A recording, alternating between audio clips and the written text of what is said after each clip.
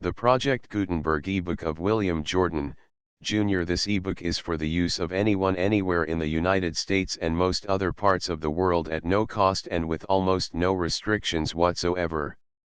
You may copy it, give it away or reuse it under the terms of the Project Gutenberg license included with this ebook or online at www.gutenberg.org. If you are not located in the United States, you will have to check the laws of the country where you are located before using this ebook.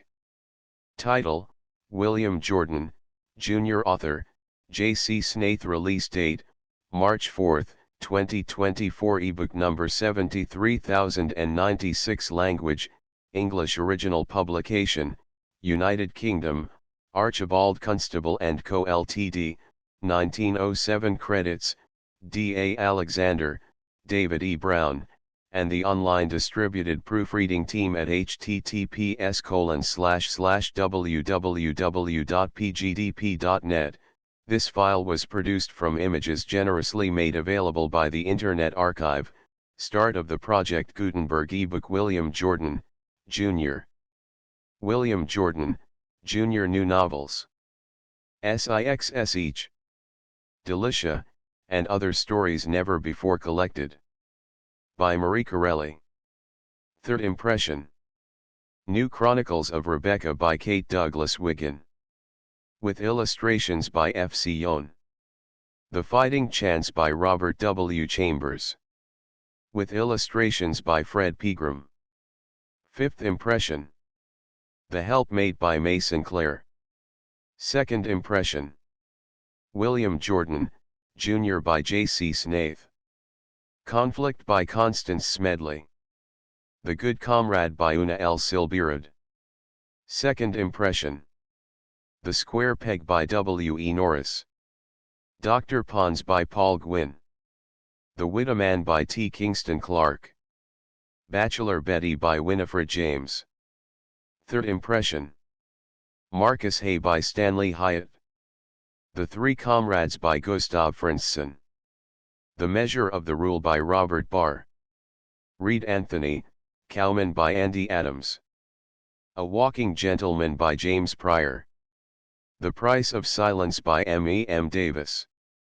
With illustrations by Griswold Ting. William Jordan, Jr. by J. C. Snaith, author of Broke of Covenden, Henry Northcote, etc. London: Archibald Constable & Co. Limited, 1907. Richard Clay & Sons, Limited, Bread Street Hill, E.C., and Bungay, Suffolk. William Jordan, Jr. It had been raining all day in London. The beating of water, cold, monotonous and heavy upon the streets, had now acquired mystery from the darkness of a November night.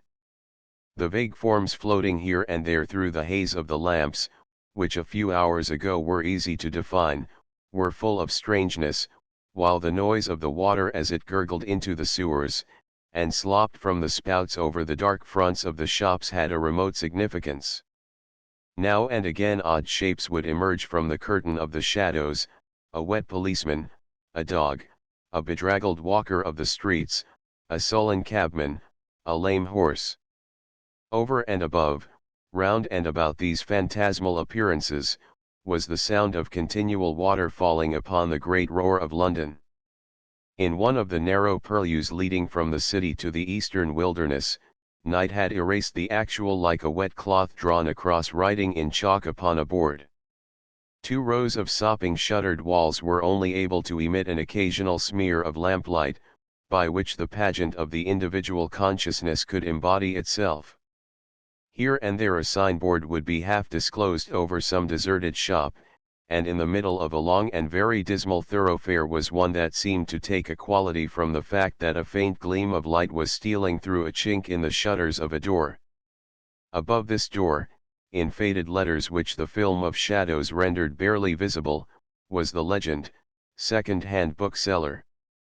It seemed to be centuries old. The light, however, frail as it was, somehow appeared to make it memorable.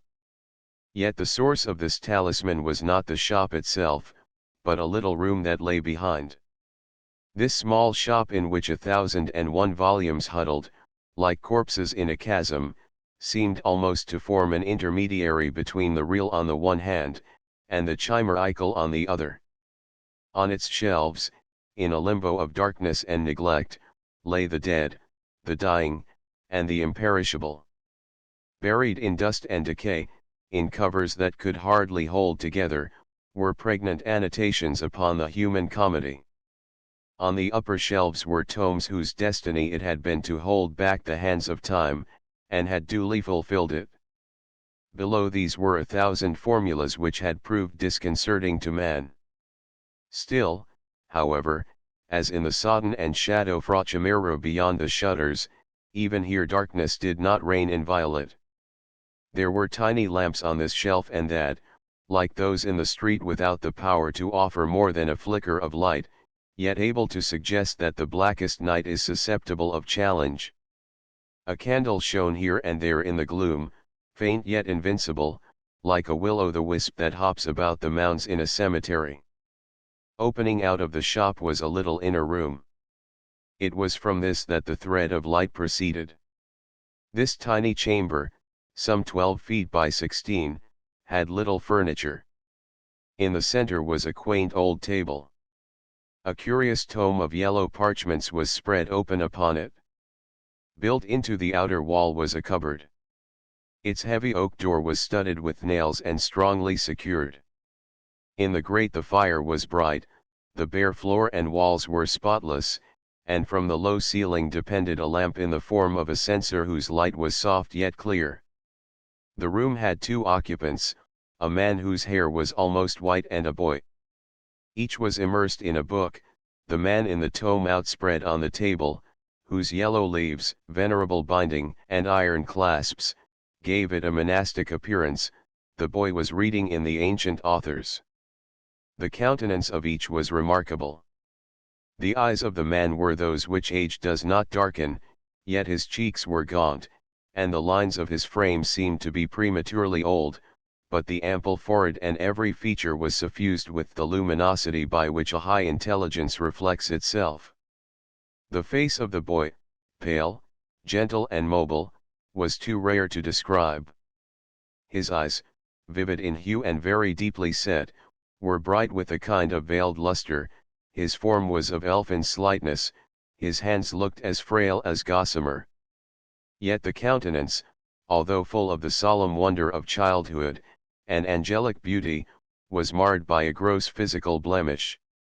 Every feature appeared to have been touched by the wand of a fairy, yet in the middle of the right cheek was an open wound. There was not a sound in the little room except the ticking of the clock, and an occasional creak from the fire. Now and again the man would pause in his scrutiny of the old yellow page. Uplifting the finger which pursued every word of the faded and almost illegible writing, he would seem to consider it with secret thoughts shaping themselves upon his lips. Then he would smile a little and sigh faintly and turn to it again. Presently his gaze sought the boy. Within it was a look of indescribable solitude, for as the boy crouched over the old volume printed in black letter which he held upon his knees, great tears dripped softly from his eyes. The white-haired man addressed him in a low voice that was like a caress. "Ah, my brave one, thou dost not fear the drama." The boy looked up with a startled face. He gave a little shiver. "What is that, my father," he asked, "that you speak of as the drama?" "What is that, beloved one," asked his father, "that afflicts you with dismay?" The boy pressed his palms against his thin temples. I think it is the words, my father," he said, "the something in the sound of the words." "Truly," said his father, "the something in the sound of the words. That which is given is taken away, the something in the sound of the words." "Did you not say, my father," said the boy, "that the drama was what you call a play?" "Yes, a play," said his father, "a bewildering and curious play, a haunting and strange play. It is almost terrible, and yet it is beautiful also." "I don't understand," said the boy, his eyes growing dark with perplexity.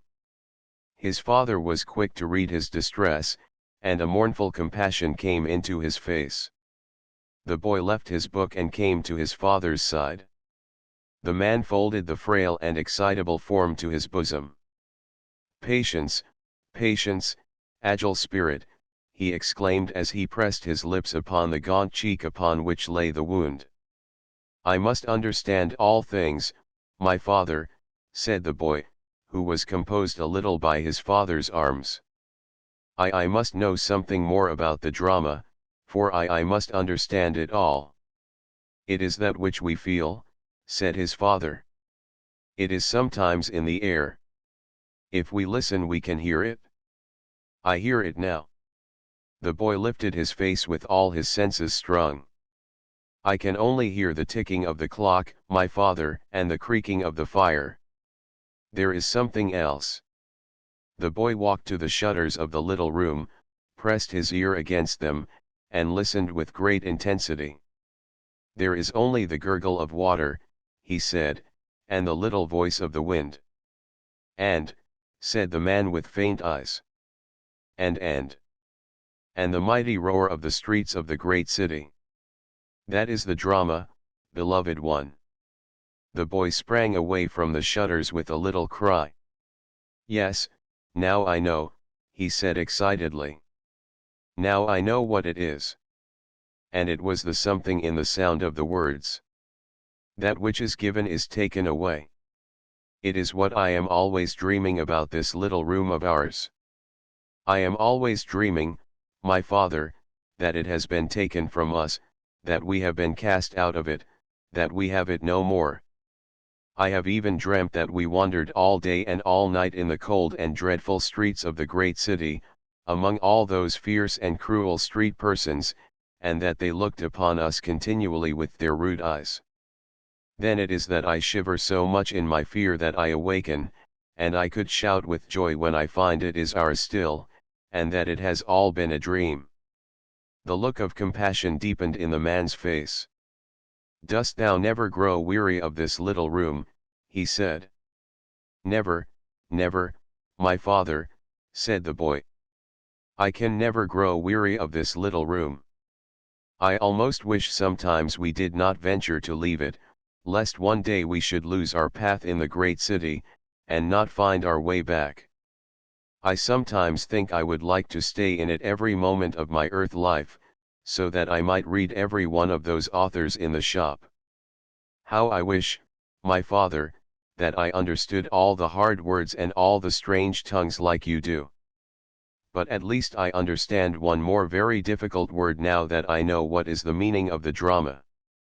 "That is to say, beloved one," said his father, "now that you understand the meaning of the drama you hold the key to many other words that are also very difficult."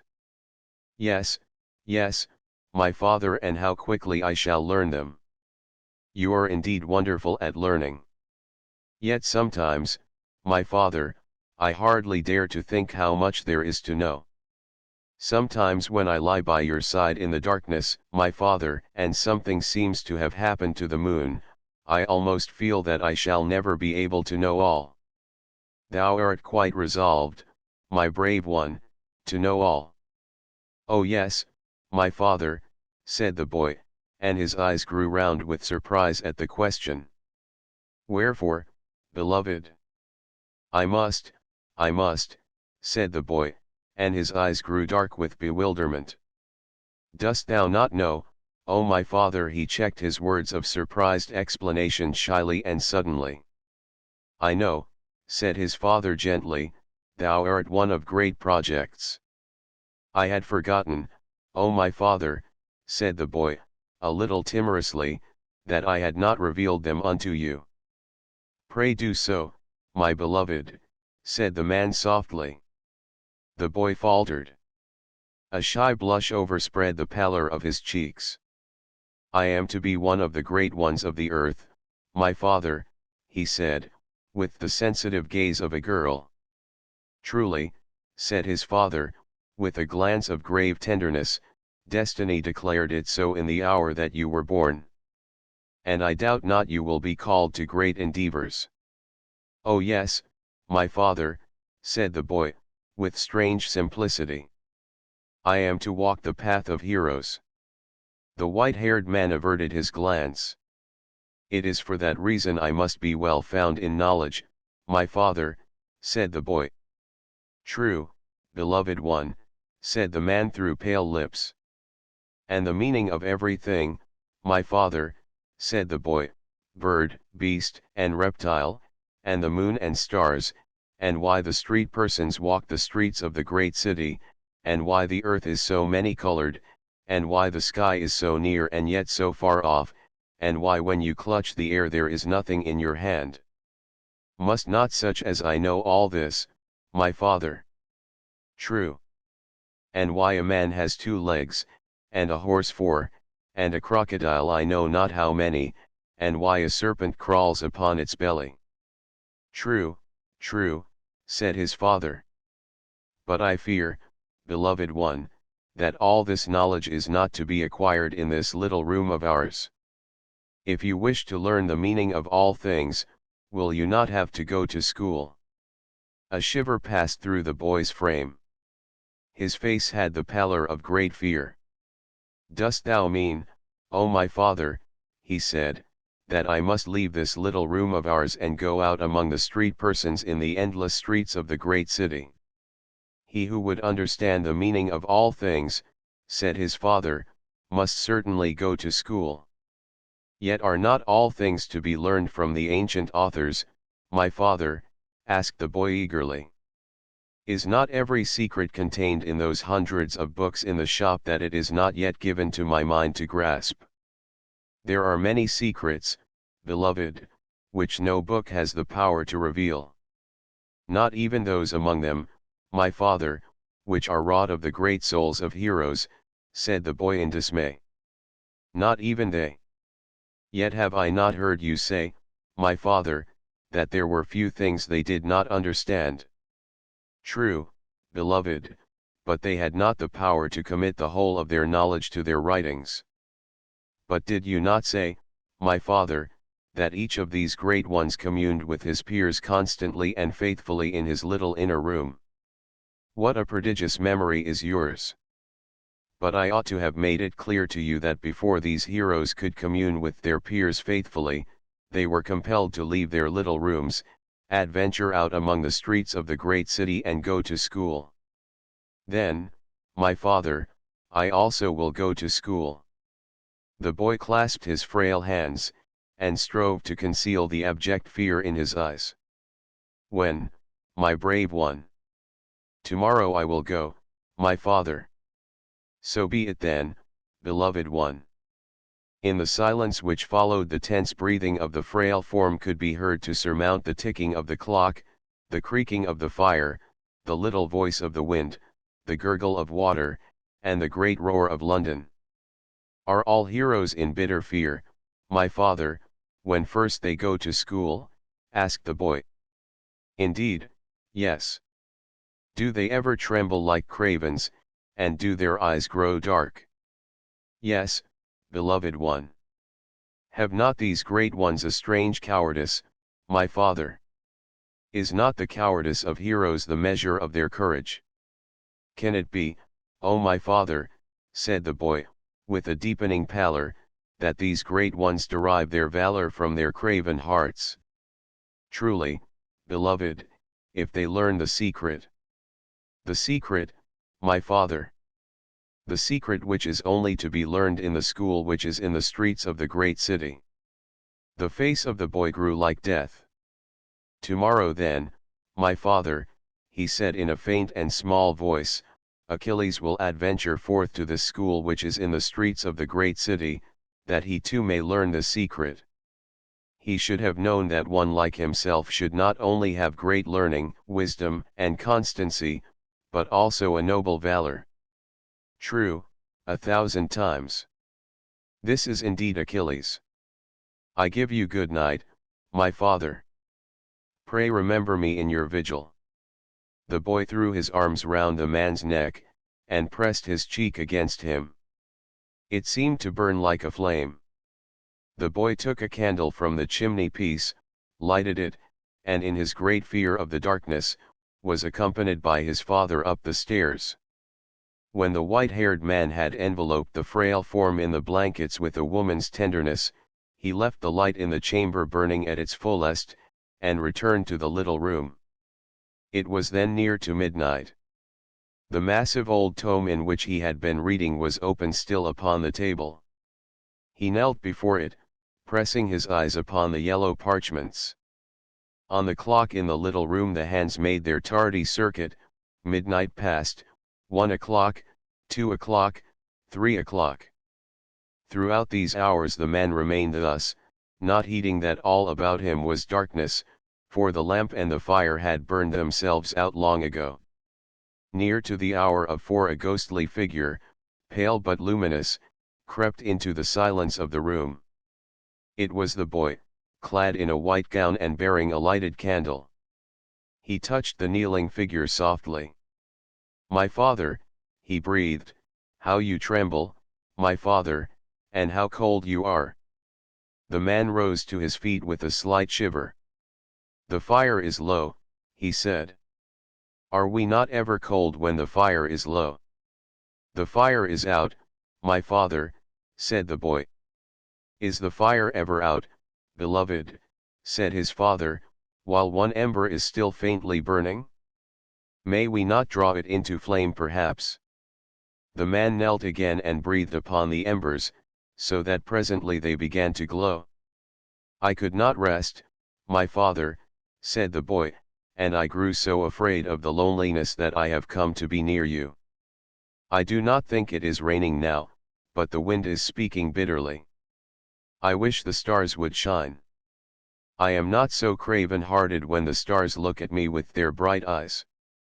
"May there not be one among all those millions," said his father, "who knows that to be so, and shines out to comfort you? Let us look." With eager hands the boy helped his father to unfasten and cast back the shutters. Through heavy masses of walls and chimney stacks a fragment of the void was to be seen. Across it the broken clouds were scudding, and a single star was visible. It emerged faint but keen and clear. "It is Jupiter," cried the boy in a voice of joy and excitement. "Hail, mighty Prince of the heavens! Ave, Ave, great Lord of the air!"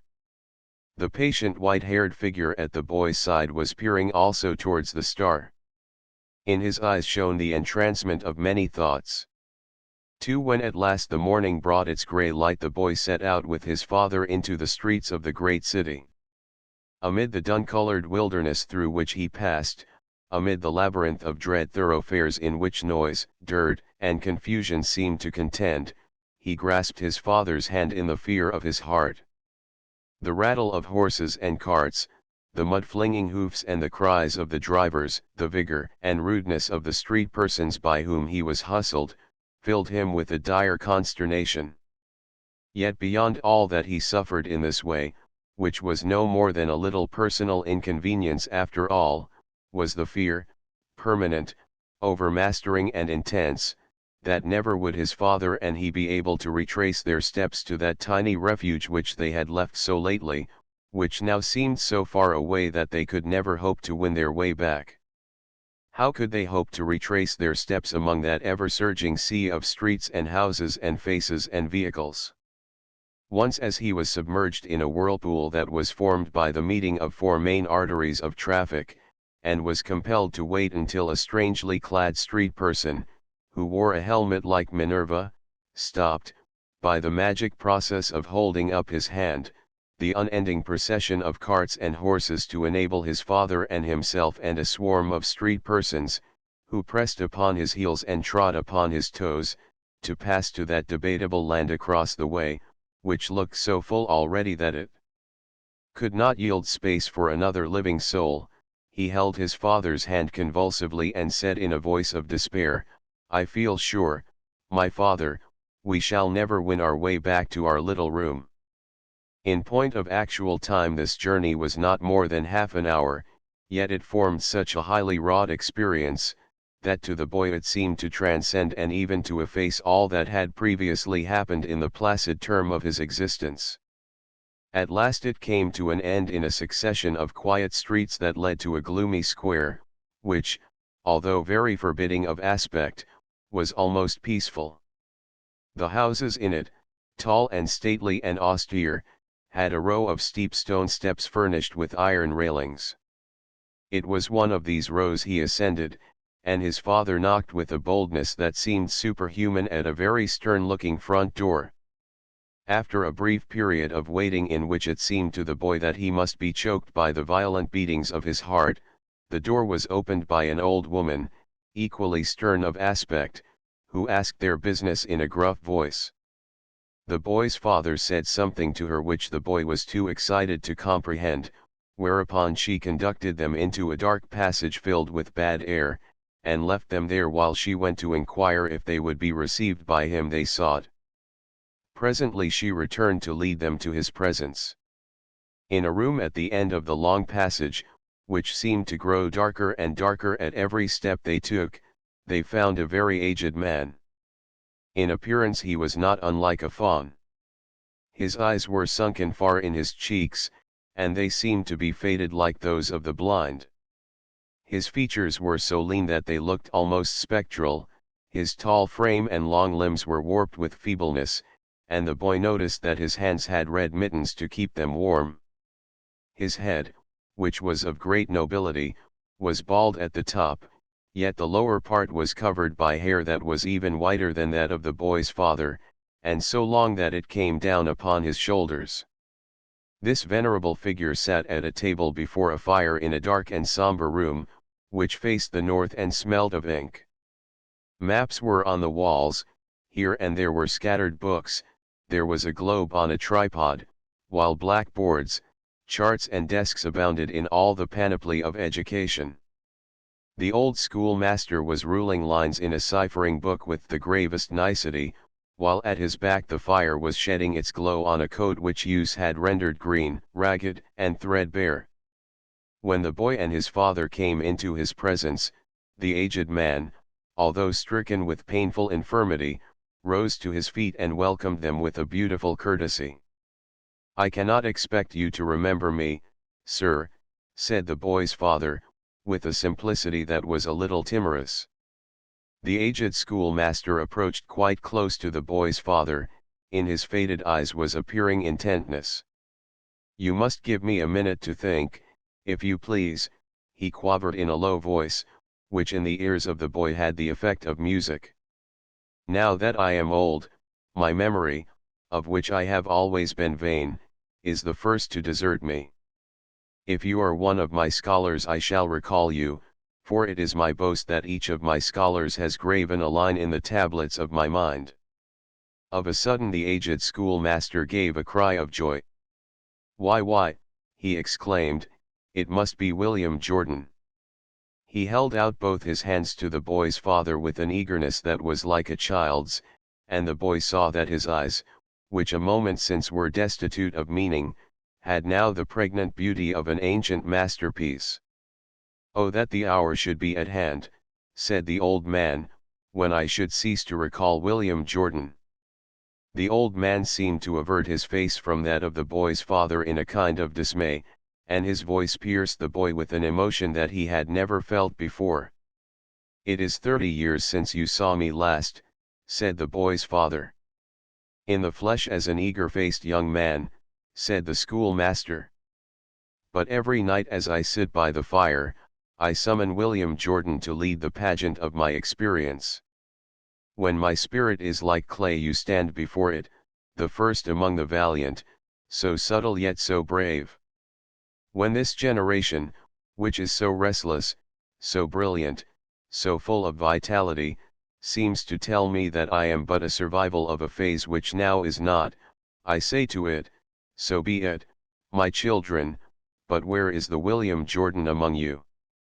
I would have you show me his peer before I yield." The boy, whose nature was like the strings of some miraculous instrument which are not only susceptible to the slightest human touch, but are also responsive to the delicate waves in the air, knew that some strange emotion was overwhelming his father, although none could have perceived it but himself. "My dear old master," said the boy's father, with an indescribable melancholy, "it is the old voice that we love to hear. And it is the old courage, the old incomparable suit of mail. A schoolmaster's courage should increase as he grows old, I think," said the old man, whose voice was like a harp. "It is true his age is menaced by all the noble energies he has failed to mold, by all the expenditure of spirit, by all the devout patience he has lavished upon them, which have come to no harvest, but is it not by giving our all without hope of a requital that in the end teaches us to accept our destiny?" The boy's father stood like a statue before his old preceptor. "Master, your voice overcomes me," he said. "But it is perfectly just that I should live to hear it sound reproachful in my ears." "I do not reproach you, dear Isocrates," said the old man, with the exquisite humility that is only begotten by wisdom. "Or if my words have chidden you, it is that there is an echo in yourself. Isocrates was ever your name among us. We cannot order our destiny, we can only fulfill it." "I was one of great projects," said the boy's father. "Him whom I recall had ambition burning in his veins like a chemical," said the old man. "Yes, master," said the boy's father, with a curious simplicity, "but on a day he tasted the poppy that perished the red blood in his veins. From that hour he could never be what he promised. The strength was taken from his right hand." An expression of pain escaped the lips of the aged schoolmaster. "I foresaw that peril," he said. "I prayed for you continually, Isocrates, and I would have forewarned you had I not feared the catastrophe so much. It is the cardinal weakness of such as myself that we fear even to gaze upon the vulnerable heel whereby the poisoned arrow enters the powerful. False preceptor hast thou been, O Socrates, to the young Plato." The aged man seemed all broken by the sudden anguish that shook his feebleness. The boy's father, in whose eyes the suffering of his former preceptor was reflected, raised the senile fingers to his lips with strange humility. "All the devices of the pharmacopoeia," said the boy's father, "could not have kept the poison out of these weak veins, dear master. It is one more act of wantonness that we must lay to the door of nature. For the poison was first compounded by the fermentation of those many diverse and potent essences with which the blood was charged. It is the curse of the age, master. It is the deadly gas exuded by the putrefaction of what we have agreed to call progress, which fuses the nerves and the tissues into the incandescent fervor by which they destroy themselves. But only, Apollo, that there may be a nobler renascence. We shall not heed it, master, when we lie with the worms. Ah, no. Yet as we crouch by the fire on these cold winter evenings, is it not well to wrap ourselves in the vision of all the undeveloped glories in our midst? Is it not well for our minds to behold a William Jordan brooding in his garret among all these millions of people who will never learn his name? For 30 years have I been seeking that treatise by which he is to establish reason on its only possible basis. Ah, dear master, philosophy is an anodyne for subtle minds," said the boy's father. "Were these your words, Isocrates, when you expounded to me that wonderful synopsis on your 20th birthday? Philosophy is a narcotic which in the end destroys the cells of the brain. And poetry, my dear friend, what is poetry? I have not the courage to define it, master. Is this the language of despair, Isocrates? It is the curse of the time, dear master," said the boy's father, with wan eyes. "This terrible electrical machinery of the age which grandiloquently we call science, has ground our wits to a point so fine that they pierce through the brave old faiths that once made us happy. This William Jordan of whom you speak spent 20 years in his little room seeking to establish reason on its only possible basis. He planned his ethic in I know not how many tomes. Each was to be a masterpiece of courage, truth, and vitality, each was to be wrought of the lifeblood and fine flower of his manhood.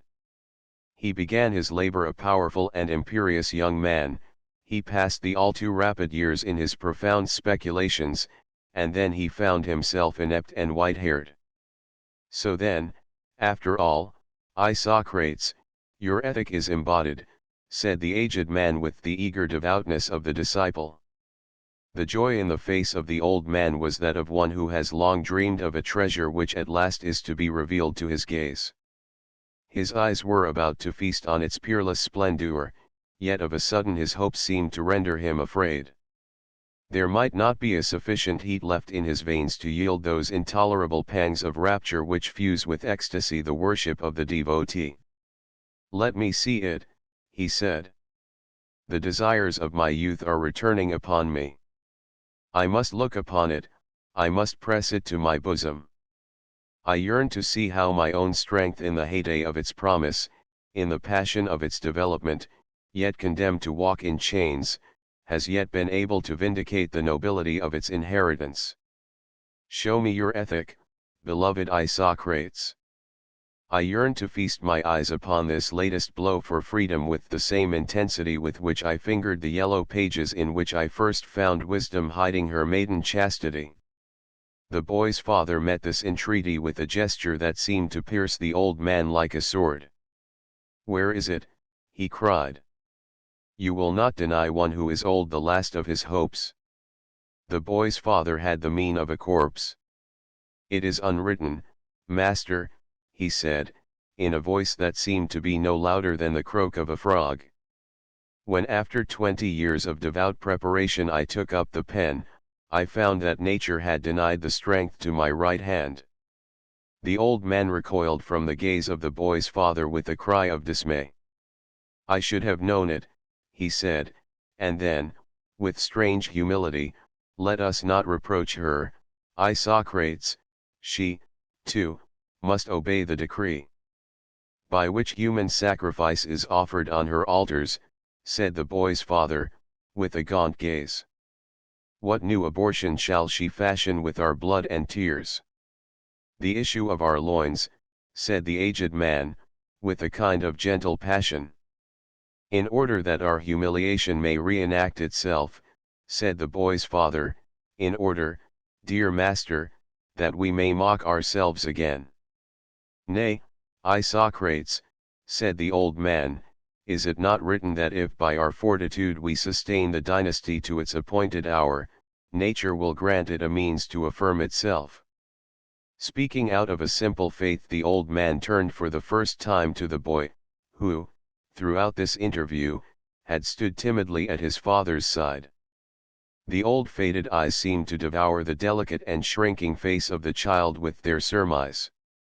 Suddenly he took the boy by the hand. It is by this that the dynasty will affirm itself, said the old man, enfolding the frail form in a kind of prophetic exaltation. The boy's father seemed to cower at these words of his old preceptor. My prophetic soul, he cried. Horror appeared to scarify the wasted features of the boy's father. The proud gladness of the well-remembered voice had seemed to break the boy's father, for those ears it was charged with mockery. The old schoolmaster, still smiling in the expression of his simple faith, received his former pupil in his arms and took him to his bosom with the ineffable tenderness by which a matron consoles a young girl. The boy could not understand this painful scene which had been enacted before him. He could form no conception of the manner in which two natures had been wrung by their first meeting after 30 years. He could only discern, and that very dimly, that this aged man bore a similar relation to his father that his father bore to himself. The voice, the look, the bearing of this old man, were precisely those with which he himself was succored when he awoke shuddering and bathed in terror, and implored his father to strike a match to dispel the fantasies which peopled the darkness of the night. 3 Sunk in bewilderment that one so wise and powerful as his father should be so distressed, the boy seemed to lose the sense of what was taking place around him. But he was recalled to it with a start of dismay. His father was about to leave the room. Involuntarily he turned to the door also, and placed his hand on his father's arm. "Do you forget that you are now at school, Achilles?" said his father in a low voice. The boy could not repress a little quiver of fear. You are not going to forsake me, my father," he said. "What of the resolve you took last night?" said his father. "By whose act is it, beloved one, that you have come to school?" A vague sense of darkness seemed to close about the boy. "But our little room," he said, shivering. "Am I never to return to it, my father? Am I never to behold it again?" "I make you my promise, beloved one," said his father softly. "At dusk I will return to take you there." Furtively, mournfully the boy relaxed his grip of his father's hand. In the next instant he realized that his father was gone, and that he was alone with the dumb immensity of his despair. All about him was black and vague. Yet in the midst of the close-pressing stillness sat the schoolmaster, a venerable and silent form, slowly ruling lines in a ciphering book. How old, noble, and patient he looked! Presently the aged master ceased from his labors. He gathered a pile of books, rose and placed them under his arm. He turned to the boy, who was weeping secretly, and said, "Dry your eyes and come with me." Filled with nameless misgivings, the boy followed the schoolmaster out through the door, along a passage, and down a flight of stone stairs. At the bottom of these was another door. It opened into a large room, which was full of youthful street persons, and a great clamour. The master took his seat at a table apart. It was somewhat higher than the desks at which the youthful street persons were seated. He told the boy, who followed very close upon his heels, to sit at his side. The entrance of the aged master appeared to have an effect upon the behavior of his scholars, or perhaps the appearance in his wake of a new companion had engaged their curiosity. But the boy, trembling in every limb, was far from returning their bold glances. He sat close by the master, mutely craving protection from the fierce horde that was all about him. Had he been led into a den of wild beasts, his fear could not have been more extreme. The tasks of the day were begun by each of the boys reading aloud in his turn a brief portion of Holy Writ. To him, who heard their voices for the first time, they sounded harsh, strange, and uncouth. Most of them faltered and grew confused at the easiest words, in none were sincerity and coherence, and when the master, to sustain one who was baffled, recited a few verses, his tones, in their sweetness and dignity, sounded like music. Sometimes the master would remark upon the beauty and truth of that which was read, or he would pause to furnish a parallel out of common experience, in order to elucidate an incident as it was narrated. The presence of this gentle and learned man, the continual sense that he was near, began to soothe the boy's tremors. And the beautiful language seemed to gird him with the sense of a new and enkindling security. But his terror returned upon him with overmastering power when the moment came in which he was asked personally to continue the theme. The whole of it had long been so familiar to him that he carried every word in his heart, yet when the call was made upon him to recite that for which he required no book, he was so much oppressed with the nameless dread of his surroundings that he could only gasp and burst into tears. After all the boys had done their tasks after their own private fashion, the master read to them a fable, which the boy recognized gratefully as an old friend out of the ancient authors, also a wonderful tale from similar sources, and a few passages from the life of a great national hero.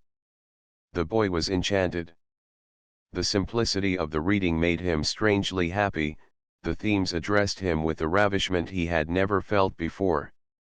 And the horde of fierce creatures all about him, indulging in grimaces and covered horseplay, seemed also to become amenable to this delight. At least their uneasy roughness grew less as the beautiful voice proceeded, and by the time these stories of wonder, wisdom, and endeavor were at an end, even the rudest among them had wide eyes and open mouths. Upon the conclusion of these tales the old schoolmaster wrote a few cabalistic figures on a board, and then said to the boy, "Can you do sums?" I don't think I can no, sir," said the boy, stammering timorously. "Perhaps we will test your knowledge," said the old man, and added as he smiled in a secret and beautiful manner, "There is one simple question in arithmetic that it is the custom to put to a new scholar on his first appearance among us. Can you tell us what 2 and 2 make?" Now, although the boy was advanced in book knowledge far beyond his years, he had hardly the rudiments of the practical sciences. Therefore at first he was unable to answer the most primitive of all questions therein, and his confusion was great.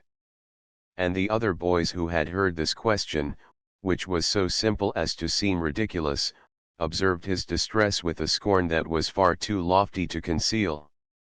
"What would you say that 2 and 2 make?" the schoolmaster asked.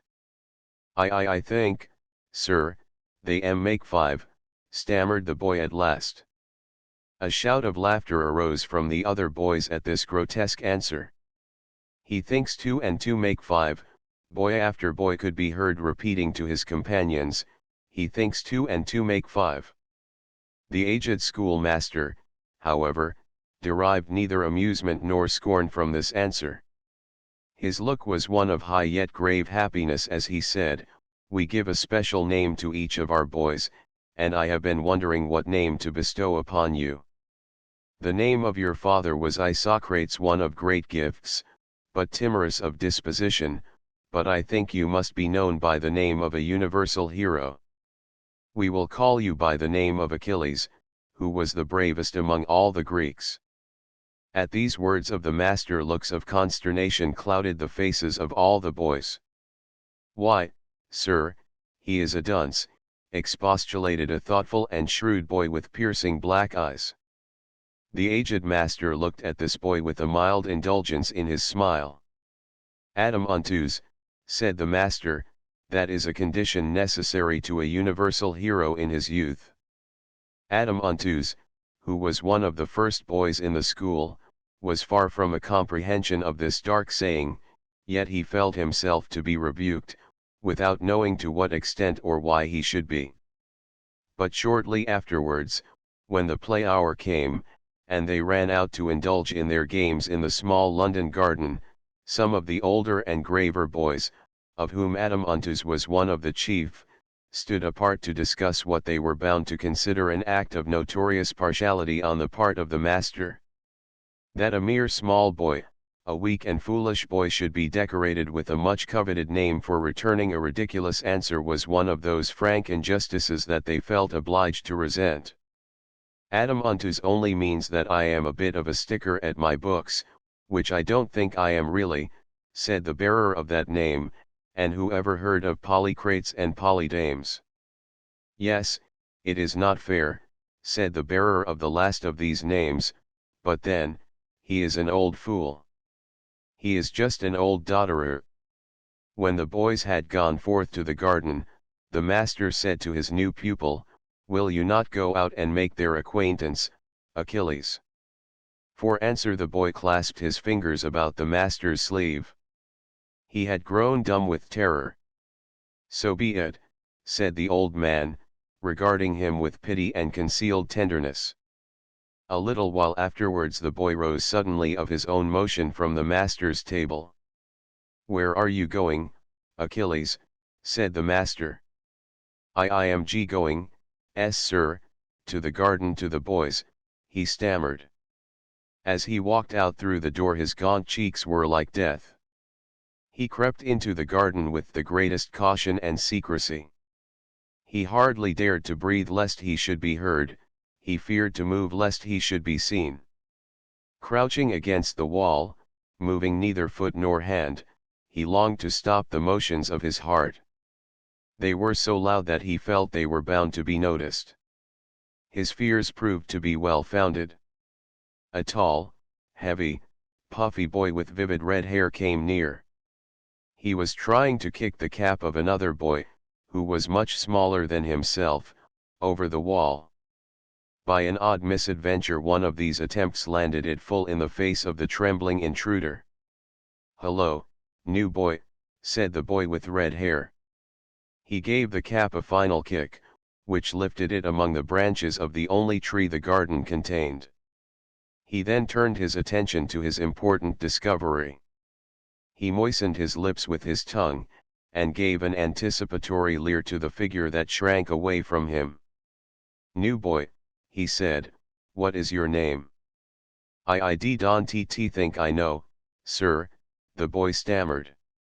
"Don't think you know your name, new boy," said the boy with red hair, with polite deprecation. "How odd." Almost as quick as thought the boy with red hair took the boy's arm in what seemed to be the grip of a giant and twisted it ferociously. The boy gave a little yelp of agony and stupefaction. "Doesn't that help you to remember your name, new boy?" said the boy with red hair persuasively. As he spoke he pressed his face so close to that of the quivering thing in his grasp that he almost rubbed the gaunt cheek with his blunt and freckled nose. The boy hung mute and limp with terror. "Lost your tongue, new boy," said the boy with red hair. "Or perhaps you haven't lost it really." The arm that was still in the grip of the giant received another such twist that a wild shriek was heard all over the garden. The cry brought other boys crowding to the scene. They were of diverse ages and sizes, they were of various tempers and complexions, but one and all were animated by the same critical curiosity.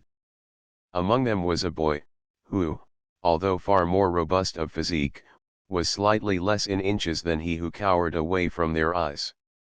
He measured him carefully with his eye, and, seeming to derive an ampler power from such gross terror, turned to his companions with a swelling air, as if to enforce the fact that in stature he was somewhat the less of the two, and said, "I think I ought to be able to hit him." With chin borne loftily, with each step taken firmly yet delicately, and with an air of dauntlessness which affected not to be in the least conscious of the approval such a deed was bound to excite in the minds of the intelligent, this boy approached, and at his leisure struck the new boy in the face with his clenched fist as hard as he could. A little afterwards the ringing of a bell summoned all the boys indoors to their books. The new boy crept back to his place at the master's table in a kind of swoon. For the remainder of that day any command of the common faculties which, under happy conditions, he sometimes enjoyed, was destroyed. He could hardly see, he could affix no meaning to that which he heard, the functions of speech and memory were denied to him altogether. Whenever the schoolmaster left the room he followed upon his heels from one place to another with the ridiculous docility of a dumb animal. At noon the midday meal was taken. Many of the scholars then adjourned to a long table in another room, but as the master followed them the boy kept ever by his side. An old woman who cut the food, and who seemed to wield great authority, said to him in a harsh voice, which made him tremble, "You have no right to sit there. Down there at the bottom is the place for new boys." "No," said the master, "let him sit with me." During the meal the boy ate no food. When, having declined to touch a robust helping of meat, he also rejected an even more liberal serving of pudding, the old woman said to him roughly, "You must have a proud stomach if it refuses good food." After the meal he followed in the steps of the master wherever he went, until the hour came to re-enter the schoolroom to renew the tasks of the day. Many were the fierce and scornful eyes that were directed upon him as again he took his seat at the master's table, yet of these he was not conscious, for he had no knowledge of what was happening about him. About the hour the shadows of the dismal November afternoon grew so oppressive that it became necessary to light the gas. He saw the form of his father in the door. He gave a little convulsed cry, threw his arms round his father's neck, and buried his face in his coat. His father and the aged master looked at one another without saying anything. The boy and his father journeyed home on the top of an omnibus. On another occasion such a proceeding would have filled him with a high sense of adventure, but now all the life seemed to have passed out of him. The horses and carts, their drivers, the shouting newsboys, the seething crowds on the pavements, the flaring lights of the shops had nothing to communicate. Yet, when he found himself again in the little room, which he had left only a few brief hours, the sudden joy in recovering that which he had felt to be lost forever amounted almost to delirium. It soon passed. It was followed by deep dejection, and a sense of strange despair. The hours of the long evening went very slowly. The ticking of the clock had never seemed so loud and so deliberate. A feeling of lassitude at last began to creep upon him, so that he leaned his arms on the table, and pressed his closed eyes upon them. Yet he was not in the least weary, and felt no desire for sleep. His father asked no questions in regard to the doings of the day. At 8 o'clock his father put up the shutters of the shop. It was his habit to sit all day amid the books waiting for customers who seldom came. That day not one had crossed the threshold. When the hour arrived at which it was usual for the boy to go to bed, he lighted his candle in a dull and mechanical way. "I suppose, my father," he said, "heroes do not crave for death." "Yes, Achilles," said his father, "death is a guerdon they do not seek." His father accompanied him up the stairs as was his invariable custom during the winter evenings, for he had not the courage to enter a dark room alone. When the boy had sought sanctuary in his cold bed, his father left him with the light burning at its fullest. It was in the small hours of the morning when his father entered the chamber again. The boy lay wide-eyed, with his head pillowed upon his hands. He was gazing through the curtainless window at the bright stars. Thus did he lie all night very cold and still, but at 6 o'clock, when his father left his side to light the fire in the little room and to clean out the shop, he had fallen into a light and troubled rest. Later, when his father returned to bid him rise, he found that sheer fatigue had at last overcome him, and that his broken sleep had changed to a slumber that was deep and dreamless. It was only by shaking that the boy could be induced to open his eyes. "You will be late at the school, Achilles," said his father. The boy gave a little faint shiver, and for an instant he cowered among the warm blankets in terror and dismay. In the next, however, he had left his too pleasant refuge. He clothed his tottering limbs, yet they were so weak that he could hardly walk down the stairs.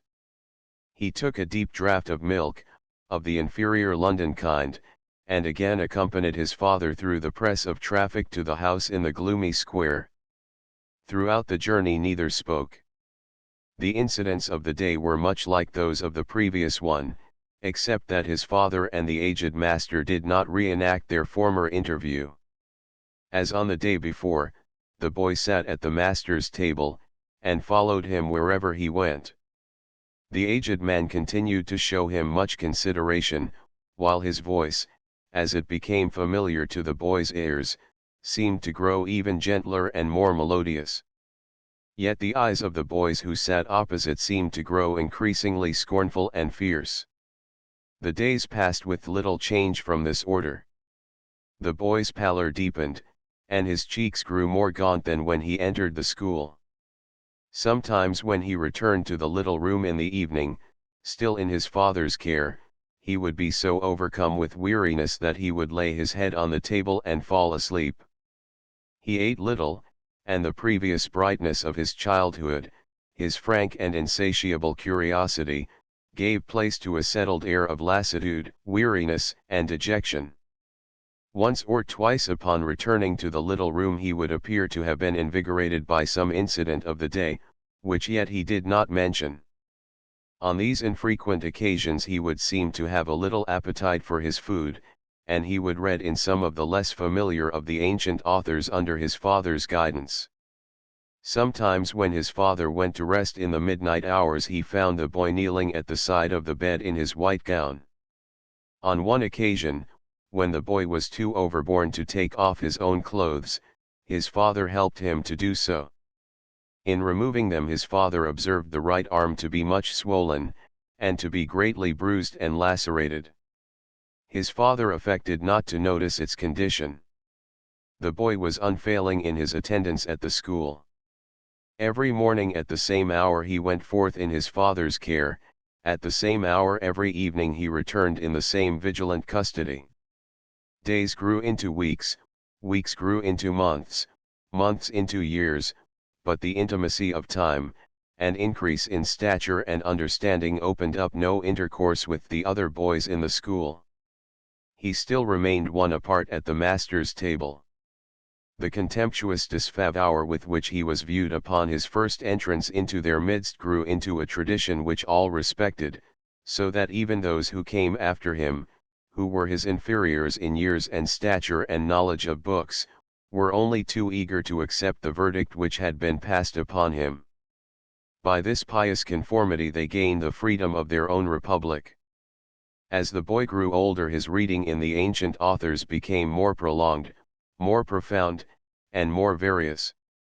The longer he spent at his books, the more authors with whom he entered into an acquaintance, the more was his curiosity inspired. The questions he put to his father in the little room increased greatly in number and magnitude. Some were so delicate that his father, although familiar with many authors in many tongues, was fain to hesitate in his replies, yet, whenever he was able, he would give an answer that was tempered, not to his own experience, but to that of his questioner. One evening, when the boy had been nearly 2 years at the school, he asked his father, who observed that his eyes were much swollen with tears recently shed, "When pain hurts us bitterly, my father, must we still continue to praise the Most High?" "Pain is a monitor whose zeal is sometimes a little excessive, beloved one," said his father. "Is it our own incontinence, my father, that makes our fear so great?" There seems to be two opinions among these authors. "When nature is affronted," said his father, "she utters protests that all must heed. The wise do not shun her indignation, neither do they court it, but, when they come to suffer it, they seek first for the cause, and then for that which may remove it. And having found the cause, my father, and also that which may remove it, must they ever shrink from the task?" "Never, Achilles," said his father. The boy rose from his chair at the table. His face was like death. "Do you mind kneeling with me here, my father?" he said. "I seem to do better when you are at my side." The boy and his father knelt together in the little room. All that long night the boy never closed his eyes. He lay on his pillow looking at the brightness of the stars. After a while he tossed restlessly from side to side. His lips were parched, his cheeks burned, his mind had an intolerable vivacity. At the first faint streaks of dawn he staggered from his bed, dressed his faint limbs, and crept down the stairs. Presently, when his father rose, he found him sharpening upon a stone a large knife, which was used for cutting bread. Observing the boy's deadly white cheeks and burning eyes, his father placed his hand on his shoulder, saying, "I trust, Achilles, you are aware that there are remedies from which there is no appeal." The face of the boy showed that no appeal was desired. He partook neither of food nor drink at the frugal breakfast, and when his father, as was his custom, made ready to accompany him to the school, he said, "I think, my father, I must walk alone today. I am 12 years old today." "As you will, Achilles," said his father, as he replaced his hat on the peg. It was with the greatest difficulty that the boy reached the school. He had a perfect acquaintance with every step of the way. The name of every street was engraved in his memory in its proper sequence, he knew by heart almost every tradesman's sign, yet it was only by the aid of others that he ever reached the school.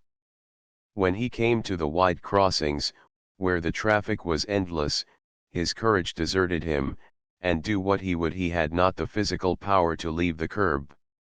He remained upon the verge of the crossing for more than half an hour, reduced to tears of dismay at his own futility, until an old woman happened to observe him and led him across the street. No sooner had he come to the other side, than, without venturing to thank her, he started to run as fast as he could, pursued by an agony of shame. Upon his arrival at the school he provided delight and astonishment for his fellows by breaking down in those tasks in which his proficiency had long been remarkable. At each fresh attempt he failed the more miserably. From the first his skill in the classic authors had been so great that it was thought by the others to be discreditable, yet this morning they rejoiced to find that it had passed from him altogether. When at last, in his humiliation, he burst into tears, they raised a shout of laughter. "The power will return to you, my dear Achilles," said the aged schoolmaster softly. "It will be the greater for having been denied you altogether." In the play hour the others gathered round him with their taunts. The heavy boy with red hair, who from the first day had shown the greatest assiduity in beating him, said, as he winked at his laughing companions, "Watch me tickle up the biggest dunce in the school." However, almost so soon as he advanced, with his ruthless hands outspread, he recoiled with a cry of fear. His victim had suddenly produced a large knife from his coat. "If you make me cry out again," said the boy, in a slow and quiet voice, "it is my intention to kill you." All stood gaping with amazement and horror, and the boy's face was so strange that at first none ventured to come near him. At last the oldest boy in the school, who was also the boldest, crept round behind him cautiously, swooped upon him and pinioned his arms. There and then, with the knife still in his hand, they dragged him into the presence of the master. The old man, very infirm and half blind as he was, could not understand their clamour at first. But when that which had occurred was rendered clear to him, he ordered every boy to his place. Then addressing the heavy boy with red hair, he said, "Come to me, Enceladus." A deep silence, the fruit of curiosity, was maintained while this boy lurched up to the master's table. He wore a smirk of satisfaction upon his face, as one who, unaccustomed to notoriety, has come to taste it suddenly. "Enceladus," said the aged master, in so sorrowful a voice that it sank into the hearts even of those who were accustomed to heed it least, "you are rude and unmannerly. Take up your books and leave us. Never, upon any pretext, must you come among us again." The boy with red hair, insensitive and slow-witted as he was as if stunned by this public and totally unexpected humiliation. "Why, sir," he whimpered, "why, sir, it was not I who drew the knife." A burning sense of injustice caused the head boy of the school to rise in his place. He it was who had pinioned the arms of him who had dared to hold such a weapon. "No, sir," he cried, "it was not Enceladus who drew the knife, it was Achilles." "Mnestheus," said the aged master, addressing the head boy with a stern melancholy that none had heard on his lips before, "you are declared unworthy of that office to which you have been called. You also, here and now, must go from among us, and never, Mnestheus, must you come among us again." Silence and consternation fell upon all as their two companions, thus excommunicated, passed forever out of their midst. From that hour the many wanton acts which had been practiced upon the boy were practiced no more.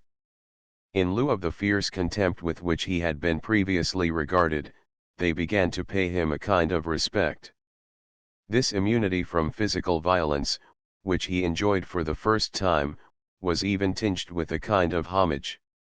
It was in no wise due to his extraordinary preeminence in books, but rather in spite of it, for it was hard for such unworthy attainment to be condoned. Indeed, this tolerance was extended to one who had dared to enter upon a course that had not been possible to the boldest among them.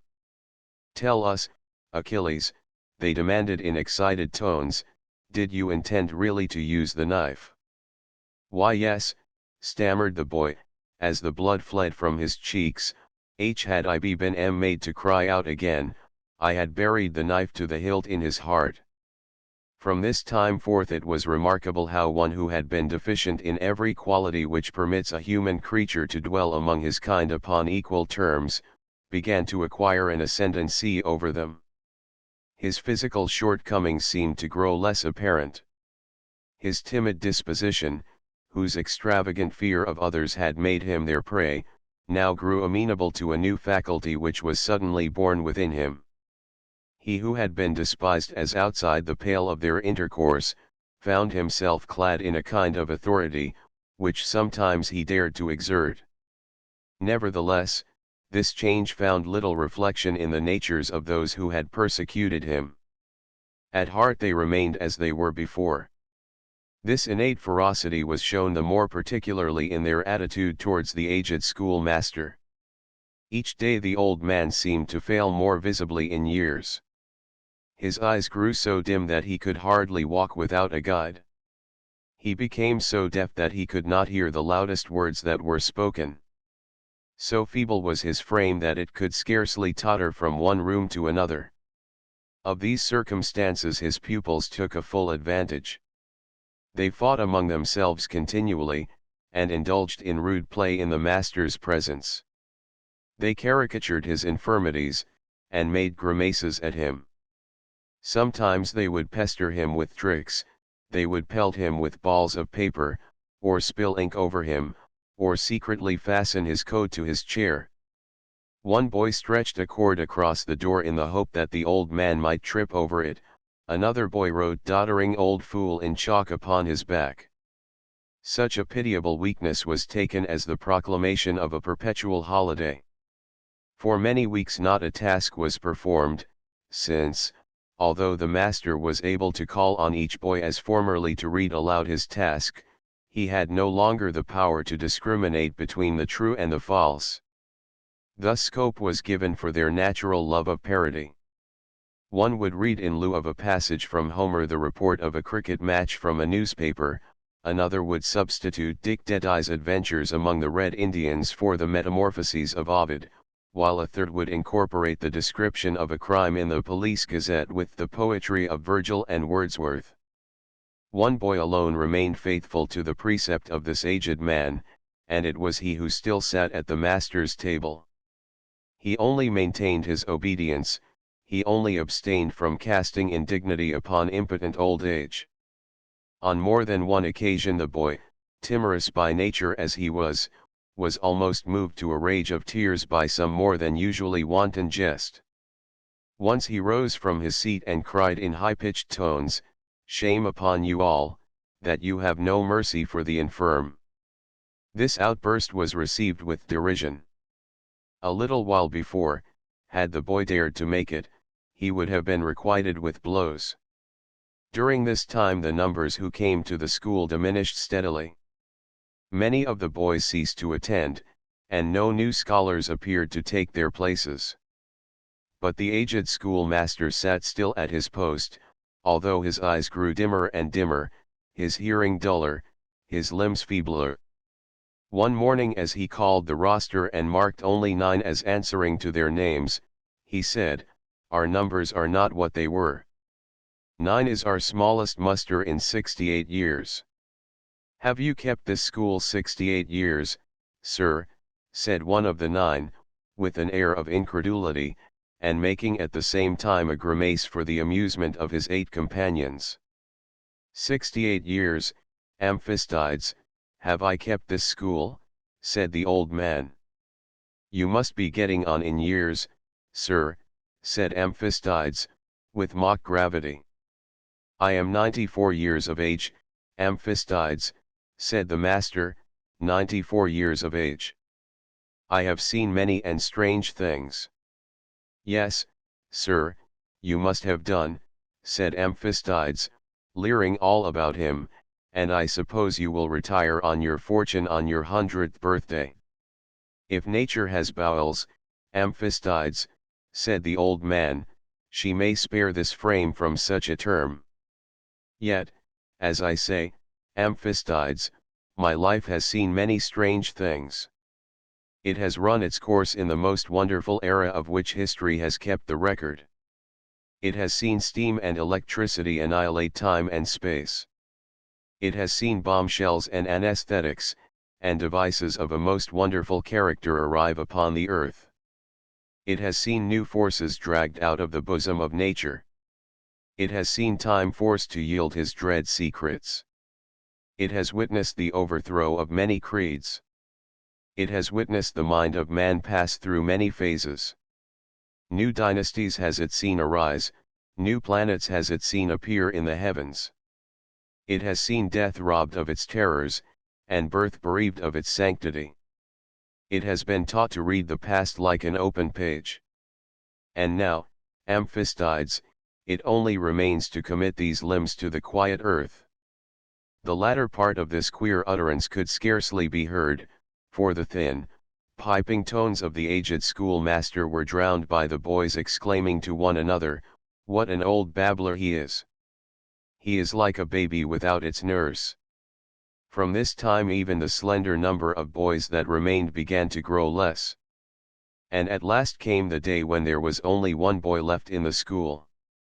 He was the boy who had sat continually at the master's table. And one day, as he sat transcribing a favorite passage out of the ancient authors, two rough and coarse-looking men entered the room rudely and noisily. Without ceremony they began to strip the walls and to uproot the desks, which were clamped by pieces of iron to the floor. Having removed these, they took away the chairs and tables, and other pieces of furniture. Then they came to demand the table at which the boy and the aged master were seated side by side. "Now then," said one of the men roughly to the old man, "give us this table and these two chairs. You have paid no rent for a year." The aged schoolmaster did not answer. "He must be deaf," they said to one another. The man who had first spoken repeated his words in a louder and coarser tone. "He must be asleep," he said. Yet, as they continued to speak to the old man without receiving an answer, they began to address their questions to his stark visage and his curious posture. They shook him by the arms and peered into his face. "Why," they said, "he looks as though he will never answer again." For the next few years of the boy's existence were passed almost entirely in the society of his father in the little room behind the shop. He attended no other school, but devoted many hours in the day to the faded and time-worn volumes which so seldom found a purchaser. He read deeply in books of all kinds, of all ages and countries, for his great hunger for information seemed to grow on what it fed. In the evening, when the shop was closed for the night, and his father came to bear him company, he would spend many hours in putting questions to him.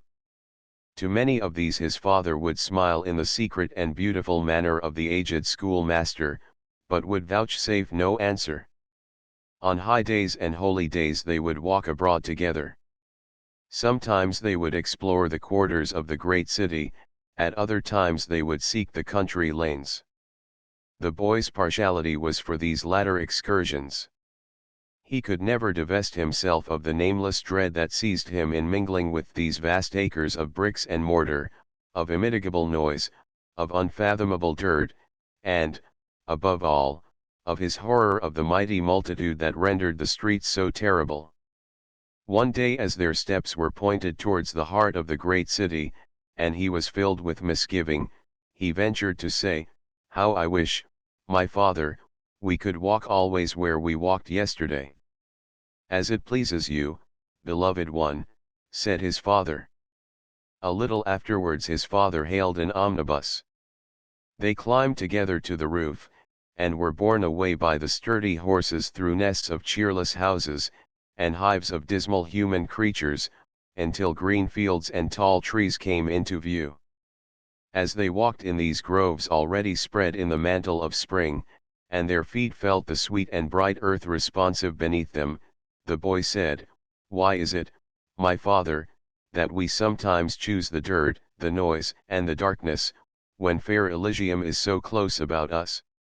"I have observed, beloved one," said his father, "that you do not always turn to the easy and pleasant authors." The boy blushed vividly. "How I wish," he said, with vehement lips, "that I had never asked to come here. We will forsake these groves, my father, which are spread with flowers, which are quick with the songs of birds, and not return to them for many days." "As you will, Achilles," said his father gently. In the spring and summer months the boy sometimes rose at dawn to sally out alone into the streets. They were almost free of traffic and street persons at this time, and when his courage mounted high he was not afraid to move among them.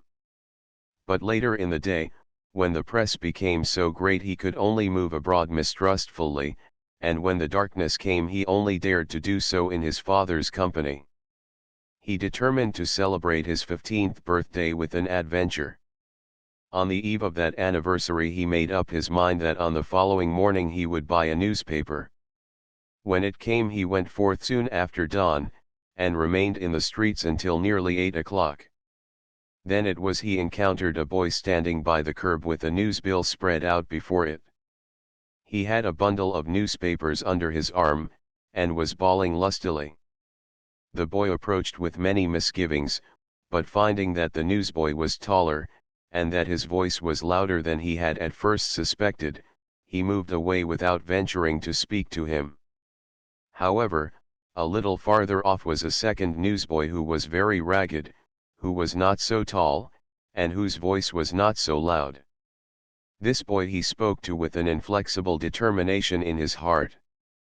"If you please for what piece of money will you give me one of your newspapers," he said. "Hey," said the newsboy, looking at him in amazement. With infinite difficulty the boy stammered through his question again. "Why, a halfpenny, o' course," said the newsboy gruffly as he scratched his head, for an uneasy suspicion lurked in it that the question was a jest at his personal expense.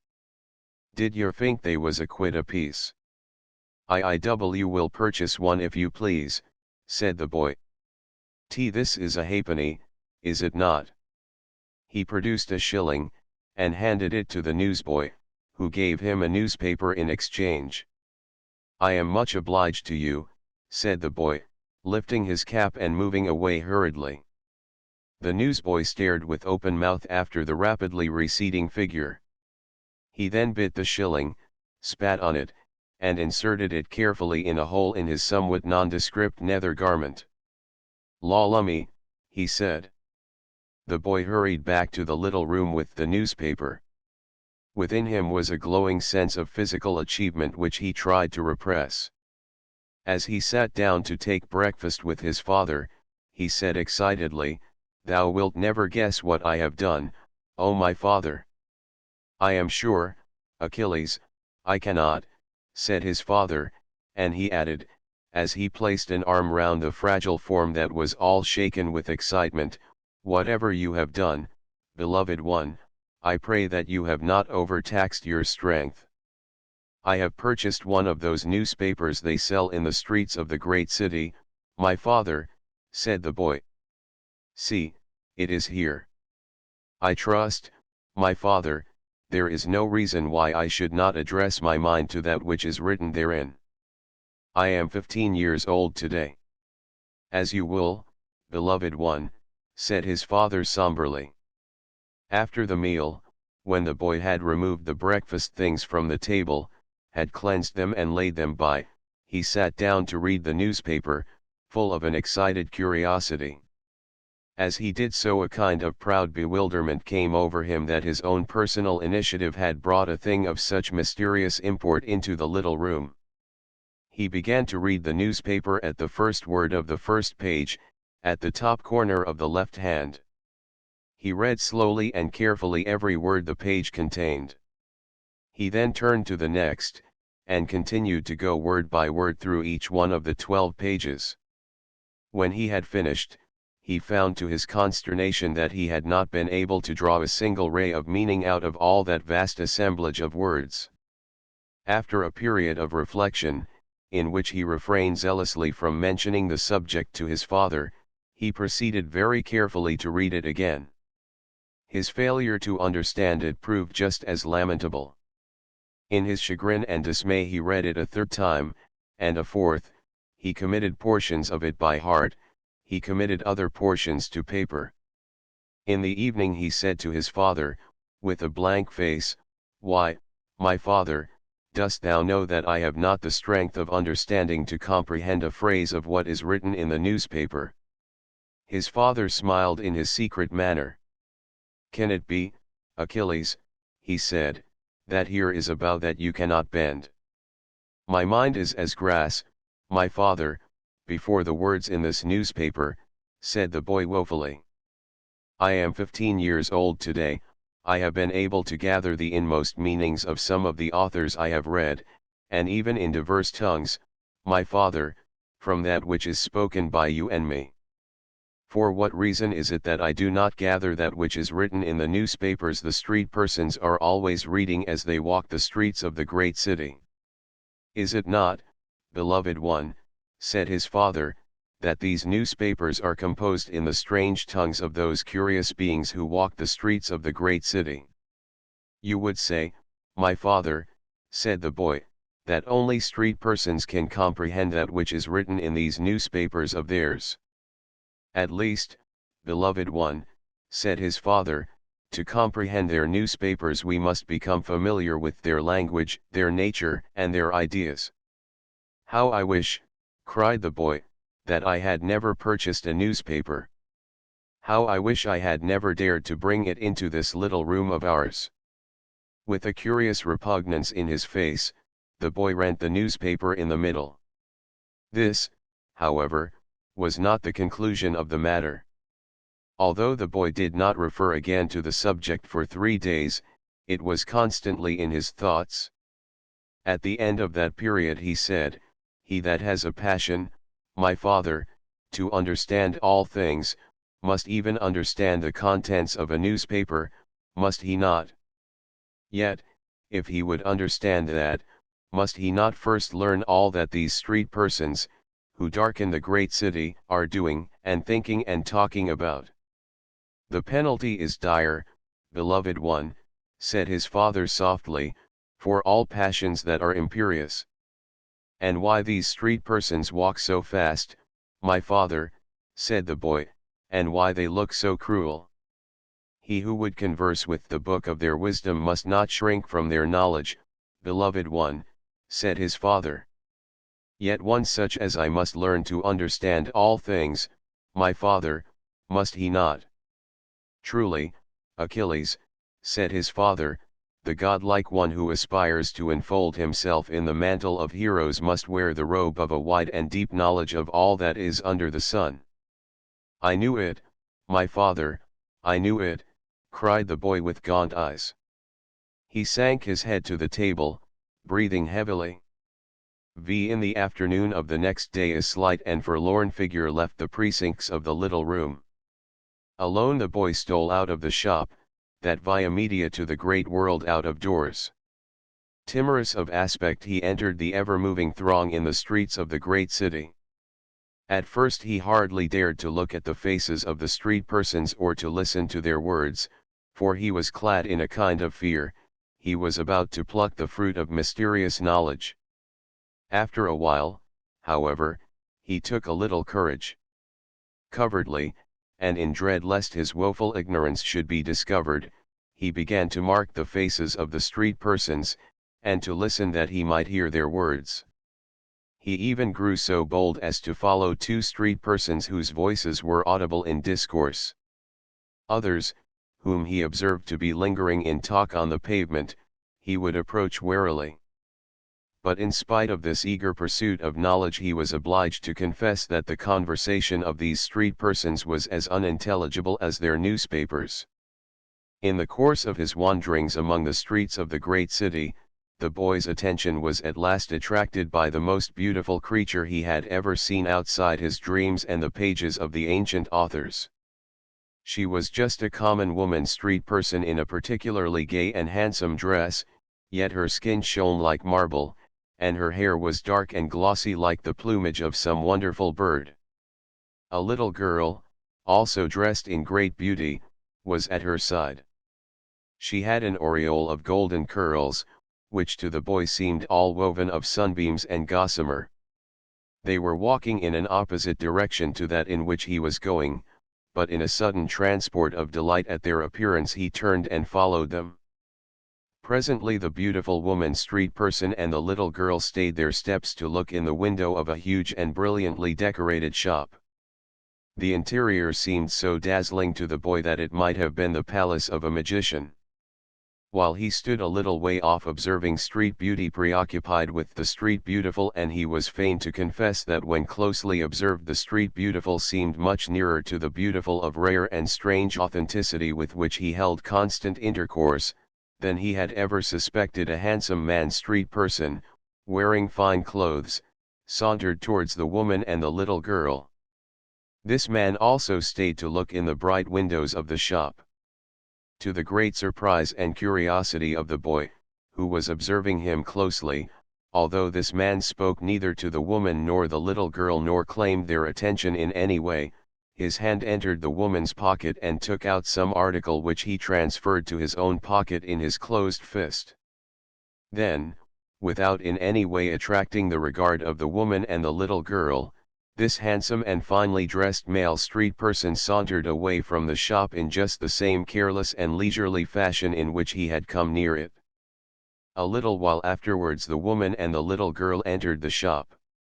Although the boy was awed by the superb nature of its precincts, his timidity was overcome by the most powerful impulse that had ever been excited in him. It was too potent to resist. Therefore he followed the woman and the little girl into the gorgeous interior, devouring them with his gaze. A second tall and handsome male street person, also dressed finely, came forward to greet the woman and the little girl. He bowed to them with graceful deference. "Let me look at one of those peignoirs you have in the window," said the woman. The sound of her voice was so loud and harsh that a cold thrill went through the boy's veins. "Certainly, madam," said the tall man. "Will you kindly go forward?" Straight on up the stairs. In the middle of the great shop was a broad flight of richly carpeted stairs. The woman, the little girl, and the tall man ascended these. Involuntarily, as if drawn by a magnet, the boy followed them up the stairs. At the top of the stairs was another great and glittering room. Here were counters and chairs, resplendent articles of wearing apparel strewn all about, and some other women street persons, who wore no hats, yet very good to look upon and dressed in neat black clothes. The beautiful woman sank languidly upon a chair. The little girl with the golden curls began to roam about the great room. Quite suddenly the little girl chanced to see the boy, who stood gazing at her with rapture in his eyes. She walked up to him fearlessly as though he were one of her chief friends.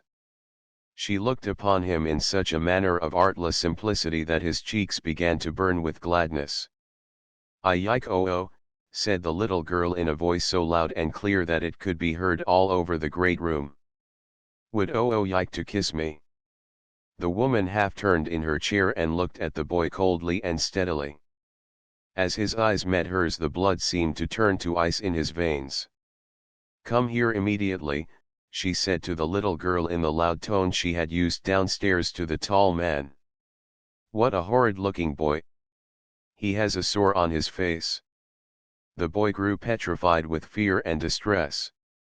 As he reeled against one of the counters, with no more life in him than a stone, one of the women in black came up to him. "You have no right whatever to be here," she said roughly. "How dare you come in?" The boy, numb with terror, could hardly apprehend that he was being addressed. "Miss Sharp," said the woman in black, turning to one who was similarly attired, Fetch Mr. Parley. This boy has no right whatever to be here. The tall man came up. Mr. Parley, said the woman in black, this boy has been found in this department. Oughtn't he to be searched? What do you mean by coming into this shop, said the tall man, turning to the boy very roughly. I don't think I know, sir, the boy stammered in a voice that was not audible. The woman with the little girl rose from her chair suddenly. Why, where is my purse? She cried in a tone of angry surprise. A great outcry seemed to arise all at once. Excited street persons sprang into being on this side and that. They emerged from behind curtains, doorways, and recesses. They came pressing forward until they formed a circle of startled faces around the boy. One and all seemed to be staring with incredulous dismay at an object in their midst. When the boy had recovered a little from the shock of being addressed in a public manner by street persons, he began to look about him with a sense of bewilderment, which, however, was quite impersonal. He appeared to be standing in the center of some strange incident, yet seek as he might he could not discern its nature. The buzz of eager tongues all around seemed to be discussing, that is as far as he could apprehend the queer language that they spoke, some remarkable creature who in sober verity did not appear to be present at all. How shocking it is to see crime stamped on such a young face, he could distinguish as the indignantly spoken words of the street woman who had lost her purse. I do hope the police won't be long, said one of the women in black. You are sure, Miss Sharp, you saw no Confederates, he heard the tall man say. There were no Confederates, said an angular woman with great impressiveness. Ah, said another woman, drawing a breath of relief, here's the police. The burly forms of two extremely dignified and curiously dressed street persons, whom the boy's knowledge of the practical sciences enabled him to identify as police constables, appeared through the ring of excited faces.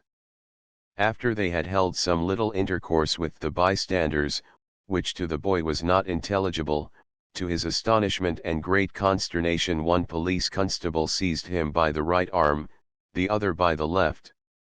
With much celerity they turned out all his pockets and exposed their content to view. Then they began to pull him about in a most curious and alarming manner. They twisted his body this way and that. They gripped him, and shook him, and punched him, and pressed him. They took off his boots and looked into his mouth.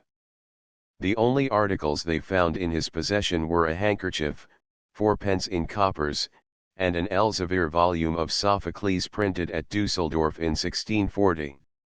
We can't find no purse, ma'am, said the more burly of the two police constables, speaking slowly and heavily, but no doubt you'll identify this. He offered the owner of the missing purse the volume of Sophocles. I shall identify nothing of the kind, said the woman angrily. I want my purse, I can't live without it, and then she said with a cold vehemence, if my purse is not restored to me immediately it will be most serious for everybody. My husband is a member of the government. At this announcement a profound sigh appeared to escape the ever-increasing circle of spectators. The excitement depicted in their faces deepened perceptibly. Might I ask for the name of your husband, madam, said the tall man, with a very grave air. My husband, said the woman in a tone which was quite fit to address a mass meeting, is Lord Pomeroy, the President of the Board of Public Enlightenment. Then your ladyship is the Countess of Pomeroy, said the tall man in a voice of awe. I have that misfortune, said the woman, in a tone still louder than any she had used before. As she spoke she looked round at all about her, and in the act of so doing her eyes seemed to bulge out of her head like those of a reptile. Each police constable saluted respectfully. Miss Sharp, said the tall man, fetch the manager at once. The woman in black tore her skirt and knocked down a china ornament, owing to the expedition with which she went forth to do so. "I beg your pardon, my lady," said the more amply nourished of the two constables, "but I'm afeard we must ax you to prefer a charge." "I have nothing whatever to do with the charges," said the woman tartly. "I merely ask for my purse, I can't live without it." "Well, my lady," said the fatter of the two constables, "we can't do nothing unless you prefers a charge." "These people are concerned with the charges," said the woman, including all present by a comprehensive wave of the hand. "The charges are entirely their affair. They must pay all costs. I hold them entirely responsible for the loss of my purse." "Well, your ladyship, please don't be stupid, constable," said the woman. "One feels it is trying you highly. But if these people prove unreasonable, you had better communicate with Lord Pomeroy at 220, Carlton House Terrace." The throng seemed to grow greater about the boy. The voices of the street persons seemed to increase in volume and earnestness. By this he was divested of every tremor of fear. All his emotions were merged in wonder and bewilderment, and an overpowering desire to know what would happen next. An obese and bald-headed man, with superb side whiskers, who wore a white waistcoat and very bright boots, came forward. His air was a singular admixture of authority and deference. The woman who had lost her purse was now rating the fatter of the two police constables at the top of her voice. The man in the white waistcoat appeared to develop a cough as he stood listening. Once or twice he glanced round at the onlookers, yet affected that he had not done so. In the meantime, the only person on the huge premises who did not seem to be ministering to the spectacle was the little girl with the golden curls. She had strayed away behind one of the counters farther up the room, and was engaged in ransacking several boxes of dolls. Those which particularly appealed to her fancy she stuffed in the pockets of her coat. After a good deal of argument between the woman who had lost her purse and the more amply nourished of the two police constables, in the course of which the woman said some extremely rude things in an extremely loud voice, all of which were received with much deference, especially by those to whom they were not addressed, she called to the little girl. Cramming another doll in her pocket, that fairy-like creature ran to her mother just as that person, somewhat hoarse and red in the face, led the way downstairs accompanied by the tall man and the manager, each of whom, for a quarter of an hour past, had been issuing somewhat irrelevant instructions to the woman in black and other subordinates. Behind these three Olympian figures, yet at an effective interval, came the scarcely less Olympian figures of the two official representatives of law and order, whose portliness of aspect, dignity of bearing, and magnificent self-possession were enhanced by the fact that a frail, bewildered, and anemic-looking boy was in their concentrated clutch. A somewhat incongruous but profoundly impressed assemblage brought up the rear of the procession. A hansom cab and a four-wheeler were drawn up in readiness at the side of the curb opposite the doors of the shop. Quite a crowd was besieging the pavement, although perfect order was maintained by a small but diligent posse of police constables of the X Division. When the owner of the purse emerged from the precincts of the shop, each constable saluted with military precision, and then proceeded to hustle stray members of the multitude away from the door. As the woman and the little girl entered the hansom with the aid of the tall man and the man in the white waistcoat, and with the further aid of two police officers, some of the bystanders removed their hats. The woman seemed to be a little exhilarated by the proportions attained by the crowd, and also by the respectful warmth of her reception. She stood up in the hansom and addressed the crowd as though it had been a public meeting. "I hold you entirely responsible for the loss of my purse," she said, looking all around her as if to include one and all in this indictment. "I refuse to pay any charges. Lord Pomeroy will be indignant." The travellers outside a passing omnibus stood up to listen, and as the hansom drove off with the woman and the little girl to the nearest police station, a man, wearing a wide-awake hat and a white tie, called out from the roof of the bus, 3 cheers for Lord Pomeroy. They were given heartily. The more amply nourished of the two police constables then entered the four-wheeled cab. The boy was thrust in after him. The second police constable followed. A third police constable, whose dignity and ample nourishment, assisted by stripes on the arm, seemed even to transcend those of his brethren in the interior, hoisted himself with difficulty on the driver's box, which groaned beneath his weight. As the vehicle moved off slowly, some of the bystanders also groaned. The police station was round the corner of the next street, some 50 yards distant. The woman's hansom had been there quite a minute by the time the four-wheeled cab appeared at the rate of 3 miles an hour. The woman had deemed it expedient to remain in the hansom until its arrival. The absence of excited onlookers at the door of the police station had been a disappointment to her. It had seemed to be an error of judgment to arrive before the police. And by a curious oversight she had neglected to have a police constable riding in the hansom with her. However, with the consummate generalship gained by a long intercourse with public life, she was able to repair this omission. She stood up in the hansom, and after catching the eye of several of the passers-by, called out to no one in particular in her most vibrant mass-meeting accents, "Let the prisoner get out first." The portly police constable got down from the box of the four-wheeler with an alacrity which a detached observer might have felt to be beneath the dignity of his physical equipment, and communicated this order to those who sat within. It reassured the woman to observe that the door of the police station had opened, and that on its threshold were a police constable and a pale man with a pen behind his ear. A second crowd was beginning already to assemble. As the boy in the grasp of his two custodians was marched into the police station, the woman had the gratification of noticing that by this time a number of eyewitnesses had come round the corner from the Emporium. Their interest was reassuring. By the time the crowd on the pavement had grown almost large enough to warrant the woman's descent from the hansom, another pale man, with a pen behind both ears, came out of the police station. The crowd made way for him respectfully. He approached the step of the hansom with the finely considered deportment of one who is accustomed to deal with men and things. "I am afraid, Lady Pomeroy," he said firmly, but with perfect courtesy, "we shall have to trouble you to come in and prefer a charge."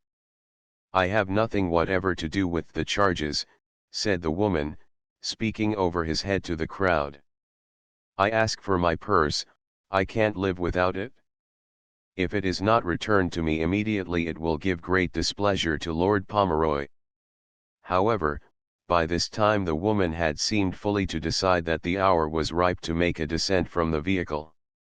As she did so, one of those who had been privileged to take part in the scene outside the Emporium cried, "3 cheers for Lord Pomeroy." They were given heartily.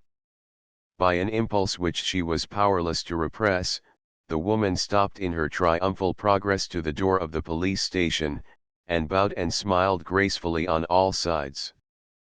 3 cheers for the Countess, was the reward she received. Amidst quite a display of enthusiasm the woman entered the police station, accompanied by the little girl with the golden curls, who was clapping her small hands with glee. She did not seem to be aware that several of the dolls she had been at the trouble to convey from the Emporium had fallen out of her pockets onto the pavement. "What's up, Bill?" said a male street person, with a filthy scarf round his neck, to one whose neck was encased less adequately in only the band of his shirt. "Been pinching one o' the unemployed," said his companion, with an admirable assumption of the air of a Christian martyr. 6 Within the precincts of the police station the boy, still bewildered yet not afraid, was brought to stand in a gloomy room with iron bars across the windows. In this a bald-headed man sat at a desk writing. "Pearson," said the bald-headed man to a police constable who wore no helmet, "fetch one o' them velvet cheers out o' the horfies for her ladyship." The bald-headed man spoke in a very dictatorial manner, without looking up from his writing. Upon the entrance of the woman he rose majestically. "There'll be a cheer for you in a minute, my lady," he said, addressing the woman as though it gave him great pleasure to do so. "Had we knowed you was coming we'd a had it dusted." "It is of no consequence," said the woman, as if she meant it. By this time her tone had acquired a note of sweetness. She had seemed to be mollified by the manner in which her progress had stirred the great heart of the public. "I understand, my lady," said the bald-headed man, "that you prefers a charge against the accused of theft from the person at Barter's Emporium." "I have nothing whatever to do with the charges," said the woman tenaciously. "I ask only for my purse. I can't live without it. If it is not restored to me immediately it will be most displeasing to Lord Pomeroy." "Only a matter o' form, my lady," said the bald-headed man blandly. "Bring the book, Harby. This way, Pearson. Take a cheer, your ladyship." With considerable stateliness the woman sank onto a chair of purple velvet. The bald-headed man reseated himself at the table and opened the book.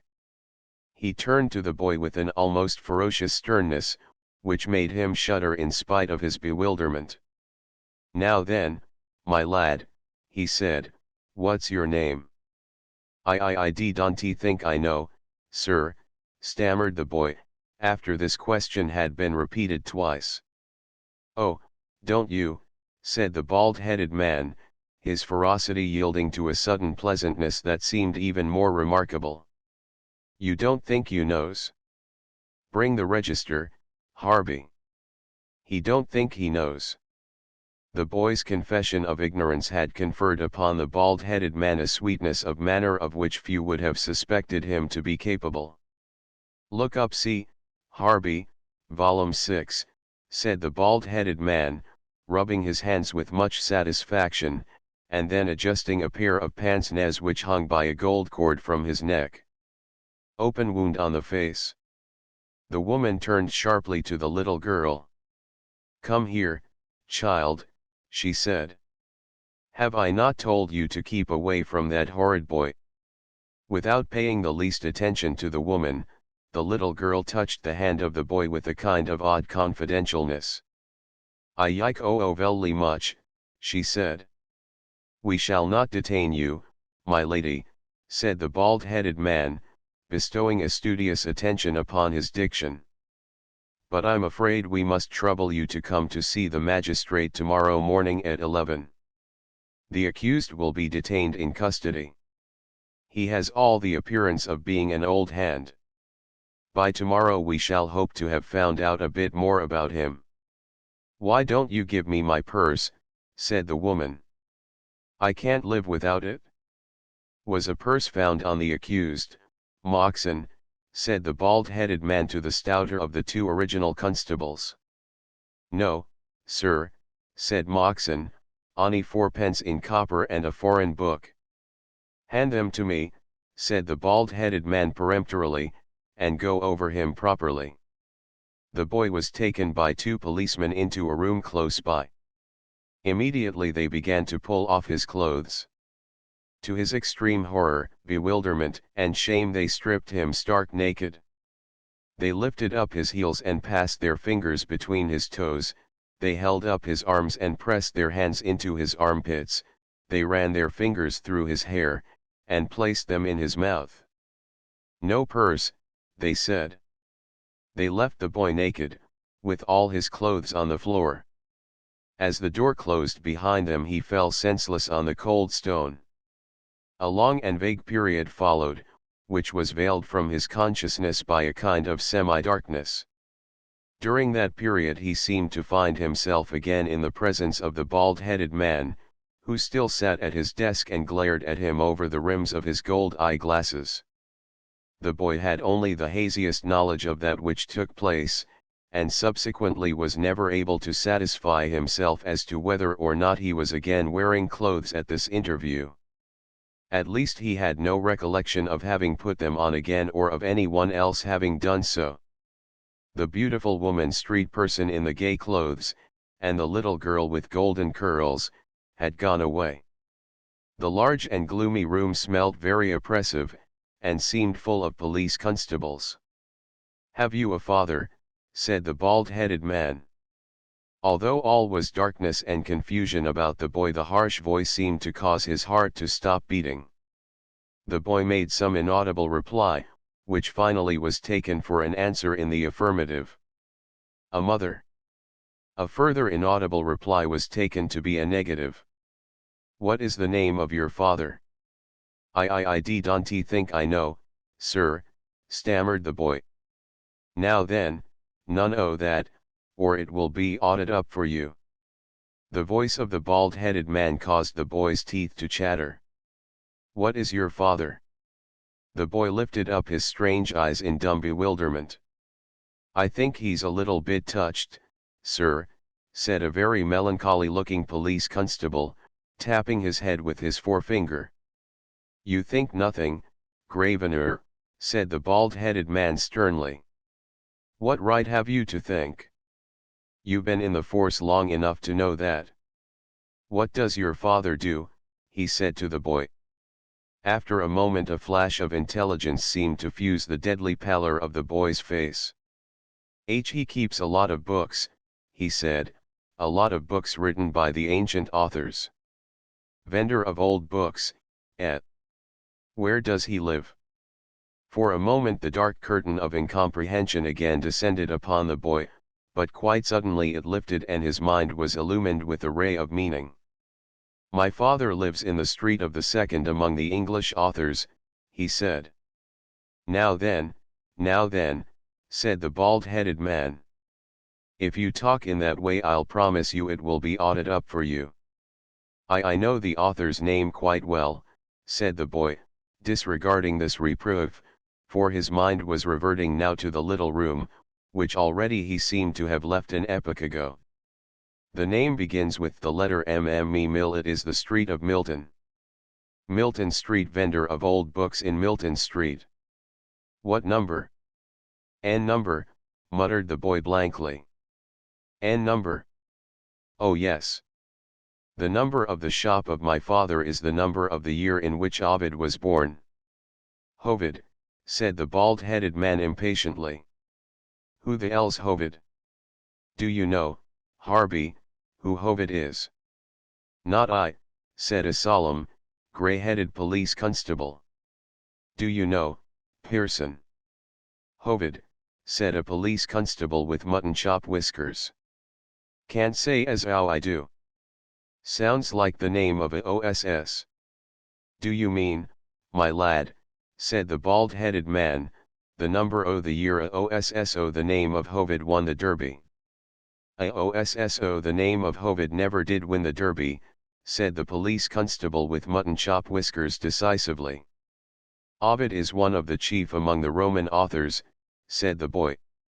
For the moment everything else had yielded to the astonishment he felt that all these imposing, austere, and strikingly dressed street persons should not know who Ovid was. "Get the directory, Harby," said the bald-headed man, "and look up the year in which Ovid was born." "You were right, Gravener, he is a bit touched." "Course I'm right," said Gravener. "Anybody with alpha high can see that." "Ovid was born in the year 43 before Christ, said the boy. "The number of the shop of my father is 43. "Then why couldn't you say so at first, my lad, and save all this parley," said the bald-headed man sternly. "What's in number 1, Harby?" "A drunk and incapable, and a petty larceny." "Better put him in there for tonight." The boy was led into a room somewhat similar to that in which his clothes had been taken off. But this apartment seemed not only larger and more cheerless, but also very much darker. The only means by which daylight could get in was through a narrow window high up in the wall, and this was barred with iron. The few beams that were able to struggle through seemed merely to render everything malign and hideous. The boy, who from his first hour in the world had had an overpowering horror of the darkness, shuddered in every vein when he discovered that he was alone, and irrevocably committed to it for a nameless term. After the first trance of his terror had passed, he was able to discern that a settle ran along the side of the wall. Hardly daring to move, he crept towards it. As he did so, he stumbled over something. It was warm and soft. Something alive was lying on the floor. It was a shapeless mass. He could hear it breathing. He sank onto the settle at the side of the wall. He was inert and stupefied. Great cold beads began to roll from his cheeks. He could see and comprehend nothing. Under the dominion of his terror, he began to wish for death. Quite suddenly a voice came out of the darkness. "What have they pinched you for, mate?" said a low growl in his ear. He had not been conscious that any other living presence was in the dark room, except that nameless something which was lying on the floor. He was so startled that he gave a little shriek. "Pipe up, cully," said the low growl in his ear. The boy's teeth began to chatter furiously, but they emitted no sounds that were coherent. "Off his onion," growled the voice, together with a string of blood-curdling expressions, from which the boy was mercifully delivered comprehension. Presently the voice growled out of the darkness again.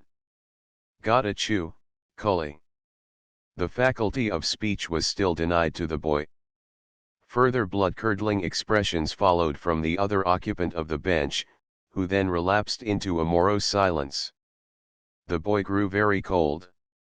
He trembled violently, yet his heart had almost seemed to stop beating. The darkness and the silence and the strangeness and the loneliness seemed to grow more intense. His mind would hardly submit to the question of what had happened to him. It refused to revert to his father and the little room. He felt that he was never going to see them again. After a while he slipped from the bench involuntarily. He found himself on his knees on the cold stone floor. He clasped his hands and pressed his eyes convulsively against the piece of wood on which he had been sitting. He began to pray. There seemed to be nothing else to do. 2 hours later a police constable entered and lit a feeble gas jet high up in the wall. It was protected by a cage of wire. He then gave a kick to the breathing, shapeless thing without a name, which lay in the middle of the stone floor. With a leer of jocular molly goodnighty, the occupant of the form pointed to the kneeling figure of the boy. "Off his onion, mate," he said, with a low growl and expectorating freely. "Pity you ain't," said the police constable. The occupant of the form spat upon the boots of the police constable. The police constable approached the boy, and said, with a sort of rough kindness, "You can have the Christian Herald, my lad, if you'd like it." The boy neither moved nor answered. He did not know that a word had been spoken to him. "Told yer, cully," came the rough growl from the form. "He's up the pole." The police constable walked out of the cell with a greater show of delicacy than that with which he had entered it. An hour afterwards he came in again carrying 2 basins of thick lukewarm gruel and a copy of the Christian Herald, 2 months out of date. He found the boy to be still on his knees in the precise attitude he was in when he entered before. "Bommy," growled the voice from the bench. The police constable gave 1 basin of gruel to the speaker, and placed the other basin and the copy of the Christian Herald at the far end of the form, well out of the reach of its occupant. The police constable touched the boy on the shoulder gently. "Don't want to disturb you, my lad," he said, "but your supper's waiting for you when you want it. And I brought you the Christian Herald to cheer you up a bit." No sign came from the boy to suggest that he was conscious that he had been addressed. The police constable walked out of the cell on tiptoe. The occupant of the form devoured his basin of gruel ravenously. The sounds that he emitted in so doing were strongly reminiscent of the lower animals.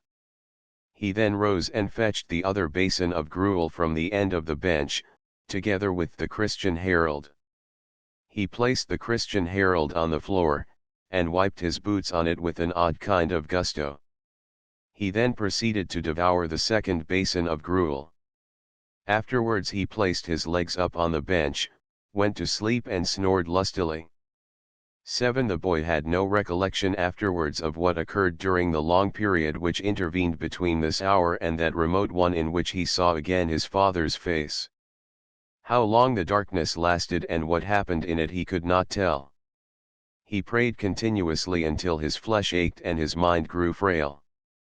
Yet in the midst of that which seemed to be without a limit, in the midst of an anguish that seemed to have no end, it was borne in upon him that the daylight had come back again.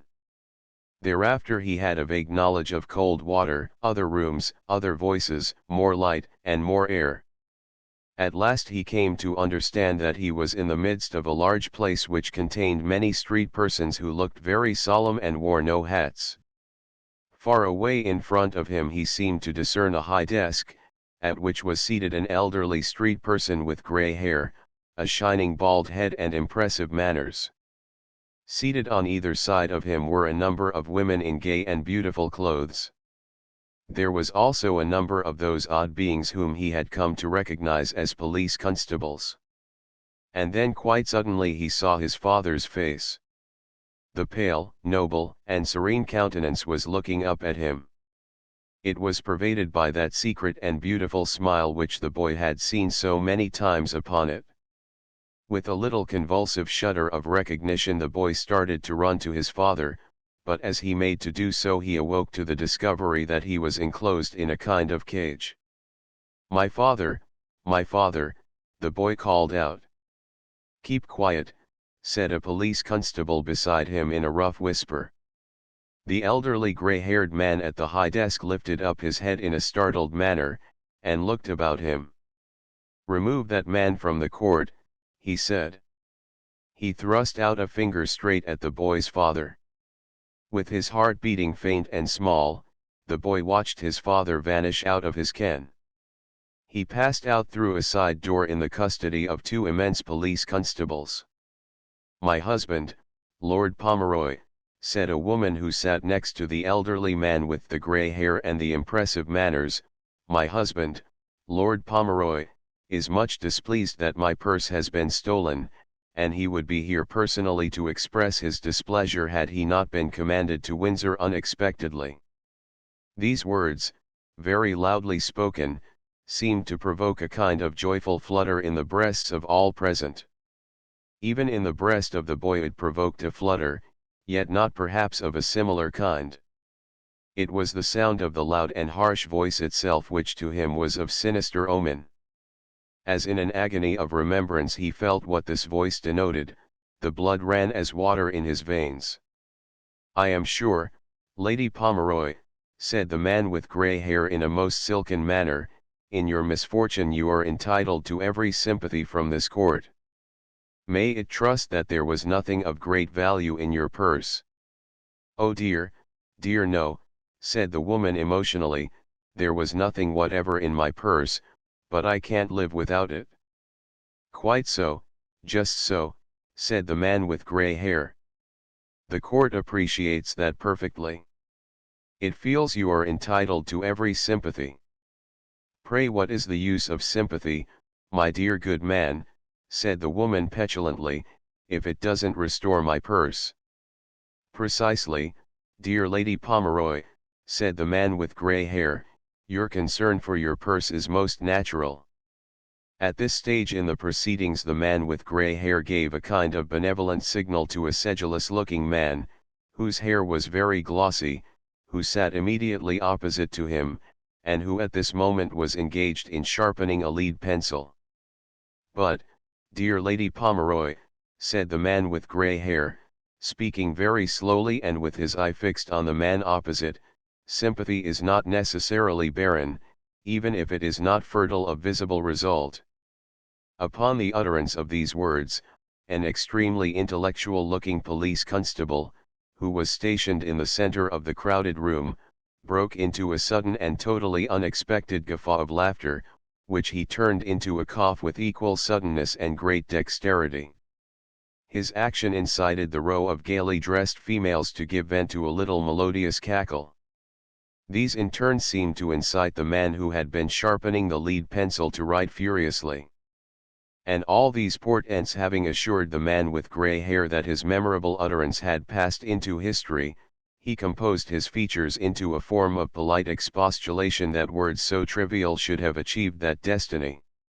Much passed between the woman with the loud voice and the man with the grey hair and the impressive manners. All, however, went unheeded by the boy, for during the whole of the time he stood clutching at the wooden rail by which he was surrounded, in order to save himself from measuring his length on the floor. To every other person in the court, however, the intercourse of the woman with the loud voice and the man with grey hair seemed to be fraught with a high significance. Presently the constable who stood beside the boy gave him a sharp nudge. "Now then," he whispered truculently. "Pull yourself together. His wash-up is speaking to you." The boy was able to observe that the man with grey hair and impressive manners was wagging a short and fat forefinger in his direction. He also appeared to be speaking with a kind of stern deliberation, but the boy failed to appreciate a word that he said. This homily, however, proceeded for some time, and in the course of it all present were much impressed. The man with grey hair and impressive manners concluded his discourse somewhat in this fashion: "Owing to the humane clemency which has been exhibited by Lady Pomeroy, a clemency, I may say, which is so familiar among all grades of society as to stand in need of no advertisement from this court, here, in a suppressed but perfectly audible whisper from a voice at the back, there is no undue desire to press this charge. William Jordan, as this seems to be the first occasion on which you have appeared before this court, and as I am informed that no record of a previous conviction stands against your name, you will at the express desire of Lady Pomeroy, here, from the voice at the back, be dealt with under the First Offenders Act. After entering into recognizances to come up for judgment if called upon, you will be discharged. It is deemed advisable, however, that you should have an interview with the police court missionary. In conclusion, I hail this opportunity of tendering the most sincere thanks of the public to Lady Pomeroy, here, from the back, for the public-spirited manner in which she has come forward to discharge a duty which must have been peculiarly distasteful to her." While the row of gaily dressed women rose wreathed in smiles, and formed a cordon round the man with grey hair and impressive manners, in order to shake hands with him, the boy was led into an adjoining room. In the next instant he was shuddering convulsively in the arms of his father. A sad-looking man with cadaverous cheeks and sunken black eyes came up to them. With an odd kind of compunction he laid his hand on the boy's sleeve. "What is he doing here?" he said. The boy's father enfolded the questioner in his secret and beautiful smile. "You ask a question which admits of no answer," he said. At the sound of the voice of the boy's father, the man with the cadaverous cheeks recoiled a step. His sallow face flushed a little. With the naivete of a child he peered into the eyes of the boy's father. "I think, sir," he said, with a curiously humble gesture, "I think you are perfectly right." From that time forward and for many days the boy did not venture again out of the little room behind the shop. And at night he could not bear to be out of his father's company, so that he never went to bed without him, but sat reading in the ancient authors, or staring into vacancy with his chin propped on his hands. On some evenings after the shutters of the shop had been put up at 8 o'clock, and each had partaken of his frugal supper, his father would take down from the shelf on the wall the old and massive volume in which he read so diligently. The boy had never sought to read in this volume, because although he had always viewed it with the greatest curiosity, and had even seen when it lay open for his father's perusal, that its pages of vellum were covered in close and faded, and almost undecipherable writing in red ink, he had felt instinctively from his father's manner in regard to it that the contents were only for his father's eyes. One night, however, long after the hour of midnight had chimed out from the clocks of the neighboring churches, and his father had been reading in the old volume with a fidelity that seemed even greater than his wont, the boy could stifle his curiosity no more. This was owing to a strange incident that befell. Towards the dawn of the summer morning, his father, who had not allowed his eyes to stray from the book for many hours, rose from the table suddenly. There was an expression upon his face that the boy had never seen before. His father went to the cupboard which was let into the wall, into which, owing to some occult reason that had never even shaped itself in his mind, the boy had never sought to peer. Therefrom he took a knife which was contained in a case that was very old and chased curiously, a chalice for the reception of ink, and a stylus. Setting out these articles upon the table, his father took off his threadbare coat, and laid his right arm naked to the elbow. He then took the knife from the case and plunged it into the flesh. As the red blood spurted forth and dripped into the chalice, the boy gave an exclamation of horror and dismay. "If you have not yet the power, Achilles, to withstand this spectacle," said his father in that voice which never failed to calm his most instant fears, "pray turn your eyes away." Although the boy was on the verge of swooning, for such a sight bereft him of his strength, he continued to look at his father in sore distress. After his father had allowed a quantity of blood to pass into the chalice, he swathed the wound in his arm in a linen band, opened a blank page in the book, and sat down before it, stylus in hand. He dipped the pen in the red fluid, he poised it over the page. For a long time he maintained this attitude, yet not a mark of any kind did the fingers trace on the vellum. At last, with a gesture of profound anguish, which filled the youthful witness with terror, he rose, and a kind of moan came from his lips. "It is not to be," he muttered. The fire in the grate was still smouldering, and into this the boy's father cast the contents of the chalice. Then with a religious care he cleansed each of the articles he had taken from the cupboard, and replaced them there. "Is it that you cannot write in the book, my father?" asked the boy, whose lips were pale. "Yes, beloved one, it is not yet given to me to write in the book," said his father, with an expression of indescribable agony upon his face. "And yet my years are now beyond 60. "Is it that you have never written in the book, my father?" asked the boy in his consternation. "I have never written in the book, Achilles," said his father. "And I dare not measure the failures I have made." "Is it the book of the fates, my father, in which every human person must write his destiny?" asked the boy. "No, beloved one," said his father. "It is not the book of the fates. Only the bearers of our name can write in this book. And these have written in it for 1,000 years past." "What is our name, my father?" said the boy. "I have been asked for it on several occasions by the persons in the streets." "Our name is William Jordan, yours and mine." "William Jordan, William Jordan," repeated the boy softly. A look of strange disappointment crept into his face. "William Jordan," he said, "William Jordan." "What's in a name, beloved one?" said his father, with his secret and beautiful smile. Under his father's patient eyes the look of strange disappointment passed from the boy's face. "And each bearer of our name, my father, must write in this book," said the boy. "It is so decreed," said his father. "And for 1,000 years past each of our dynasty has done so, with the exception, Achilles, of you and me." The boy's heart began to beat wildly. "Then I, too, must write in it, my father." As he spoke the frail and gaunt form shook like gossamer.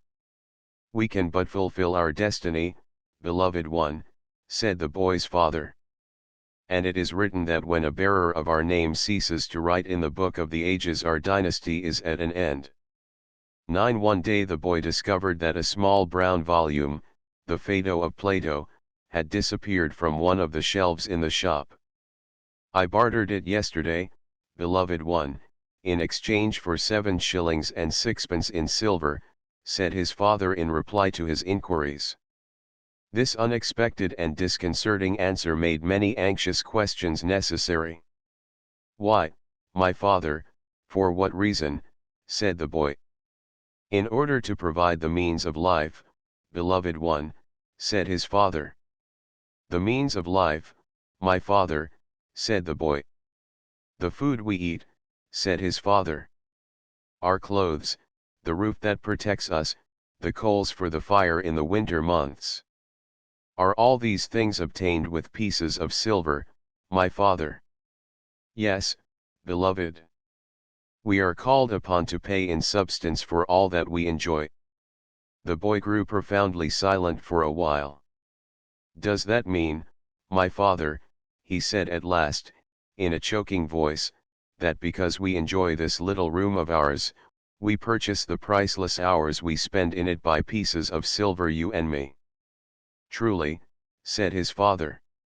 And yet, my father, said the boy, I have no pieces of silver of my own except those you used to give me when I went forth into the streets of the great city to the school. Neither have I books of my own to yield in exchange for pieces of silver.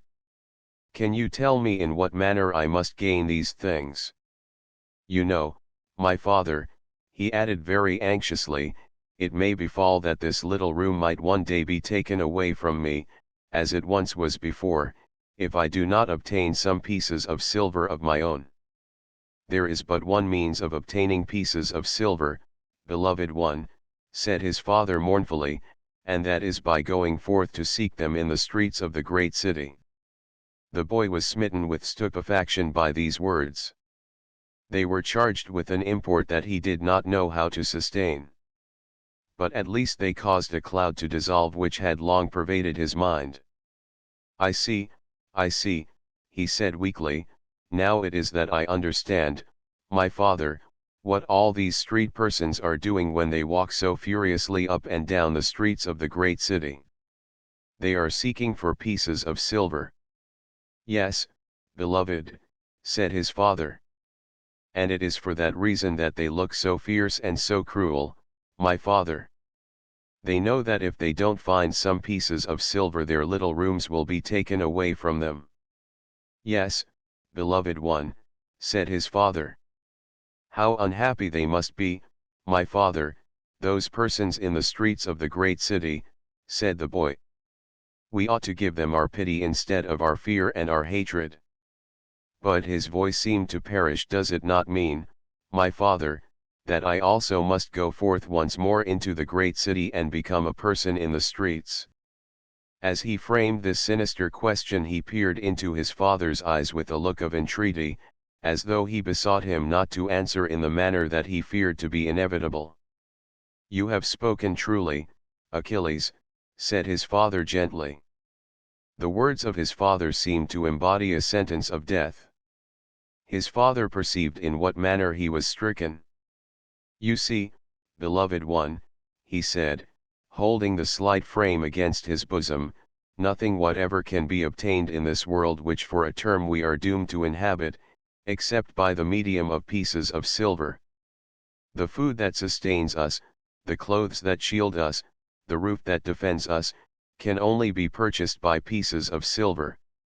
Even these heroes, whom you and I consider the first among created things, had to collect many pieces of silver before they could acquire the materials, and the leisure to perform their most signal acts.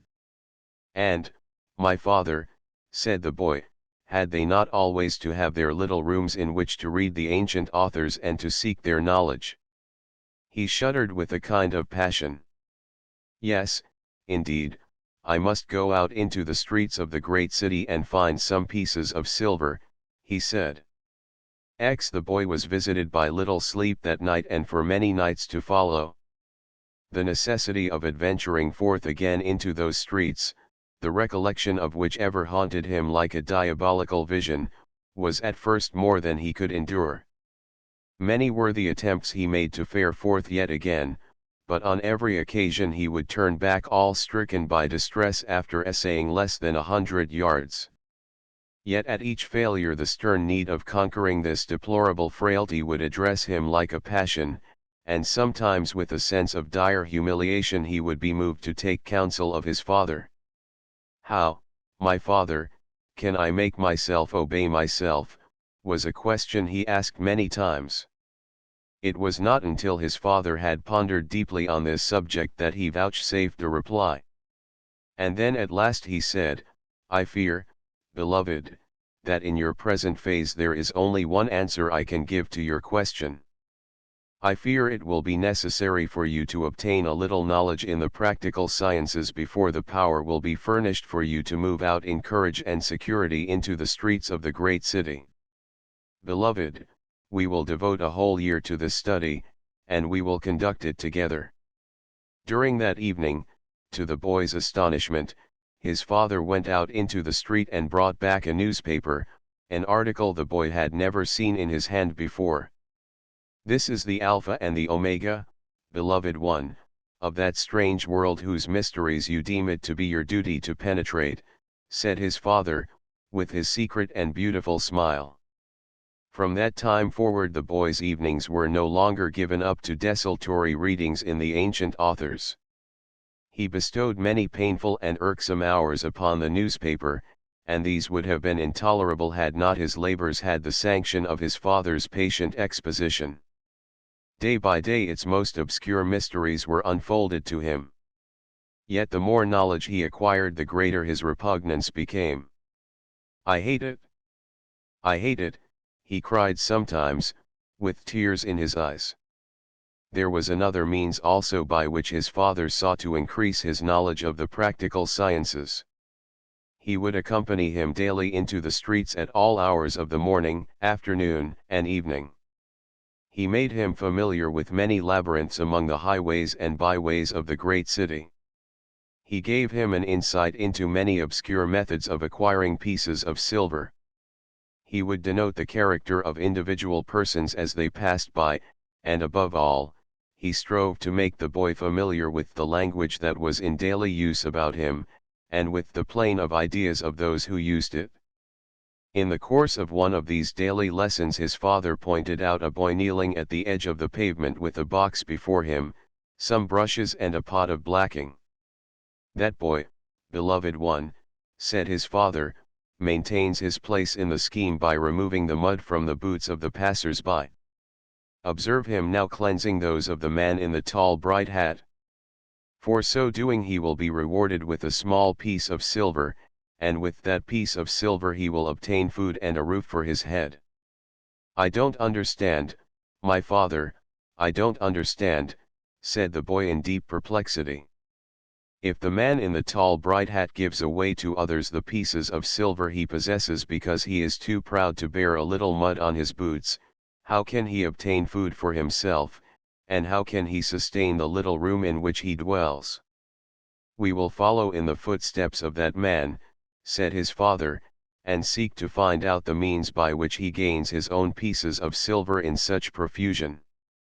For many weeks the boy's education in the practical sciences was conducted in this fashion, and although at first he lived in a state of deep perplexity, and was often overcome by the feeling that he would never find a key to these bewildering enigmas that made up the life of the great world out of doors, which now for some inscrutable purpose he was called upon to enter, perseverance, study and devout patience furnished him at last with some kind of reward. Not less than 2 years of concentrated effort was necessary ere the boy began to make real progress in the least subtle of the astonishing complexities of that potent civilization of the West as evolved in the latter days of the 19th century of the Christian era. But as one slight piece of knowledge after another rewarded his intense application, he seemed to derive some ground of certainty from his successes, so that by the time he was nearly 18 years of age he had pieced together these hard-won fragments of experience in such numbers that they wove themselves into a kind of fabric of lucid ideas. Endowed with this basis upon which to stand, he felt the hour to be at hand when the courage and the capacity would be his to make some sort of an entrance into the life of men and things, in the actual and visible out-of-doors world. One evening he said to his father with an almost proud air, "Tomorrow, my father, I intend to put to the test all this knowledge that has come to me during my many days of study, that is, of course, my father, if you think I speak the language well enough." "Yes, beloved one," said his father, with a mournfulness which was in strange contrast with the exaltation of his own mood. "I think by now you speak the language well enough to do so. And I am growing very learned in the newspaper, am I not, my father?" he said almost joyfully, for although in his heart he still loathed the newspaper, the sense of achievement in being able to read and to understand the less inscrutable of its mysteries was very high. "Yes, beloved one," said his father, "I consider your progress is wonderful." "I observe, my father," said the boy proudly, "that according to the newspaper we purchased this morning, no, that is not the true way of speaking, no, I meant merely to say that according to this morning's paper, a bright boy is wanted at number 12, Webster's Buildings in the city. It is my purpose, my father, to present myself at number 12, Webster's Buildings in the city tomorrow morning at the hour of 9. "This is indeed Achilles," said his father. He peered wistfully at the wan cheeks now brilliant with the excitement of resolve. "If you will embrace me, my father," said the boy, "I will go now to my chamber all alone by myself. I am grown so powerful with the knowledge I have gained that I feel as if I may do almost anything." The white-haired man took the frail form into his embrace. "I beseech you," he said, as he held him in his arms, "not to demand too much of the strength that nature has lent you. I would urge you not to go out among the life of the great city if you have a single misgiving." "I have not a single misgiving, my father," said the boy. "I am able to read and to write and to speak the English tongue. I know how to ask the conductor to stop the horses of the omnibus. I can do sums, compound fractions. I am acquainted with most of the streets in the great city. Have I not walked therein alone several times?" "Well, Achilles," said his father softly, "if you have really made up your mind." "You do speak the language beautifully, my father," said the boy. "If you have really made up your mind. Why, those are the very words I heard a woman street person use in Piccadilly yesterday." The boy took a lighted candle and went up the stairs. This was the first occasion on which he had ventured to do this unattended since the night he had passed in the cell at the police station. But now a newborn sense of power was upon him, the fruit of knowledge. Of late he had made an amazing advance in his studies. He was already beginning to move about the great world out of doors in freedom and security. He had even begun to carry his capacity in his bearing. Only that afternoon a small girl of 10 with a basket on her arm had asked him to tell her the time, and also the nearest way to High Holborn. And the proud consciousness was his that he had performed both these offices with perfect satisfaction to them both. He lay in his pillows that night with almost the sensations of a conqueror. Who among all the cruel and remorseless throng in the streets of the great city, who were yet so strong and capable and so wonderfully certain of themselves, could have done more? A year ago such an achievement as this would have been beyond his wildest ambitions. A month ago he could not have done it. A week ago it would have been barely possible. As he lay in this flush of valor it occurred to him suddenly that the light was burning at its fullest. There and then he determined, for the first time in his life, to get out of bed and turn it out. He jumped from the sheets with a bound, fearing to delay. With a touch of the finger the room was plunged in complete darkness. Like one possessed he darted back across the floor and found his way back into his bed. He buried his head deep down under the clothes. He lay there shuddering among nameless horrors, and shuddering fell asleep. That night his father never sought his couch at all. He sat below in the little room until the daylight came, pondering the contents of the ancient tome. In the morning at 7 o'clock, when the boy came downstairs again, he found his father still in meditation. "I have had such dreams, my father," said the boy, and his face was still flushed with the excitement of the previous night. "Some of them were so hideous that they made me cry out, yet all the time I knew myself to be one of the great ones of the earth." 11 At 8 o'clock, after having made a delicate meal, the boy set out on his pilgrimage into the streets of the great city. It was a delicious morning of early spring. The sun stole through its white curtains, playing elvishly on the traffic. The sounds and cries which ascended from the purlieus of this vast open theatre seemed to be mellowed, and to merge themselves in the primal harmony of the unplumbed spaces overhead. Never before had the boy felt such an exhilaration as on this glorious day. He crossed from one pavement to another with wonderful valiancy, sometimes evading the heads of the horses with a feeling that was almost akin to unconcern. He took his way from street to street with the conviction ever reaffirming itself within him that he would find his way to number 12, Webster's Buildings in the city. In the height of this new power, which for the first time in his life had rendered him fit to move in the great world out of doors, he gave expression to his sense of joy by breaking out suddenly into the reverberating, wave-like music of the Iliads. His lips moved to the measure of those mighty cadences, they rolled out of his mouth, and their song was louder than the thunder of the traffic. As he pressed ever onwards through the endless, elbowing throng, he knew himself as one with the son of Peleus. Without once faltering, or one mistake in his course, he found himself before the facade of Webster's Buildings in the city as the clocks were striking 9. A moment's reflection showed him which was number 12. It comprised a suite of offices on the ground floor. Quite a number of boys of various ages and sizes were waiting on the pavement outside the door. They had formed themselves into a queue.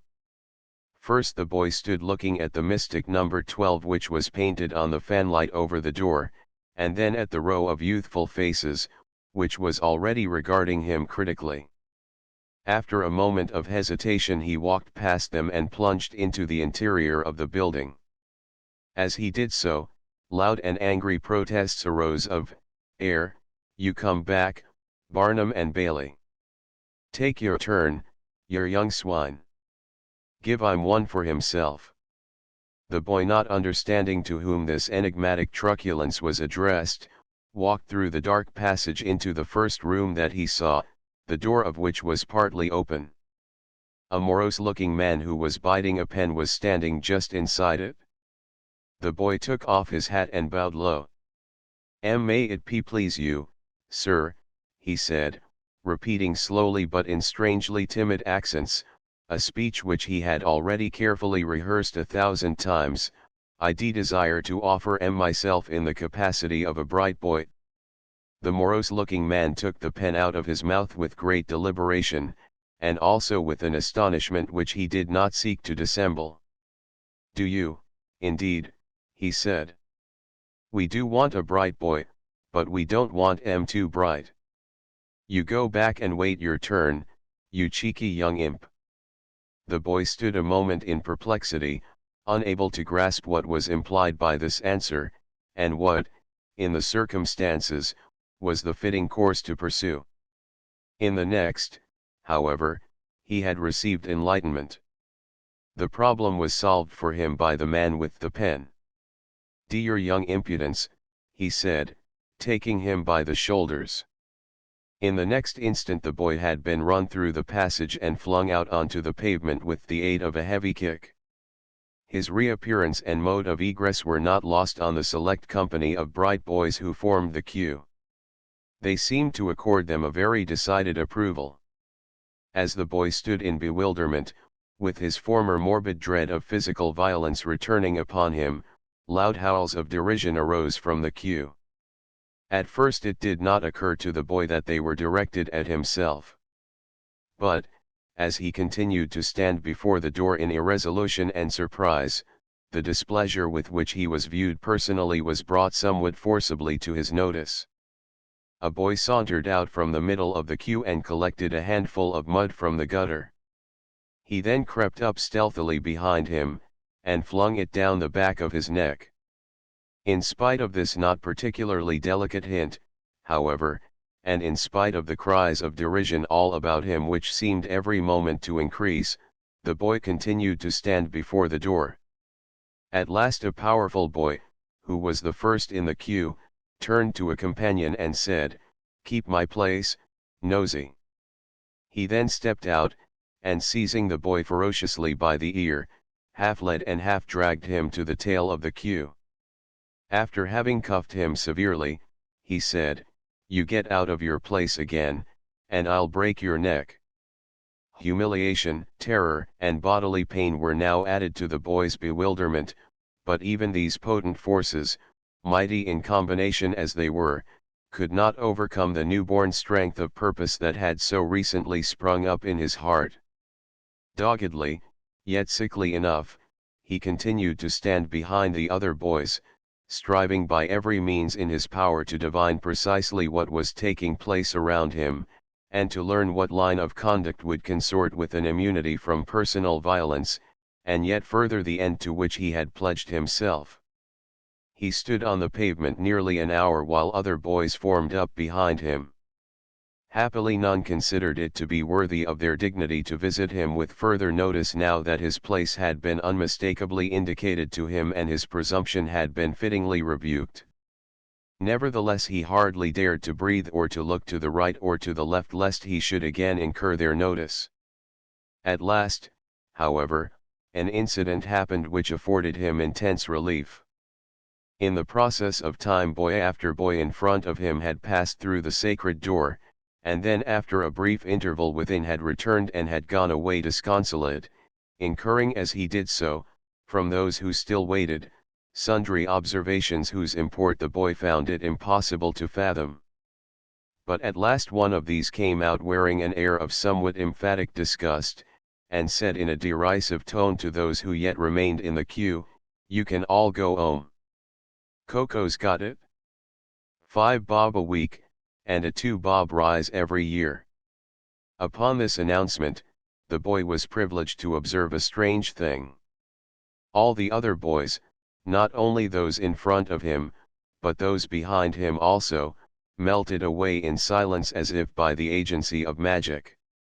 At first, so great was his relief at finding himself delivered in this miraculous fashion of their presence that he could hardly realize his good fortune. For the next half hour he stood where he was, meditating on what course he must pursue.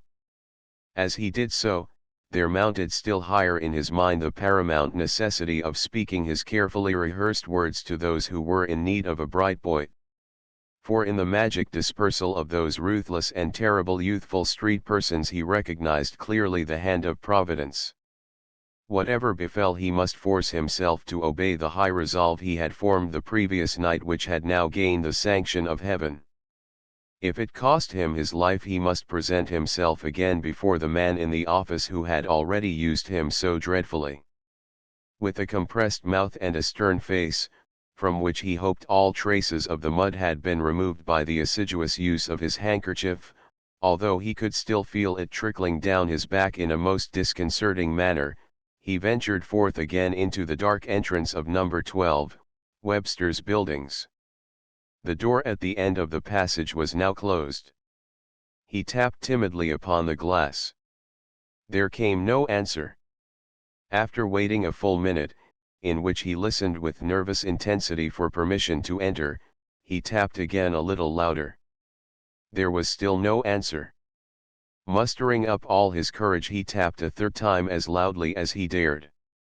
Even if he broke the glass he must obtain an answer. "Come in," said a voice from behind the door. The boy opened the door and entered hat in hand. In the crowded room was a number of men and boys seated on tall stools. The boy clenched his hands and closed his eyes. May it please you, gentlemen, he said shrilly at the top of his voice, I desire to offer myself in the sea capacity of a bright boy. In profound astonishment all the men and boys ceased their labors for a moment. One of them, the morose-looking man, with whom previously he had had dealings, gave a short laugh. Oh, it's you again, is it? He said. Kindly wait a moment until I get to you. As he spoke, he picked up a heavy and long ruler and descended from his stool. The boy waited in obedience to his request. The man took him by the ear and led him out into the passage, and proceeded to beat him with the ruler brutally about the head and shoulders. Do you think we will be plagued out of our lives by the likes of you, he said, as he flung the limp and breathless form into the street for the second time. You come here again, and I'll have you locked up. Bruised, breathless and bleeding, the boy dragged himself away from the vicinity of number 12, Webster's buildings in the city. Yet it was only in the flesh he was conquered, his spirit was still fortified with resolve. What were his haps in comparison with those of Hector at the defense of Troy?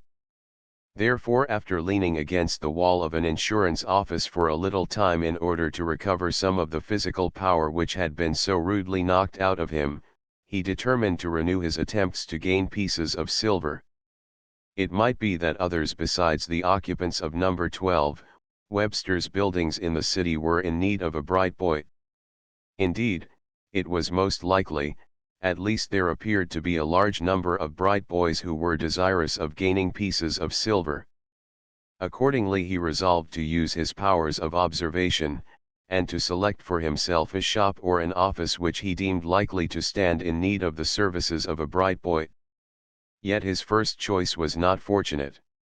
After mustering every consideration in its favor, he entered a small and unassuming shop in Gracechurch Street.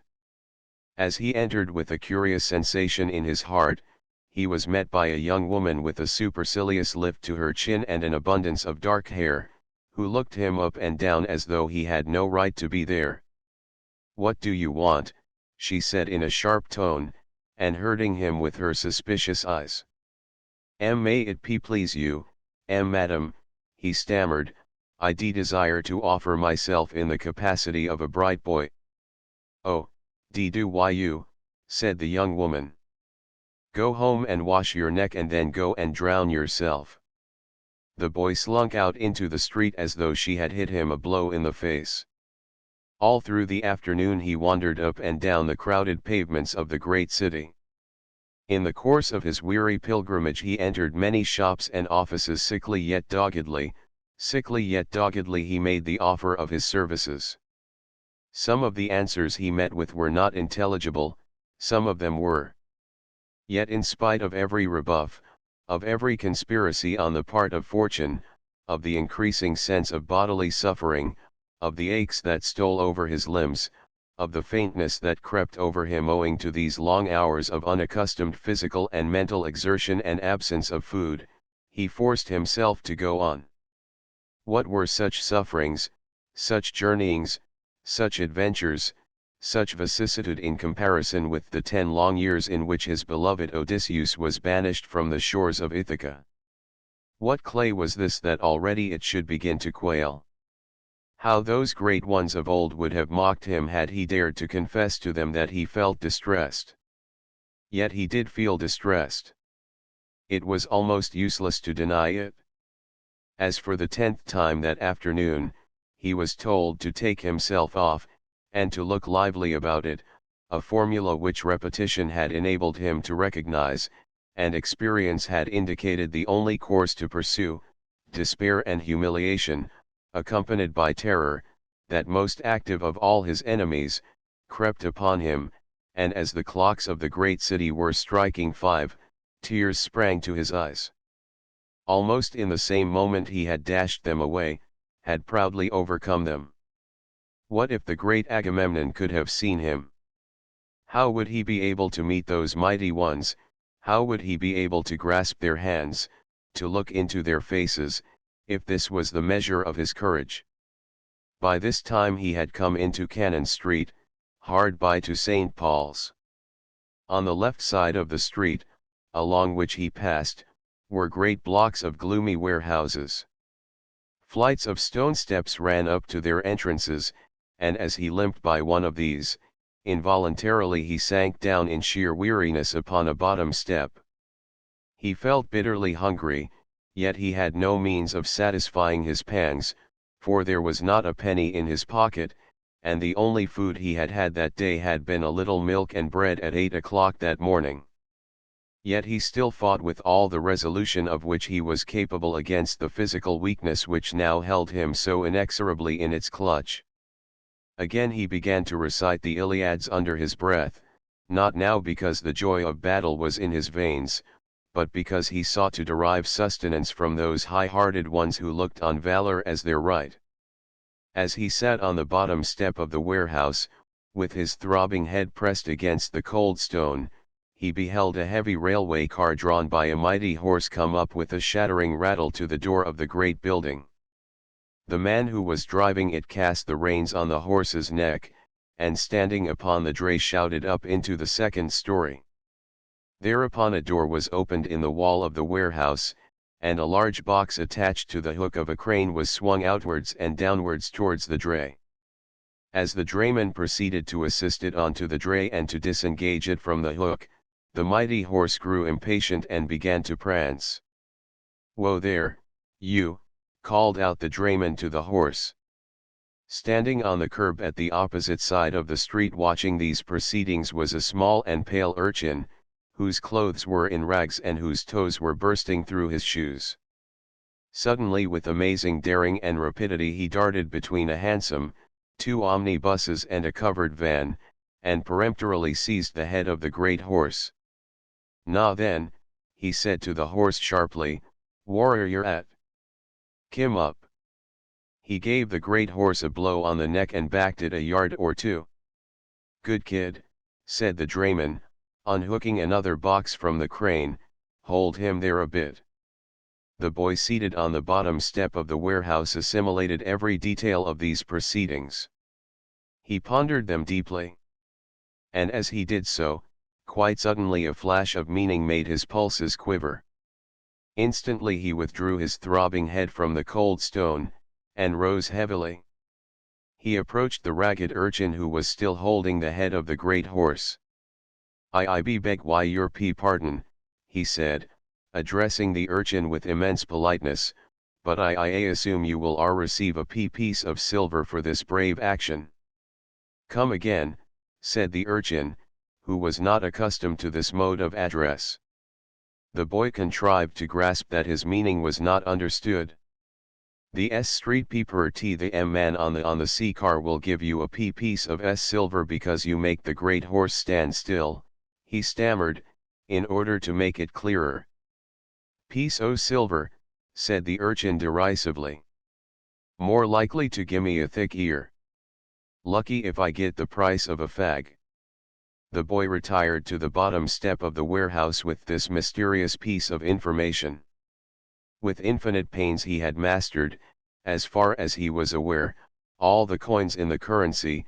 He had come to believe that he knew the appearance and purchasing power of them all, from the farthing to the sovereign, from the halfpenny stamp to the £5 note. But he had never encountered a thick ear, or the price of a fag, in all his researches. Timidly, reluctantly he went back to the urchin. I beg your pardon," he said as courteously as before, "but would you mind informing me what is the monetary value of the price of a fag?" "A nickel, o' course," said the urchin in a tone that seemed to indicate that further intercourse was not desired. He was disposed to resent the intrusion of a busybody into his personal and private affairs. "A nickel," said the boy blankly. Would you mind informing me what is a nickel?" "A brown, o' course," said the urchin, eyeing him sternly. "Oh yes," said the boy, "one of those brown coins which are called pennies. I am much indebted to you for this information." With a grave smile of thanks the boy lifted his cap and returned again to the steps of the warehouse. After a moment, however, in which he stood in irresolution, he limped away along the street. His progress was carefully noted by the urchin, who watched the frail figure solemnly as it proceeded along the crowded pavements of Cannon Street. "Godstruth!" he exclaimed, spitting with vehemence, and dealing the great horse a further admonitory blow on the neck. The boy, however, as he limped with his hunger and weariness through the crowd of street persons who were about him everywhere and who dealt him continual buffets, was under the dominion of an idea. He had gained yet another fragment of practical knowledge by the medium of first-hand experience. He must turn it to account at the first opportunity. He was hungry. That inexorable power in whose hands he was had inflicted that salutary condition upon him in order to make trial of his quality. And what an incomparable sense of power it would confer upon him to feed that hunger for the first time in his life by his own personal skill in the practical sciences. 100 yards along the street was another huge block of gloomy warehouses almost identical with the others. It also was furnished with a flight of stone steps and a crane dangling above a door in the second story. Their similarity, even to the smallest details, enabled the boy to see in the appearance of this second warehouse the same indubitable hand. He sat down as before on the bottom step, and in simple faith proceeded to await the arrival of a second dray drawn by a great horse. As thus he sat with an exalted patience for that which he knew must come to pass, yet with his limbs trembling so that he could not hold his knees from knocking together, the clock of the cathedral across the street boomed the hour of 6. Its august echoes reverberated in his spirit, they filled it with awe, the sense of a remote yet noble kinship overwhelmed him as he sat.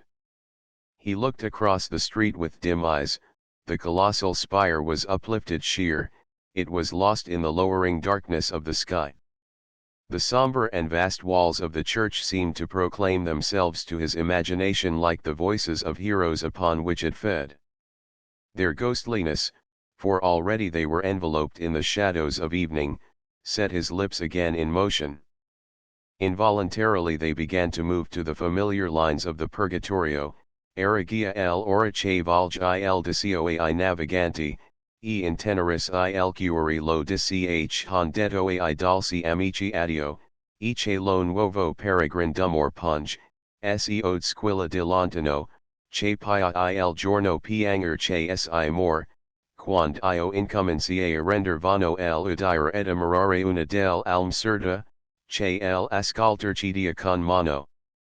The huge clock of the cathedral boomed again and yet again. His lips still moved softly to the music they emitted. No dray and no great horse had arrived. But his resolve was undaunted, his faith remained inviolate. His frame was growing numb and chill. The stone had grown very cold. The stealthy hues of the night were wrapping themselves about everything. The lamps were now lit in St. Paul's churchyard. A serried bank of dark clouds was looming up out of the west. At his heart was a curious sinking, he seemed to feel a little faint. It still wanted a few minutes to 7 by the stolid face that peered at him from across the street, when his devout patience and his simple faith met with their reward. Just as he had foreseen, a heavy dray drawn by a great horse came rattling round the corner of the cathedral. As it neared the warehouse on the steps of which he sat, it began to slow up. Yes, never a doubt about it, it was coming to stand under the creaking piece of iron above his head, the crane dangling from the second story. This dray stopped precisely as the other one had done at the other warehouse.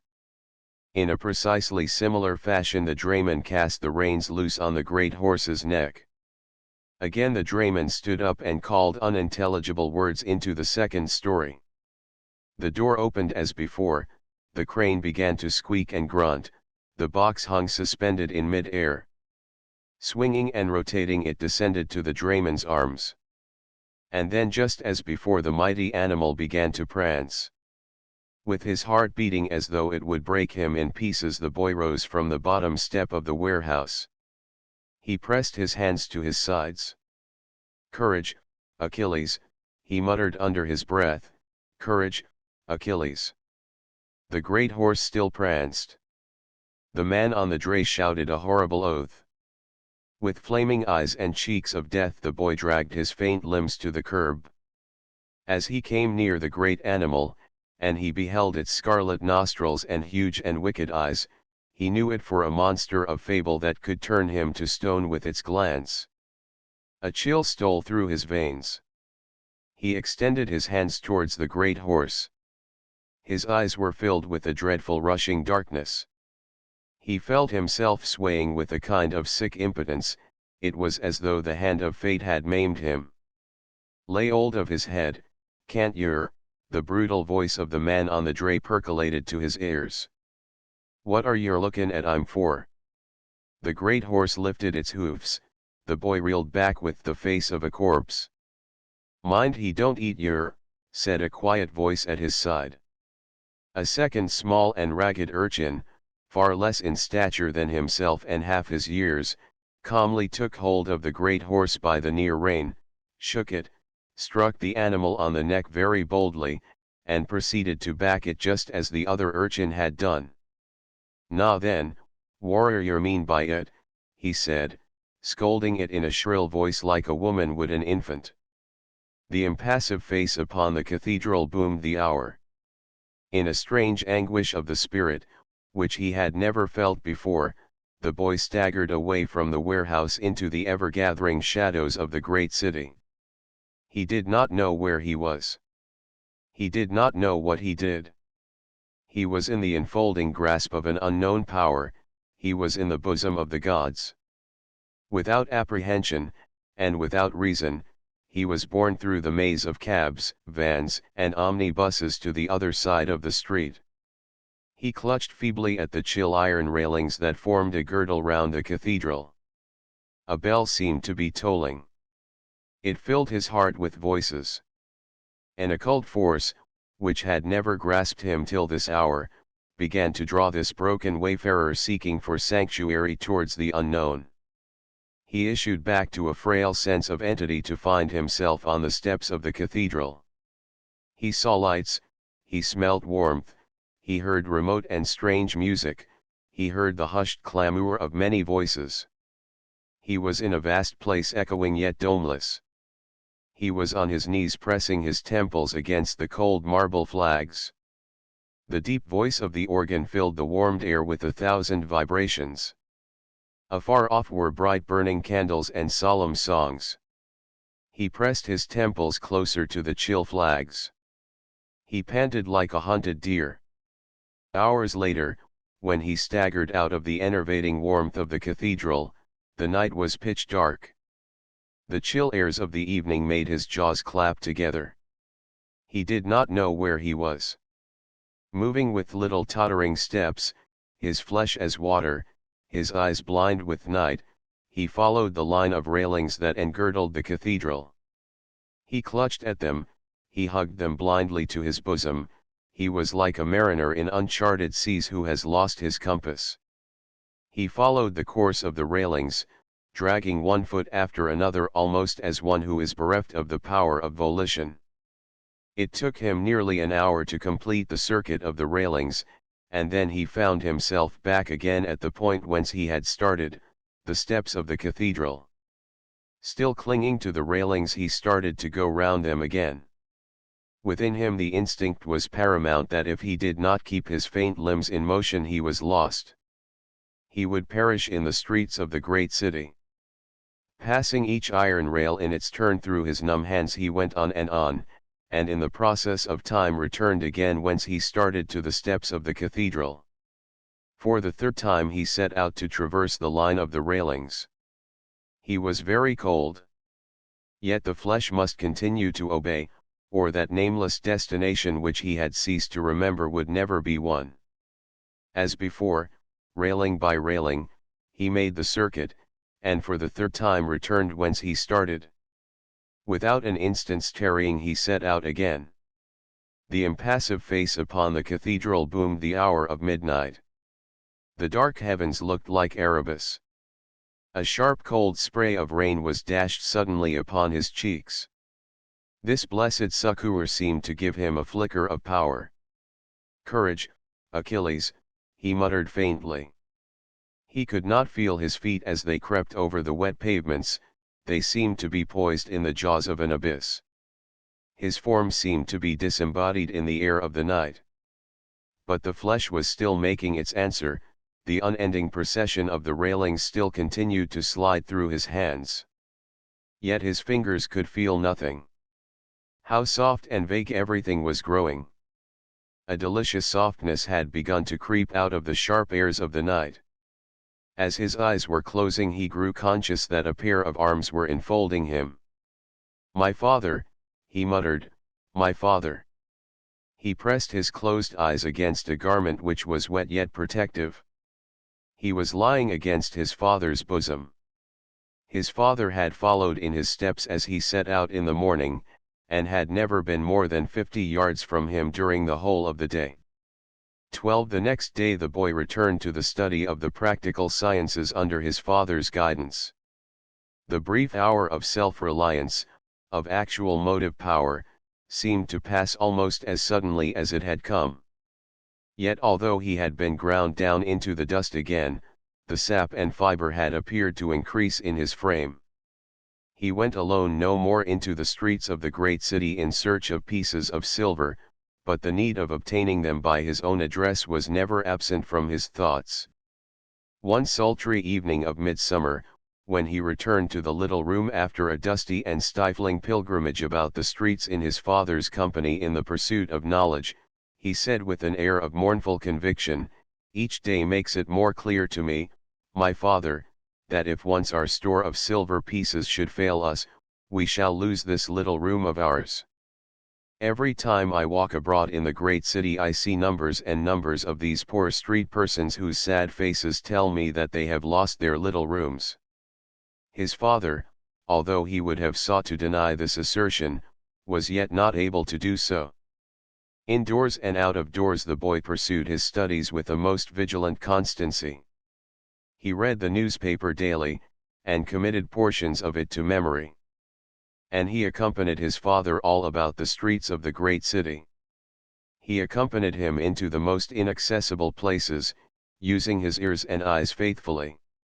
And at last, it occurred to him that if there was no place for him in the universal scheme in his capacity as a bright boy, a special dispensation might permit him to enter some other sphere of usefulness. For example, in one of the advertisement columns of the newspaper he had observed that in addition to cooks, clerks, office boys, coachmen, commercial travelers, hairdressers' assistants, and laundrymen's apprentices, who were required by various people, there was also a handy youth wanted by Messrs. Crumpet and Hawker, publishers, 24, Trafalgar Square. Apply by letter. "Would you say, my father," he inquired anxiously, "that I have credentials to fulfill the capacity of a handy youth? I am 18 years and 12 days old, I can wash and scour the utensils in which we cook our food, I can make the fire and polish the hearthstone, and also the fire grate, I can cleanse the bricks of the floor. And, my father, I can remove the dust from the chimney piece, and I constantly dust and arrange the books in the shop. Would you say it would be presumptuous to offer myself in the capacity of a handy youth? I think, beloved one, you are quite competent to take this course," said his father sadly, "if you can find the courage." "I think I can find the courage, my father, if you will help me a little," said the boy, with his bright eyes gleaming out of his gaunt cheeks. They knelt together in the little room. That evening the boy took pen, ink, notepaper, and envelope, and with infinite pains composed his first letter. In a very dainty and delicately written hand it ran as follows to Messrs. Crumpet and Hawker, publishers, 24, Trafalgar Square. Gentlemen, it is my aspiration to serve you in the capacity of a handy youth. Should you deem me worthy of your trust, it shall be my constant aim to render myself worthy of it. I have the honor to be, gentlemen, your obedient and respectful servant, William Jordan, the younger. He showed this composition to his father, who approved it in silence. Then he stole out all alone into the darkness with an almost breathless secrecy and confided it to a letter-box in the street. Such an adventure as this had the power to tantalize and excite him. When he sought the ancient authors as a refuge from the insurgency of his thoughts, his mind could no longer feel the spell of their magic pages. I pray that the postman will carry the letter to its true destination, my father, he said anxiously.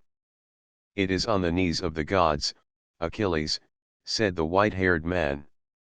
13 By an odd fatality the postman did carry the letter to its true destination, and on the evening of the following day his peculiar tap was heard at the letter-box on the door of the shop. Pale with excitement, the boy rose from his book. A letter, he cried. There is something here in my heart, oh my father, that tells me it is from Messrs. Crumpet and Hawker, publishers, 24 Trafalgar Square. He groped his way through the darkness of the shop, and placed his hand in the letter-box on the outer door. Yes, there was a letter. As he bore it to the light of the little room, it seemed to sear his fingers. It was addressed to Mr. William Jordan, Jr., 43 Milton Street E.C. On the back of the envelope was stamped Crumpet and Hawker, publishers, 24 Trafalgar Square. He tore the letter out of its envelope. His heart seemed to stand still.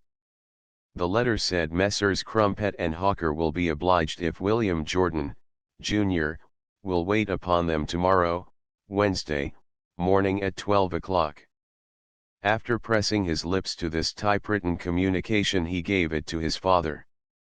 There, my father, he said, with a devout simplicity, I knew it would be so, it was written in my destiny. His father read the letter, and handed it back to him. He could not find a word to speak, neither did he direct a glance at the exalted face. Presently they knelt again together in the little room. That night of all nights it was not to be expected that the boy would close his eyes. As he lay in his bed with his gaze ever reciprocating the curious brightness of the stars, he speculated at times on what the morrow would bring forth, at other times he reviewed the sum total of his knowledge in the practical sciences. He composed carefully, word by word, the phrases he must use on the morrow to Messrs. Crumpet and Hawker. He rehearsed in a soft voice, with his rapt eyes ever fixed on the fragment of the empyrean that shone through the curtainless window, in spite of the gables and chimney stacks which tried so hard to shut it out, the manner in which these words must be spoken. In the middle of the night, as the clocks were chiming 3, he rose from his bed, and walked about the darkness with bare feet and clad only in his nightgown, muttering in his gentle voice as he clenched his hands, Courage, Achilles. At 5 o'clock he rose and put on his clothes. Descending the stairs he cleaned the fire grate, made the fire, whitened the hearthstone, and scrubbed the floor of the little room. Then in a vain endeavor to allay his excitement he read some of the pages of the ancient authors that he cherished most. At the breakfast hour he refused a delicate piece of bread and butter that his father cut for him, but drank a copious draught of milk. At 9 o'clock he requested his father to accompany him to have his hair cut. No sooner, however, had they come to the end of the street than the boy suddenly stayed his steps. No, no, my father, he said, with a look that was almost imperious. I would have you return to the shop. This day I must walk alone. As you will, Achilles, said his father, turning upon his heel. An instant later, however, the white-haired man had turned again to watch the frail figure cross the street and enter a hairdresser's shop. 14 At 11 o'clock the boy set out for number 24 Trafalgar Square. During the small hours of that morning his scheme of action had been planned to the most minute detail, but so weak is the human character even in the highest moments of its resolve, that on the very threshold of this enterprise, which the boy knew to be the foremost of his life, he departed in an almost wanton manner from this program upon which he had spent all the powers of his mind.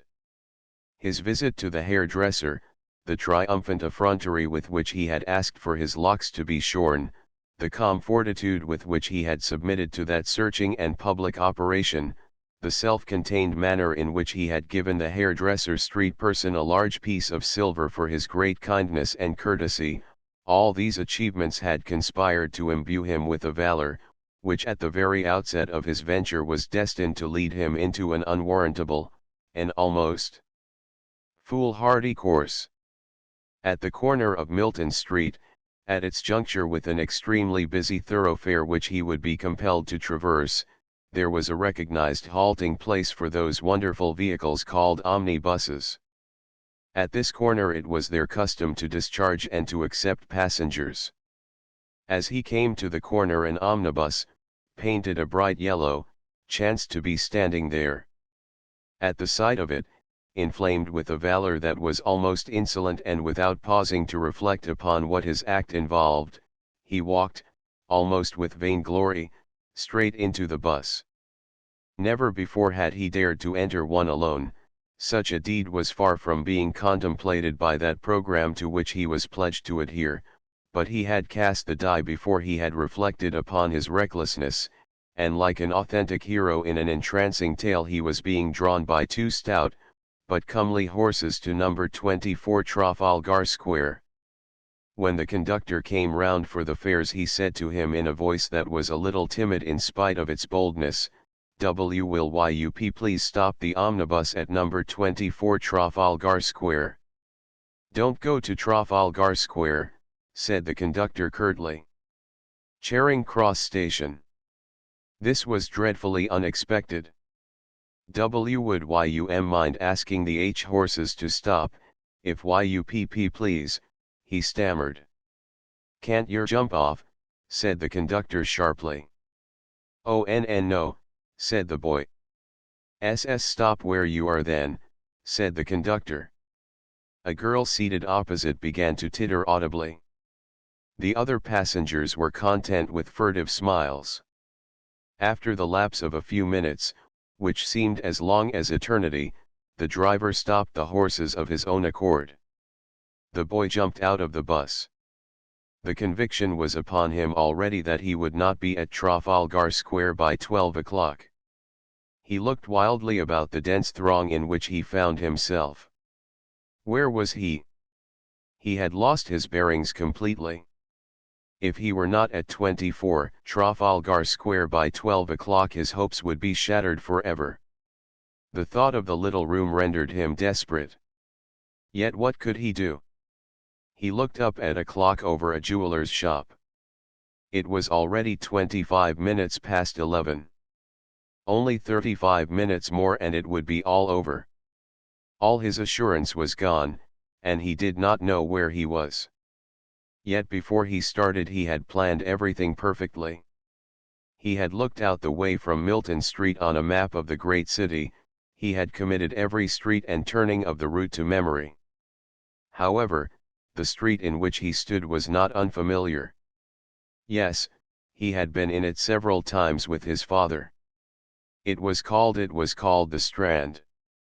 Yet he did not know what was its proximity to Trafalgar Square. He had now no knowledge of where it lay, now that by entering the omnibus he had wantonly forfeited all the sense of locality he had acquired. Yet he knew that square so well. It was there that he had spent so many delectable hours lately in a noble building, gazing at the wonderful pictures of the ancient painters.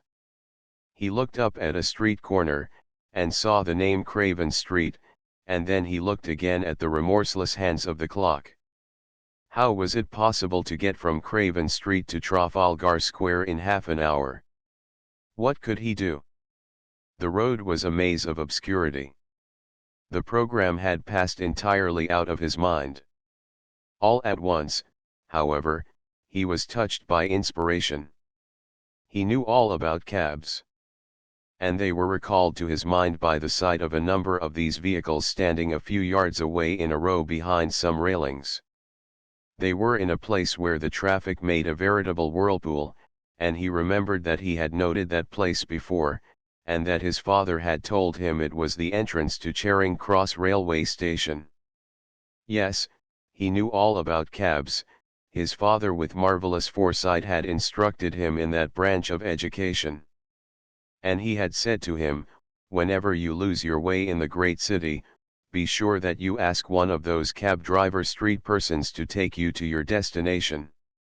There and then the boy felt in his pockets, because he knew that this hazardous but necessary undertaking could only be accomplished by the aid of pieces of silver. Before he had set out on his great adventure, his father had given him 10 pieces of silver. These he now produced and counted carefully. Then, having assured himself that he was furnished with the necessary means, he set out to reach the row of cabs.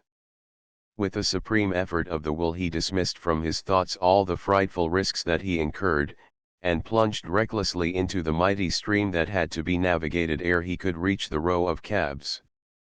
But dire necessity armed him with strange valor. As he emerged from the whirlpool breathless, but still alive, into the presence of the row of cabs, he accosted with heart violently beating the foremost of the cab driver street persons, who stood at the door of his vehicle eating his midday meal out of a piece of newspaper. "If you please, will give you these 10p pieces of silver shillings, you know," he said, sick with anxiety, "if you will take me in your C-cab to number 24 Trafalgar Square by 12 o'clock. With eyes of entreaty the boy held out his hand to the cab driver street person, and lying on its open palm were the 10 pieces of silver.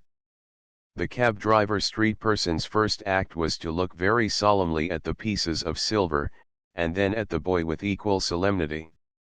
Then, with a solemnity which seemed to transcend either of these actions, he transferred each of the pieces of silver without undignified haste, nor yet with churlish reluctance, to his own somewhat grimy palm.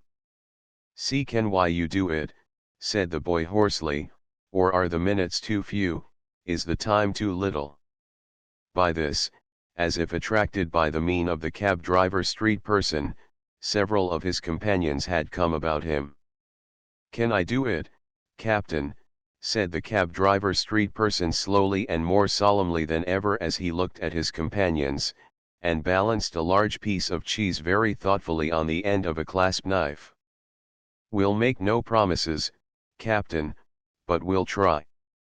"Oh why yes, please," said the boy, do try.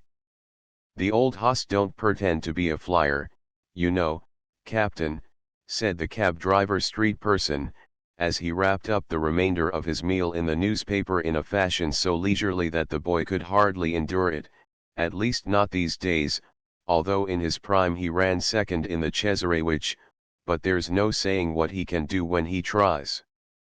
The cab driver street person climbed to his perch as the boy was assisted into the interior of the vehicle by 2 other cab driver street persons who ensconced him therein, and closed the door upon him as though he were a pearl of price.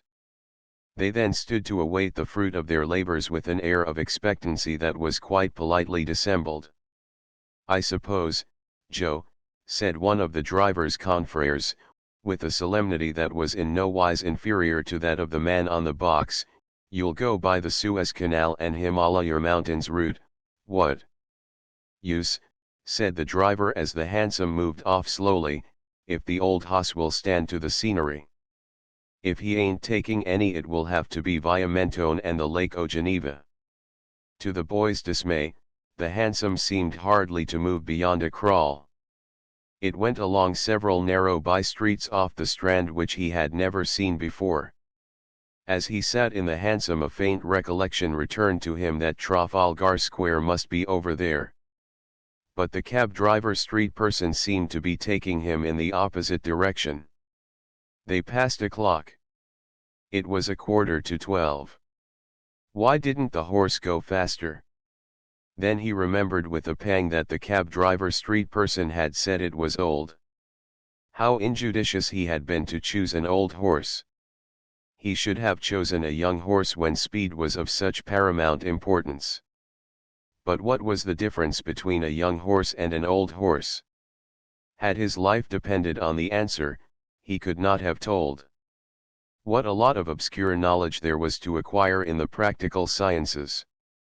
Every step he took alone among the streets of the great city some new problem confronted him, problems which no mind could foreshadow unless it experienced them first. Less than an hour ago, when he left the little room, after striving all through the long night to foresee every contingency that was likely to arise, after drawing up the program with such minute care, it had not entered his head that he would have to ride in a cab, and be called upon to discriminate between an old horse and a young one. The poor old animal seemed scarcely to push one leg before the other. If only he knew the way, and he knew how to get out of the cab, he would be able to run much faster. Yet the cab and himself and the driver must be cruel burdens for the poor old horse.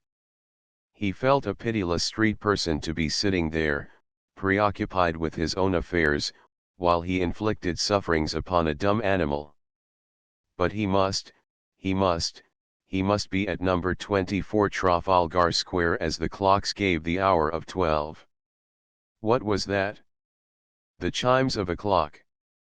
1, 2, 3, 4, 4/4 of the hour. His heart sank. It was all over. The first stroke of the hour of 12 was striking. His pilgrimage had been made in vain. He had one more failure to record. He would never, his sinking heart informed him, be able to retain the little room. Then he found that the hansom had stopped altogether. The solemn face of the cab driver street person peered at him through a hole in the roof. "Here we are, Captain," he said, with a pride that was finely restrained, "number 24. The old OSS has done it on his EAD." The boy was out of the vehicle at a bound. He cried to the cabman, "Oh, thank you, oh, thank you." The fifth stroke of 12 had struck. Number 24 was displayed on a door 6 yards away. Beside it was a brass plate inscribed, "Messrs. Crumpet and Hawker, Publishers." In a state of excitement that he found it impossible to allay, the boy entered through the swing doors. Almost immediately he found his progress barred by a counter.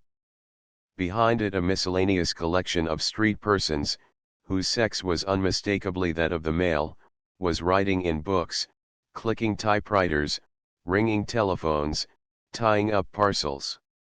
The boy, knowing he had come to stand on the threshold of nameless mysteries, awoke to the discovery that he was entirely divested of the powers of speech and motion.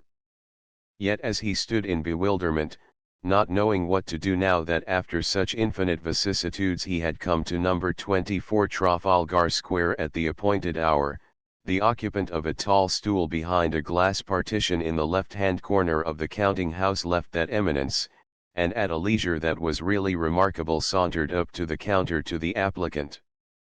The individual who had left the high stool was declared, when he came to stand before the boy, to be no unworthy specimen of his time and country. In age he might have been 12 or he might have been 40, yet upon every feature of a small and wizened countenance, which embodied all the most salient characteristics of the fox and the ferret, was stamped a not inconsiderable intellectual quality. On the score of physique this personage was not so well equipped. He was undersized to the point of the stunted, but nature, with her liberal cunning, had granted him ample compensation for his lack of inches. He had an air. His air had the inimitable aplomb which is the perquisite of the few. At first the boy could do nothing but stare in dire confusion at this somewhat sinister figure. He was dumb, yet his lips were wide apart, and he was trembling all over. The whole of the ritual that had undergone such a careful preparation, in which every possible contingency that could arise had been foreseen and counteracted, had vanished from his mind as completely as though it had never been in it. "The tailor's is next door," said the wizened boy, after a period of thoughtful contemplation of him who stood at the other side of the counter. As he spoke he appeared to pick his words with the cool delicacy of a connoisseur. Another period of silence followed this piece of information, which was broken at last by an ineffectual stammer from the applicant. "I don't want the tea tailors, sir," he said. "Really," said the other with a courtesy which, although quite amiable, was in no wise expansive, "I thought perhaps you might." "Oh no," said the boy. I perhaps you are not aware," said the other with a bland, impersonal pleasantness, "that this is the counting house of Crumpet and Hawker." The mention of the magic name Crumpet and Hawker had a remarkable effect. Almost as if at the beck of the wand of a sorcerer, it restored to the mind of the applicant the program which he had forgotten so completely. From the inmost recesses of a breast pocket, whence it had been carefully stowed away, he produced the letter he had received from that eminent firm of publishers. This he handed across the counter to the undersized and wizened boy, and accompanied the act by a low bow that seemed unmistakably to create a favorable impression. "Messrs. C. Crumpet and H. Hawker," he said, "PPP Publishers, number 24 Trafalgar Square, have bestowed the honor of the sea command upon me. I present myself in obedience to it." The undersized and wizened boy, having successfully dissembled his astonishment at this unconventional mode of address, read the contents of the letter with a lively curiosity, which he dissembled just as successfully. "William Jordan, Jr., he asked. "Why yes, sir," said the boy. The undersized and wizened boy began to whistle to himself softly. "Perhaps you'll come this way," he said with a reticence of which he had every reason to be proud. He lifted up a movable piece of the counter, and indicated to the applicant that he might pass through. This the boy did almost involuntarily. At first, finding himself immersed into so much publicity, with so many pairs of eyes and strange faces all about him, he feared that his self-command would go. Yet all this had been foreseen in that program that had been devised with such care. "Courage, Achilles," he muttered, yet so that none could hear him. And although he felt that the back of his head was being penetrated by the ruthless curiosity through which he passed, he followed the undersized and wizened boy across the counting house, looking neither to the right nor to the left. His mentor opened a door in a glass partition and bade him go within. "The chief will send for you presently," he said with courteous austerity. "Take a chair." Several street persons, inclining to young manhood, were in the room. One and all were sitting exceedingly upright on leather-covered chairs. Apparently these youthful street persons were stouter and taller and stronger than himself. They also had that indefinable quality in their faces that suggested that their outlook on men and things was more mature. A complete silence was maintained by all. Indeed, their attitude seemed designed to suggest that other than themselves, no other individual was present in the room. At first the boy stood nervously in the center of the room with his hat in his hand. The other occupants contemplated him with leisurely and impersonal aloofness. Presently it was borne in upon the boy that it would call for more courage to stand than to sit, so he sat. He took a chair, and poised himself upon its extreme verge, striving vainly to control the beatings of his heart. It seemed as though they must choke him. In a little while the undersized and wizened boy entered with the dignity of one who is accustomed to accept responsibility in great issues. "The chief will see John Wilkins," he said. John Wilkins, a muscular specimen of British youth, 6 feet high, rose and followed the emissary from high places with an air of slightly bored indifference. The boy pressed both hands over his beating heart. The emissary from high places entered again. He carried a newspaper that had pictures. Care to look at Punch, he said. He handed the newspaper that had pictures to the boy with an air of carefully defined abstraction which suggested that he viewed this amenity in the light of a duty. "Oh, thank you, thank you," said the boy. "What's the screw?" said a handsome, fair-haired fellow to the emissary from high places. "The salary is 10 shillings a week." The emissary laid a delicate emphasis on the second word. "Oh, is it?" said the fair-haired fellow. "What's the hours?" 8 till 7, said the wizened boy. "Half-day Saturday. On Saturday Messrs. Crumpet and Hawker close at 6. "Oh, do they?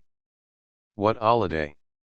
"During the first year there is no holiday," said the wizened boy, speaking very slowly and distinctly, and laying a delicate emphasis on the last word.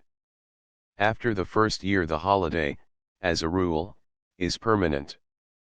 The wizened boy retired from the room with a calmness that could be felt. "Uppish, ain't he?" said the fair-haired fellow, speaking to nobody in particular. The boy turned over the pages of the newspaper. This was of a type he had never seen before. The pictures bewildered him. He turned them upside down to see if he could understand them better. He then concluded that his own mental and moral disorganization had become embodied, and the newspaper fluttered from his hands. The beating of his heart was choking him. The emissary from high places entered again. "The chief will see Calverley Brown." The fair-haired fellow stood up and followed the emissary with a precise imitation of the gait and manner of his predecessor. The emissary entered again and picked up the newspaper from the carpet. His chin was poised at a supercilious angle. "When one has no use for Punch," he said with a slowness that made each word valuable, "it is considered the thing to place it on the table, or to offer it to one's friends." The boy's pale cheeks grew vivid, for the almost exaggerated development of his courtesy enabled him to appreciate that this reproof was merited. I beg your pardon, sir," he stammered painfully. The wizened boy sauntered out without paying the slightest heed to these apologies. However, the next moment he had sauntered in again. "The chief will see Cholmondeley Montgomery Molyneux," said a small, black-haired, black-eyed young man, rising, with a yawn. "Molyneux," said the emissary, articulating the name with great aplomb in his own manner. "N rhymes with Dukes," said the young man with black eyes with an air of condescension. "And you got both my first names wrong, but it is of no consequence."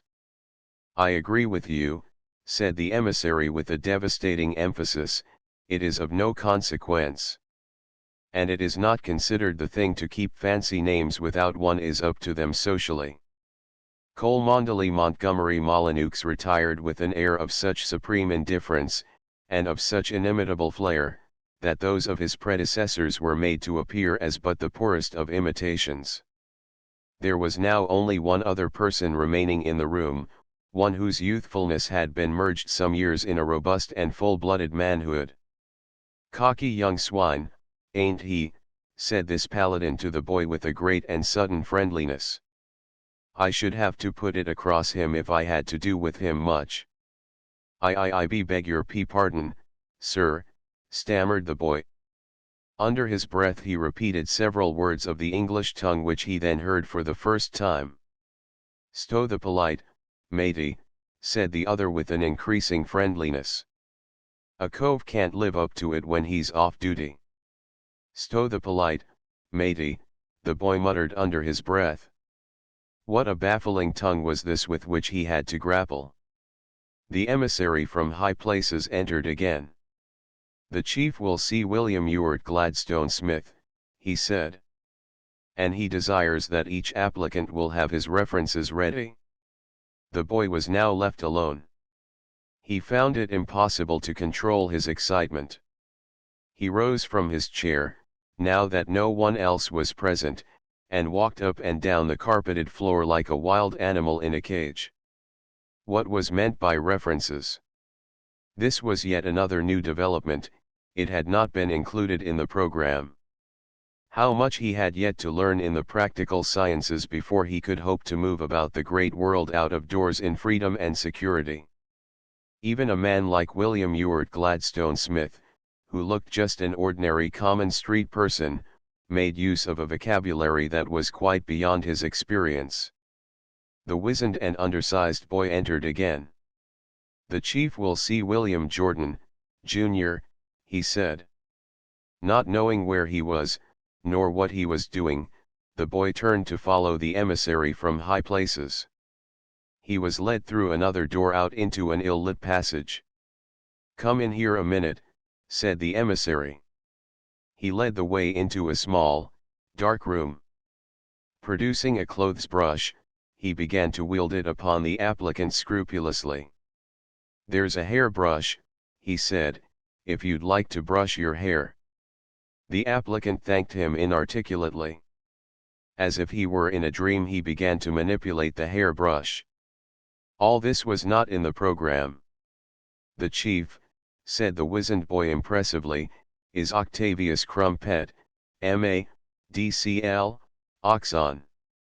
Be careful of your H's. Articulate your words correctly. If your references are all right, you stand an outsider's chance." The others were a scratch lot. Having uttered these cabalistic remarks, the emissary led the way up a steep flight of stairs. The applicant followed dizzily. His eyes were growing dark. He could scarcely see. "Courage, Achilles," he muttered faintly as he came to the landing at the top. The emissary gave a smart, resounding knock upon a closed door. He then opened it briskly and noiselessly, and in a similar fashion stepped within. "William Jordan, Jr.," he said in his clear voice, and with his great aplomb of manner. At the same moment he gave the boy a little push into the room and closed the door upon him. The boy stood upon the threshold. He could see nothing. There was a curious singing in his ears. All about him was quite dark. "Good morning," said a deep, slow, pleasant voice. It boomed like a bell. The boy did not speak, but bowed very low, yet he was not in the least conscious that he did so. This act, however, restored to him the sense of vision. He could see, although an intolerable noise of singing was still in his ears. A somewhat ponderous, double-chinned, exceedingly handsome and prosperous gentleman was standing with the back of his ample form to the fire. The skirts of his frock coat were outspread, and two white and rotund hands held them apart. He was dressed with a care that was almost religious.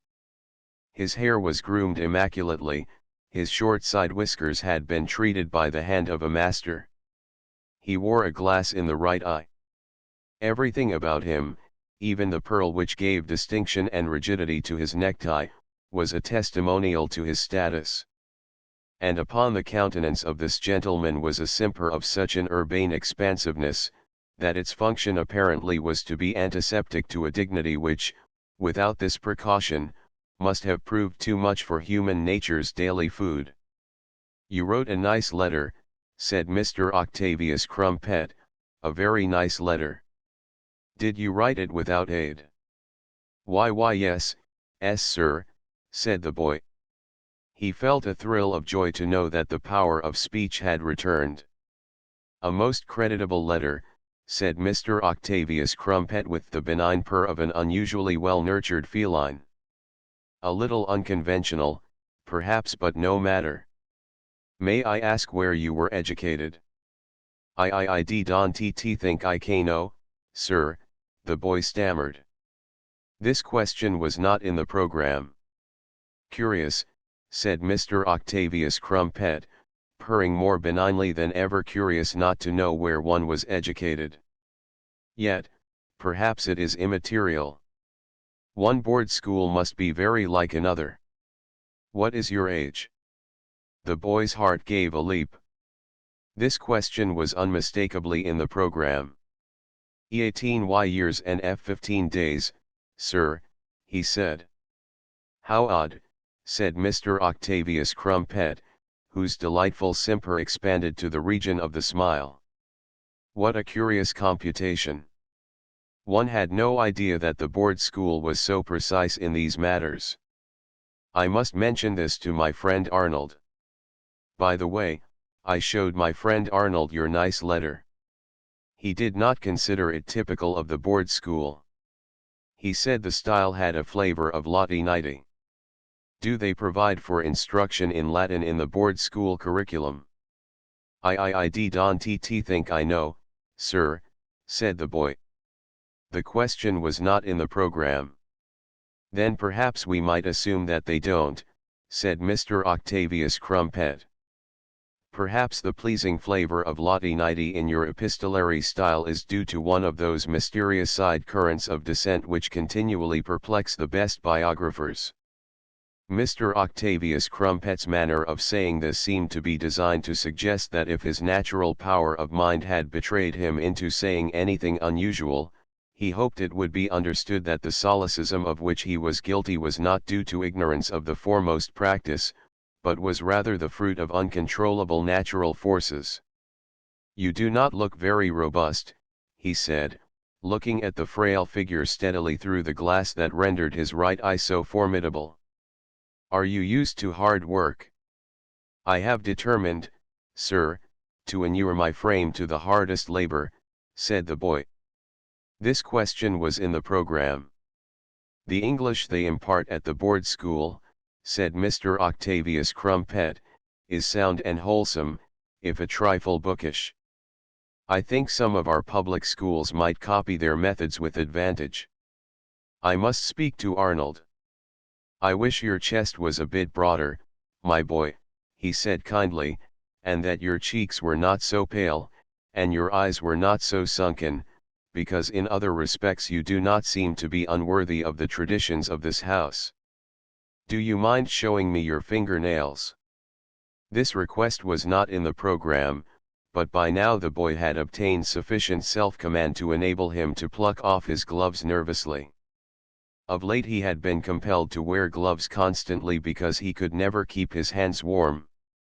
In the detached but efficient manner of one accustomed to immolate his private feelings upon the altar of duty, Mr. Octavius Crumpet scrutinized each of the cold and fragile hands, through which shone the delicate veins.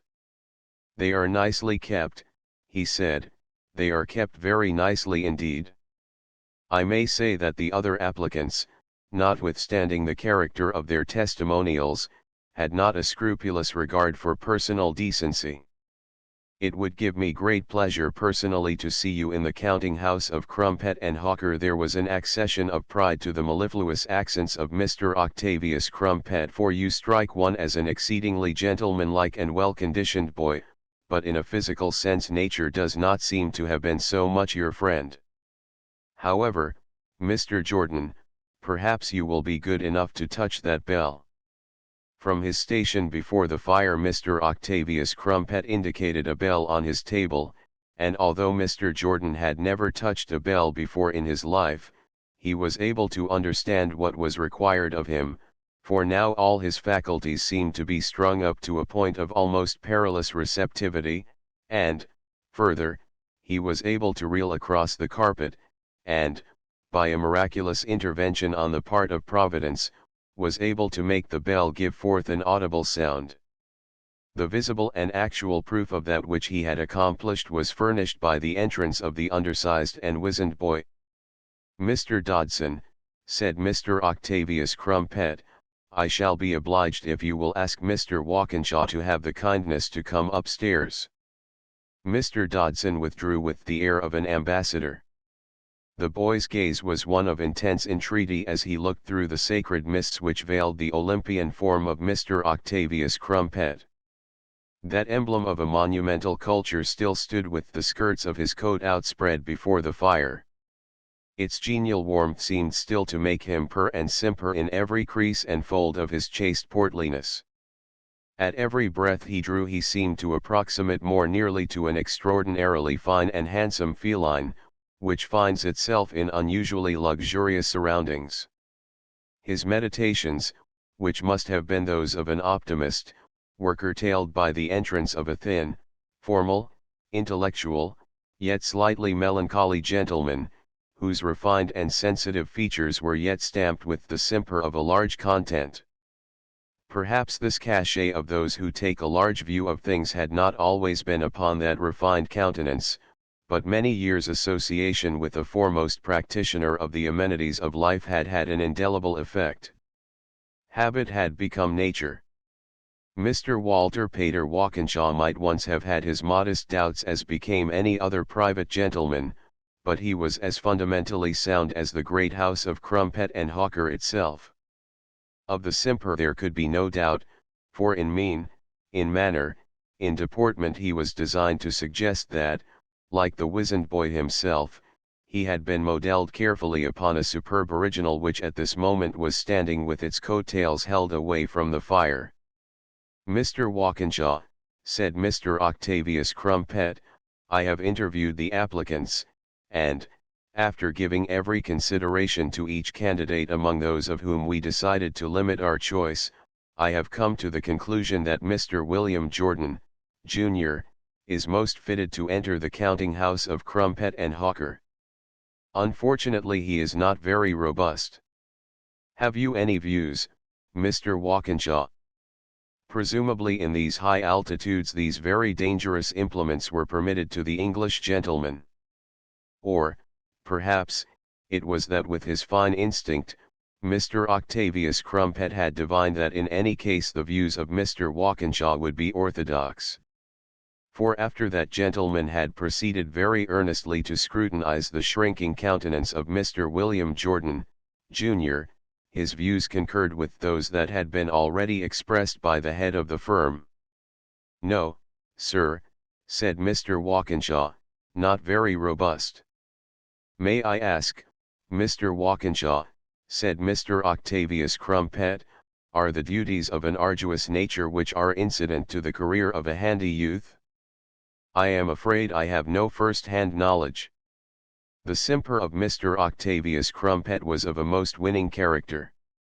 "No, sir, I dare say not," said Mr. Walkinshaw, taking the extreme course of permitting himself to lapse sufficiently from the deportment of his model as to indulge in a hearty laugh.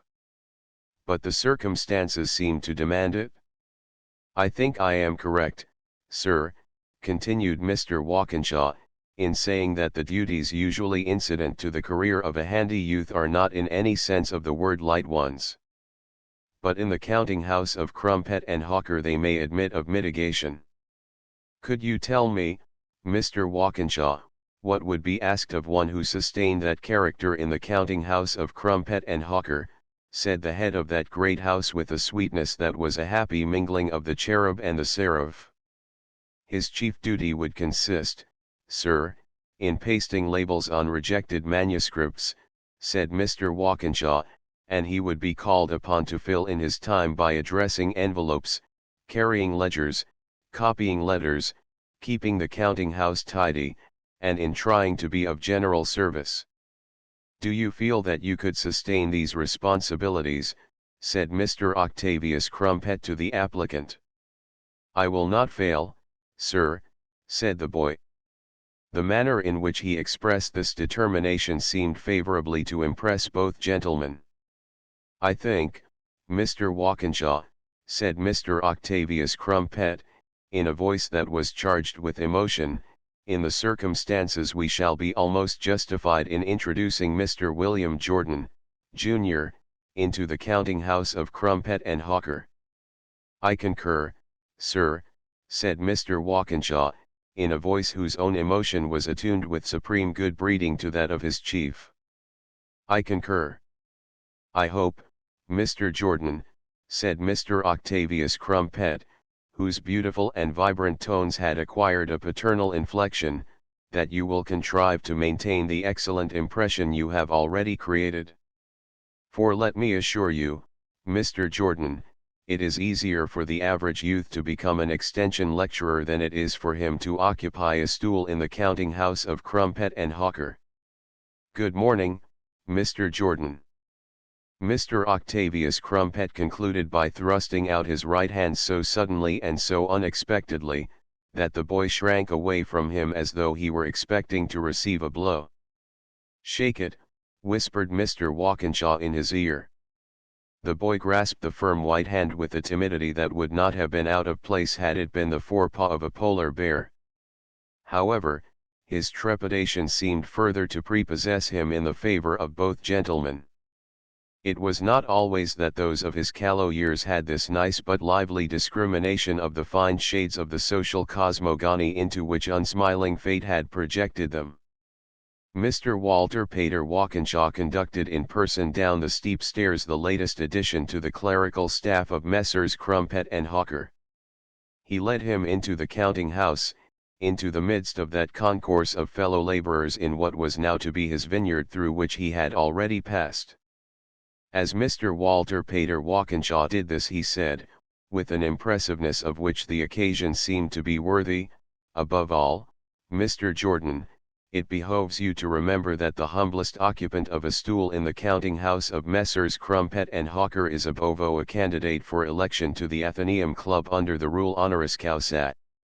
Unfortunately, Mr. Jordan's limited acquaintance with the practical sciences did not permit him to realize the golden vista which thus early in life had come to unfold itself before him.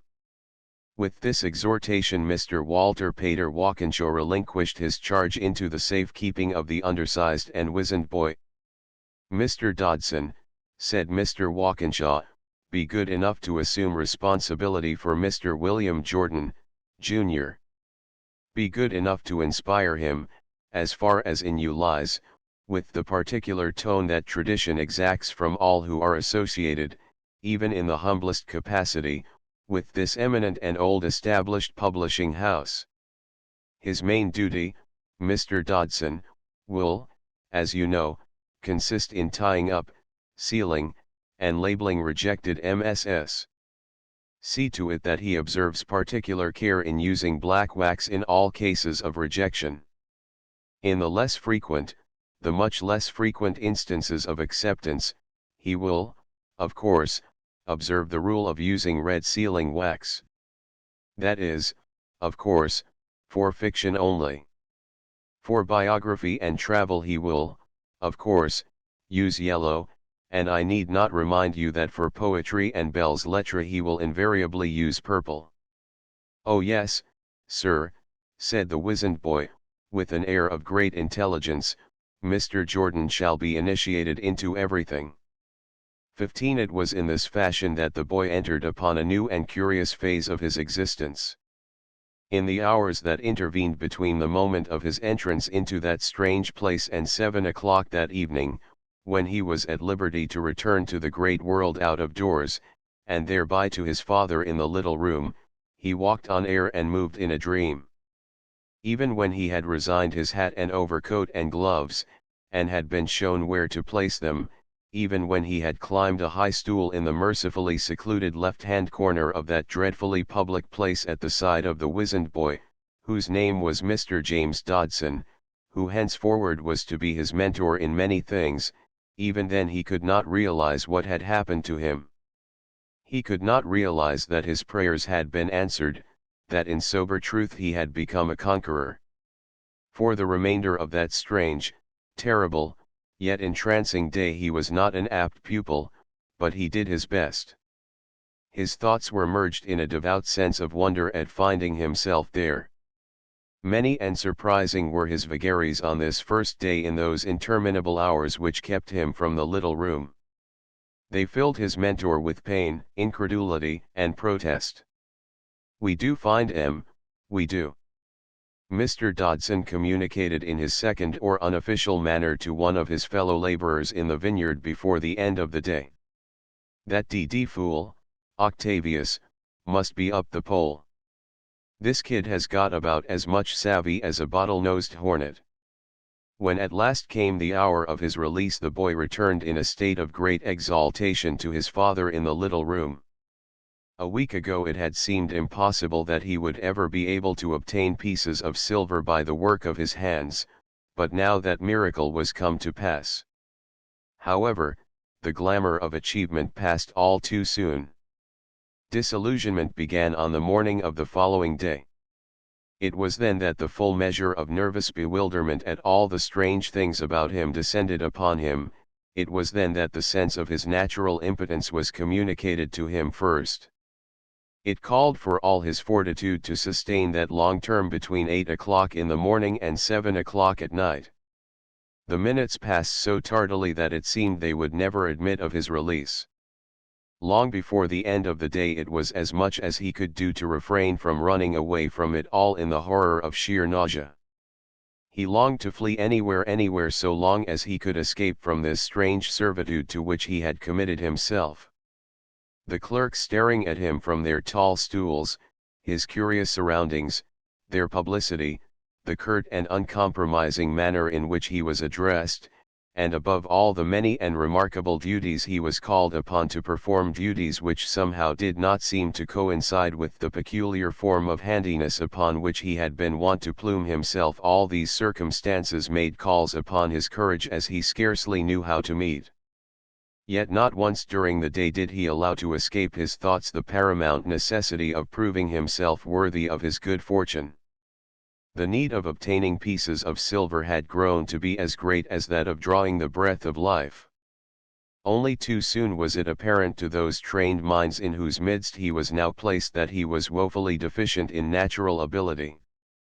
But his intense anxiety to do all that was required of him, his innate courtesy, which was curiously disarming to old and young alike, although sometimes it did not save him from sharp words, and even from tricks and hardships being put upon him, his almost ridiculous docility, his unceasing endeavors to be of service to others, misguided though they were, his unprecedented blindness to his own personal interests, and above all his painfully, ridiculously obvious mental deficiencies, which by general consensus he could not help, saved him from being complained of openly to the highest quarters as hopelessly incompetent, which all about him during the early days of his servitude considered him to be.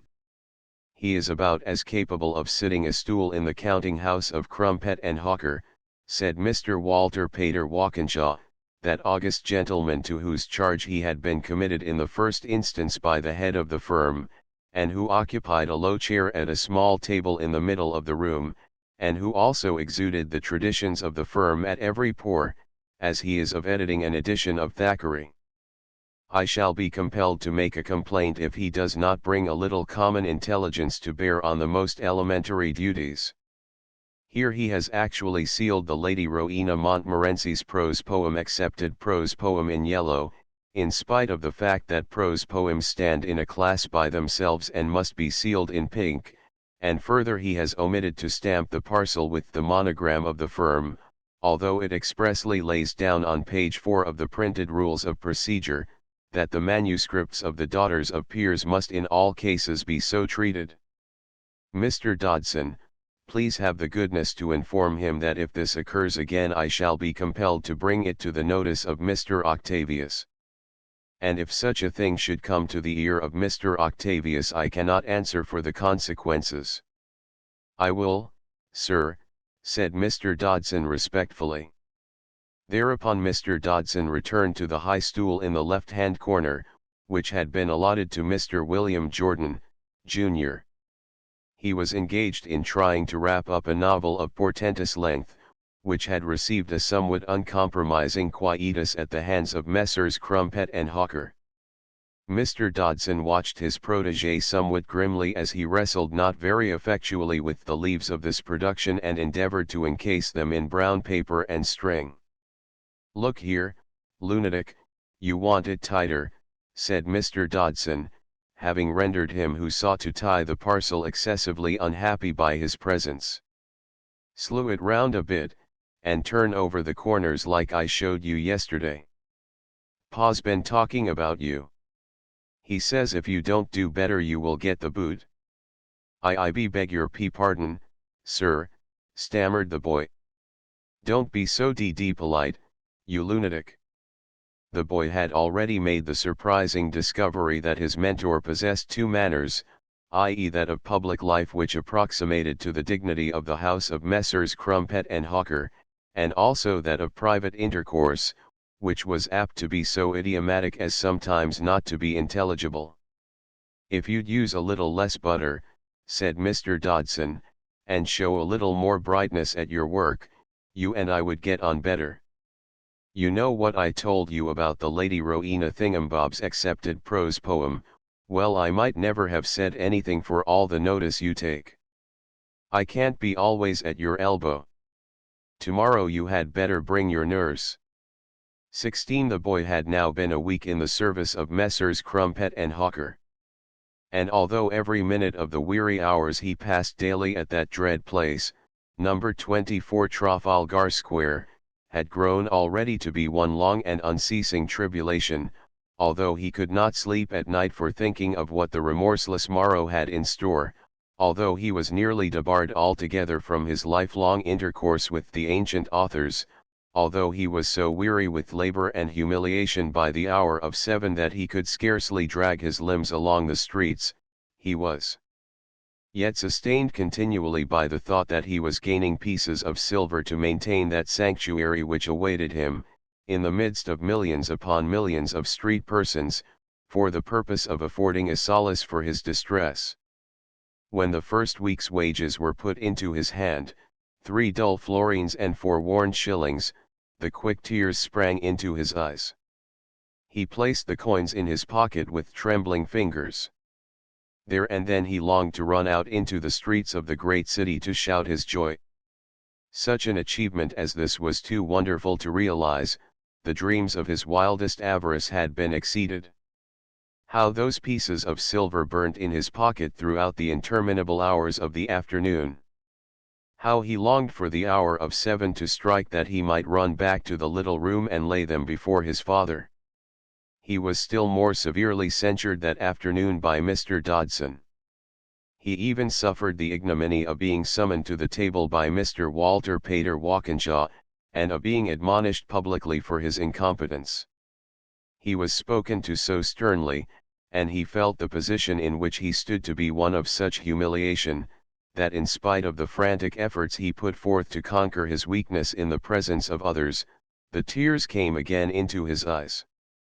I will do better, sir," he said, in such a tone of distress that it seemed to soften the smiles of those who heard the words. I will do better. I am praying continually that I may do better." "What can one do with a fellow like that?" said Mr. Walkinshaw subsequently, in an eloquent aside to his second in command, Mr. Aristophanes Luff. "I suppose he suffers from a form of religious mania. At least a child could see that he is mentally weak. I am sure he ought to be complained of. He is not anything like up to our traditions. How Mr. Octavius could have fallen into such an error heaven only knows, but really I haven't the heart to say so." "There can be no doubt he is a little deficient mentally," observed Mr. Aristophanes Luff, "but perhaps we might give him another week." 7 o'clock struck at last, and the clerks discarded their pens and went home.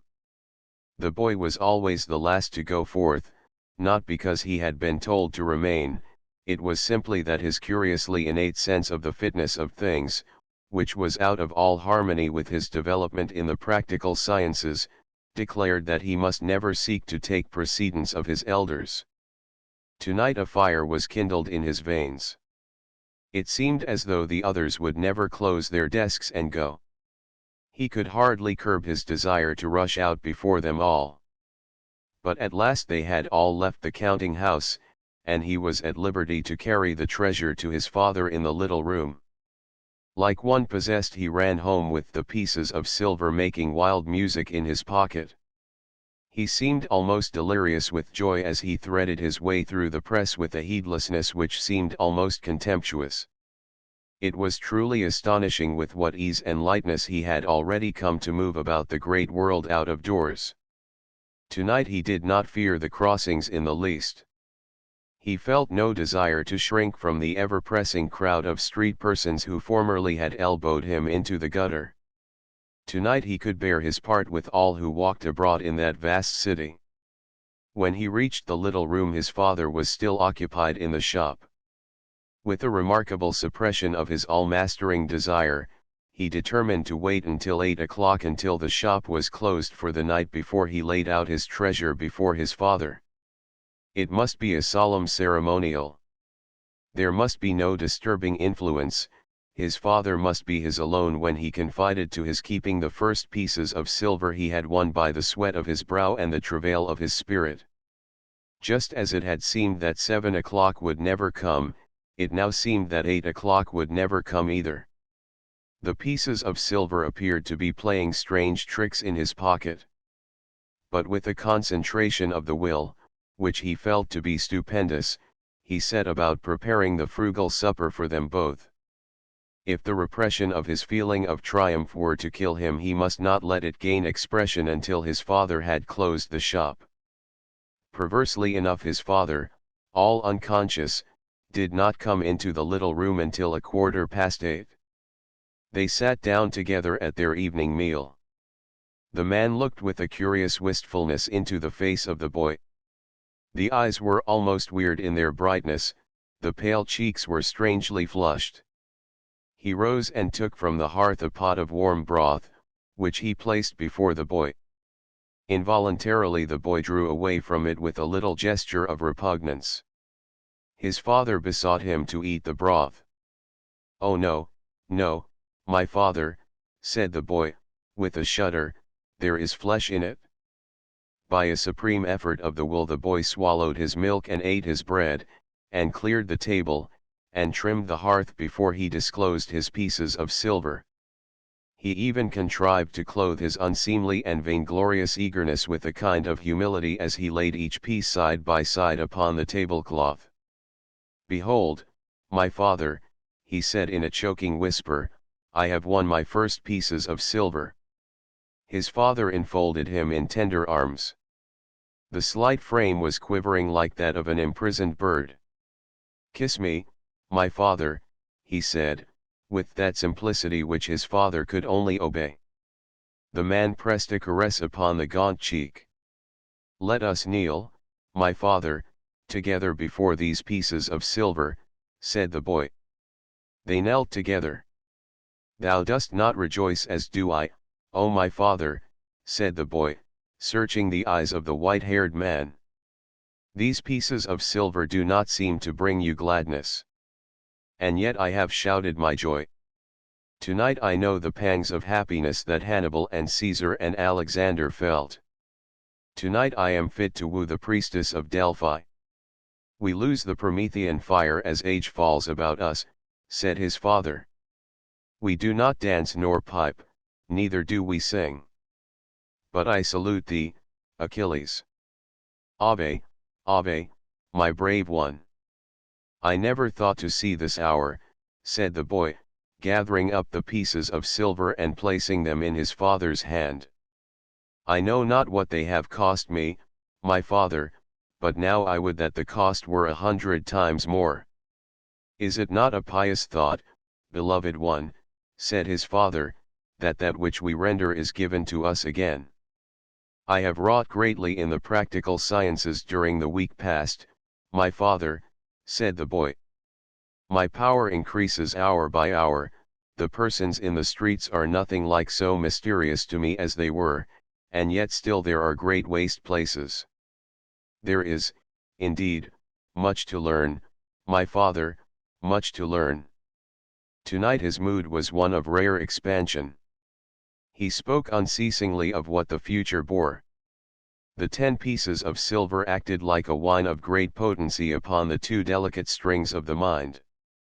"Every day, every hour, every minute I am growing in stature," he said. "Every time my heart beats, my father, I am more than I was. Tonight I feel a royal courage stirring in my flesh.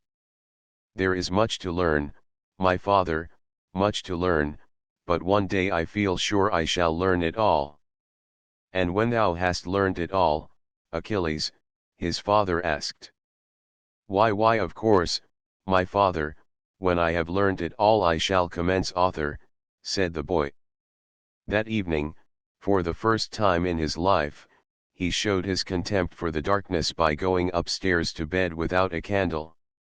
His father continued to sit at the table in the little room all the night through, consulting one page after another of the aged tome, which was bound so massively, until the chill morning light crept over the top of the shutters. He then walked out bareheaded, slow of gait, into the vapours of the dawn. 17. During the week which followed, the behaviour of William Jordan, Jr., was very closely scrutinized by his fellow labourers in the vineyard of number 24 Trafalgar Square. One and all were freely inoculated with the traditions of the house. Each member of the counting-house staff, from Mr. Dodson, who might be of any age and standing, to Mr. Walter Pater Walkinshaw, Mr. Aristophanes Luff, Mr. Leslie Stephen Sandars, and Mr. T.B. Macaulay Jenkins, who unmistakably were of one particular period and degree, were infected by a generous jealousy for the name and fame of the first publishing house in London, and therefore of the civilized world. "It ain't, you know," Mr. James Dodson communicated to William Jordan, Jr., in his second or unofficial manner, "but Octavius thinks so, and what Octavius thinks the staff has got d well to believe." Mr. William Jordan, Jr., was honoured with this confidence while proceeding to a luncheon to be partaken of in Mr. Dodson's company, and by his express invitation, at the refreshment buffet annexed to the Bronte Hotel, which was situated in a by-street off Trafalgar Square. Mr. Dodson, who needless to say selected this house of refreshment and led the way thereto, ordered of a gorgeous lady in a scarlet blouse and large yellow earrings, whom he addressed as Chrissy with that inimitable flair that never forsook him on public occasions, 2 lean ham sandwiches and 2 tankards of half and half with plenty of top. The reception accorded by Mr. William Jordan, Jr., to these viands, for which the buffet of the Bronte Hotel was justly famous, filled Mr. Dodson with astonishment and Chrissy with consternation not unmingled with protest. "Your fat friend needn't look as though he's tasted vitriol," said the lady in the scarlet blouse, as the boy recoiled with horror at the moment he was saluted by the fumes from the tankard. "That's the best half and half in London, young man, and he who says it is not is a perverter of the truth." Is it H. Hemlock?" gasped the boy, as tragically he replaced the tankard upon the marble slab. With that presence of mind for which he was notorious, Mr. Dodson bent across the counter and whispered something in the ear of the lady in the scarlet blouse, which was not audible to Mr. William Jordan, Jr. To lend color to his statement, in whatever it might consist, Mr. Dodson tapped his forehead in an impersonal and mystical manner. "Get him a small milk, Chrissy," said Mr. Dodson with a most engaging air, which had long been the despair and the envy of his wide circle of acquaintance. When this beverage had been produced and the lady in the scarlet blouse had been thanked profusely, but not altogether mollified by the recipient of this signal act of condescension, both she and Mr. Dodson gazed at him curiously while he looked nervously at the plate containing the ham sandwich which had been set before him. "If you'd like a bit of bread and butter, you can have it, you know," said the lady in the scarlet blouse. "Oh, thank you, if you will have the GG great kindness," said the boy. He was relieved beyond expression, yet his embarrassment at being addressed publicly by a mysterious kind of creature of whom his friends, the ancient authors, had invariably formed such remarkable opinions, caused a deep tawny blush to overspread his pale and hollow cheeks.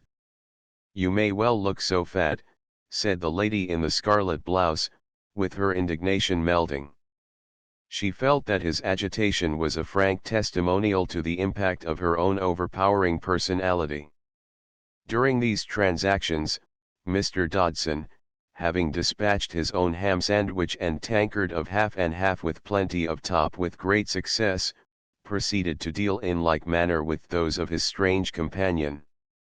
And further, at the conclusion of these operations he disclosed, mainly for the information of the lady in the scarlet blouse, the true basis upon which two such diverse elements as Mr. James Dodson and Mr. William Jordan, Jr., were wont to cooperate.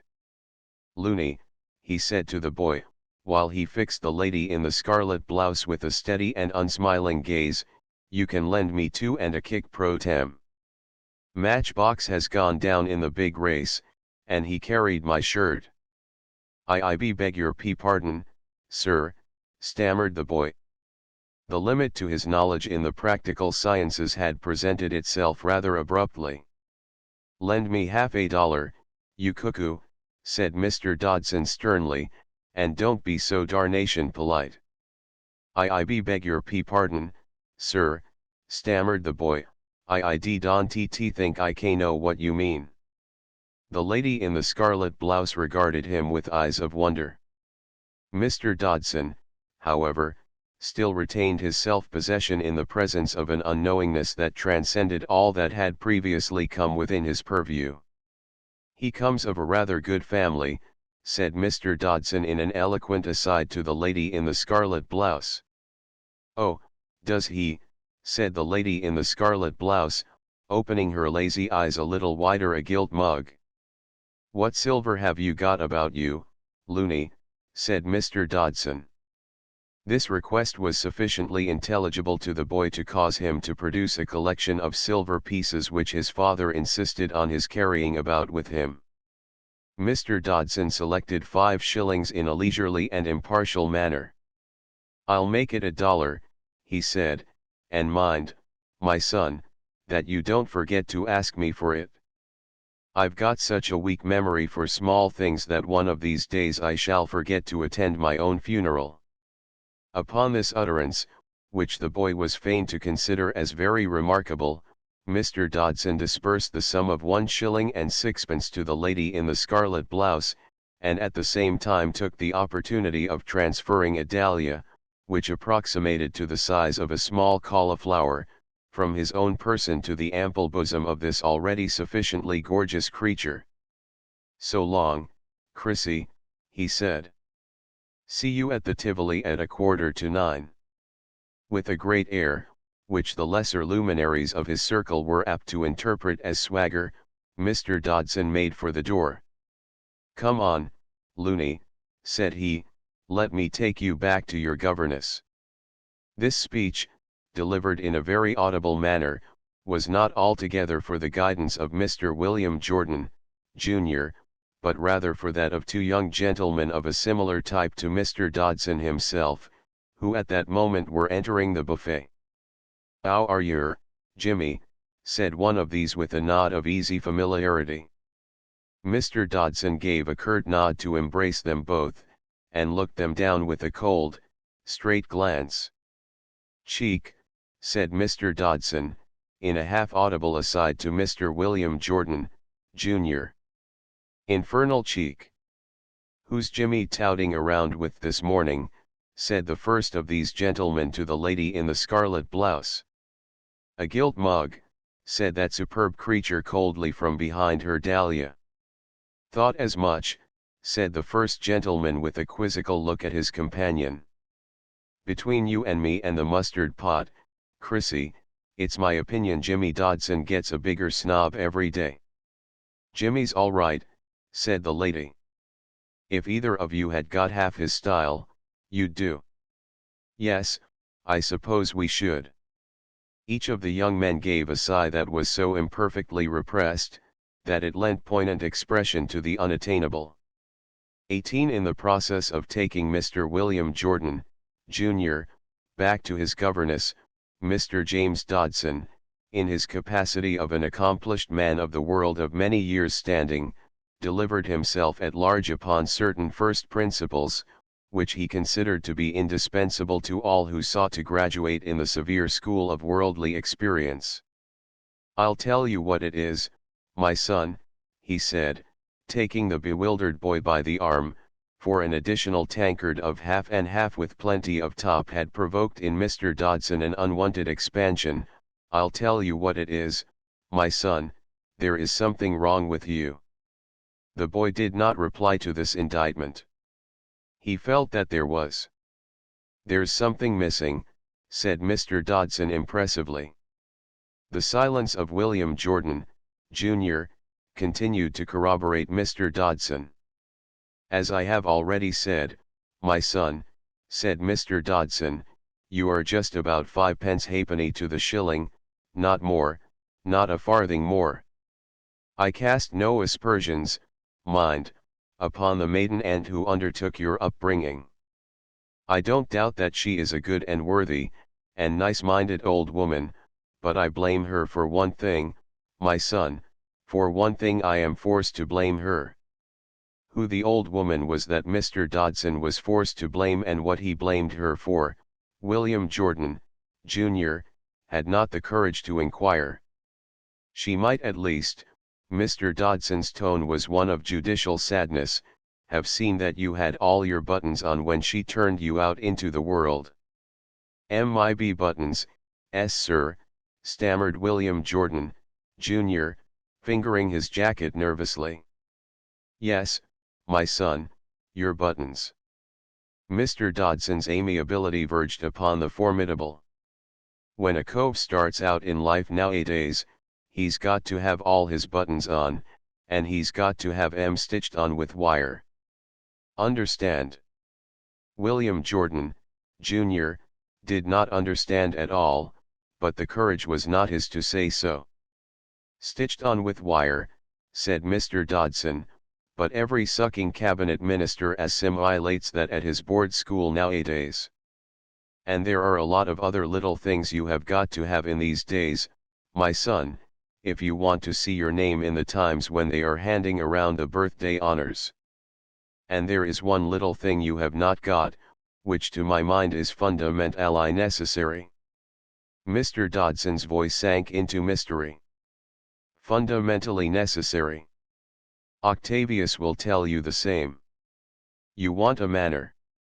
"A manor, sir," said the boy. "Yes, my son, a manor," said Mr. Dodson. "And for heaven's sake drop the sir. I'm not a king or a commissioner of police or a colonel in the volunteers, not yet at any rate. As I say, you want a manor." "A manor," said the boy anxiously. "Never heard of a manor, I suppose," said Mr. Dodson in as withering a tone as 2 tankards of half and half with plenty of top would permit. "Bright boy. As Pa says, you are about as fit to sit on a stool in the counting house of Crumpet and Hawker as Pontius Pilate was to sit on the board of governors of eternal bliss. I suppose you'll be saying next you have never heard of Eton and Oxford." "Eton and Oxford," said the boy. His desperate ignorance caused him to take a leap in the dark. "Oh, why yes," he said anxiously, "I suppose, sir, they would be eminent publishers the same as Messrs. Crumpet and Hawker." Stars above! Mr. Dodson so far forgot the exigencies of polite life as to dance several steps in public. "If you go on at this rate, my son, we shall have to have you bled for the simples. I must get Pa to tell that to Octavius."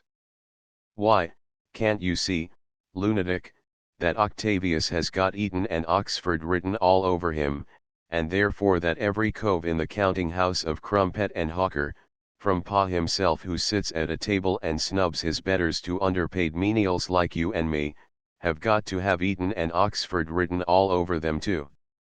"I don't understand," the boy stammered feebly. "What is there to understand, fathead?" said Mr. Dodson. "It simply means that, like everybody else, you have got to take Octavius for your model. Of course you needn't keep it up out of office hours unless you like. Only chaps with a strong constitution can keep it up all the time." "I don't understand," said the boy. "You juggins," said Mr. Dodson, whose scorn sought in vain to express itself adequately. "The whole thing is so simple. If you are going to keep your stool in the counting house of Crumpet and Hawker, you have got to show yourself up to the traditions of the house. I can't talk plainer. You have got to copy Octavius. Of course he means nothing, but he is very impressive. Some of the staff say it's Eton and some say it's Oxford, but Pa says it's a blend. And you can lay to it, Pa knows. I'll tell you what I'll do, my son, if you are a good boy, and can only learn to use the right colored wax and to paste those labels the right side up, one of these days I will take you round into Pall Mall, and you shall watch Octavius go up the steps of his club.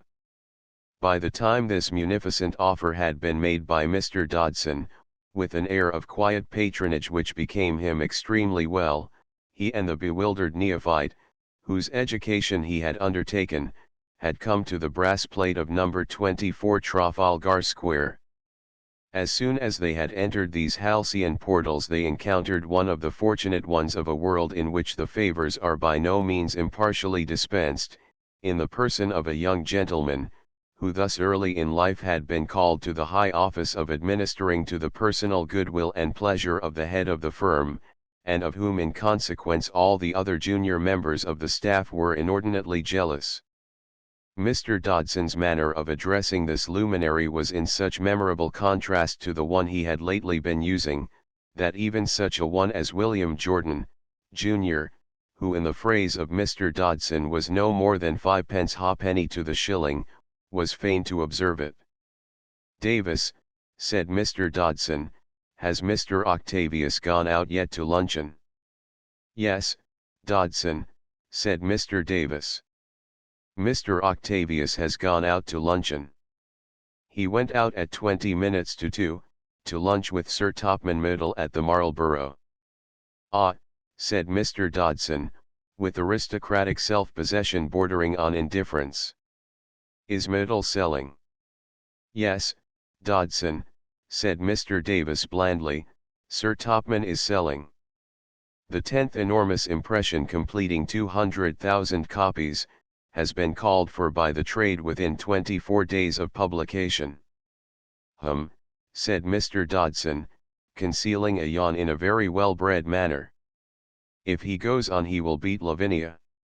"No, Dodson," said Mr. Davis, dissenting delicately, "Miss Lavinia Longbourn Gentle once had 200,000 copies called for by the trade in 24 hours. Going out now to luncheon, Davis?" "Yes, Dodson, I am." As Mr. Davis sauntered out in a manner entirely worthy of Mr. Dodson himself, William Jordan, Jr., with his odd and unaccountable natural courtesy, which had already baffled many who had come in contact with it, opened the door that he might pass through. "Why did you open the door for that young swine?" said Mr. Dodson, with an extremely rapid reversion to his out-of-doors manner. "If you do it again you and I will quarrel. He is as full of side as he can stick. He would even like me to dip my ensign, he would like me to call him M'Army, if you please, call him. I ought to have had his berth, everybody in the office said I was better qualified. He got it by a trick. I will tell you what he did. He signed his name in the time book, George Eliot Davis, and he had no more right to do so than I have. Next day I signed myself Matthew Arnold Dodson, but it was too late. Octavius had already seen his name in the book and had promoted him upstairs." With this tragical fragment of autobiography, Mr. Dodson and William Jordan, Jr., ascended their stools in the left-hand corner of the counting-house. The second week of the boy's sojourn in the high latitudes to which an inscrutable providence had called him was as checkered as his first. His fate was postponed, the sword, ever ready to descend, hung in mid-air, suspended by a thread. The theory of the previous week that the boy was deficient mentally, had received such ample confirmation that it had come to rank as established fact. Many anecdotes were already in circulation concerning an intellectual weakness that was now common knowledge. Mr. Dodson was the author of the majority of these, and owing to the fact that his superintendence of the boy's education permitted him to obtain first-hand evidence, he had acquired among the staff a kind of vogue as a raconteur, which formerly it had not been his good fortune to enjoy. To the well-furnished mind of that philosopher every cloud was lined with silver. Looney's education cost him infinite pains and expenditure of temper in the course of a day, but the halo cast by the mere recital of his latest vagaries was ample compensation. Their fame had even evoked the august notice of the occupant of the low table, Mr. Walter Pater Walkinshaw. In his capacity of a vigilant student of the human heart, and part author with Robert Brigstock, M.A., Cantab, who sat upstairs, of the Fluctuations of a Discerning Spirit, published anonymously and now in its fourth edition, this august but benign personage inclined a tolerant and sympathetic ear to the anecdotes so racily narrated by Mr. Dodson. "I don't think you know the latest, sir, about young Jordan," said that eminent worldling about 3:30, as he sauntered up to the low table with the simper of a dean at a dinner party. "I took him out to luncheon this morning, sir, and I ask you, sir, what do you think he ate?" "Tell me, Dodson," said Mr. W. P. Walkinshaw indulgently, as he dipped thoughtfully, as he invariably did, and began a letter, "Very reverend and dear sir." "He ate, sir," said Mr. Dodson impressively, "one slice of thin bread and butter, and he sipped a small glass of milk." "Ha, ha, very good, said Mr. W. P. Walkinshaw, as he began writing, "Messrs. Crumpet and Hawker have had the extreme gratification of reading the Ms. of your very able and deeply thoughtful work, The Genuflections of a Natural Christian." Having committed the sentence to paper he paused ere he shaped the next, and said in that manner which expert criticism allowed to be almost as authentic as that of Mr. Octavius himself, "Tell me, Dodson, do you candidly consider that young Jordan is fit to occupy a stool in the counting house of Crumpet and Hawker?" Mr. Dodson, whose technique was far too fine to reply offhand to a direct canvass of his judgment by one of the caliber of Mr. Walter Pater Walkinshaw, notwithstanding that he was in a position to do so, appeared to parry the question delicately. "Well, sir," he said, with such an approximation to the manner of Mr. Octavius, that for a moment the luminary at the low table had the illusion that he had presumed to catechise the head of the firm. "Well, sir," said Mr. Dodson, "since you put the question point blank, as one might say, perhaps it is incumbent upon one to observe that whatever opinion one may form, one may not always feel justified in giving it expression." "One respects your scruples immensely, Mr. Dodson, they do you credit," said Mr. W. P. Walkinshaw, who also respected that eminent worldling's diction and mode of utterance immensely, although he did not say so, "but I invite you, Mr. Dodson, to be perfectly frank." "I need not say your frankness will go no farther." "Well, sir, if you really press the question," said Mr. Dodson, with a simplicity he did not feel, "I have come to the conclusion, reluctantly to the conclusion that William Jordan, Jr., idiomatically speaking, is not more than 5 halfpenny to the shilling." "That is to say, Dodson," said Mr. Walter Pater Walkinshaw, "in your opinion he is non compos mentis." "That is so, sir, putting it classically, which unfortunately I am not in the habit of doing myself," said Mr. Dodson. "In fact, sir, since you appear to press the question, it is my opinion that, allowing for the usual trade discount, 5 halfpenny to the shilling is nothing like good enough for the counting house of Crumpet and Hawker." "I agree with you, Dodson, I am entirely of that opinion myself," said Mr. W. P. Walkinshaw, sighing deeply. "And I assume it behoves one to convey such an opinion to Mr. Octavius." This suggestion, however, plunged Mr. Dodson in deep thought. Such a verdict had only to be presented to the head of the firm, for his extreme solicitude for the traditions of Crumpet and Hawker, to ensure the immediate dismissal of William Jordan, Jr. and in the light of that day's developments, during their first luncheon together, such a consummation was not wholly to be desired. "There is just one point, sir," said Mr. Dodson, "that is, if one is free to mention it." "Pray do so by all means," said Mr. W. P. Walkinshaw, with a bland encouragement. "It occurs to me, sir," said Mr. Dodson, "that William Jordan, Jr.'s shortness of measure may be due to greenness, as one might say." "Your metaphor is a little mixed, Dodson," said Mr. Walter Pater Walkinshaw affably, "but I think your meaning is sufficiently clear. You would say he lacks experience of life." "That is it, sir, exactly," said Mr. Dodson, "that is just what I wanted to say.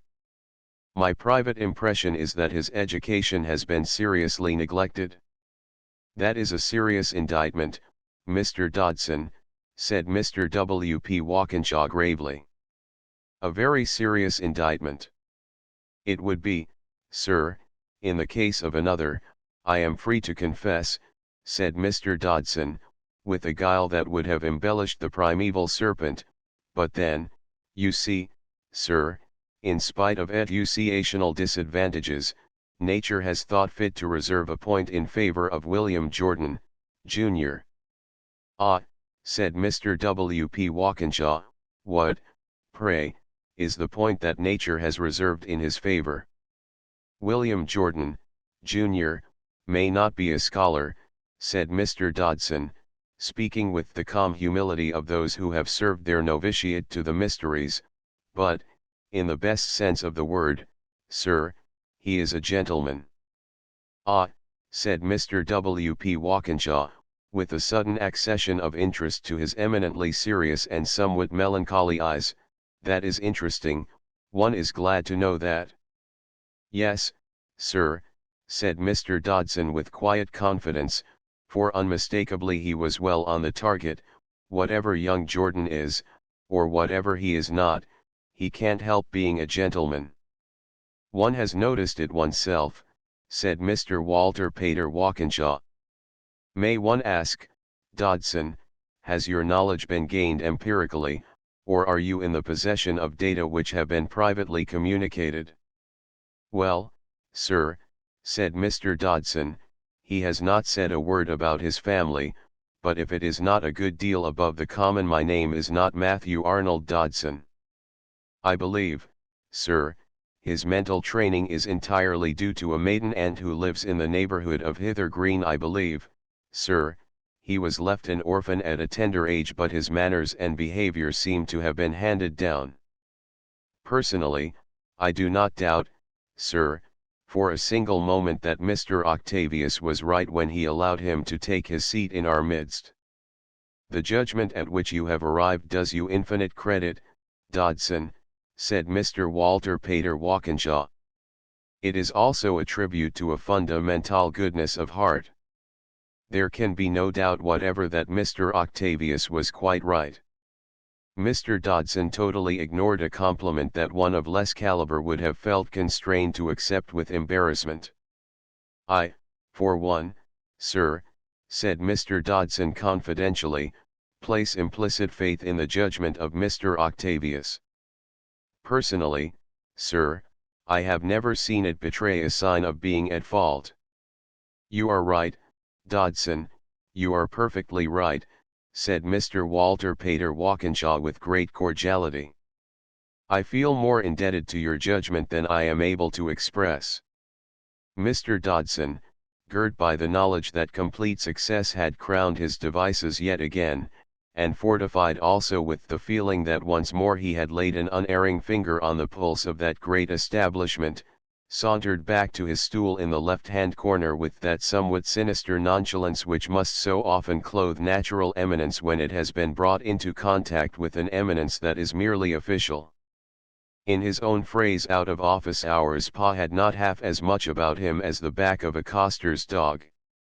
On the other hand, Mr. Walter Pater Walkinshaw, unlike so many whose intellectual attainments are merely of the second class, was uncommonly susceptible to the impact of those of the first. "Love," said he, "do you know who I think will one day be the head of this world-famous house?" "Who?" observed Mr. Aristophanes Luff. "Matthew Arnold Dodson." "Surely, surely that is a remote contingency," observed Mr. Aristophanes Luff with a purr of mild protest. "Yes, Luff, that is my deliberate opinion. For breadth of view, aplomb of manner, maturity of judgment, knowledge of the world and of the human heart, there are few youths in all this great metropolis to compare with Matthew Arnold Dodson." Inferiority of station and mildness of disposition prevented Mr. Aristophanes Luff from controverting what he felt obliged to regard as an extravagant judgment.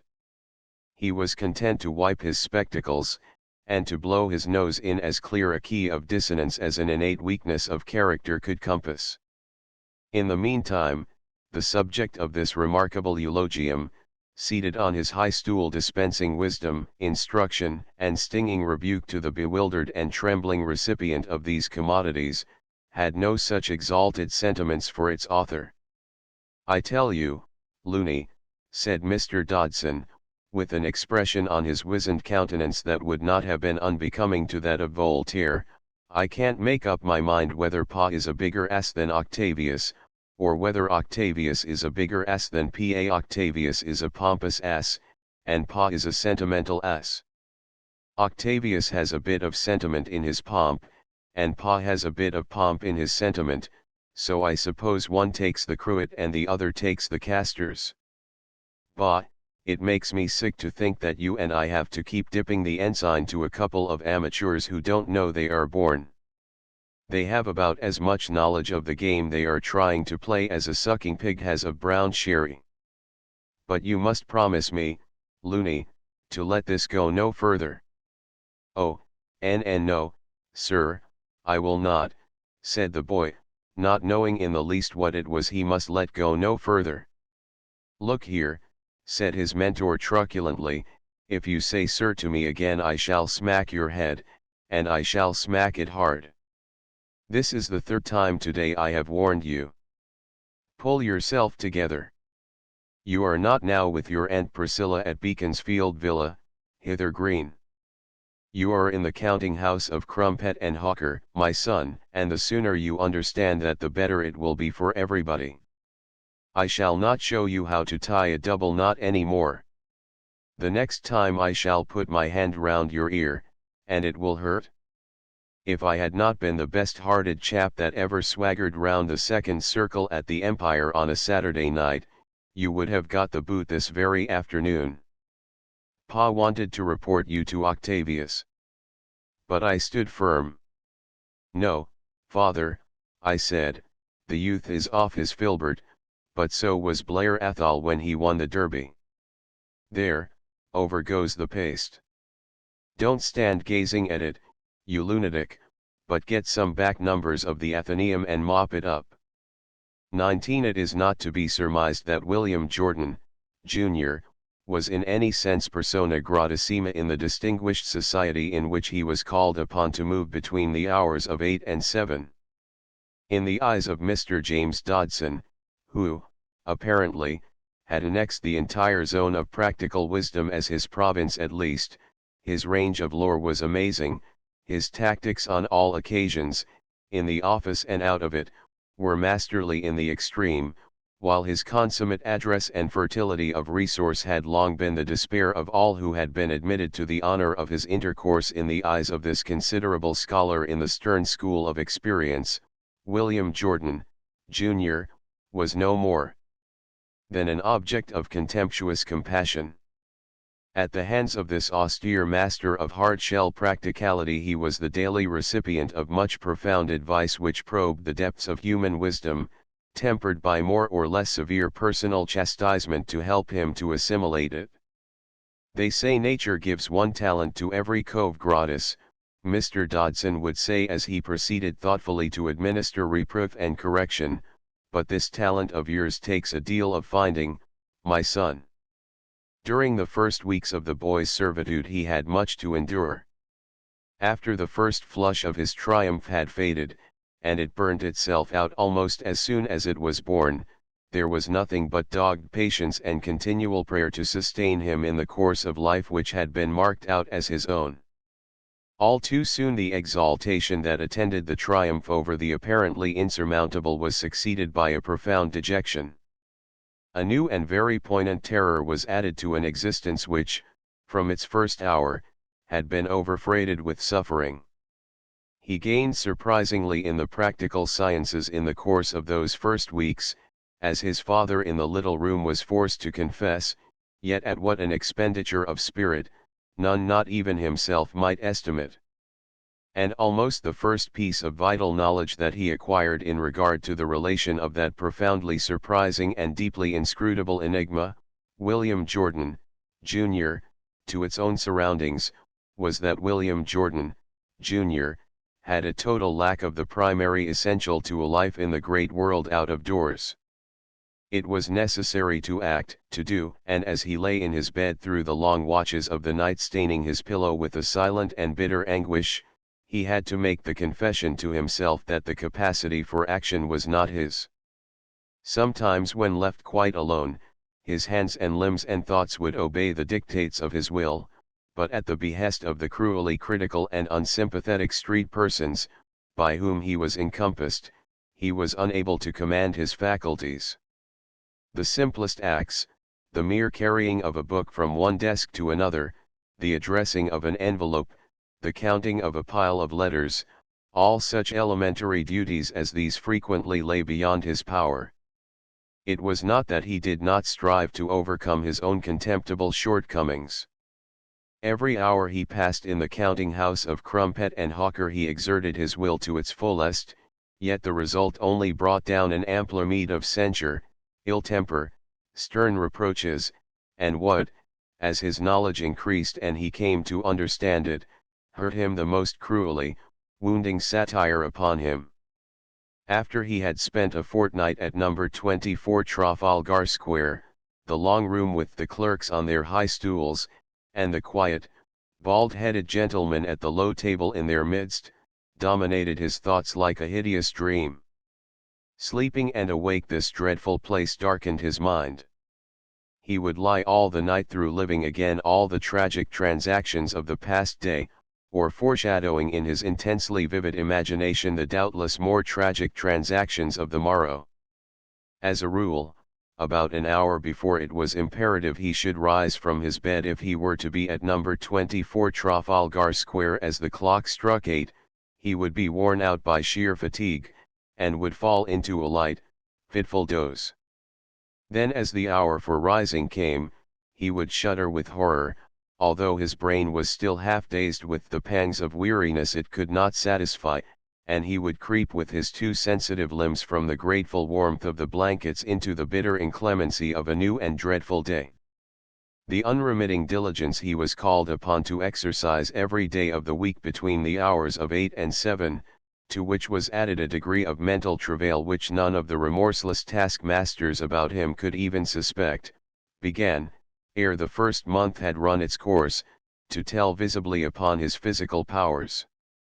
As night after night he crept back silently into the little room, with his cheeks paler and more hollow, his forehead more scarred, his eyes more sunken, and at every one of these joyless returns a heavier hue of tragedy upon his face, a keener pang would be borne in the heart of the aged man who was there to await him. "You ask no questions now, beloved one," his father would say mournfully. "And you read no longer in the ancient authors. Can it be, Achilles, that already you are well enough found in knowledge?"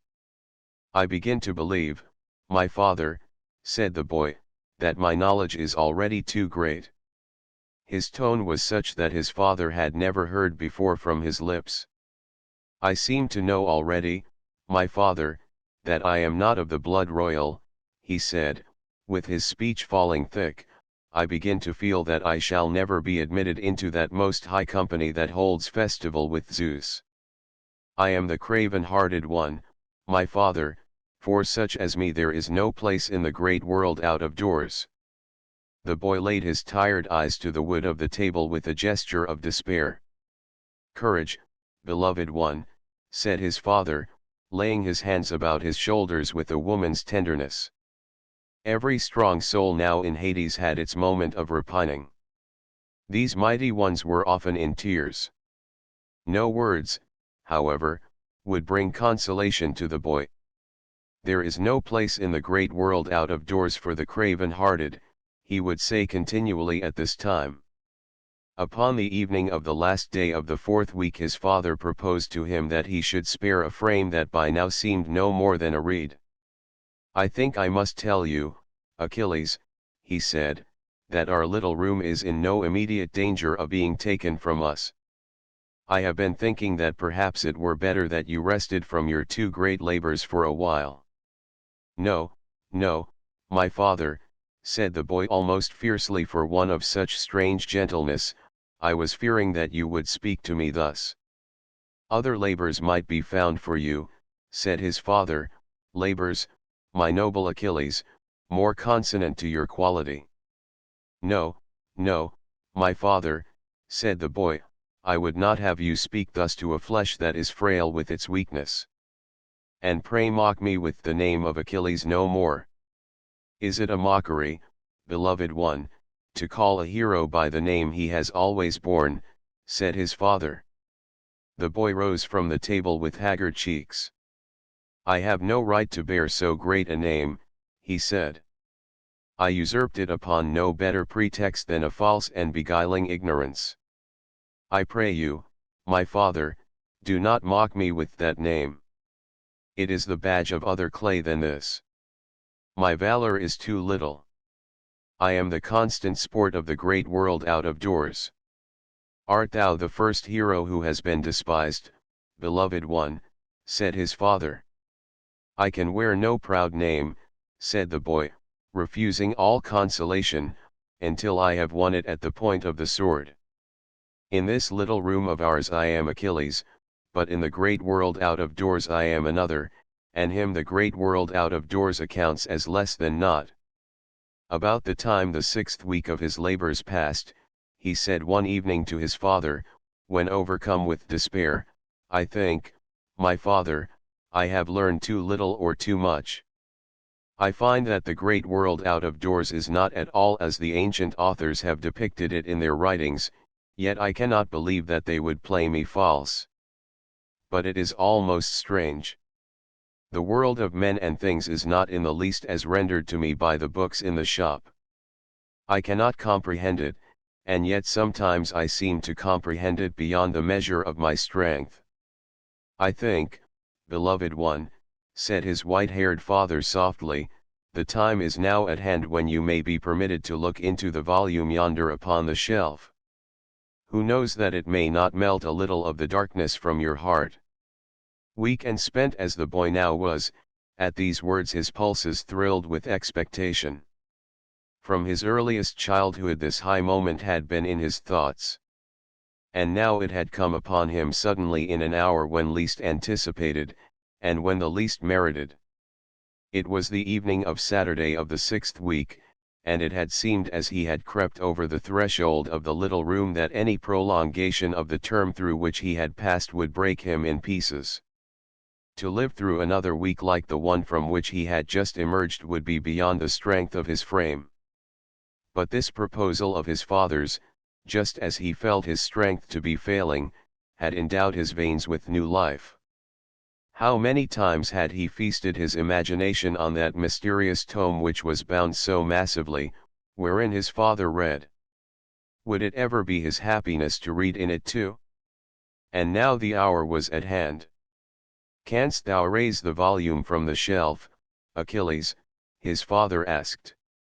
If Achilles cannot, my father, said the boy, he is fit neither to live nor to die. Yet the next moment, in dire anguish, he had made the discovery that his frame was so weak that it could not lift the massive volume from the shelf. It is as I feared, he gasped, I am fit neither to live nor to die.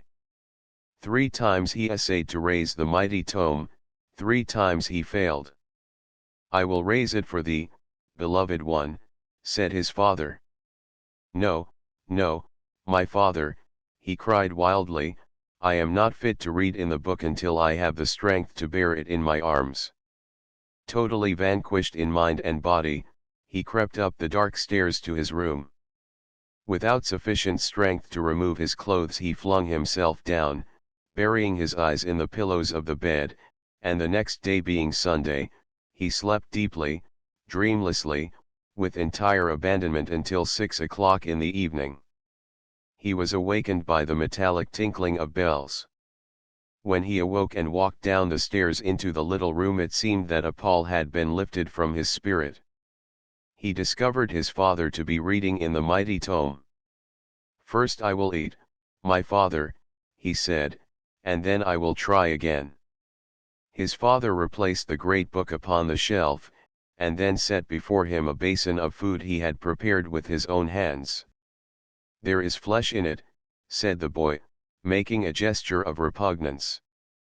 "It may enable you, Achilles, to raise the book from the shelf," said his father. It cost the boy infinite distress to swallow the gross food, but he did so at last. For now he felt strong in mind and body, owing to the wonderful refreshment of sleep. And having supped more resolutely than for many weeks past, he said, "And now, my father, if it is the will of the Most High, I will bear the great volume in my hands." To his unspeakable joy the power was rendered to him to lift it from the shelf. He placed it upon the table, and unlocked it with a curious key his father gave him. "Perhaps it were well to invoke the Most High, my father," he said, "that my eyes may prove faithful unto me." They knelt together in the little room. The boy opened the volume at the first page of vellum. He could scarcely breathe because of the beating of his heart. Yet the faded red characters, 1,000 years old, proved beyond the power of his understanding. His learning was such that it could comprehend the curious words that they formed, it could surmount the antique spelling, but when with consummate skill he had rendered what was there written into strange phrases, they bodied forth no meaning. "Oh, my father, what is this?" he cried in consternation. "I see, but I do not heed, I behold, but I do not understand." The tragic hue of his countenance grew deeper. "I beseech thee, gentle-hearted one," he cried aloud, "do not make me also the sport of the Most High." "Patience, Achilles," said his father, with a smile of strange beauty. His father himself turned over the crinkling parchments of the massive volume. He turned to a middle page in the strange old book, and ever smiling softly, placed his finger upon a particular passage. "Look again, beloved one," said his father. The boy bore again his fearful eyes to the faded yellow page. Slowly he spelt out the words and represented them to his mind. Then he paused and gathered himself to his full height. His chin was upheld, his hands were clenched, his eyes were closed, his slow-drawn breaths were audible. Quite suddenly the ineffable look of his father's appeared in his face. "Yes, yes, yes, I understand, he muttered to himself. "My father," he broke out with a wild little cry, "these must be the words of the first author in the world." He flung his arms about his father's neck. "How shall I ever requite thee, my father," he cried, "for teaching me to read in a book such as this? Is it not meet, O Achilles," said his father, "that thou shouldst read in the book that the ages have wrought for their child?" Like those of one entranced, the eyes of the boy sought the yellow page again and again. He spelt out the antique words of all that was there written, and pondered them with his finger raised to his lips. He then saluted the parchment devoutly, and again he knelt. "I am indeed Achilles," he cried, "the magic page of the gods is spread before me. Wilt thou forswear thy birthright again, O Achilles?" said his father, whose eyes were quick with many tender, yet grave, questionings. "Never, never, O my father," cried the boy, "lest it should not be given to me to read in the book of the ages again." XX Looney, my son, said Mr. James Dodson one afternoon, young Davis's days are numbered. This morning Octavius found him smoking in his room. Notwithstanding the manner in which Mr. Dodson imparted this item of news, it failed to promote the curiosity of which it was undoubtedly worthy. Yes, Looney, Mr. Dodson proceeded, young Davis has numbered his days. He'll come down from upstairs. He is not geared up to a position of that kind. He hasn't got the intellectual quality. You can get anything by a fluke, but you can keep nothing without you've got this. Mr. Dodson laid a finger on the center of his forehead with a significance that was almost sinister. And whom do you suppose, Looney, Mr. Dodson continued, will succeed that young upstart when he comes down from upstairs? Give a guess, my son. William Jordan, Jr., did not accept his mentor's cordial invitation, for the sufficient reason that the point involved was too abstruse for his knowledge of the practical sciences. Between you and me and the paste pot, my worthy lunatic, said Mr. Dodson, there is only one candidate in the running at present. And he is the deadest of dead certainties. And the name of that dead certainty, my son, is Matthew Arnold Dodson, known familiarly out of office hours as Jimmy. Even this announcement, although it exacted William Jordan, Jr.'s courteous attention, as every announcement did, failed to stimulate his feeble faculties to divine all that it implied. There is also another dead certainty, my son, said Mr. Dodson, and that is that William Jordan, Jr., will never rise in this world, whatever he may do in the next. However, upon the following morning, during the luncheon hour, this drastic opinion underwent a modification as serious as it was unexpected. It occurred in the following manner. Of late the boy had refrained from going forth to seek his luncheon in public places, being content with a few pieces of bread and butter which he brought from home in his pocket, and with a glass of water which he obtained on the premises. From this method of procedure, although it exposed him to the scorn of Mr. Dodson, and others eminent in the world, he derived several advantages. Foremost, and beyond all things, he was spared actual contact with the ever-surging crowd of street persons, and from the necessity of plucking, as it were, his food from the cannon's mouth of shops and restaurants, a feat which, if attempted by himself, invariably ended in total failure and annihilation, and if undertaken in the company of Mr. Dodson, as it sometimes was by an act of condescension on the part of that gentleman, was apt to prove expensive. Again, it enabled him to bestow more time on his duties, which seemed to demand so much, while again, so far had he been initiated already into the meaning of what 2 and 2 made in the phrase of Mr. Dodson that he divined that the less he went out to luncheon the more pieces of silver would there be for the service of the little room in the grave hour which he felt that fate was so inexorably devising. Further, it happened in the days subsequent to his first entrancing insight into what he called the Book of the Ages, he occasionally took the courage to carry in his pocket a small volume of the ancient authors, that he might receive sustenance in the thrice blessed hour between 1 and 2, when he was left to his own devices in the counting house of Crumpet and Hawker. It was this habit that so unexpectedly shattered the faith of the eminent worldling in whose charge he still was. It befell that he was immersed in a small black, time-stained, musty-smelling volume, with his hands over his ears, as he sat on his high stool, and his eyes pressed close to the page, when all of a sudden, he received a smart blow on the cheek which made him start with surprise and wince with pain.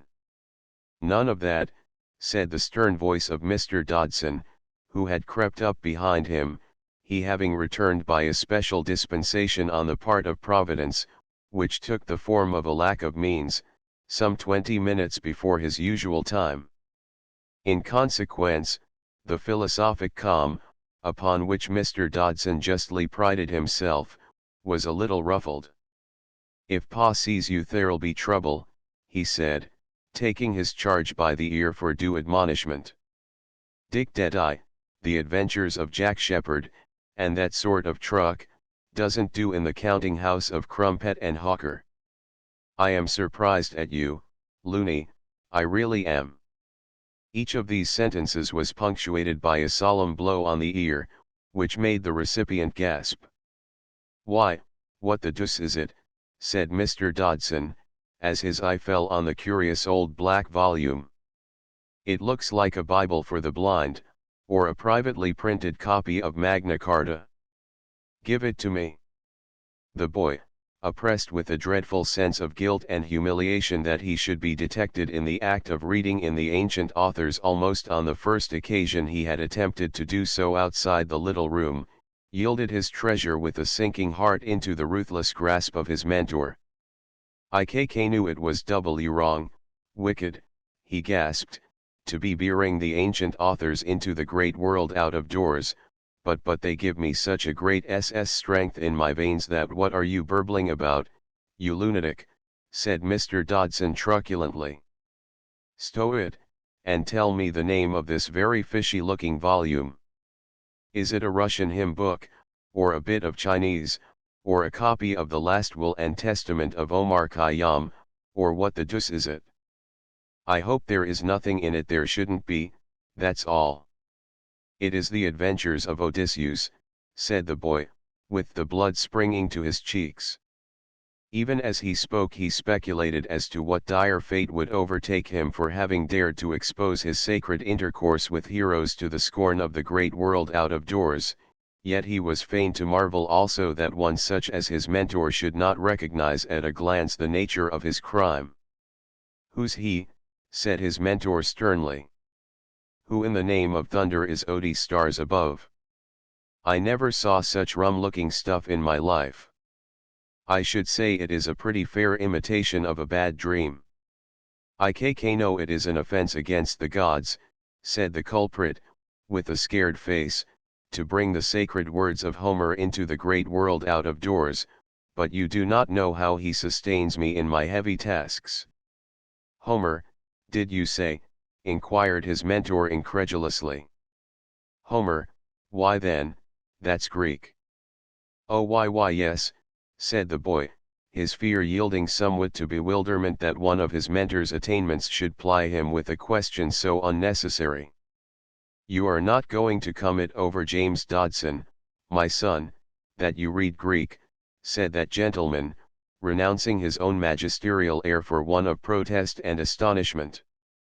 I bear every word of all the sacred writings of Homer imprinted in my heart, said the boy, with only a partial understanding of Mr. Dodson's very visible surprise. Perchance after the callow days of our childhood have passed, when the mind is like sand, it is a violation of the dream knowledge that has grown up all about our hearts to turn yet again to those pages in which the great wonders were first revealed to us. But even to this hour I love to gaze on the printed pages which these long years have lain in my soul. Mr. Dodson paid no heed to the strange and incoherent phrases which proceeded from the lips of William Jordan, Jr. He was too greatly preoccupied with an examination of the curious volume that was now in his hands. After turning it over and inspecting it inside and out, a look of immense perplexity settled upon his wizened countenance. My aunt, he said, it is Homer. He looked from the book to the boy, from the boy to the book. Looney, he said, with slow-drawn solemnity, you beat cockfighting, you do. The boy quailed under a gaze, whose blank surprise he misinterpreted as some more truculent emotion. Why, do you know, my son, said Mr. Dodson, it takes Pa himself all his time to read Homer without a crib. This contribution to national biography awoke no response in the breast of the boy. And yet, Looney, said Mr. Dodson, in a voice that had a thrill of emotion in it, here are you in your dinner hour reading it as naturally as I read the Sporting Times. Let me look at you, you lunatic. Mr. Dodson grasped his protégé by the chin in the manner in which a veterinary surgeon grasps a horse, and peered somewhat aggressively into the gentle and pale countenance of William Jordan, Jr. "Well, all I can say is, my son," said Mr. Dodson, after he had conducted his researches with a thoroughness which made the subject of them tremble, "all I can say is you can't be such a blighter as you look." William Jordan, Jr., could frame no reply to this profound judgment. "How old are you, Looney?" Mr. Dodson inquired. 18 years and 59 days, sir," stammered William Jordan, Jr. "My aunt," said Mr. Dodson, with incredulity, "you don't look a day more than 12 and a half. You might travel half fare on the district railway." Suddenly Mr. Dodson clenched his hands. "Looney," said he vehemently, "do you suppose if I were you I should be sitting downstairs on a high stool? Not me. You ought to go far, my son, you ought. But you never will. You haven't got it about you, and," concluded Mr. Dodson grimly, "it is a good thing for some of us you ain't." Having permitted himself a freedom of speech which he felt to be highly injudicious, Mr. Dodson returned Homer to the boy without seeing fit to administer further physical correction, and retired to the fireplace to stand with his back thereto and his coat-tails outspread, that favorite attitude of so many searching intellects, and proceeded, in his own phrase, to take his bearings. Mr. Dodson's first and most natural instinct was to heighten his already considerable reputation as an after-luncheon raconteur, by advertising this new facet to the character of him upon whom he had bestowed the title of the Marvel. But however great his thirst for the notoriety of a little brief applause, the mature outlook of the man of the world was soon able to correct it. "Mum is the word, my son," said the philosopher, as the warmth of the fire communicated itself pleasantly to his being. "Mum is the word. If it should come to the ears of Octavius that kid reads Greek in his luncheon hour for his own amusement, he will go upstairs and no earthly power can prevent it. And," he added, "if that kid does go upstairs, where will you be, Matthew Arnold Dodson?" The philosopher did not deem it necessary to frame a reply to these reflections, but sauntered across the room to the high stool on which was seated the subject of them. "Looney," he said, slowly and impressively, "you are a highly educated youth, I quite recognize that, but it is not considered the thing to read Greek in the counting house of Crumpet and Hawker. I have only one word of advice to give you. If by any chance you should ever let Pa catch you reading it, it will mean serious trouble for you, my son, for you must not forget that it is as much as Pa himself can do to read Homer in the original." It reassured Mr. Dodson's sense of propriety to observe that the boy had already returned the opprobrious volume to his pocket. "Let us hope he will keep it there," he said under his breath piously.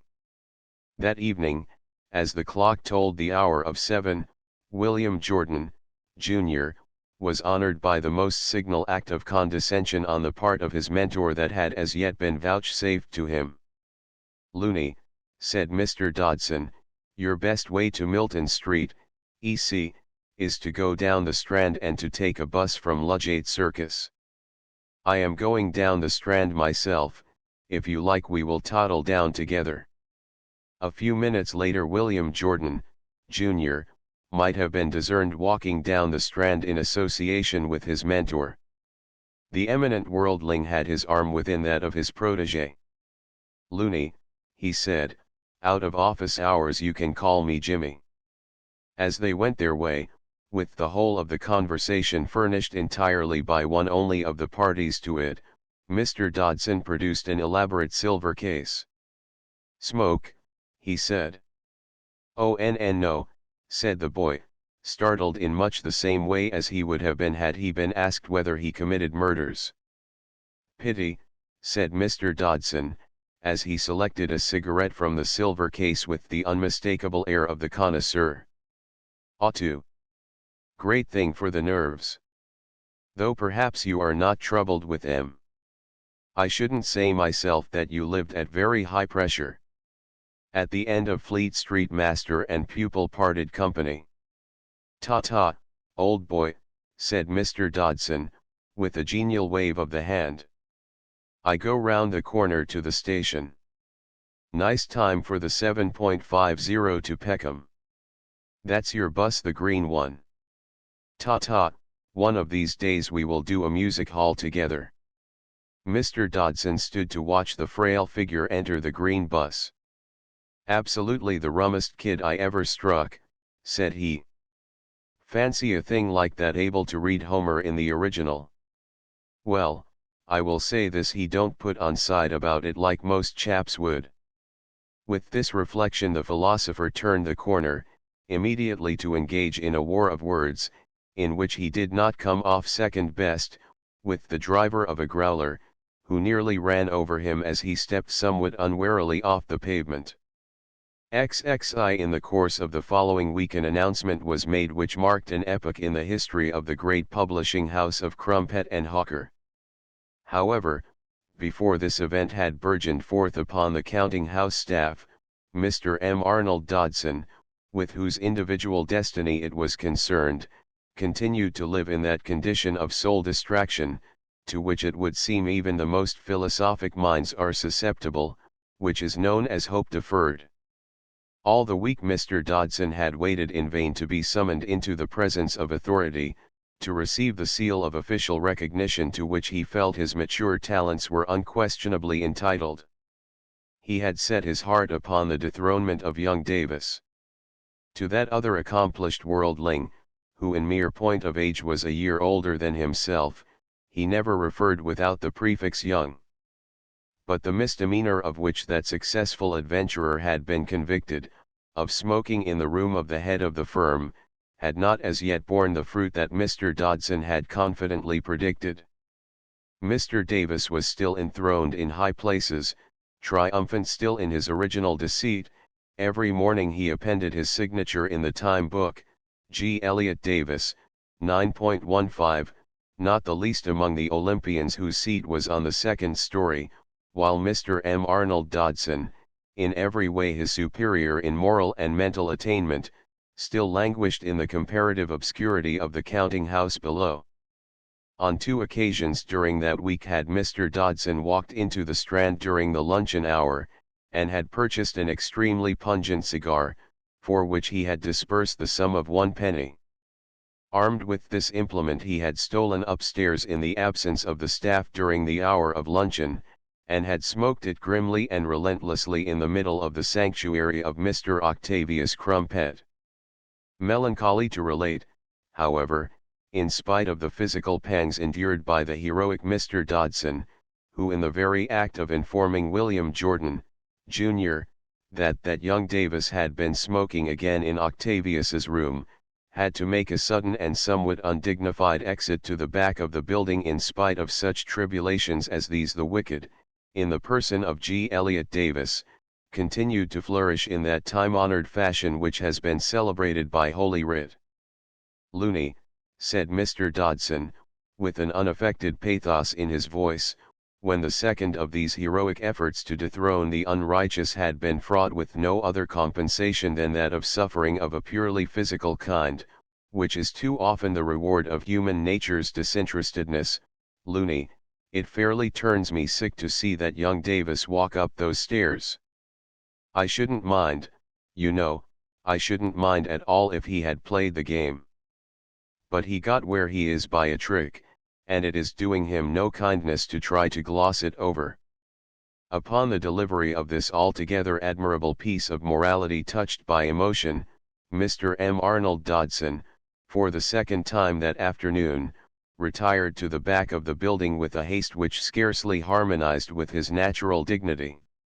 As he returned with an unwonted pallor upon a countenance which as a rule bore evidence of being soundly nourished, whom should he meet, as if by the irony of circumstance, but Mr. G. Elliot Davis descending the stairs. For once the eminent philosopher and man of the world seemed to lack the moral strength to encounter one whom he could only regard in the light of a successful adventurer. Therefore he strove to escape without attempting to outface a demeanor, which in his view was flown to an exaggerated degree with the insolence of office. This afternoon, however, he was not able to control the fates. "Dodson," said Mr. G. Elliot Davis, in the tone which Mr. Dodson made a point of describing as insufferable. "Dodson," said Mr. Davis, "perhaps it may interest you to know that Mr. Octavius's personal translation of Homer's Odyssey will be issued to the trade on Monday next." "Thank you, Davis," said Mr. Dodson, with the self-command that the great display on great occasions. "I am glad to know that, very glad indeed." Mr. Dodson's official duties should have led him there and then into the counting house of Crumpet and Hawker, but as he stood to watch the small but stout, erect, and prosperous form of Mr. G. Elliot Davis saunter out of the front entrance of number 24 Trafalgar Square, an idea flashed across that Napoleonic brain. Therefore, instead of returning to admonish William Jordan, Jr., for omitting to inscribe the courtesy prefix to the name of a peer's daughter in returning the manuscript copy of her verses, Mr. Dodson also sauntered forth of number 24 Trafalgar Square. He turned the first corner and entered the refreshment buffet of the Bronte Hotel. Presiding over that hall of public entertainment was the lady of the scarlet blouse and yellow earrings. This afternoon the blouse was heliotrope, and she wore no earrings. "Chrissy," said Mr. Dodson, "I want something to pull me together. It must be up to proof, but it must leave no odor." "I always say you can't do better than brandy," said Chrissy, with the assured yet quiet air of the unmistakable expert. "Of course, some prefer a John Collins, or an American, or a Dog Toby, but I am not partial to so much fancy work myself." "Same here," said Mr. Dodson. "But there must be no odor, none whatever." "You shall have a toothful of the Waterloo, as your face seems familiar," said Chrissy benignly. "You are a good sort, Chrissy," said Mr. Dodson, with a small display of emotion that became him perfectly. "I shall not forget you." "My size is 9 1/4, said the lady, as with extreme precision she measured out a small quantity of a curiously colored liquid from a very mysterious-looking bottle. "Jimmy, I must say you do look a bit below yourself. Has the moon come up yet?" "Not yet," said Mr. Dodson in a tone of amiable deprecation. He was greatly indebted to the kindness of the lady in the heliotrope blouse, but her question was alien to his dignity, as was also the situation in which he found himself. Even at this period of his career all those attributes were clearly developed which in after years brought him so much distinction in political life. "Well, if you will smoke El Destinkers at 1 4 a hundred," said the lady in the heliotrope blouse. "Chrissy," said Mr. Dodson impressively, after swallowing the brandy at a single gulp, "you should know that I am physically incapable of doing anything of the kind." "I can smell it from here," said the lady in the heliotrope blouse.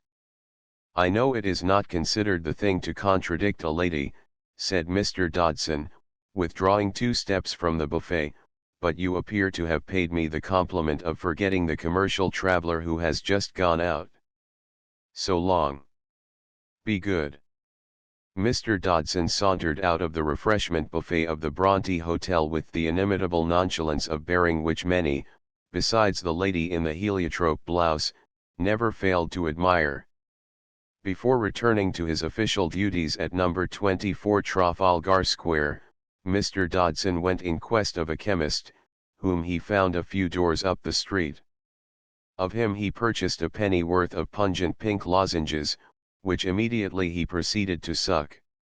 He then re-entered the premises of the eminent publishing house, but instead of going forthwith to admonish William Jordan, Jr., he proceeded to wash his face, to part his hair in the middle with much care, and to readjust his necktie. These preliminaries accomplished, Mr. Dodson walked very slowly and erectly up to the second story. He entered the small antechamber at the head of the stairs, which was dedicated to the sole use of the vigilant guardian of these Olympian altitudes, one G. Elliot Davis. "Davis," said Mr. Dodson, peering within, "is Mr. Octavius in his room?" "Yes, Dodson, he is," said Mr. Davis. "Alone, Davis?" "Alone, Dodson." "Thank you, Davis." "Don't mention it, Dodson." Upon the conclusion of this exchange of courtesies, which an impartial observer might have considered as a trifle elaborated on both sides, Mr. Dodson knocked smartly and boldly, yet withal respectfully, upon the portals of Mr. Octavius Crumpet.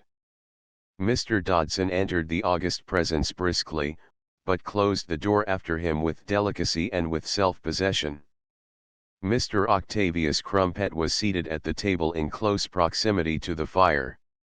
Every letter and document, every book, every small article was arranged upon it with scrupulous nicety. The head of the firm was enjoying the academic pleasure of running a paper knife through the close-pressed leaves, within a chaste and scholarly binding, of his personal translation of the Odyssey, which was to be issued to an expectant world upon the following Monday. Mr. Octavius Crumpet looked up urbanely from his insidious and alluring occupation. A slight frown of perplexity almost seemed to cloud for a moment that serene brow. In his boundless conscientiousness Mr. Octavius Crumpet conceived it to be his duty to be able to remember the name of each individual member of his staff, however lowly or obscure his station. For an instant he almost feared that he had forgotten the name of the individual before him. But this moment of doubt, of almost tremulous perplexity, which did him such credit as a man, as the head of a house of eminent publishers, as an enlightened patron of labor, passed almost as soon as it appeared, for a weak wet glint of the afternoon sun suddenly illumined the wizened countenance of the young gentleman who stood before him, and as if touched by inspiration Mr. Octavius Crumpet remembered that the name of the young gentleman was Matthew Arnold Dodson. "Well, Mr. Dodson," said Mr. Octavius Crumpet, in that tone and manner which were ever the despair and admiration of his staff. Mr. M.A. Dodson, who had already shown his consummate breeding by waiting for his chief to speak first, as though he were a royalty incarnate, bowed slightly from his full height, which was hardly more than 4 feet 10 inches, and said in a very carefully modulated voice, "I apologize, sir, for my intrusion, but I learn that your personal translation of the Odyssey is to be issued to the trade on Monday next."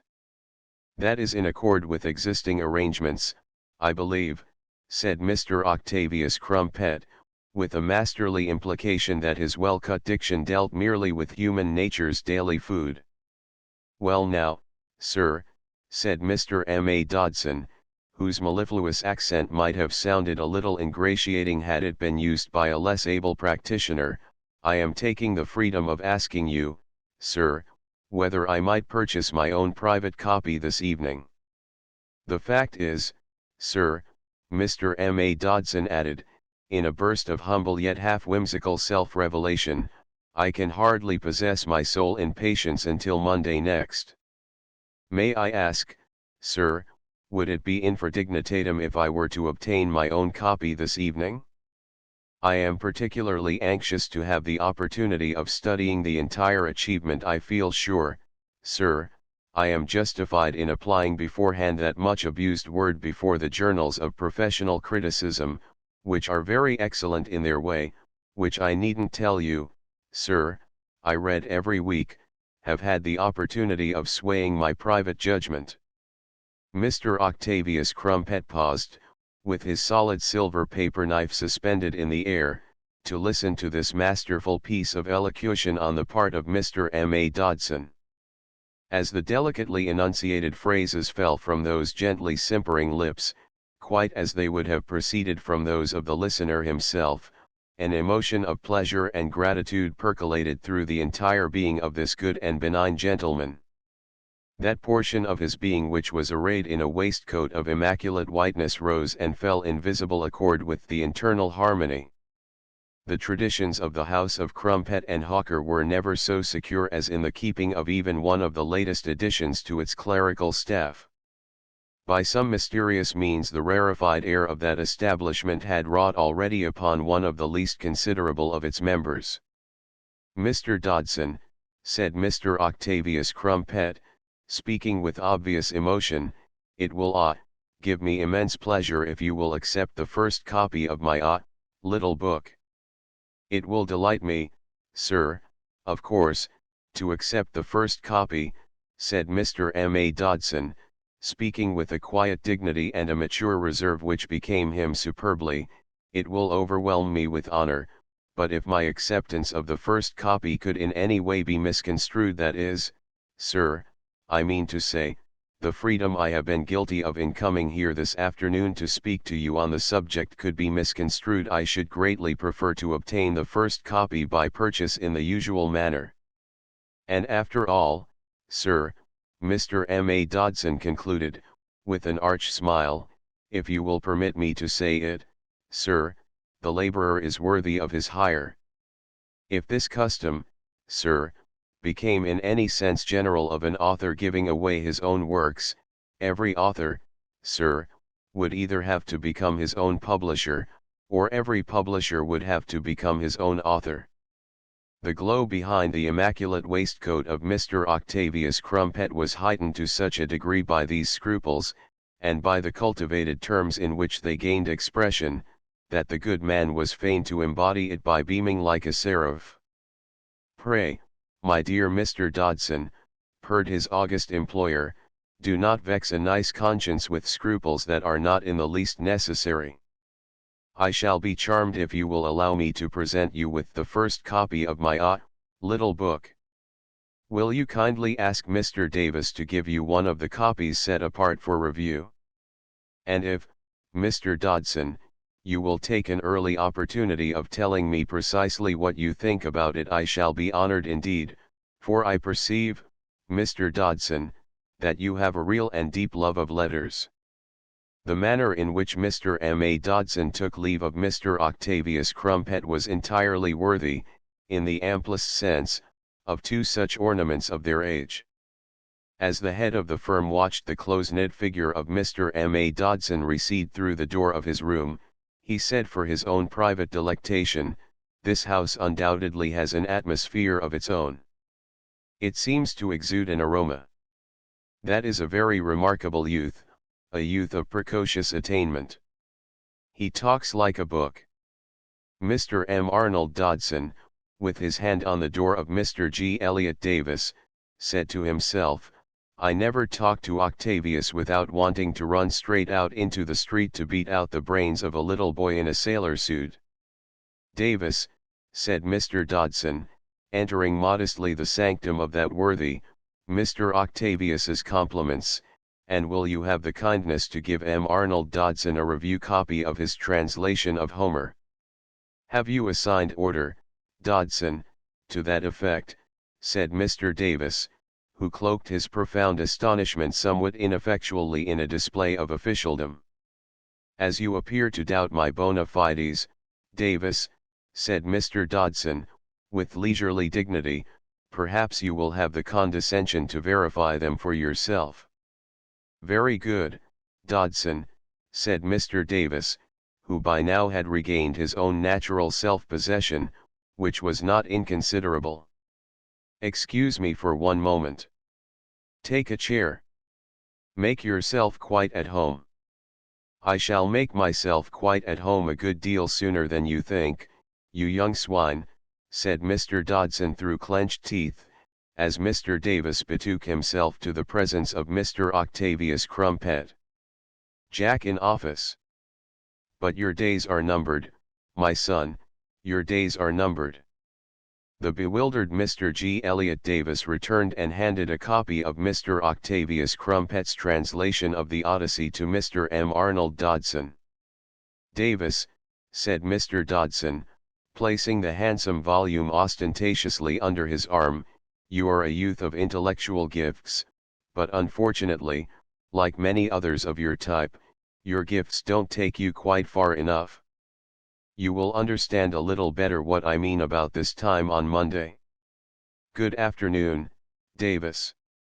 Good afternoon, Dodson. Mind the stairs, said Mr. Davis, as Mr. Dodson picked his way delicately down them. What does Octavius mean, I wonder, by giving him an advance copy, mused Mr. Davis, pale with anger. He knows what 2 and 2 make, does James Dodson. I shouldn't mind a bit if only he played the game. I wish Octavius was not such a old fool. With this reflection, which it must be conceded was in somewhat questionable taste, upon the mental attainments and general caliber of his august employer, Mr. G. Elliot Davis put on his hat, and went his virtuous way to that hall of public entertainment, the Anexa to the Bronte Hotel, and accepted a cup of tea from the hands of the lady in the heliotrope blouse. Chrissy, said Mr. Davis, stirring his tea apprehensively, that young cad, Jimmy Dodson, cut me out with you, and now he's trying to cut me out with Octavius. Well, Percy, said the lady in the heliotrope blouse, if that is so you can go home to Mama. Whatever Jimmy Dodson tries to do he does.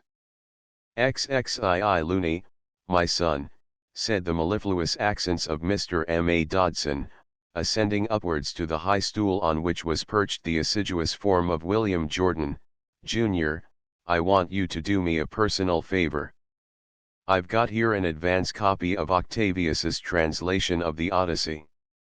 Now, my good and virtuous boy, I want you to take it home with you tonight, read it carefully, and criticize it for all you are worth.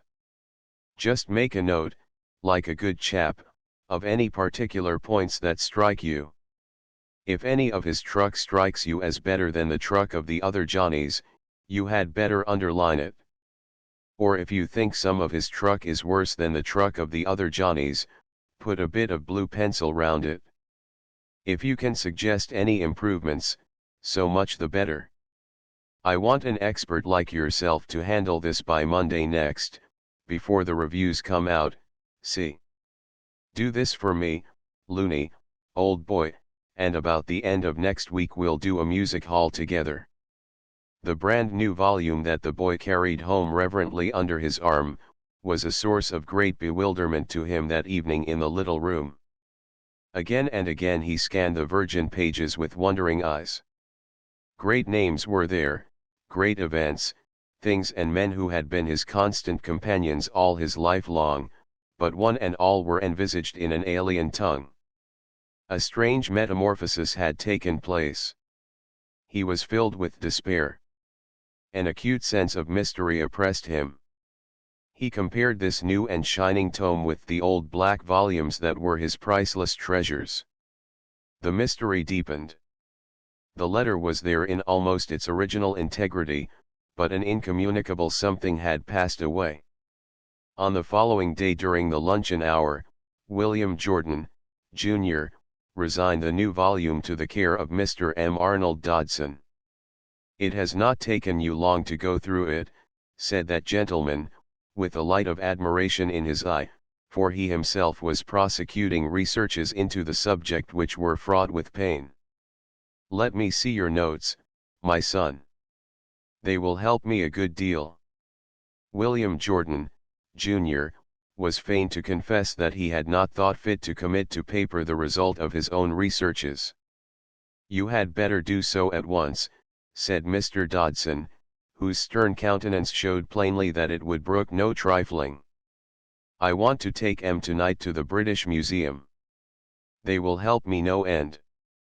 But, said the boy nervously, it is N not Homer. For the moment the attitude of horror adopted by Mr. M. Arnold Dodson seemed designed to suggest that the heavens were about to fall. Not Homer, exclaimed Mr. Dodson. Not Homer. He appeared to gather up each particular unit of his 4 feet 10 inches, to lend emphasis to a reply which somehow refused to come forth. Not Homer, he said after a pause whose length had ceased to make it dramatic. Now look here, my son, I have only one word of advice to give you. You have only to let that come to the ears of Octavius, and you will be fired out of this old established publishing house with 1 week's salary and no character.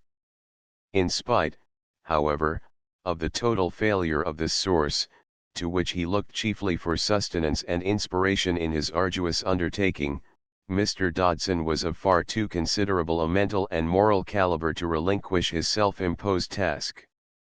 Thus early in his career he had adopted the saying of a compatriot, for he too, like so many of our national heroes, claimed the blood of Caledonia stern and wild. Upon his mother's side, genius is an infinite capacity for taking pains, and had made it his own. Therefore in a crisis where one of other clay would have been daunted indeed, Mr. M.A. Dodson girt his loins like a veritable giant, and readdressed himself to his labors with the greatest possible valor. Looney had failed him, as it was only reasonable to expect such a lunatic to do. It was a Napoleonic visage that crossed the threshold of a monumental building in Bloomsbury Square, immediately opposite the Hotel Thackeray, on 3 consecutive evenings at the hour of 7:30, and stayed there with its nose pinned to unaccustomed documents until it was turned out.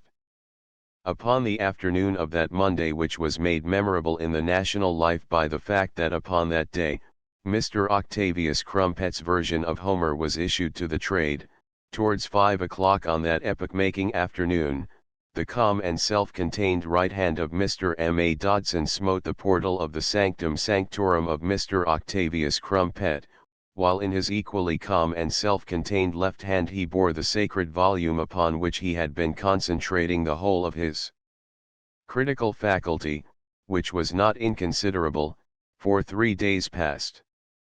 "Ah, Mr. Dodson, good morning," said Mr. Octavius Crumpet, with a benign beam in his mild eyes, as he looked up from the perusal of the list of books received by his favorite journal of English and foreign literature, science, the fine arts, music, and the drama. It is to be observed inter alia that the seeming inconsistency of which this great and good man was guilty of ascribing the name of morning to 5 o'clock in the afternoon, was in strict accordance with the higher usage.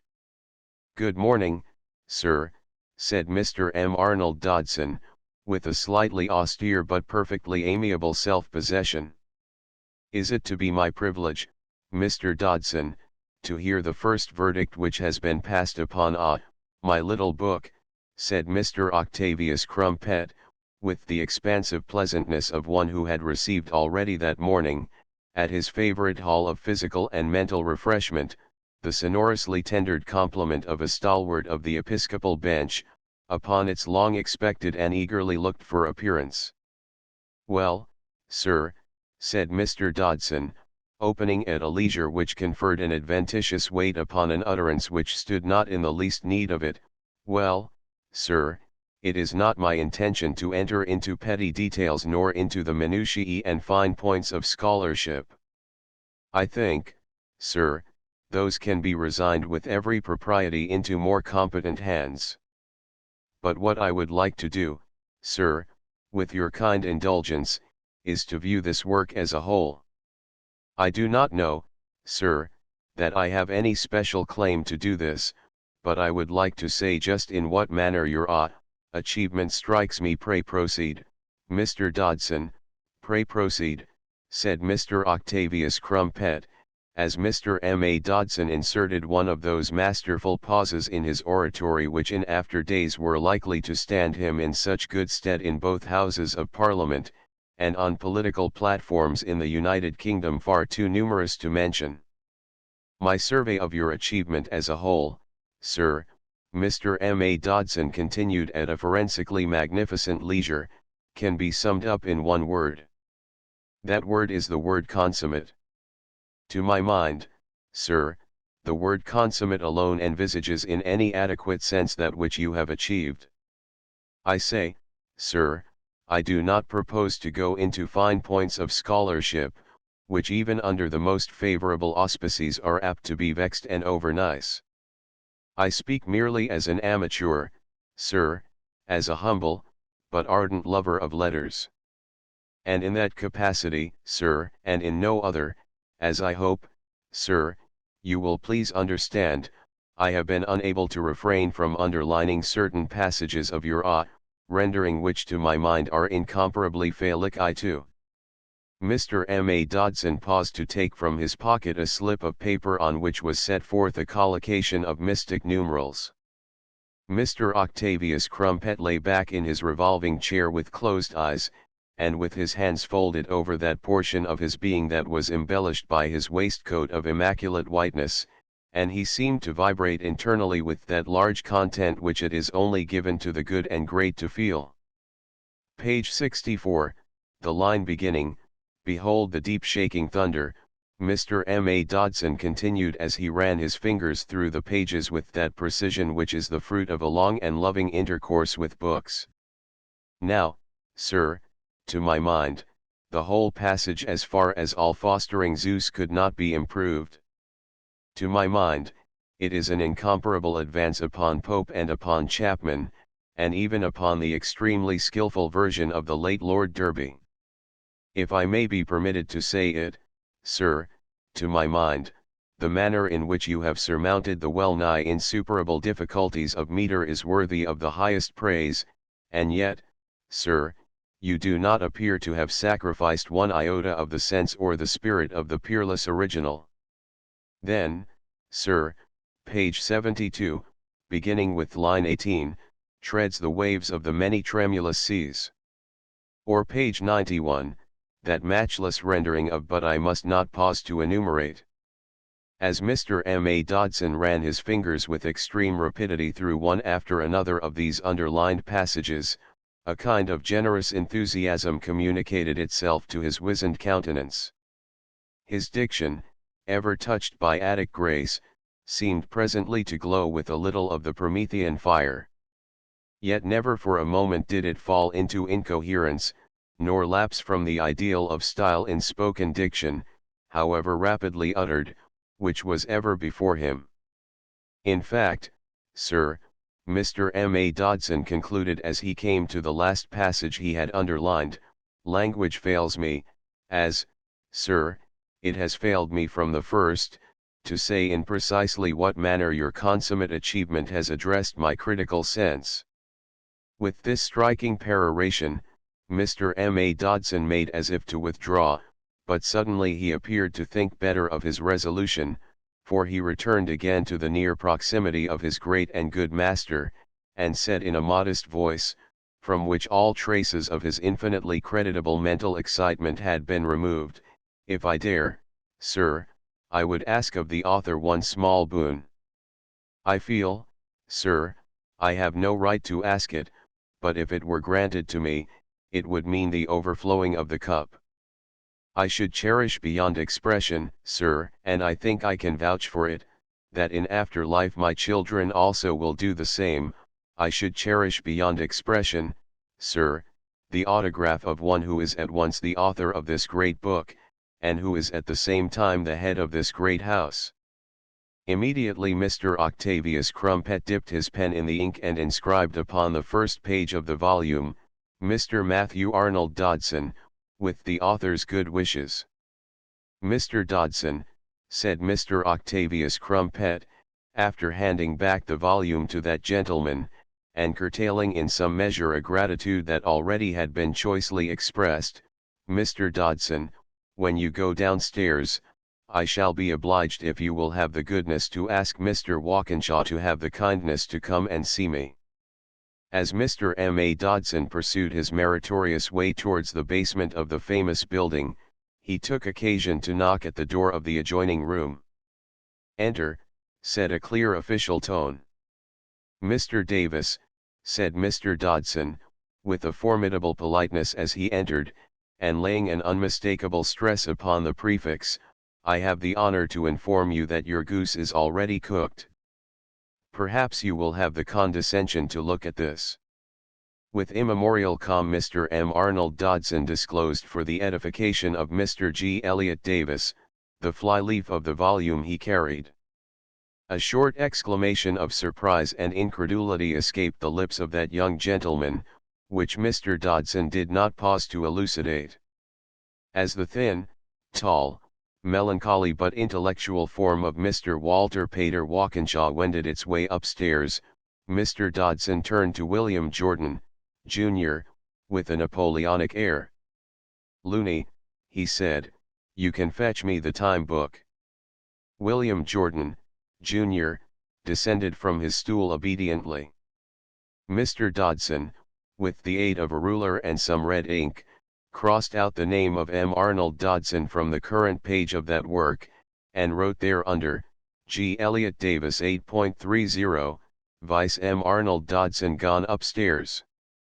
No sooner had Mr. Dodson performed this operation than Mr. W. P. Walkinshaw returned to that sphere over which he presided with so much distinction, and said in his kind but cultivated voice, "Mr. Dodson, Mr. Octavius will be glad if you will go up and see him." "I will, sir," said Mr. Dodson in a tone which, subdued as it was, resounded through the counting-house. As for the second time within a very short period Mr. Dodson took his meritorious way up the familiar stairs to Mount Olympus, he knocked again on the door of Mr. G. Elliott Davis. "Mr. Davis," said Mr. Dodson, thrusting in his head, "prepare to receive cavalry." Before Mr. Davis could demand the meaning of this enigmatic injunction, Mr. Dodson had entered the august presence yet again. Mr. Octavius Crumpet was seated in pontificalibus with the glass in his benign right eye, and the tips of his white and beautifully kept hands pressed together. "Mr. Dodson," said Mr. Octavius Crumpet, "I learn from Mr. Walkinshaw that during the 4 years you have been associated with this house, your conduct has been exemplary in the highest degree. I learn that your attainments are entirely worthy of the traditions of this house. It gives me more pleasure, Mr. Dodson, than I can express to ask you to accept an increase of honorarium from £90 per annum, which I understand you enjoy at present, to the sum of £200 per annum, which will date from today. Further, it is my intention to ask you to take up your duties tomorrow morning in the next room, which at present is in the occupation of Mr. Davis. I think I may say that I concur entirely with Mr. Walkinshaw in the opinion to which he has given recent expression, that your considerable natural talent marks you out for a higher destiny than that which you enjoy at present. I shall be obliged, Mr. Dodson, if you will ask Mr. Davis to come here." "Mr. Davis," said Mr. Dodson, projecting a somewhat sinister countenance into the ante-room, whose accomplished occupant was studying the Sporting Times, "Mr. Octavius will be obliged if you will have the condescension to go next door." XXIII. As the weeks passed, it was as if by a miracle that the young William Jordan found himself still deriving pieces of silver from his mysterious association with the counting-house of Messrs. Crumpet and Hawker. Yet for some occult reason the impending sword never fell. Perhaps it was that after a while he learned to assimilate his painful and slow-wrung experience, at least in the process of time his growth of knowledge in the practical sciences intervened to save him from some of the dire pitfalls to which he was exposed. 12 months went by, 12 months fraught for the boy with infinite vicissitude, but he still retained the occupation of the stool at number 24 Trafalgar Square. There could be no doubt that he owed much to the early supervision and the sagacious counsel, diversified on occasion by the eminent practice, of Mr. James Dodson. Even after the elevation of that accomplished worldling and philosopher to a higher sphere of influence, he retained an almost paternal interest in his humble pupil. It is true that the association of William Jordan, Jr., with one of Mr. Dodson's caliber was apt on occasion to diminish the number of pieces of silver which he was able to dedicate to the cause that was never out of his thoughts. But on the other hand, there can be no doubt that William Jordan, Jr., gained a first-hand acquaintance with the practical sciences that he could never have hoped otherwise to obtain. At the end of his first year of servitude his pieces of silver were augmented to the number of 15 shillings per week. When he first carried home this increase to his father in the little room, he was no longer delirious with joy as was the case a year ago. He spread them out on the table after supper with a curious melancholy. During the few months previous to this event, his chief characteristic, his eager, almost infantile, simplicity, had become tinged with a quietude which seemed to be a foreshadowing of a somber ripening to maturity. He had been strangely silent and thoughtful of late. He had given up in a great measure, even on Sundays, those thrice blessed days, his habit of reading constantly in the ancient authors. "My father," he said, as he arranged the pieces of silver upon the table, "it is hard to believe that the same heart propels these fingers that first laid these pieces of silver upon this table before you, a long, long year ago. I think that year must have been an age, an epoch. Or is it that during that time, my father, I have been reading over much in the book of the ages?" "Ah, my beloved Achilles," said his father, "may it not be that your existence is entering upon a new phase? You know that the mortal life of heroes has 3 phases. May not this be the second phase upon which you are now entering?" "Yes, my father," said the young man thoughtfully, "I believe that to be true.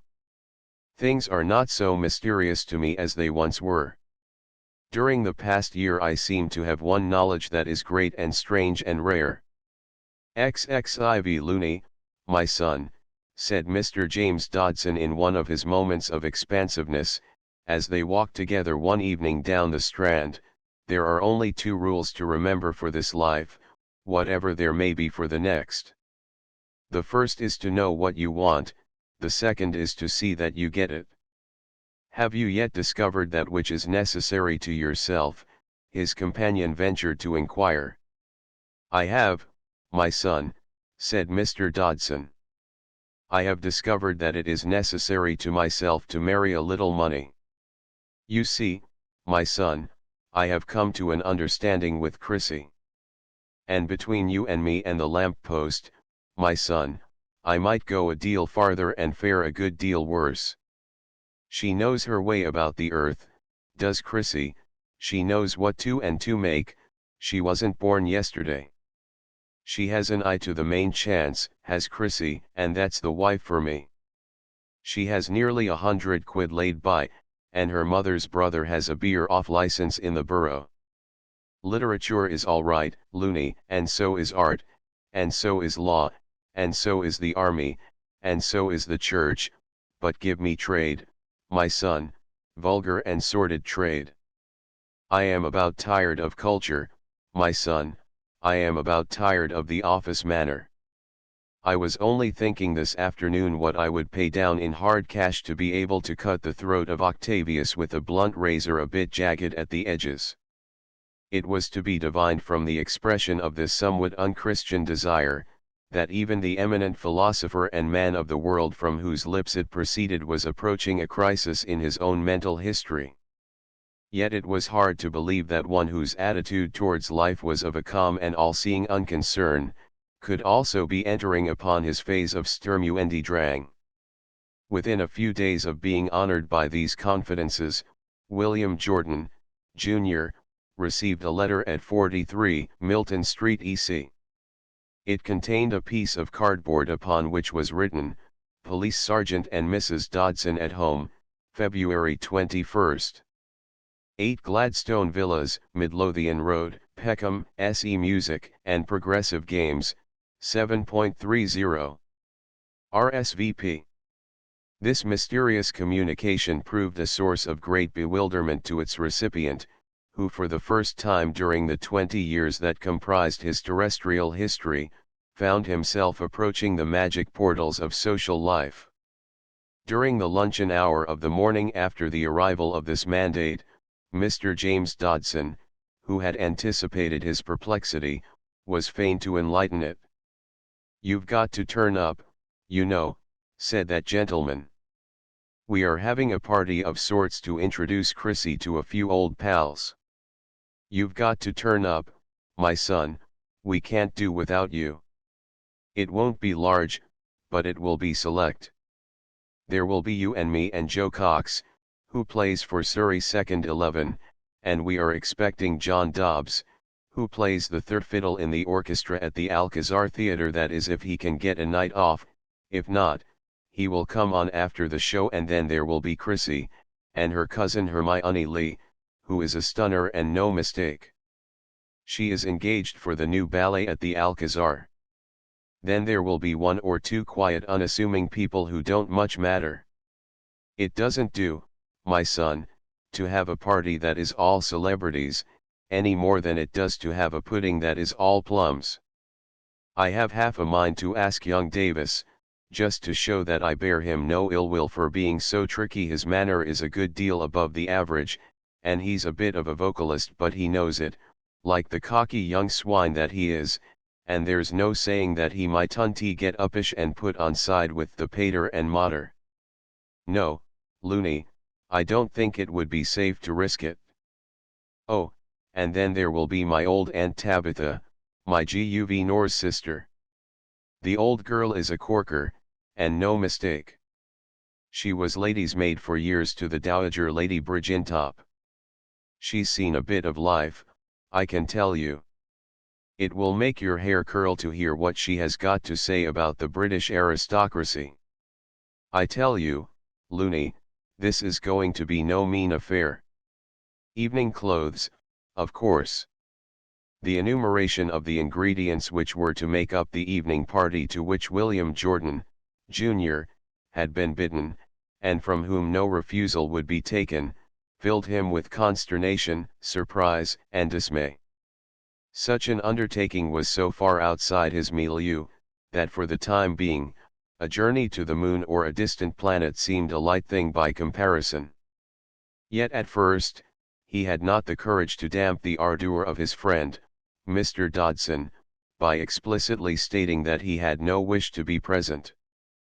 That innate courtesy, which the rebuffs to which he was subjected hourly in the stern school of experience, did nothing to lessen, nor a steadily ripening judgment to minimize, forbade the unhappy young man from exposing his craven fears to his mentor.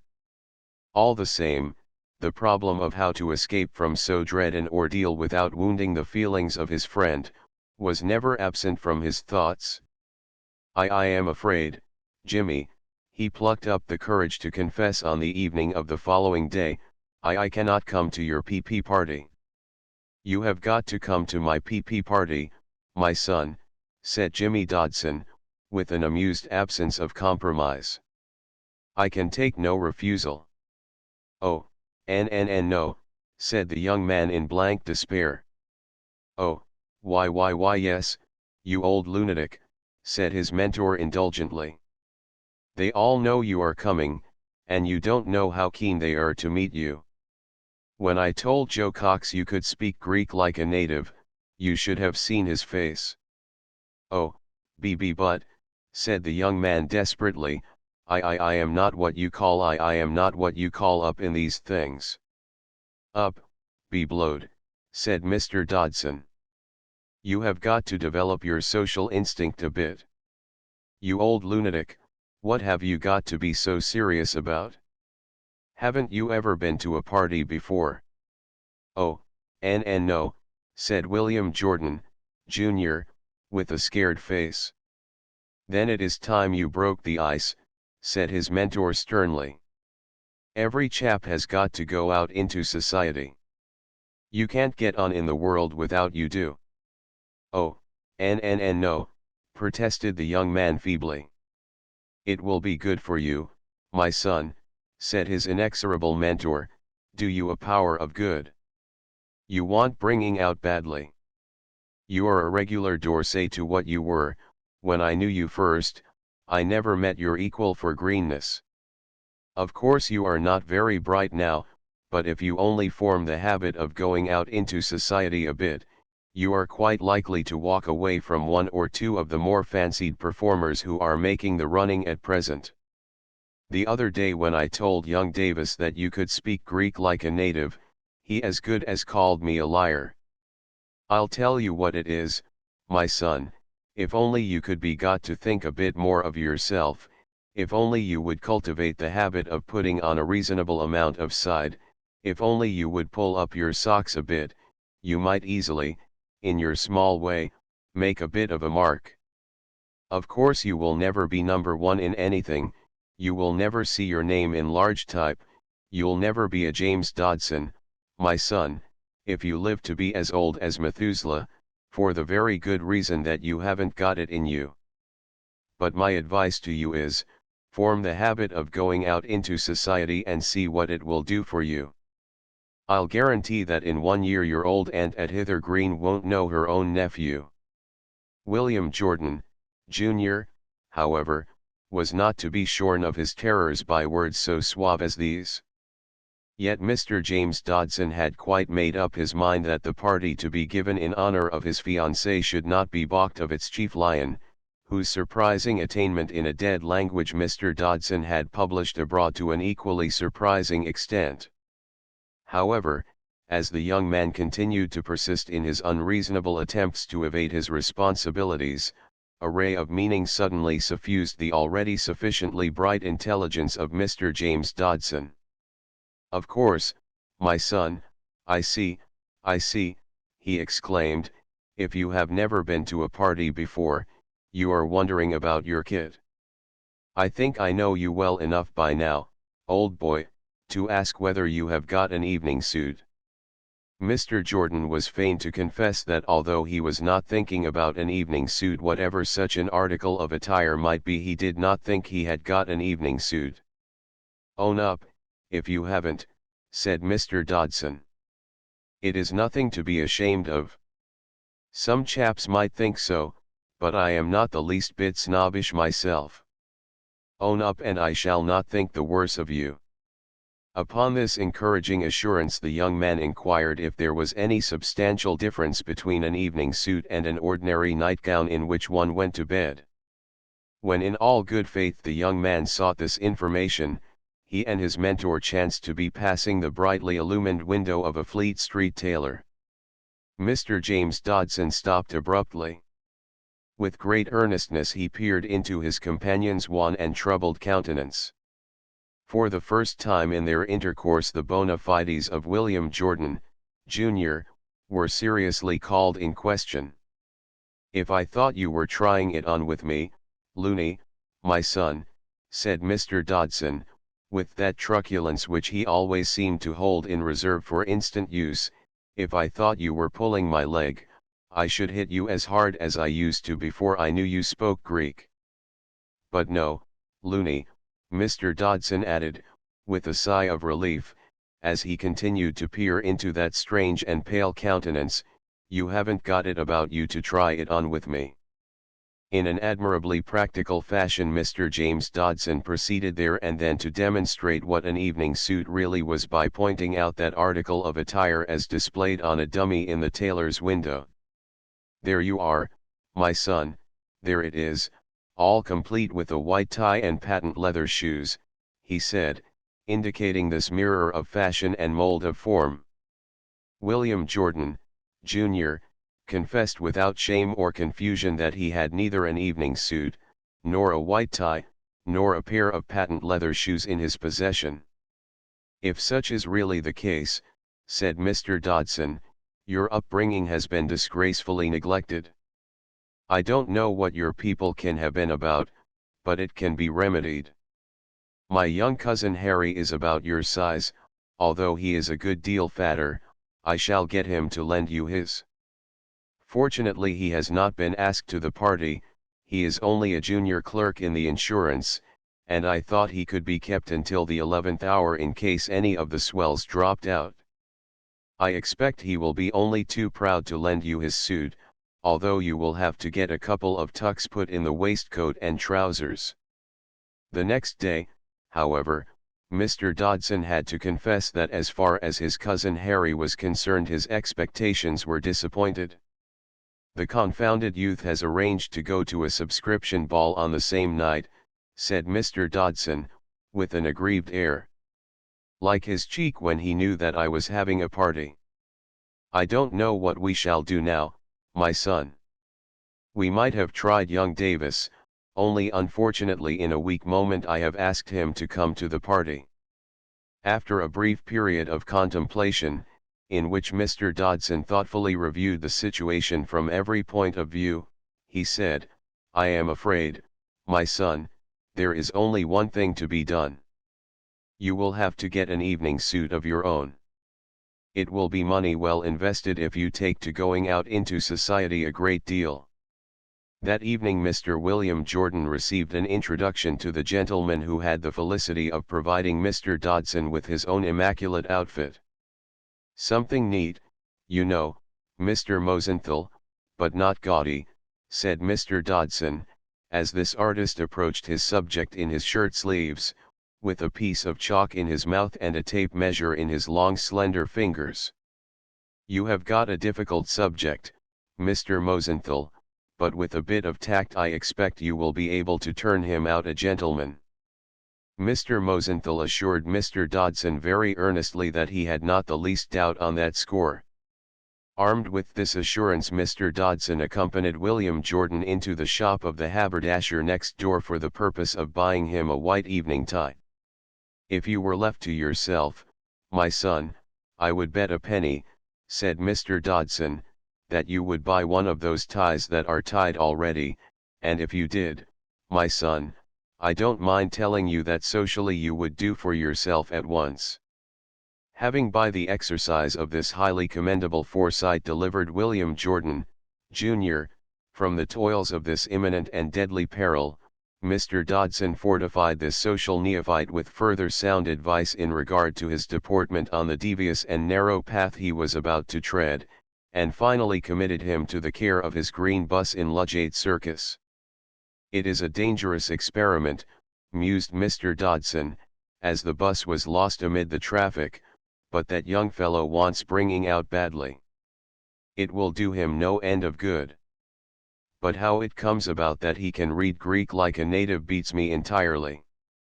As the fateful 21st of February drew near, William Jordan's agitation became so great that he would lie sleepless at night, imaging the ordeal that lay before him in the multiform shapes of a nightmare. During the last few months he had gained so much knowledge and hard-won experience that he was no longer so susceptible to the terrors which had seemed to render his childhood one long and intricate tissue of horrors. He had begun to understand that the hordes of street persons were his fellow creatures. He had gained an insight into their ways, their speech, and even to some extent into their modes of thought. Such knowledge had rendered an incomparable service to his sense of security. He was even gaining a measure of self-confidence.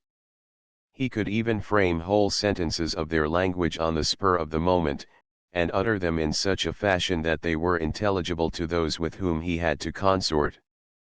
Yet his anticipation that he would be cast among a number of strange people in a strange place, all of whom would be engaged upon a business in which he also would have to engage without in the least comprehending its nature, resummoned a good deal of his former state of mind. It was clear from his friend's attitude towards it, that a party was an affair of some peculiar and special significance. He divined from his friend's manner that this was something far removed from the routine of tying brown paper parcels with double knots of string, pasting labels upon them, and dabbing them with splotches of colored wax. No, the duties that would be exacted of him were evidently far other than these, in which he felt he had already attained to some measure of proficiency.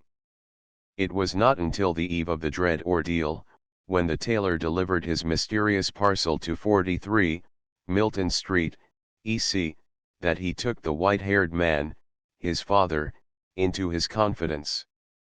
Then it was that, worn out with a distress that he knew to be contemptible, he asked that guide and comforter to whom he was wont to repair in all emergencies, whose wisdom was never at fault, whether he could escape from his ordeal with his own honor inviolate and without giving pain to one among the street persons to whom he owed a debt of gratitude, and towards whom he already felt himself to be linked in a curious bond of affection. The white-haired man, his father, did not repress a faint smile, which, however, was melancholy. "Thou wilt cease to be Achilles, beloved one," said his father, "unless trial is constantly made of thy quality. Thou canst retain thy nobility only at the point of the sword. Wert thou not Achilles, I would say to thee, shun all such ordeals as these. Being Achilles, I would say to thee, follow in the steps of thy guide wheresoever they may lead thee through the many and devious purlieus of the out-of-doors world."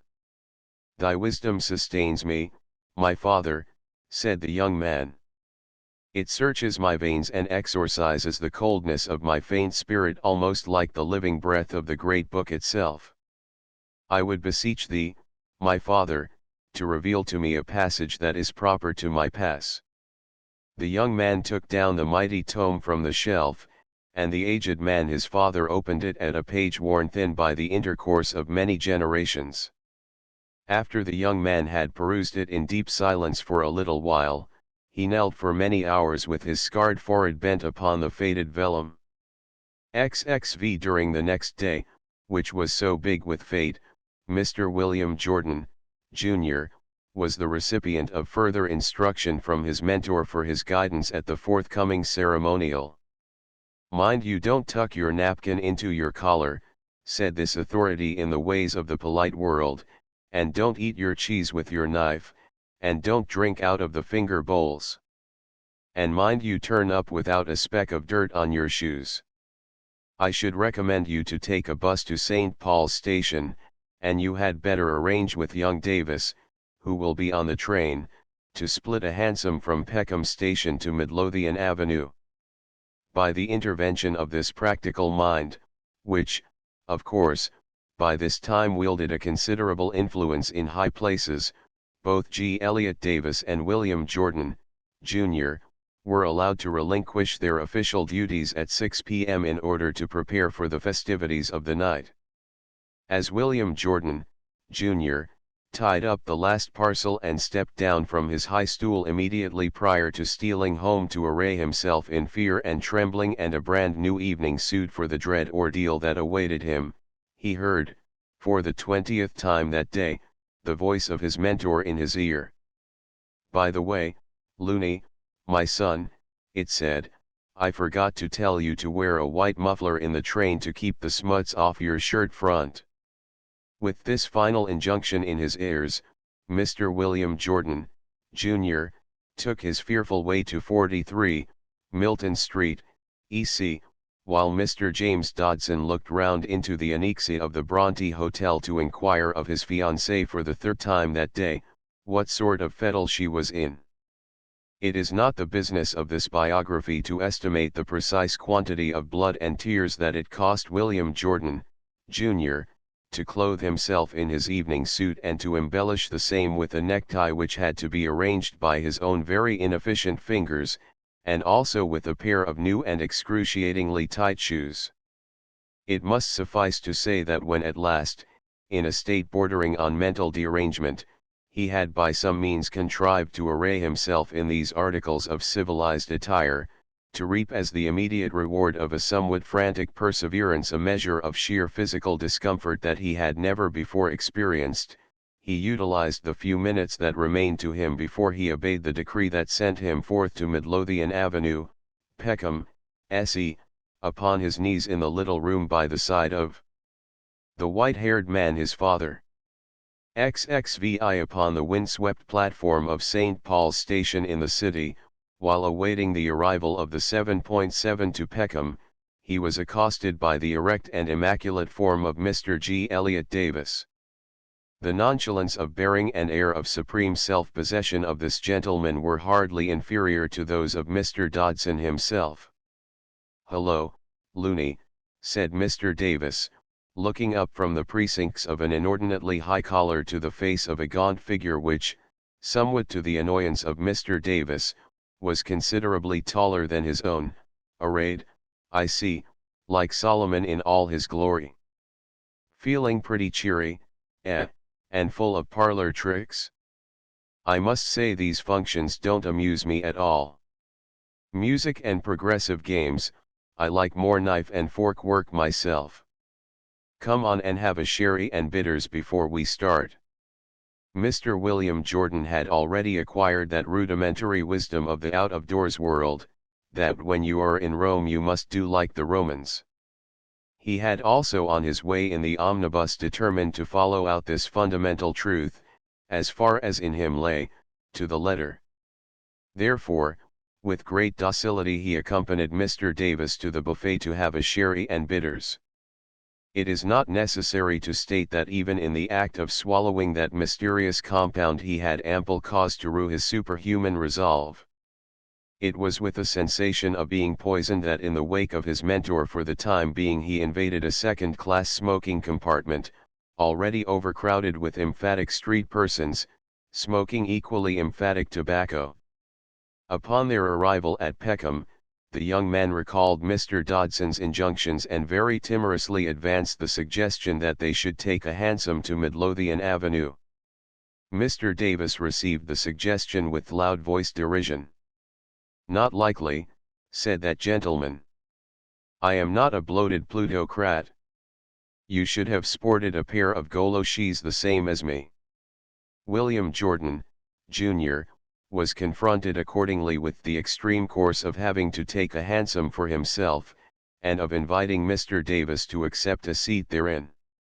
Mr. Davis's tone of unmistakable rebuff, however, had quelled him so effectually that he could not find the courage to do either of these things. Accordingly he was obliged to pick his way with great trepidation along divers unclean thoroughfares to the frank amusement of his companion, who, in bringing to his notice innumerable pools of water and stretches of mud upon the route, abjured him earnestly to be careful of his pumps. Upon the stroke of 8:30 Mr. Davis executed an ostentatious tattoo upon the knocker of No. 8, Gladstone Villas, which was situate amid two narrow rows of ill-lighted, meagre, lower middle-class respectability. They were received with great cordiality by Mr. Dodson himself, who in immaculate evening attire appeared to considerable advantage. "Hello, Looney, old boy," said Mr. Dodson, "so here we are. Give me your hat and coat and then come in here, and I'll introduce you to Coxey and John Dobbs."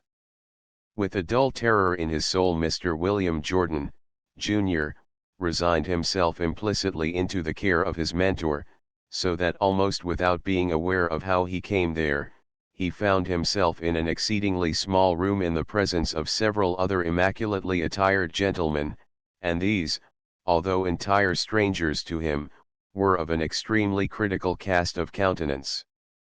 He could understand nothing of what was taking place, although presently he awoke to the fact that these gentlemen were grasping him by the hand. "You'll have a finger before we go upstairs to the ladies," said Mr. Dodson, pouring a colored liquid into a tumbler, to which he added an even more mysterious liquid that went off with a hiss. "Say when." "Oh no, please," gasped Mr. William Jordan, for a bitter recollection still abided within him of his misadventure at the railway station buffet. Hearing this note of somewhat exaggerated appeal the other gentlemen could hardly repress a guffaw, particularly when incited thereto by a knowing wink from Mr. Davis. "Never mind them, Looney old boy," said Mr. Dodson, who as he spoke smiled archly at his guests. "They don't know any better. They are not accustomed to mix with men of intellect on equal terms." "That is the truest word you've spoken this week, Jim Dodson," said Mr. John Dobbs of the Alcazar Theatre, a heavy and somber young man with very long and thick black hair and a voice that seemed to proceed from his boots. "Close it, Jimmy," said Mr. Joseph Cox, a small and dapper young gentleman with a very easy and cordial manner. "One of these days he will be the best slow left-arm bowler in Surrey," said Mr. Dodson in an impressive aside to Mr. William Jordan, and in a voice sufficiently audible for Mr. Joseph Cox to hear. Mr. Dodson, having to the frank amusement of those gentlemen assembled, exercised his blandishments in vain to induce Mr. William Jordan to have a finger before going upstairs to see the ladies, at length proceeded to conduct the young man thither without this aid, which he and his friends deemed most essential to the accomplishment of so grave an ordeal. "Don't be nervous, old boy," said his mentor kindly, as he took him firmly by the arm. "At the worst they can't do more than eat you, and if they do they will wish they hadn't." "Are my shoes all right?" stammered Mr. William Jordan in a hoarse whisper. "Right as rain, my son," said his mentor. "And Mosenthal has turned you a treat. You look a regular poem in blank verse. It wouldn't surprise me a bit if they do want to eat you." As Mr. Dodson placed his hand on the drawing-room door, the terrible sensations of that long year ago when the same hand was on the door of Mr. Octavius Crumpet again assailed the young man. Only tonight these emotions seemed to be more intense. And of late he had come fondly to imagine that never again would he become the prey of weaknesses so pitiful. His brain was dazed and his eyes were almost dark when bright lights and colors and a pageant of female loveliness was first unfolded to his gaze. It is true that the first of these ladies whom he had to encounter was not very beautiful, a fat, elderly, unemphatic kind of lady whose clothes looked odd, and who wore a kind of irrelevant dignity which somehow did not seem to fit her. "Mater, this is Mr. William Jordan, the young sportsman I am always telling you about," said Mr. Dodson in a cheery voice. "Pleased to meet you, young man," said this lady, shooting out a fat hand as a highwayman might shoot out a horse pistol. However, Mr. Jordan had the presence of mind to grasp it, and at the same time to bow low. Beside her was a lady dressed severely in black. She sat very upright, and held a pair of glasses in front of her which she used with devastating effect. In mien she was aged and severe, in manner she was sharp and staccato, and with no more geniality than a piece of ice. "Aunt Tabitha," said Mr. Dodson, "Mr. Jordan." "Mr. Jordan, Aunt Tabitha." This very formidable lady turned such a cold and resolute gaze upon the young man that sharp little shivers seemed to envelop him. It seemed to congeal the half-formed words on his lips. All the same he was able to go through the formality of almost bowing to the ground. The next lady to whom his attention was directed was extremely resplendent and also extremely décolleté. In spite of her air of magnificence, her blazing jewels, the gorgeous texture of her skin and her clothes, there seemed to be something curiously familiar about her. The mystery was solved, however, almost before it had had time to become one. "Chrissy," said Mr. Dodson, "what price our fat friend?" "Ain't he just utter," said the gorgeous creature, giving Mr. Jordan a playful flick with her fan. "I am sure mother ought to be proud of her boy tonight." As Mr. Jordan bowed very low before her, the gorgeous lady made a very remarkable and visibly distorted face at another gorgeous lady who sat by her side. In sheer splendor and profuse magnificence all paled their ineffectual fires before that of this fourth lady who sat by Chrissy's side. When the young man first ventured to look at this apparition of female loveliness, the power of breathing was almost denied to him. In beauty she was ravishing, divinely tall apparently, and most divinely fair. She had the look of a goddess, young, brilliant, queenly, with a noble fire in her glance. Her clothes in their ample majesty and her jewels in their luster made those of Chrissy appear almost tawdry by comparison. Never until that moment had William Jordan divined, not even in that remote and ill-starred adventure of his childhood, that actual authentic goddesses still walked the earth, clad in their ravishing flesh and blood. As this vision burst upon his gaze, William Jordan could scarcely repress an exclamation of awe and wonder and delight. "Miss Hermione Lee," said Mr. Dodson, "Mr. Jordan, Mr. Jordan, Miss Hermione Lee." To the exaggerated deference of which she was the recipient on the part of Mr. William Jordan, this divinity returned a curt and aloof nod, which might hardly have been interpreted as a nod at all, and at the same moment she made a gesture to Chrissy which partook of the nature of putting out her tongue. "Ain't he marvelous?" said Miss Hermione Lee to her friend Chrissy in an eloquent aside. "Where did Jimmy dig him up? Has he taken out a license for him?" "A gilt mug," said Chrissy in the matter-of-fact tone that never forsook her.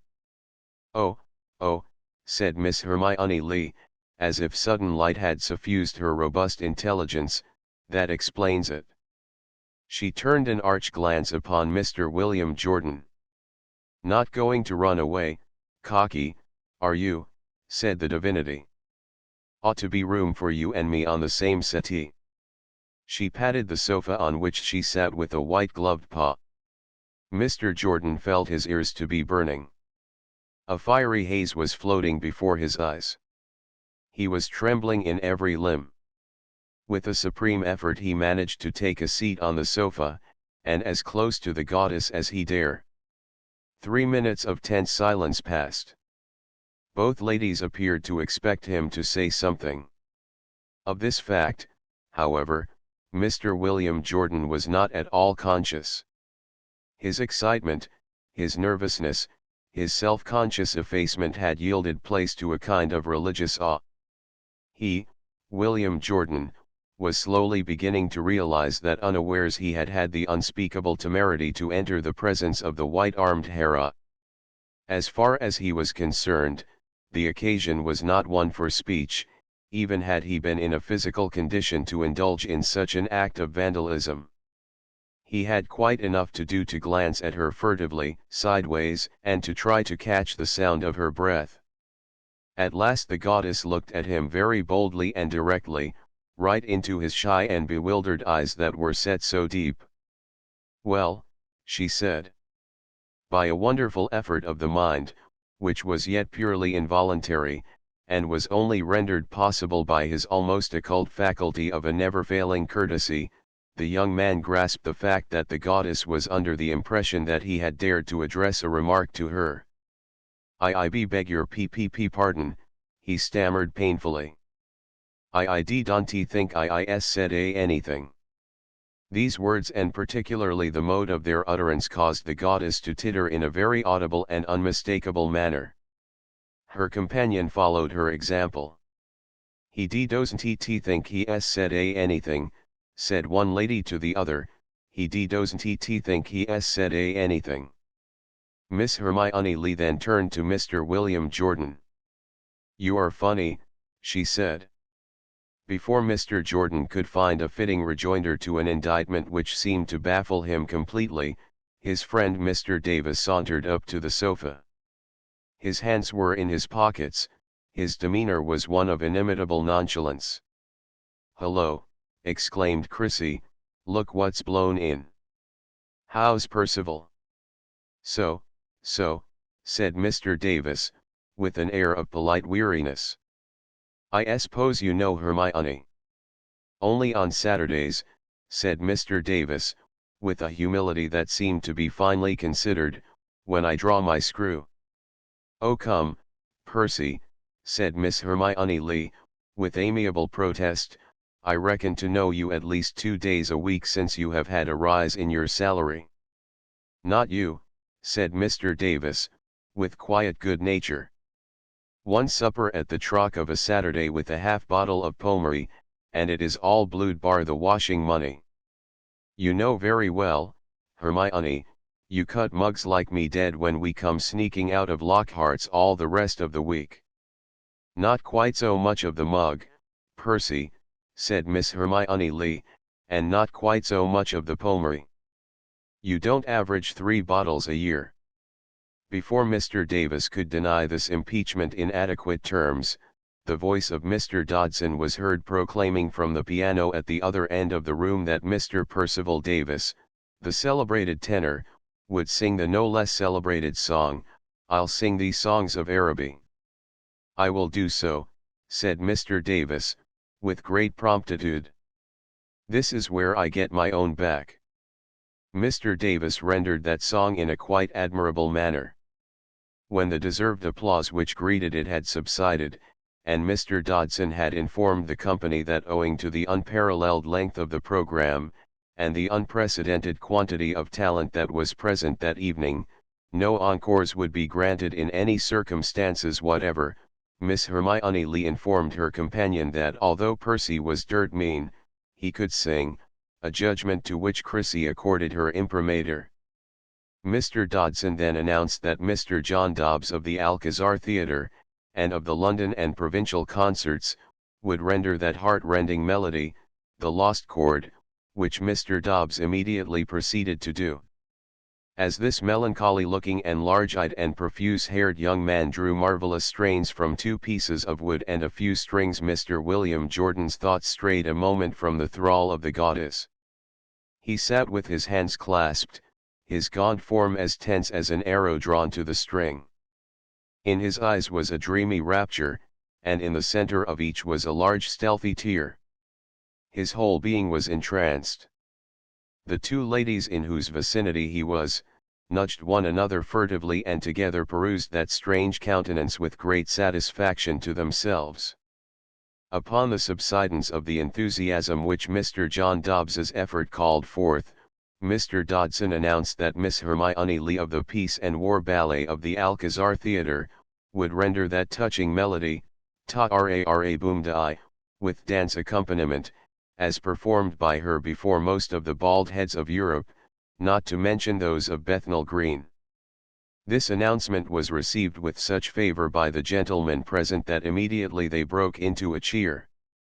With immense good nature Miss Hermione Lee swept across the room to the piano, and with the aid of the variously accomplished Mr. Dodson himself, who scratched the ivories by request, and also with the aid of Mr. Davis, who turned over the music after, as he expressed it, he had cleared the course for the big race by driving back the company, regardless of age and sex, from within an area of at least 8 feet of the piano, and in spite of the fact that Aunt Tabitha, who was compelled to move her chair, stared at Mr. Davis through her glasses with a stony glare, and said at the top of a loud harsh voice, "That is a very unmannerly young man," a remark which set the remainder of the company in roars of laughter, in which Mr. Davis joined more loudly than anybody else. Yet what can describe or even remotely indicate the emotions which surged over Mr. William Jordan, Jr., when through eyes dim with ecstasy he beheld the divine form of the goddess, who, as she rose to her full height beside the piano and broke into a not particularly melodious warble, approximated more nearly in physique and appearance to his Olympians than any creature he had looked upon hitherto. It did not matter to William Jordan what strange and fantastic words fell from that full, white throat, or what fantastic gyrations that divine form subsequently went through. It was not for such as himself remotely to comprehend the speech and gestures of those immortal ones of whom she was a daughter. He sat entranced, unable to move, to think, or even to realize the wild emotions of which so suddenly he had become the prey. When the goddess, a little out of breath, and also flushed, and therefore looking more brilliant than ever, swept back to the sofa to his side, a kind of religious awe mounted in Mr. William Jordan as he peered upwards into that beautiful, smiling, good-natured face. "Oh oh oh," he exclaimed softly. Hearing the exclamation, both Chrissy and the goddess looked towards the source of it in unconcealed amazement. They then looked at one another. As the goddess sank upon the sofa somewhat heavily, she broke out into a loud laugh. "Too funny," she said, and proceeded to fan herself with great vigor. Mr. Dodson then informed the company that Mr. James Dodson, of the St. James's Restaurant Bar, Piccadilly, would admit any member of the audience into the mysteries of the 3-card trick free of charge, yet made an exception in favor of Mr. Percival Davis, who was not in need of instruction. "Jimmy," said his fiancée in an authoritative tone, "sing I Want One Like Pa Had Yesterday." When Mr. Dodson had rendered this ballad with immense success, he called upon Joseph Cox, Esquire, of Surrey 2nd 11, and also of the leading public houses within a mile radius of Kennington Oval, to give his world-famous imitation of a white mouse walking upon its forepaws backwards. Mr. Joseph Cox, with great natural modesty, disclaimed any special aptitude for a feat of this delicate nature, but, rather than be a source of disappointment to the company, he would undertake either to give an imitation of a hen laying an egg, or, if preferred, he would stand on his head while any member of the audience counted 30. Upon the proposal by Mr. Joseph Cox of these two extremely honorable alternatives, Mr. Dodson proceeded, as he phrased it, to put it to the meeting. With surprising unanimity the meeting decided that Mr. Cox be called upon to attempt the hazardous feat of standing on his head while Miss Tabitha Dodson counted 30. After a little delay, which was caused by Miss Tabitha Dodson declining in most uncompromising terms to be associated in an official capacity with such a piece of tomfoolery, which resulted in the hostess, Mrs. Dodson, being nominated for this onerous duty, Mr. Joseph Cox, with a solemnity of mien which filled the audience with the greatest possible delight, proceeded to poise himself upon his apex. When the enthusiasm which this feat excited had subsided in some measure, it was restored almost to its original fervour by Mr. Dodson's announcement of the event of the evening. Mr. William Jordan, the distinguished scholar and England's future poet laureate, would recite the first book of Homer's Odyssey in the original Greek. When Mr. William Jordan discovered that he was the source of some almost hilarious enthusiasm, he cried in tragic accents, with a kind of horror in his deep-set eyes, "Oh no, I couldn't, indeed I couldn't." In the midst of the shrieks of laughter which his words and the distraught expression of his countenance provoked, and after Mr. Dodson had ministered thereto by the assurance that it was not because Mr. Jordan couldn't, but because Mr. Jordan wouldn't, he allayed any feeling of disappointment that might have arisen from Mr. Jordan's obduracy, which he assured Mr. Jordan was not the thing, by proposing that they should go down to supper. It was in the process of marshalling this small but select assembly that Mr. Dodson found a further opportunity for the display of that administrative power of which he was the fortunate possessor. At least 3 of the gentlemen present were aspirants for the favors of Miss Hermione Lee.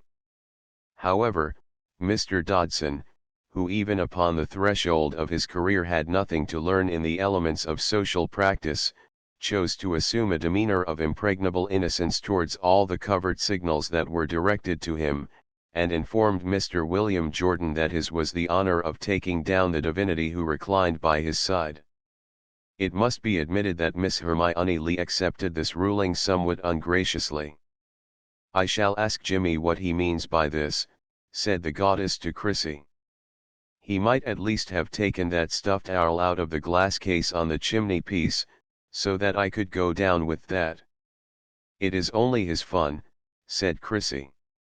"I shan't sing after supper," said Miss Hermione Lee, bridling. "You have not been asked, my dear," said Chrissy imperturbably.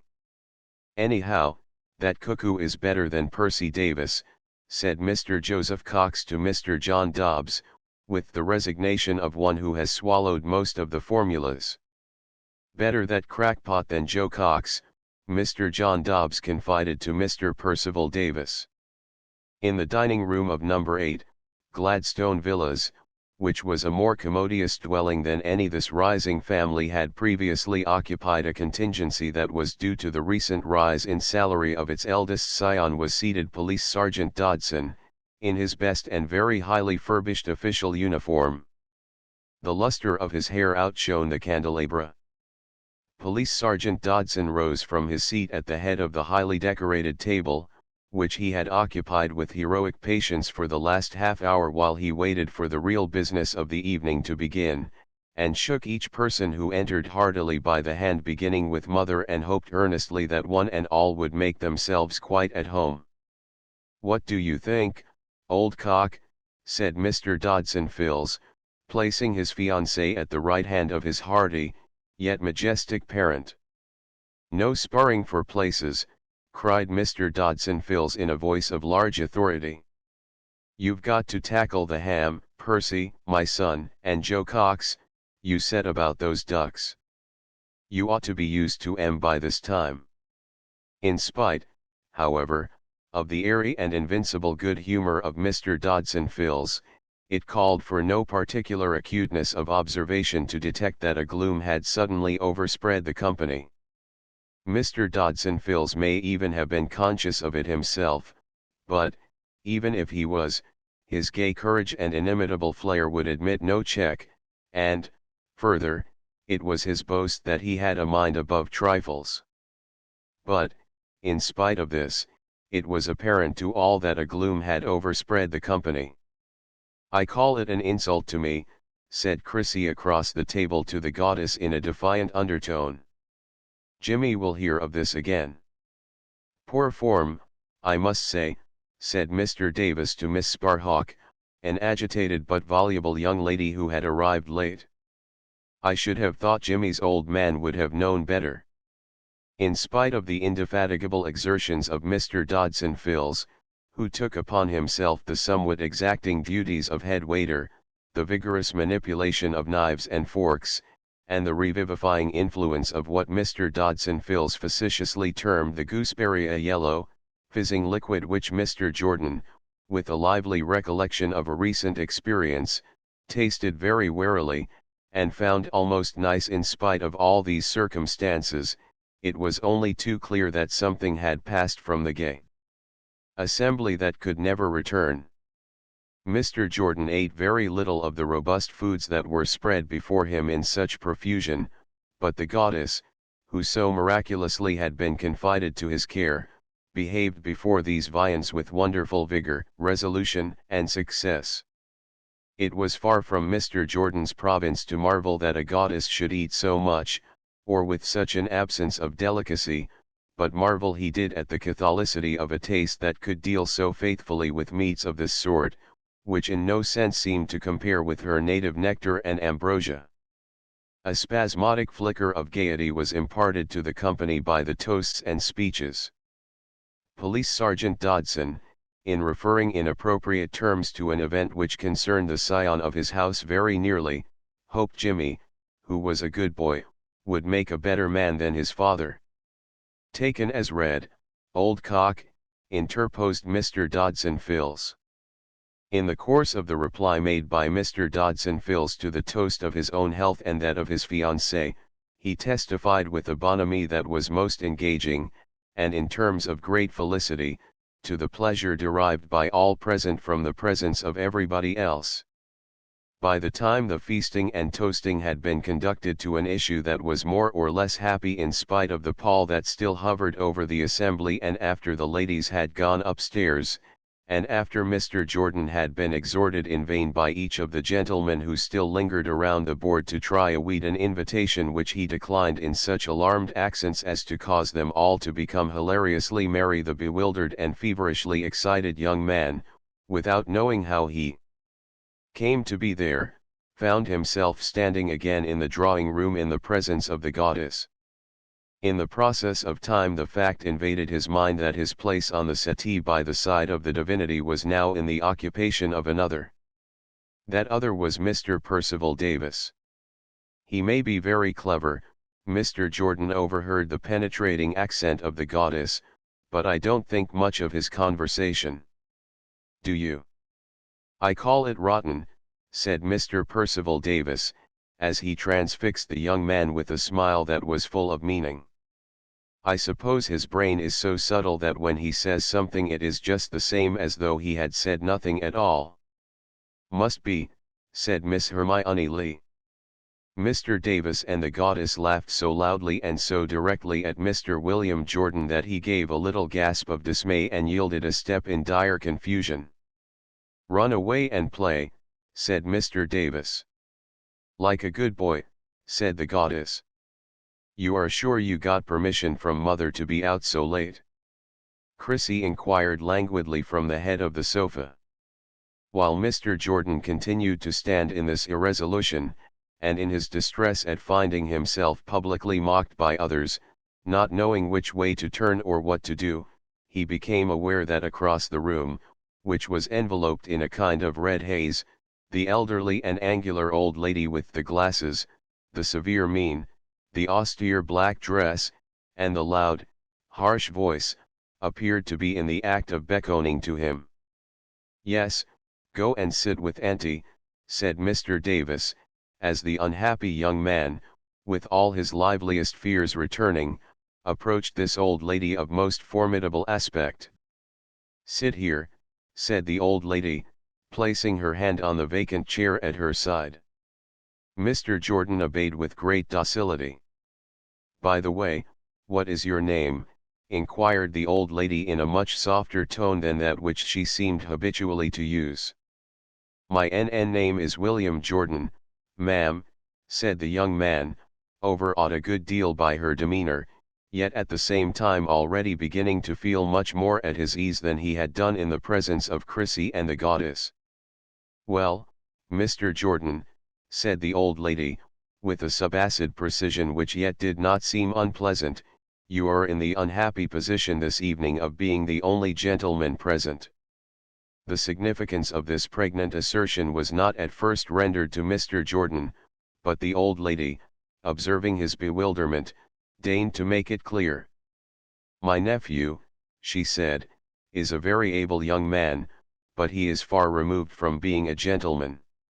His friends are not able young men, and they are still further removed from being gentlemen. I call them cads, Mr. Jordan, I call them cads.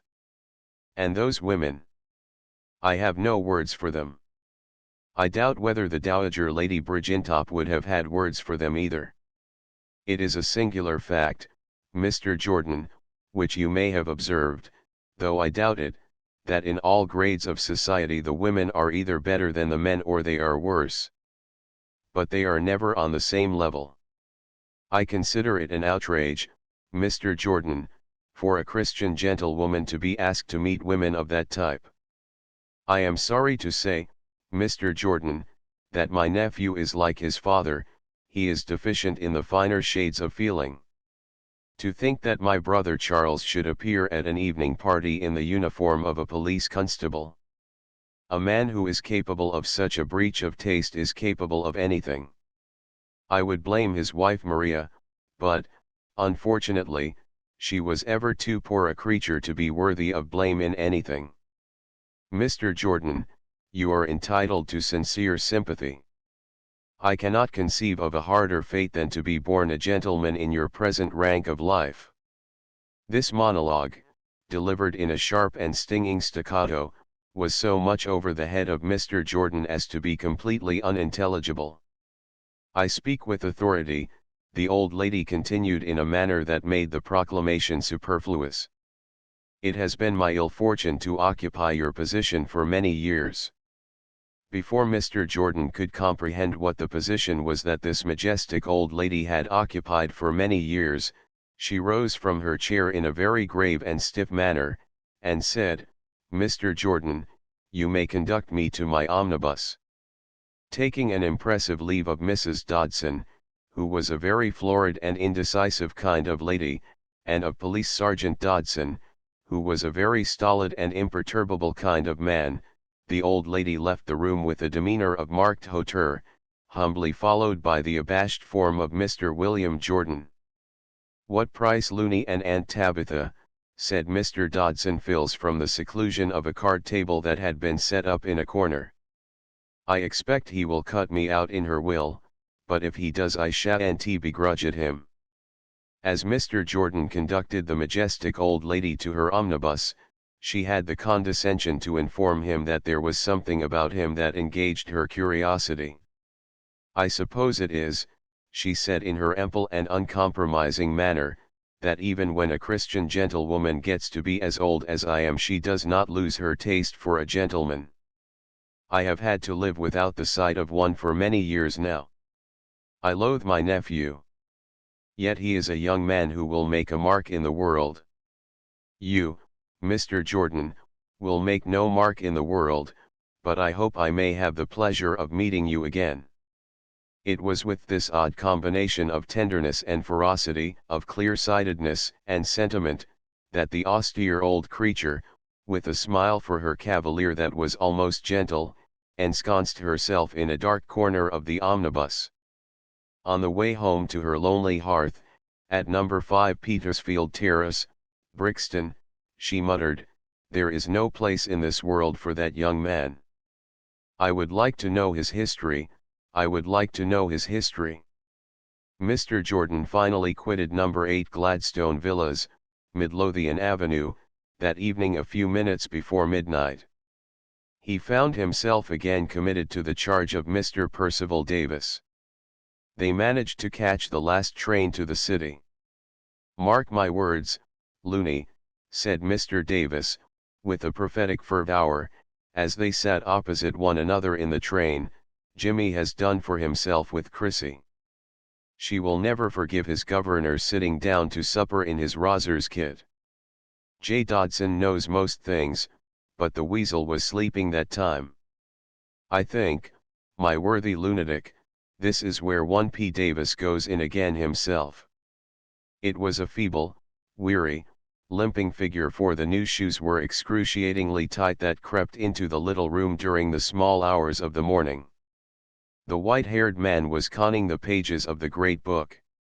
"Ah, my beloved Achilles," he said, "so you have found sanctuary again.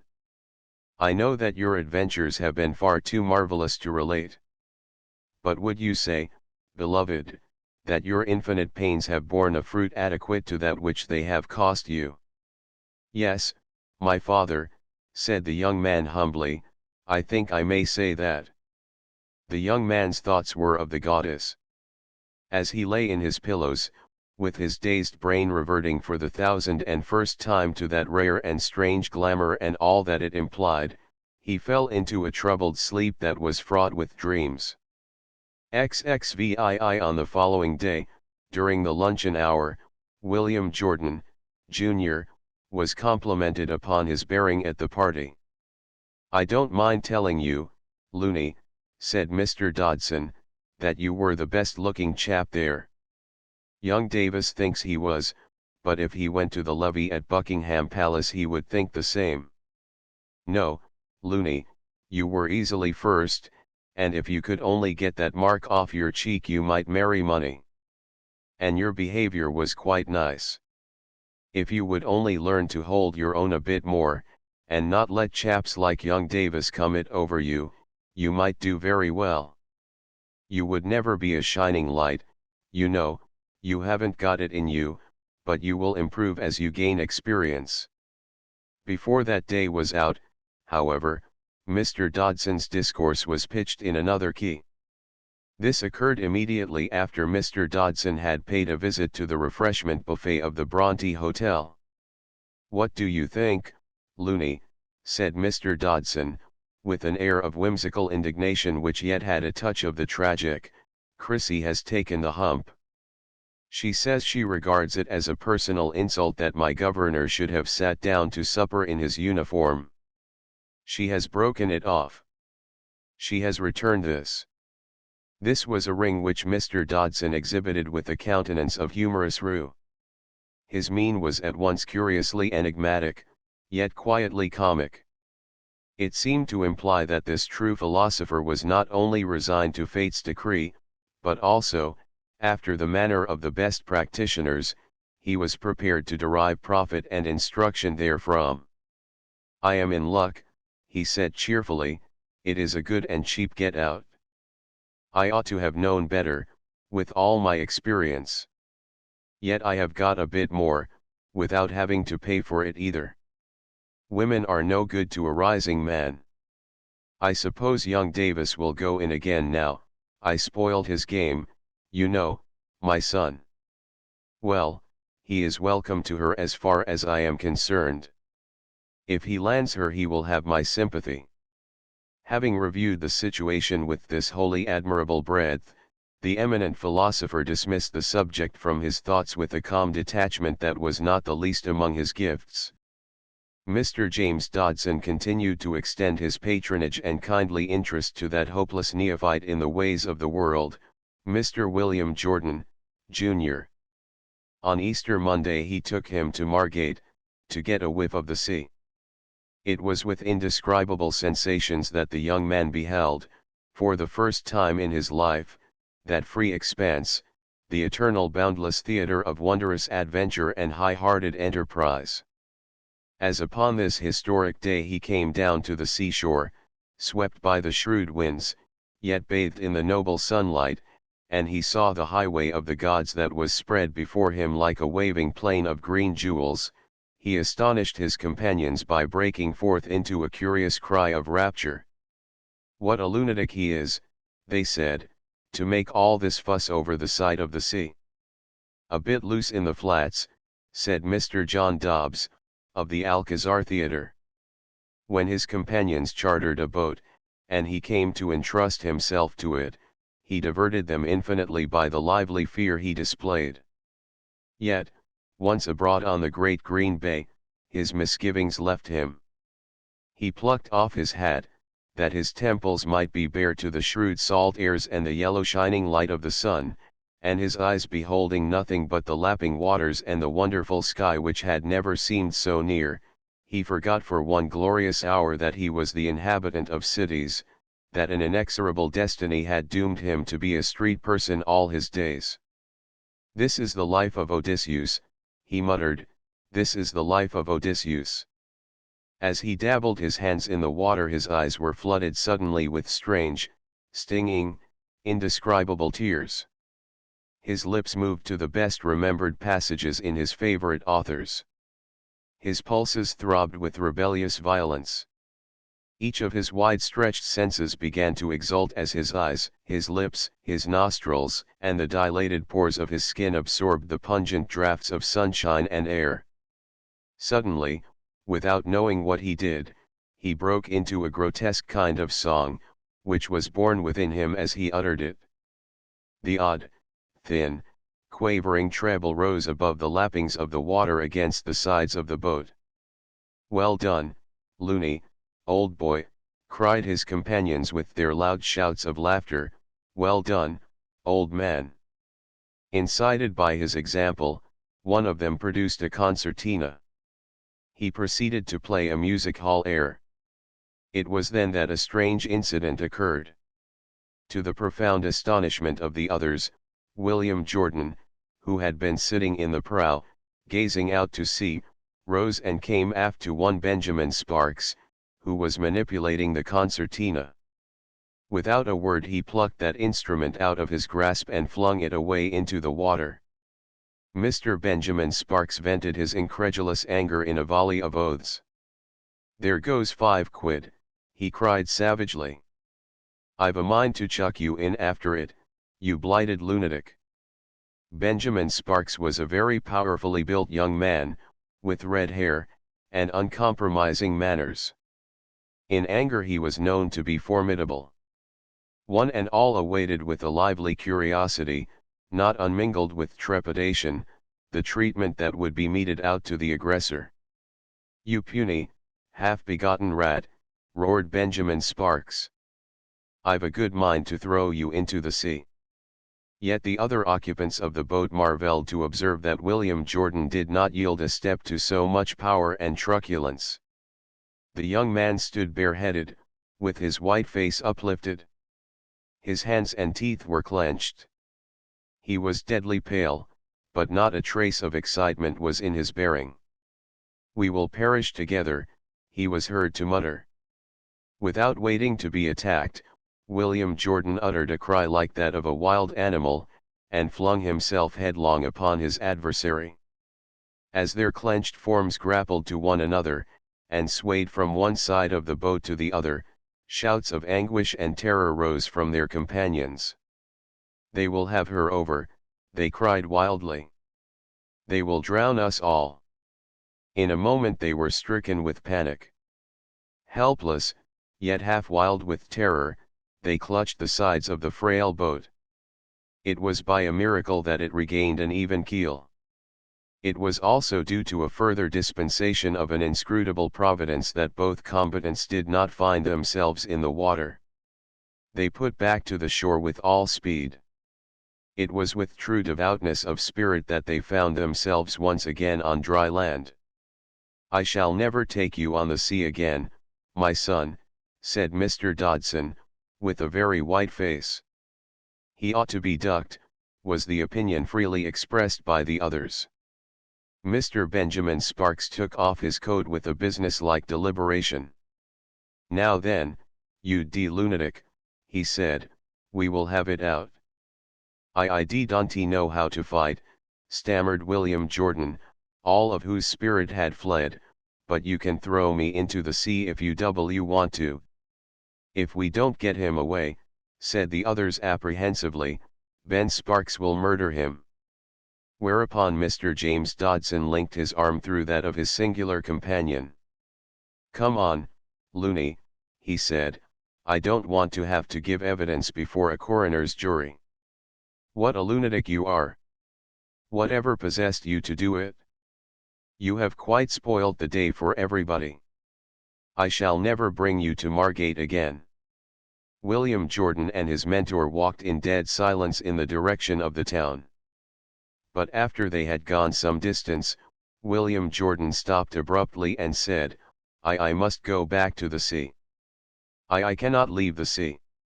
I will return to the railway station at 6:15. "Promise me," said his mentor earnestly, "that you will be up to no new mischief. I don't know that you are fit to be left alone with the sea. It seems to get into your brain." William Jordan gave this promise, and returned to the sea. For hours he walked up and down the shore, his eyes ever upon that wonderful, endless expanse. When at last he grew very weary, and his unaccustomed limbs began to fail, he offered an old fisherman some pieces of silver to row him again out to sea. Until the sun dipped behind the line of the coast, he sat at the helm of the boat drinking long and deep draughts of the free and noble life that lay all about him. Men and cities were far from his thoughts during these enchanted hours. His mind became beautiful with fantasies and copious with ideas. As he reclined on the bosom of this great and mysterious wilderness, with the fowls of the air flapping over his head, the strange craft ever tossing from side to side, and a hungry waste all about him, capable of devouring him yet incomprehensibly refraining from so doing, his life acquired a texture which it had never had before. Even the ancient authors, with all the subtle aromas and the powerful essences their mighty imaginations had distilled through the ages, could not concentrate into their magic ink this relentless, yet elusive spaciousness which this dweller in cities now beheld. The caged bird began again to croon its odd, wild, undeveloped melodies. Fragments of curious, haunted, half-remembered phrases came upon his lips. The stinging tears crept again to his eyes. Through the haze of their blindness the waters were no longer to be seen. But he could hear them gurgling against the sides of the boat. There was a boom of distant breakers, the creak of oars, the voices of the four winds and of the winged inhabitants of the air.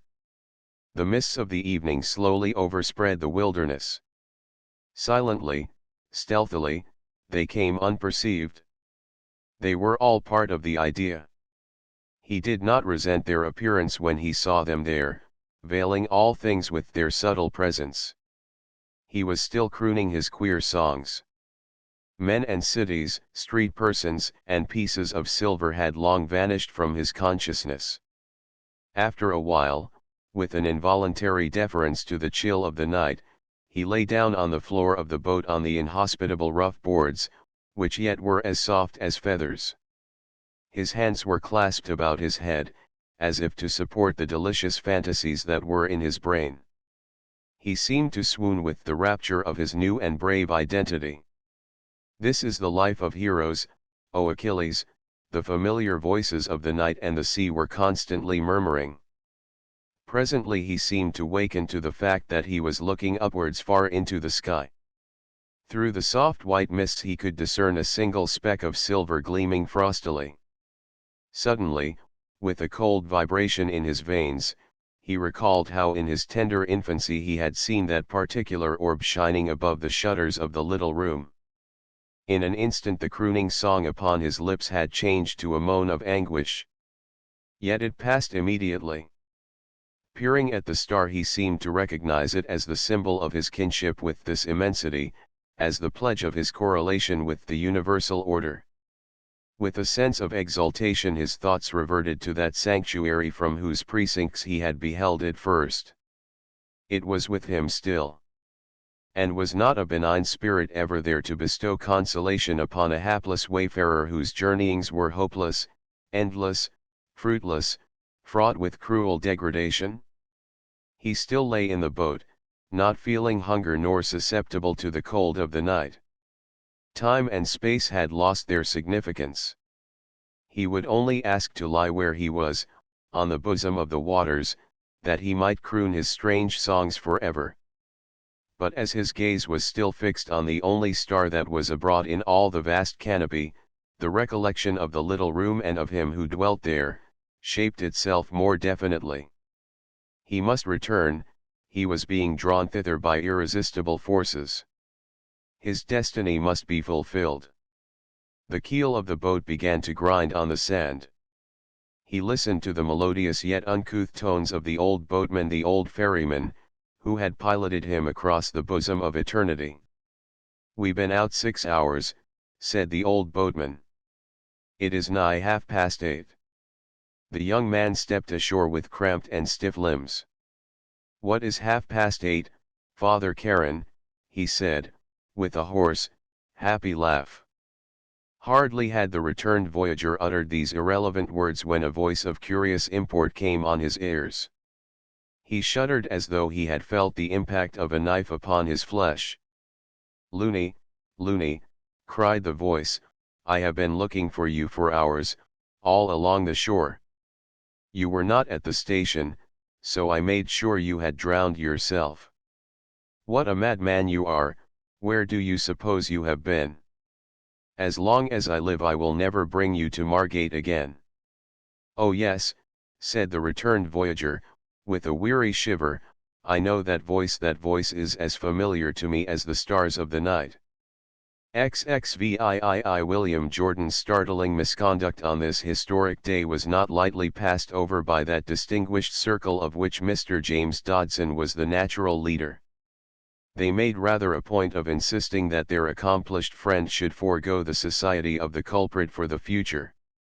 "As long as we thought he was a mere harmless lunatic, Jimmy," said Mr. John Dobbs, "we didn't so much mind your taking him up, although we all thought from the first that for a chap like you to do so was coming down a peg. But now that we find out that he is not a harmless lunatic at all, but a downright dangerous one, we think you owe it to yourself that you should give him the cold shoulder altogether." To which expression of well-meaning wisdom Mr. Dodson rejoined tactfully, "I dare say you may be perfectly right, John. I shall have to think it over." All the same, in the inscrutable recesses of Mr. Dodson's heart there was no clearly defined intention of acting upon this disinterested advice. Mr. James Dodson was preeminently a man of the world, a 2 and 2 makes 4 man, in his own phrase, yet a stealthy feeling had already taken root within him, which somehow forbade the philosopher to follow the dictates of pure reason with the implicit fidelity that was his wont.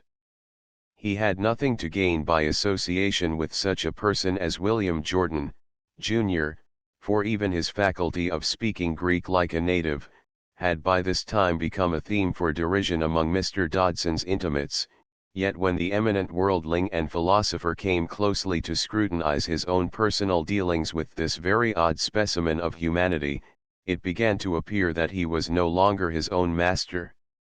"I feel, you know, Looney," he confessed, in one of his moments of expansiveness, "I am behaving like a fool in taking you up like I do.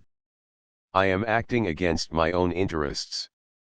You will never do anything, you are unpopular with all my pals, you are not a bit bright or clever, you never drink or smoke or bet or make love to the ladies, you can't hold your own even with a chap like young Davis, even when your leg is being pulled you haven't got the sense to notice it.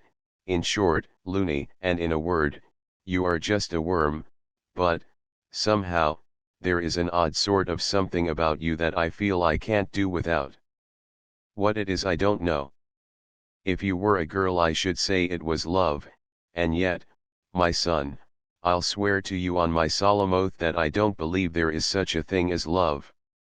All the talk about it, all the plays and penny novelettes about it, are the biggest bunkum imaginable. However, in spite of many speeches as uncompromising as this, Mr. Dodson could not bring himself to relinquish his patronage of his strange companion.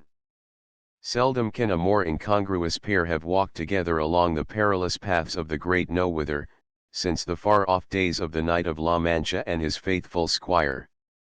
And it chanced that on the eve of the very next bank holiday, which befell on a stifling day in August, when the town lay choked in dust and seemed to swoon with the arid air, Mr. Dodson made the proposal to his singular friend that they should go forth on that festal day and see a bit of life together. "No more Margate, my son," said Mr. Dodson, "never again, as long as I live, will I go with you there. But we will spend a day at the Oval, my boy. They are giving Joe Cox a trial for the first 11, and we must see what he does. Then we will get a bit of dinner somewhere, and round up the evening at the Alcazar. You have never seen Hermione in full war paint, have you? Off the stage she is a bit of all right, but on it, my son, she beats anything you ever saw. When you see her she will knock you." To this carefully devised program William Jordan assented submissively. During this phase of his existence, when every day that he passed brought a further largesse of knowledge, the overpowering curiosity to see, to know, to understand all things seemed to return upon him. His mentor had taken him already into diverse and strange places. He owed it to that friendly but mysterious guidance that the curtain was rolled back from many hidden recesses of the life about him, which otherwise could never have been revealed. On that burning August forenoon he mingled with the throng about the gates of the cricket ground, and passed through its portals and came to stand on the parched grass under the pitiless sun. All about him was a close-packed and vastly excited multitude. Yet to the young man, who was sandwiched within the very heart of the perspiring crowd of street persons, with the skin being frizzled upon his neck, the solemn rites, of which occasionally he caught a glimpse, had no meaning for his eyes. "Surrey's fielding," said his mentor, in a voice that was by no means as calm as was its wont. "See, there's Joe standing at mid-on. Why don't they put him on to bowl?" "Not his wicket," said Mr. Dodson's neighbor, an enthusiast in a straw hat with a yellow ribbon, and dirty white flannel trousers. "Then why do they play him?" demanded Mr. Dodson. "The committee have had private information of a thunderstorm tomorrow night," said Mr. Dodson's neighbor, who appeared to be extremely well informed. To Mr. William Jordan, however, these technicalities and 1,000 others, which were even more recondite, proved very baffling indeed. "I suppose, Jimmy," said the young man at last, in sheer desperation, driven by the inflexible rules of politeness to speak, yet not knowing in the least what to say, "that those those gentlemen in the white suits are what you call Surrey." "You are positively brilliant this morning, Looney," said his mentor.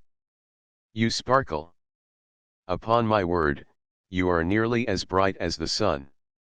After standing 2 hours in that broiling heat, and as he was growing somewhat dizzy, owing to the effects of that concentrated fireball upon the back of his neck, the players trooped off the field of play in search of refreshment, whereupon Mr. Dodson solemnly instructed him to sit on an adjacent mound of withered grass to await his own return, assuring him that he was not half smart enough to forage for himself at the Oval on August bank holiday. In the course of half an hour Mr. Dodson did return, bearing 2 corkless bottles covered with oozing white froth, and 4 substantial and extremely indigestible-looking pork pies. "Catch hold," said Mr. Dodson, handing Mr. William Jordan, Jr., his share of these delicacies.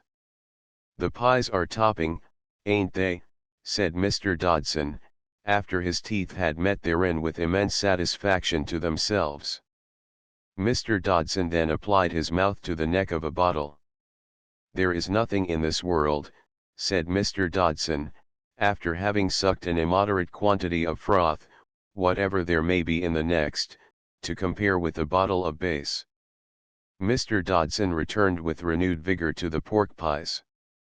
Buck up, loony, he said, as he masticated the last succulent morsel. The players will be out again in 5 minutes. Why, man, what the dickens are you up to? Your base is all over the grass, and your pies are underneath it. Loony, you idiot, pon my word, I do believe the wretched lunatic has fainted. Mr. Dodson's diagnosis of his friend's condition proved to be a correct one. He had to lay him upon his back and to obtain water before the eyes could be induced to reopen, and the blood to return to the hollow cheeks. Play had begun. Mr. Dodson was hot and irritable, and he was vowing freely that if he valued his self-respect he must break himself of the habit of dragging round this hopeless subject to acquaint it with life. Yet in spite of all this, when the young man at last opened his eyes, his mentor said, quite kindly, "Was it the heat, old boy?" "Yes, the heat," said William Jordan faintly. Mr. Dodson conducted his friend to the shade that was afforded by the back of an immense stand, upon which several thousands of human beings wedged as tightly together as dried figs in a box braved the broiling heat of the airless afternoon, craning and tiptoeing to witness a trial of skill of a curiously inconsequent and macabre kind, with whose niceties the vast majority were very imperfectly acquainted. "You will be all right here, old boy," said Mr. Dodson, propping up his friend, and taking off his own coat to form a pillow for his head. "You will be nice and cool here. Lie quite still, and I will get you a drop of brandy." As Mr. Dodson made his way through the crowd to an awning, upon which was displayed the word refreshments, there was a demonstration of approval from many thousands of pairs of hands. "What's up?" demanded Mr. Dodson, as he passed along. "Is gun out?" "No," said a spectator, who was perspiring freely in spite of the fact that he wore a halo of cabbage leaves under his straw hat. "They are putting on young cocks." "Time they did," said Mr. Dodson. For a moment a titanic struggle was waged in the bosom of the philosopher. He could not forbear to pause a moment to watch how his friend Joe Cox fared in his hour of trial, yet even before he beheld him deliver his first ball, he bent his neck again to the stern yoke of duty. Hurriedly he went on his way for the brandy. As he returned bearing the stimulant, he stayed again for an instant to inquire of his informant of the cabbage leaves, how young Cox was bowling. "Can't bowl for nuts," said the gentleman of the cabbage leaves. "Gun has just hit him out of the ground. I could bowl better myself." It was with a sinking heart that the philosopher handed the brandy to William Jordan, who, however, could not be induced to taste it. "How are you feeling, old boy?" said Mr. Dodson, and he added eagerly, "Joe Cox is bowling. I wish he would get a wicket." My mind is now quite clear," said his strange companion. Please leave me to lie here. I would have you join your friends who are so active and powerful and high-hearted. Go to look at the cricket game, I entreat you. Whenever we go forth together I make you unhappy. I spoil your day. I would have you leave me altogether, kind and honest friend, I am no fit comrade for such as you. I begin to understand that I am one of other clay." After Mr. James Dodson had turned away his face in order that he might register the enigmatic aside, "I am afraid it is quite true that the poor cove is absolutely balmy," he said to the pallid figure in a voice of cheerful kindness. "Rot. Rubbish. You are talking through your hat.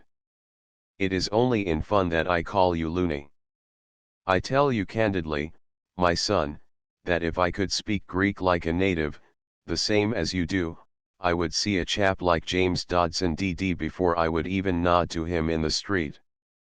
You cannot deceive me, Jimmy, said William Jordan, with a forlorn smile.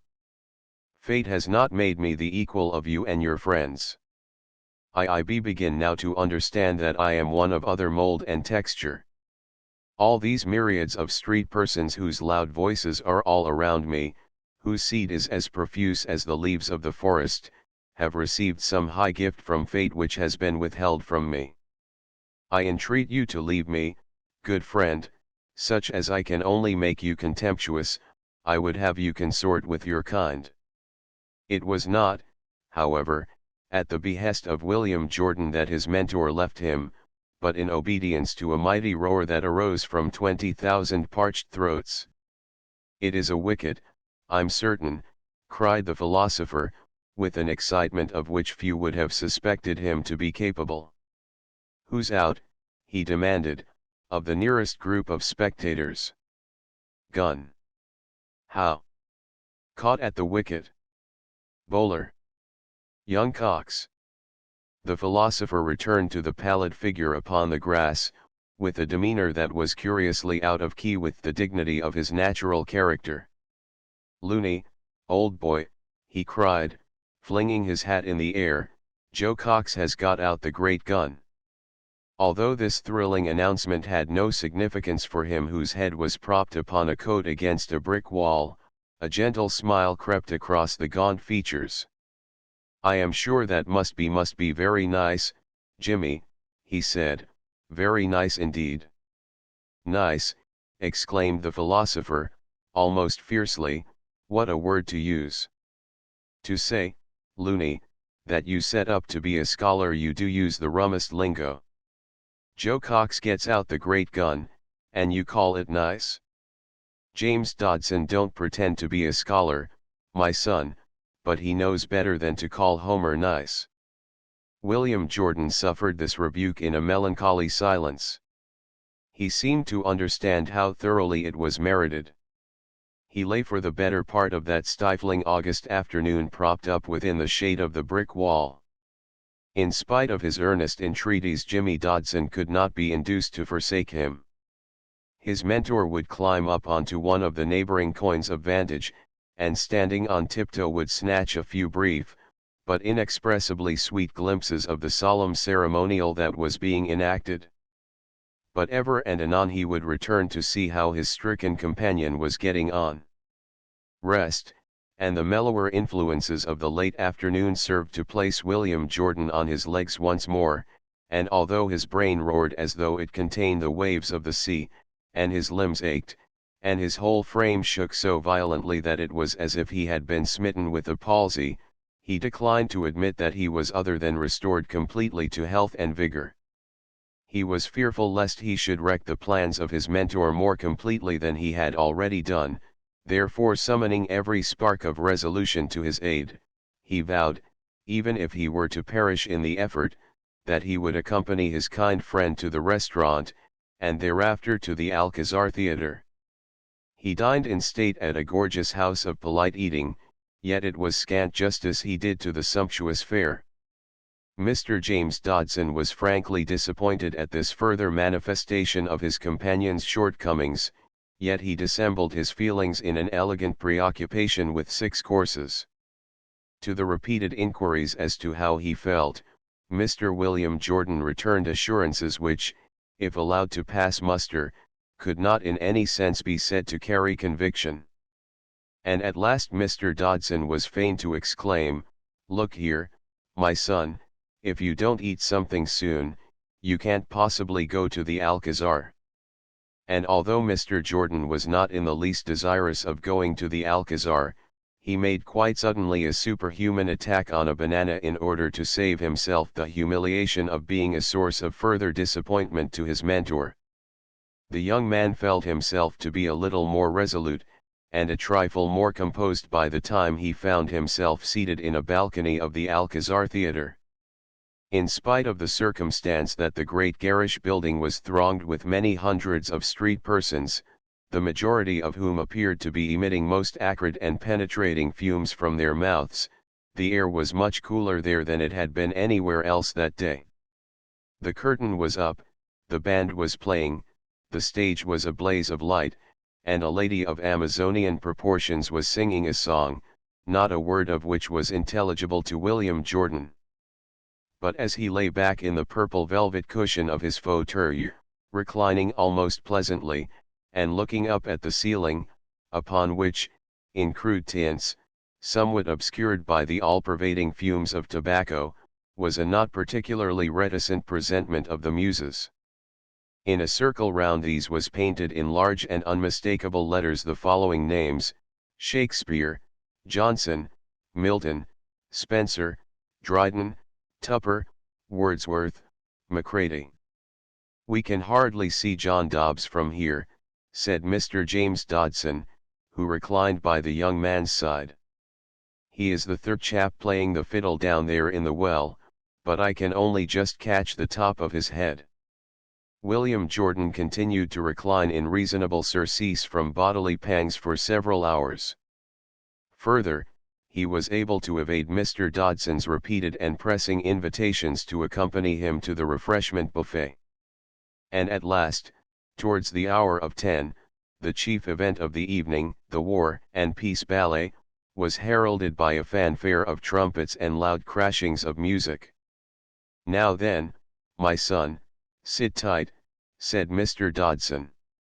"We are going to see Hermione." The curtain rose slowly to reveal Hera, the white-armed goddess. She was clad in dazzling robes of mail and a massive helmet, with earpieces dangling about her golden locks. William Jordan gave a gasp of bewilderment.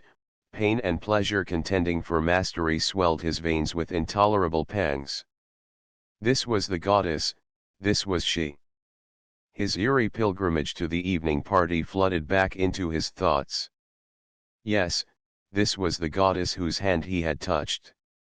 And now, as she stood clothed in her robes of mail and bearing her scepter, with wonderful lights playing around her majestical calm, she appeared to the young man's rapt gaze the first of the goddesses, and, therefore, the most beautiful, the most chaste, the most exalted creature, of which fact or fable was cognizant.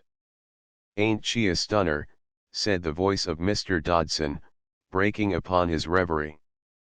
"If I hadn't decided that all women are alike, as far as a rising man is concerned, I'm hanged if I wouldn't have a cut at her myself.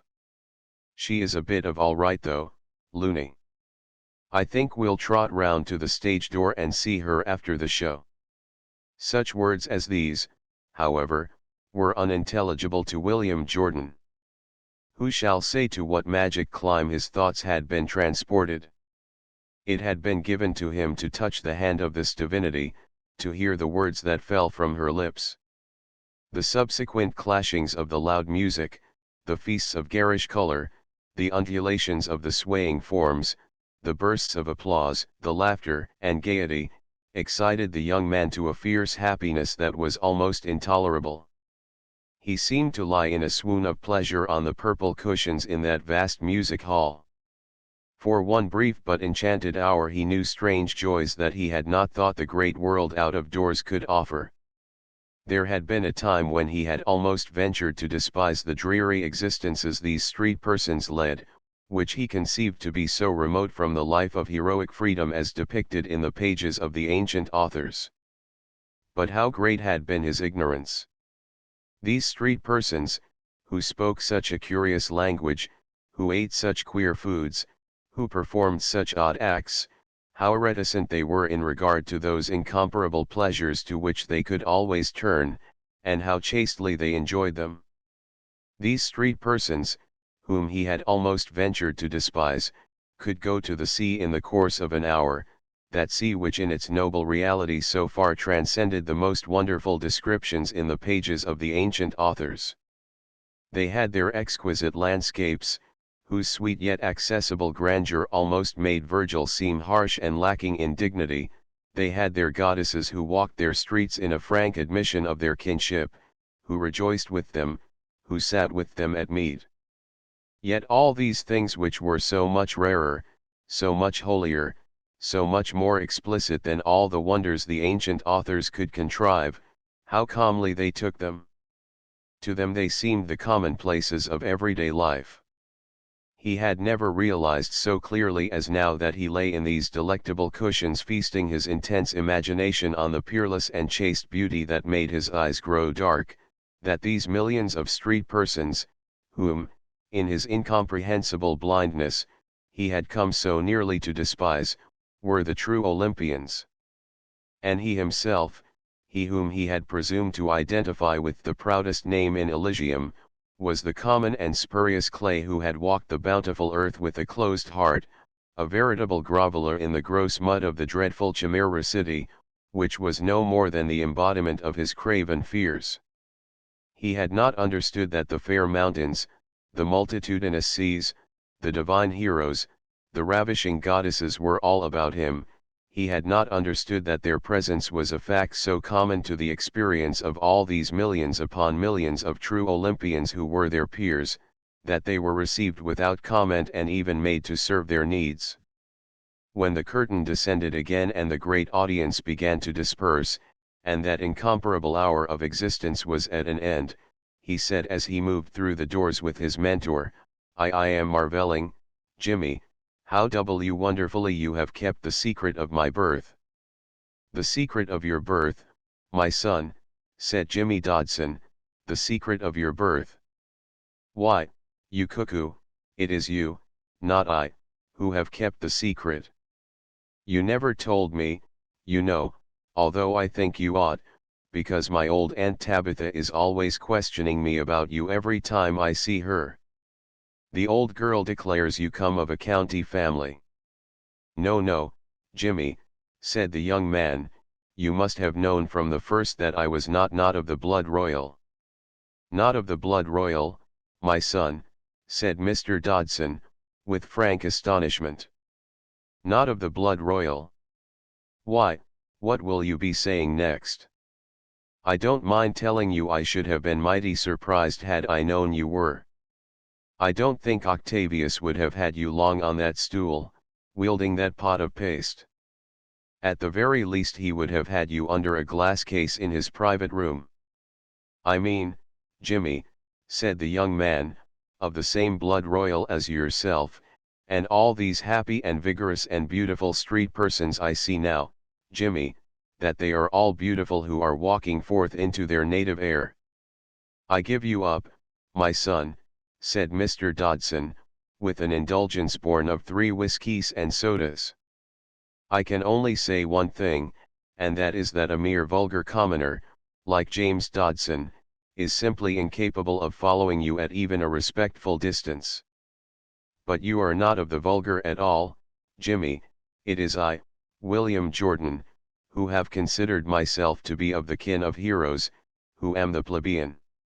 "Have it as you please, my son," said the eminent philosopher.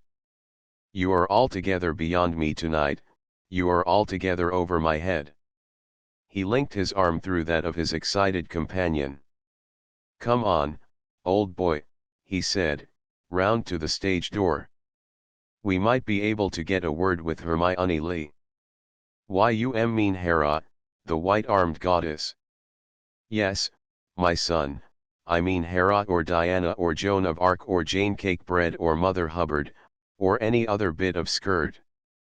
"Yes, he is a true Olympian," muttered the young man, "he is so imperturbable. And I, who would run and shout with the fever in my veins, O pious gods, what misbegotten carrion am I? I never saw the poor chap so absolutely balmy as he is tonight," said Mr. Dodson, also speaking his thoughts aloud. "The poor cove is not used to a day in the sun." At the stage door they waited patiently for the apparition of the goddess. Various divinities, whose immortal qualities were effectually dissembled by straw hats and tailor-made costumes, came forth and went their way. Some of these had a nod for Mr. Dodson, whose finished manner, general air of friendliness, and open-handed liberality when he was in brass, made him a welcome addition to any society which he chose to enter. "Did you notice the fairy who nodded, my son?" said Mr. Dodson, with an air of pride, which his companion felt to be natural. "That was Six Nicholson. A bit of mustard is Violet. She will be on at the hilarity soon." "You mean Breezeice?" "Yes, my son, I mean Breezeice or Mother Brownrigg or Lady Jane Grey. Hullo, here's Hermione." As the divinity approached, with her straw hat tilted with serene indifference over her eyes, and her skirt sweeping the dust of the narrow alley which led to the stage door, William Jordan clutched the arm of his mentor fiercely. He felt his excitement to be overcoming him. "Hello, Jimmy," said the divinity, with the particular wave of the hand that then happened to be fashionable. "Is the Bart about?" inquired Mr. Dodson. "No," said the divinity. "He has gone to cows with his ma." "Well, I can't spring more than stout and oysters," said Mr. Dodson. "Don't get many winners these times." "Are you taking any?" "Don't mind," said the goddess, with easy condescension. "Come on then, round the corner." "Why," said the goddess, "if that ain't our poet, our own live little, tame little pet poet. What will mother say that her boy has been out so late? Been to a naughty place, too." How do you do," stammered William Jordan hoarsely, as he removed his hat and bowed low. "Oh, chuck it," said the goddess, "or the crowd will think you are doing it for money." As they entered the saloon, in which they proposed to partake of supper, Mr. Dodson said to the goddess, "Kid, I'll lay you a shilling you can't make the poet tackle stout and oysters." "A bet," said that good-natured divinity. On the appearance of these robust delicacies, Mr. Dodson laid a dozen oysters, a pint of stout, and a plate of brown bread and butter before Mr. William Jordan. "Now then, my son," said Mr. Dodson, with a wink at the goddess, "show Hera what you can do." A shudder of horror invaded the young man's frame as he cast a glance of appeal at that stern deity. "Not a bit of use, Mr. Tennyson," said the relentless one, "you don't leave this table until you have taken your whack." Although unable to comprehend the precise terms in which the goddess embodied her mandate, the despairing young man understood its purport only too well. In spite, however, of a sustained effort that approximated to real heroism, he had only swallowed half an oyster, 2 pieces of bread and butter, and sipped a small quantity of an ink-colored beverage, of which the goddess availed herself freely, by the time Mr. James Dodson and the white-armed Hera had concluded their own exertions, which had appeared to afford them immense satisfaction. Thereupon the goddess conceived it to be her duty to hold each oyster in its turn on a fork and compel, by the exercise of her own imperious will, the poet to swallow these delicacies. When this task had been fulfilled, she said, "Now, Alfred, set about that stout as if you meant it, and then I'll touch Jimmy for a bob." XXIX. The reveller who crept back to 43 Milton Street EC, towards the hour of 1 was a disheveled, bewildered human fragment in sore distress of mind and body. His head throbbed, and dreadful qualms oppressed him, but these were as naught in comparison with that which had already taken a sinister shape in his brain. Fate had made him a mock. He, to whom life was a sacrament, was unworthy to participate in this full-blooded, heroic, many-sided existence that was all about him. To what monstrous perversion of the faculties had he been subjected? The sea, the sky, the birds, the green fields, the wisdom and poetry of past ages, the intercourse with heroes and goddesses, could cast spells upon him which not even prayer could appease. Yet, what was this exaltation by comparison with that lusty, high-hearted genius which accepted all these incomparable things as neither more nor less than an immemorial right, a native arrogance that could defile the bosom of the sea, mutilate the fairest landscapes, poison the sky with the smoke of cities, wantonly destroy the glorious life that enriched the very air it breathed. He had been living his days in the midst of the true Olympians, and he had not known it. Well might they torment him in spirit and body. He was not but the weakest of charlatans, who sought to dissemble the poverty of his nature with dreams of the life he was too puny to embrace. But this ignoble self-deception had been only too clear to others. From the first, those whom he called street persons had seen him for what he was. And they had not failed to requite him with every indignity. Yet surely there was irony in the decree that withheld from him the true facts of the existence of which he was born to partake. He, the tired wayfarer who had strayed from Olympus, had conceived that on a day, after a sojourn upon the dark, inhospitable earth, he would be permitted to return to his immortal peers and companions. But how strangely had he deceived himself! He was no Olympian, he had no right to consort with the heroes and gods. For he was dwelling in Olympus now, the persons who thronged the streets of the great city were those shining ones of whom he constantly dreamed. And in their transcendent greatness they made a jest of their condition. And they amused themselves by tormenting this impostor who presumed to ruffle it among them, by perverting his ears, that their noble speech should appear uncouth, by perverting his eyes, that their sacred exercises should seem meaningless, by perverting his taste, so that it came to loathe the choice foods by which they were sustained. "Oh my father," he cried as he staggered into the little room with his throbbing brain, "I pray you show me that passage in the book of the ages in which the deluded earth mortal, having presumed to consider himself of the kin of the gods, is borne to Olympus secretly, without his own knowledge, and its inhabitants, in order to mock him, force him to believe he is still on the earth." His father regarded him with a wistful patience. "Oh, why did you call me Achilles, my father? Why did you permit me to call myself by that proud name?" cried the young man. "I am one of other stature. I have deluded myself miserably, I am the sport of those with whom I would claim kin. We are neither less nor more, O Achilles, than we deem ourselves to be," said the white-haired man, peering towards the distressed wayfarer with an ineffable compassion in his eyes. To this hard saying of his father's the young man devoted many hours of scrutiny. He turned again and again to the pages of those ancient authors he had made his own. But even these in their wisdom could shed no light upon the dark path upon which he was now entered. When, having overcome his first dismay that these friends of his youth, having connived at his self-deception, should now play him false, and, pale with conflict, he turned sternly to confront the crisis of his fate, he strove to make himself familiar with the writings of the later schoolmen, those authors of modern growth at whom his instinct shuddered as abortions, or perverted births. He burnt the midnight lamp full many nights.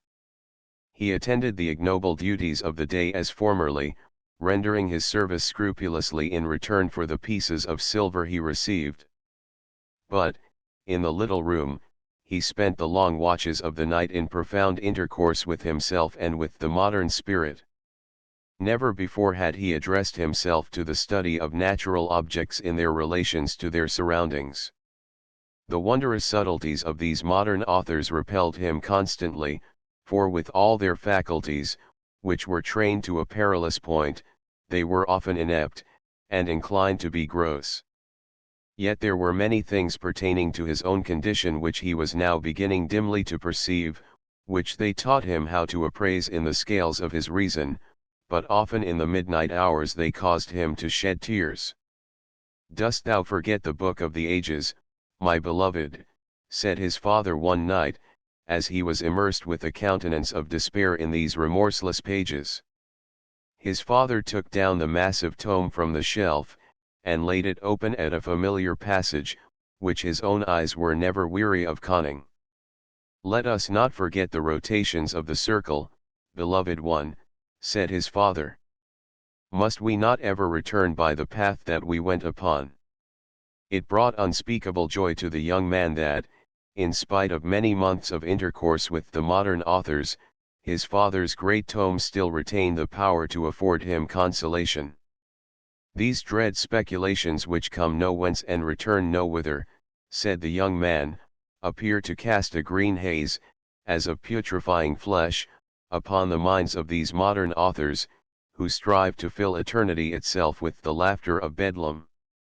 One day of autumn the young man walked abroad with his father until they came to the woods. Here in a sombre and quiet glade, which the winds had already stripped, he gathered flowers. "I think, my father," he said as his slender fingers wove them together with a piece of grass, "I shall now have the courage to offer these beautiful creatures of the fields to that goddess who is always in my dreams." Upon the evening of the next day the young man discarded his books for the first time for many weeks. Hastening homewards from his daily toil, he arrayed himself in that uncomfortable garb in which he had been first privileged to behold the goddess, and betook himself, devout of heart, to the garish music hall.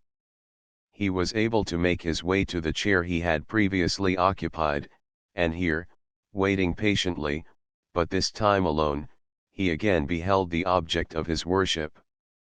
In all their sanctity the raptures of that former hour returned upon him. How chaste, yet how ravishing seemed this goddess in the shape of a human animal. How was it possible to doubt of her affinity with the immortals? One glance at her noble radiance sufficed to counteract the poison that was distilled by the pages of the modern authors. They openly mocked at the incarnation of divinities. They even denied an existence to a higher state. They even declared that the very life in his veins was but the expression of a coarse jest, in questionable taste, on the part of one who was old enough to know better. And yet these modern authors knew how to clothe their levity with a witty and bitter shrewdness which could counterfeit universal truth. How he could recall the cynical language of one of the chief among them: "What a stupid and tasteless farce is this, my dear friends! Here are we Pierrots and Harlequins, we beta-celled clowns and buffoons, with many a score of other harmless, mad fools, whose names I forget, yet all have the same meaning. Here are we, I say, with our silly grimaces, which make us sweat blood mixed with salt tears, here are we ruffling it in cockades and gold lace and orders and what not, strutting about like turkeys, so that we may delude ourselves into forgetting that the whole business in which we are engaged is a harlequinade of such vile grossness that only an unpardonable oversight of some obscure and malicious authority obtained for it a license to be performed publicly." With what diabolical cunning had this modern expressed himself! How true it was of that vapid farceour, William Jordan! For how many years had this poor dolt in the farce kept up his courage by pretending to kinship with the immortal ones? And here he sat tonight, poor, stupid charlatan, the derided of heaven, in his evening suit and excruciatingly tight shoes, cherishing the idea that he was about to bestow a votive offering upon one of the divinities. Yeah, that master of mockery had caught the features of this William Jordan as neatly as though he alone were the archetype of poor deluded human nature. There he sat in his black coat and white tie, this stupid dolt in the farce, solemnly pretending to thoughts of goddesses. And yet this mocking modern assured him with a pretense of equal solemnity that even goddesses did not exist outside the portals of Bedlam. At the conclusion of the performance the young man passed out with the careless throng of street persons, those Olympian blasés who were half sick of goddesses, and yawned in their faces. Remembering his former pilgrimage, he betook himself, with the bunch of flowers in his hand, to the narrow alley leading to the stage door. It seemed a miraculous coincidence that one of the mightiest of the earth poets should have written in his book, "All the world's a stage," and that the word stage door should now loom before his eyes, above the magic portal out of which the divinity was to issue, clad in flesh and blood. And yet it seemed still more miraculous that these sovereign intelligences could bring themselves to utter such poor commonplaces as these, which must be so plain to the meanest minds that they did not call for expression. He beheld the noble form of the goddess emerge from the stage door. Tonight she affected no humble straw hat and trailing, dusty skirt. She was attired as became her quality in a fine cloak and jewels. Her head was borne loftily, her eyes shone. This was the goddess, this was she. He clutched the bunch of flowers convulsively. Was such an offering meet for a goddess? Yes, they were creatures of the honest woodland pastures, even as herself. Even if she spurned them underfoot they should be offered to her. Already he had his hat in his hand, that it might sweep the earth, already words of homage had formed upon his lips. She was almost touching him with her fine raiment, and he was beginning to speak, when a splendid, handsome street person, clad in furs, strode between her and his offering. In an instant she had passed. Yet the goddess had seen the bunch of flowers, for as she went by she looked steadily into the eyes of him who had dared to proffer them. She gave a little laugh, which made him draw in his breath as though he experienced the stroke of a knife. He went back into sanctuary to the little room, tormented into fever by a distress which he knew to be the measure of his weakness. Yet surely it was fitting that a goddess should despise him for having pretended to be what he was not. From this tragic evening he was unable to kneel in the little room. Like a bark that the fierce tempest has cast from its moorings into the trough of the merciless waves, he was tossed hither and thither among the deep waters, so that he lost all faith in his own power. Sometimes in his anguish he could not forbear to complain against fate, as had so often been recorded of weak mortals in the pages of the ancient authors. Yet an act so ignoble was one proof the more of his inferiority. He heard the accent of earth's lowliest in his own lament. He began to envy the persons in the streets of the great city, those thrice blessed Olympians who were unvisited by doubt and by constant repining. These did not doubt of their own divinity. Even that clay which at first he had thought so common, that of his mentor James Dodson, who in his heart despised him utterly, but who in his contemptuous clemency forbore from rejecting him, even he made no secret of the fact that, had he not learned to experience a profound distrust of the female sex, he would have claimed the hand of the goddess in marriage. Yet one of the clay of William Jordan was not permitted to prostrate himself in the earth before her. Research among the modern authors afforded him neither light nor healing, and in this dark hour he did not dare to carry his plaint to those of older growth. Indeed, his desertion of them for these lesser spirits had come to seem like an act of sedition. But soon a darker tragedy was to divert the channel of his thoughts. XXX one night, long after midnight had passed, the white-haired man, his father, said to him, "My beloved Achilles, hast thou the strength to contemplate a woeful calamity?" The sound of the aged voice, as sorrowful as the autumn winds among the chimney pots, caused the young man to lift his sunken eyes from the page upon which they lay. "Is it, O my father," he said, "that we are threatened with the most dire of all catastrophes?" "Yes, my beloved," said his father. "Indeed, the most dire of all catastrophes is consummated already. This is the morning of Monday. If how shall I reveal it to thee, Achilles?" The anguish in the eyes of the old man was insupportable. "If by Friday at noon we cannot obtain 20 pieces of gold for the price of our roof, we shall be driven forth of our little room, thou and I, beloved one, into the gross darkness of the streets of the great city." At first the young man's mind was like a blank page, but all too soon it became susceptible to the words his father had uttered. "O my father," he cried, "I have known these many days that fate was devising some cruel and bloody trial for this craven's heart." And then, as a passionate horror swelled his veins, he cried, "This is the untold evil which all my life has lain upon my heart. I have such a bitter horror of the streets of the great city, my father, that I would prefer to embrace death." The face of the old man was like that of a corpse. "Do I not know it, my beloved?" he said. "Was it not these loins that imbued this horror in thy tender veins? Yet fate has spoken, only one thing remains unto us. What is this thing, my father? We can but pray for a miracle to happen."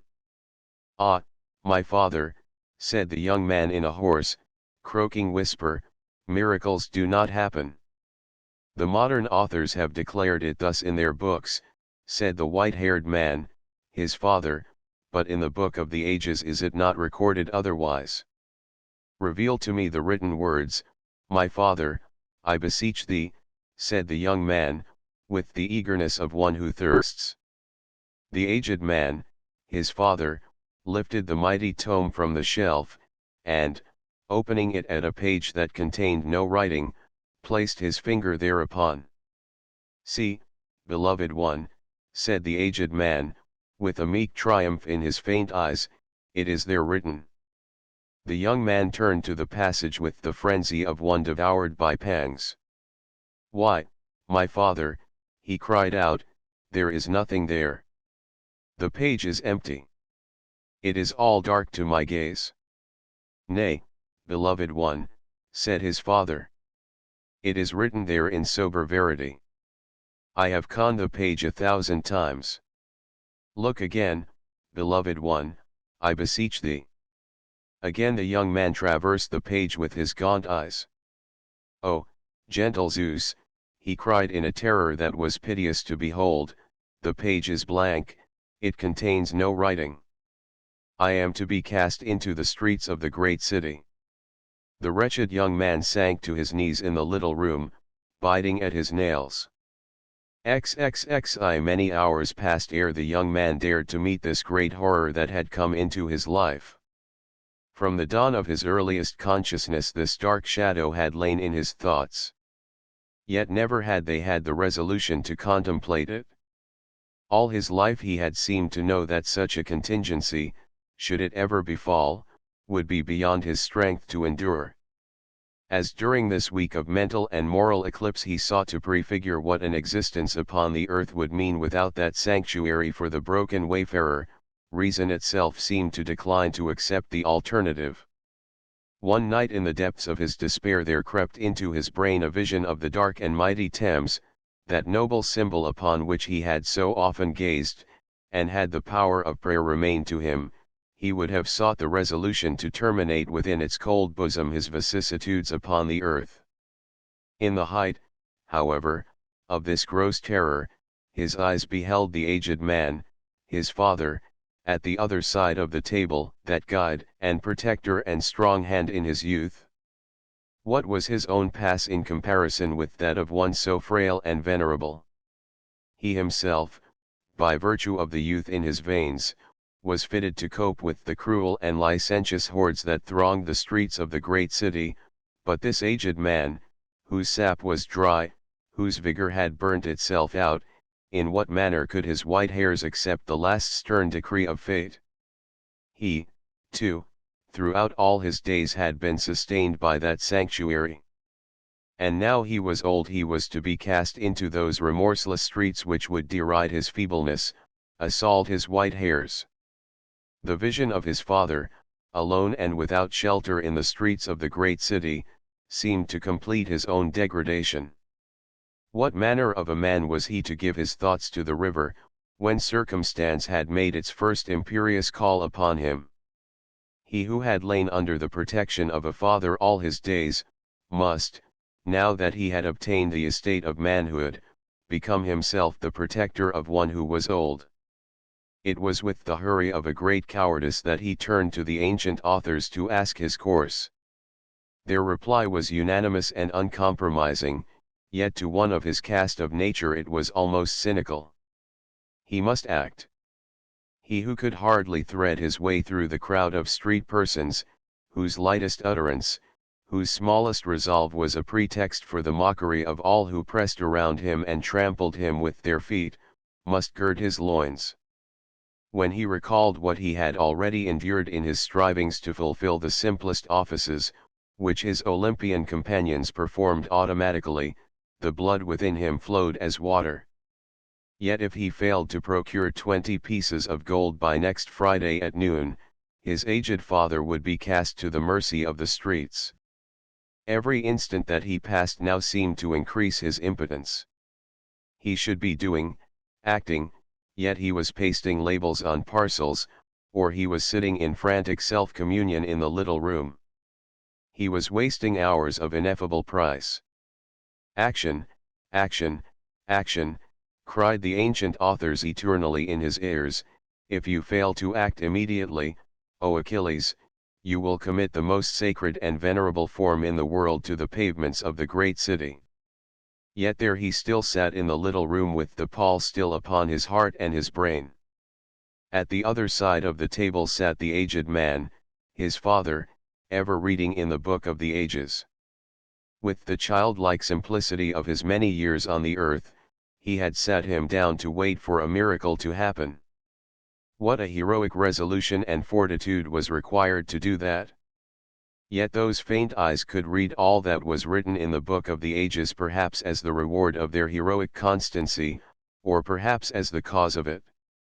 Yet it was not for him to sit down in simple faith and wait for a miracle to happen, for the once potent belief of this craven's heart had been plucked out ruthlessly.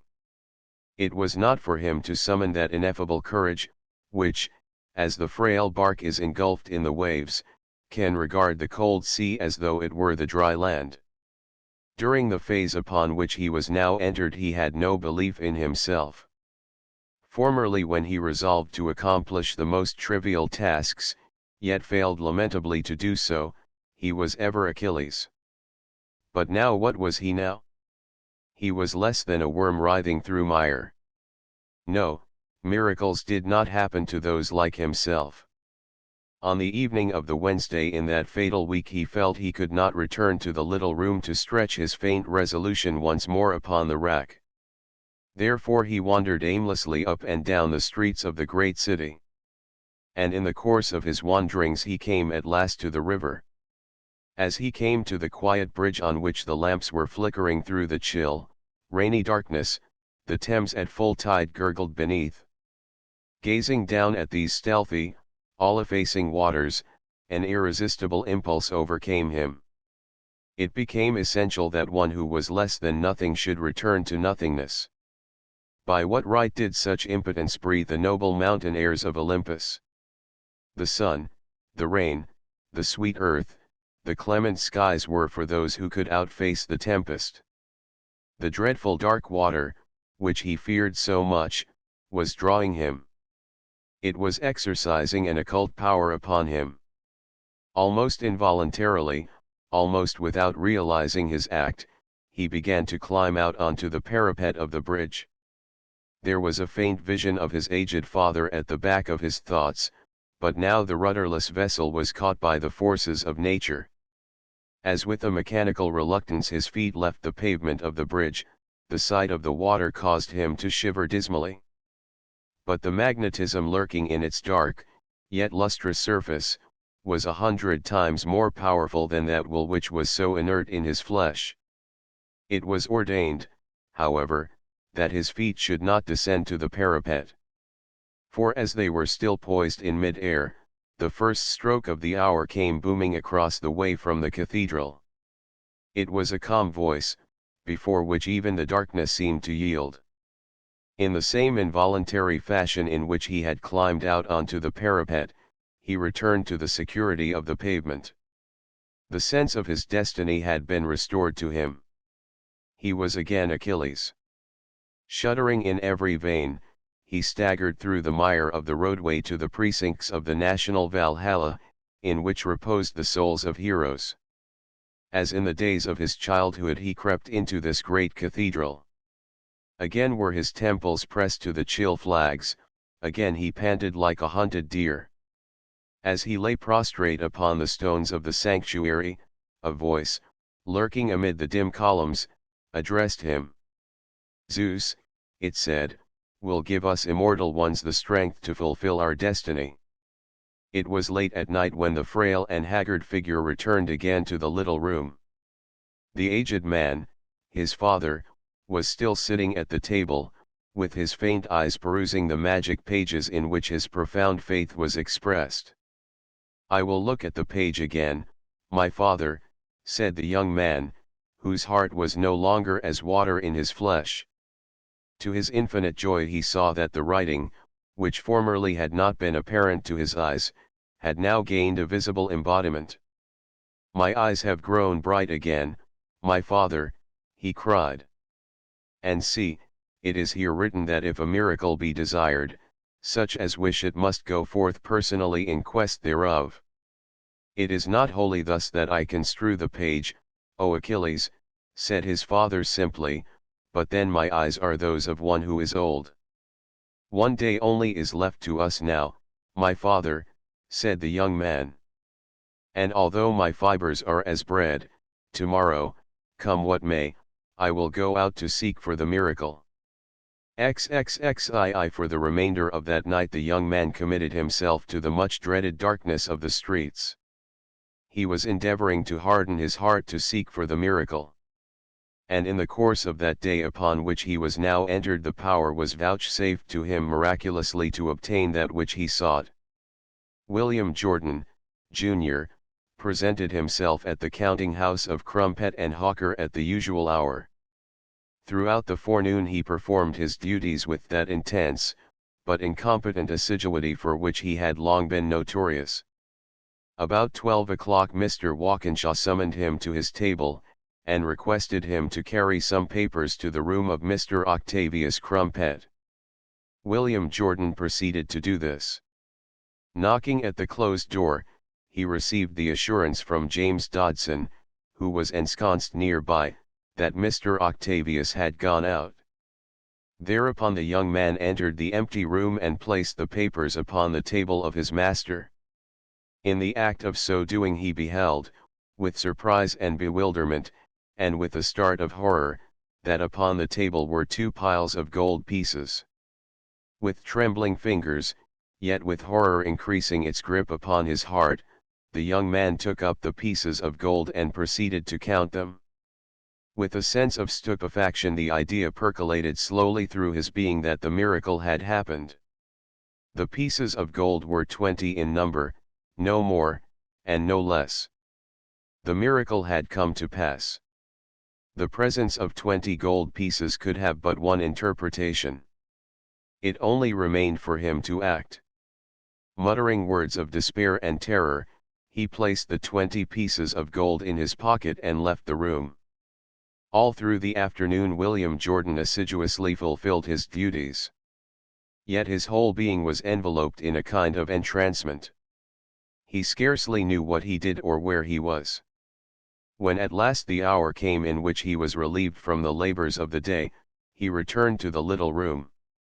Within him was the exaltation of one who ascends the scaffold for an idea. The miracle had become consummated. In his pockets he bore 20 pieces of gold. The white hairs of his aged father would remain inviolate. Yet as soon as he crossed the threshold of the little room, he was met by the joyous eyes of the old man. A miracle had happened to him also. It seemed that in the course of that eventful day an infrequent purchaser had made his appearance in the shop. And when he had come to examine the musty old tomes upon the shelves, had discovered one among them for which he had paid the fabulous sum of £300. Therefore the little room was now doubly secure. Yet both these occurrences left the young man untouched by gratitude. Even that which made his father's eyes so radiant could not release his mind from the thrall of an indescribable torment which made it bleed.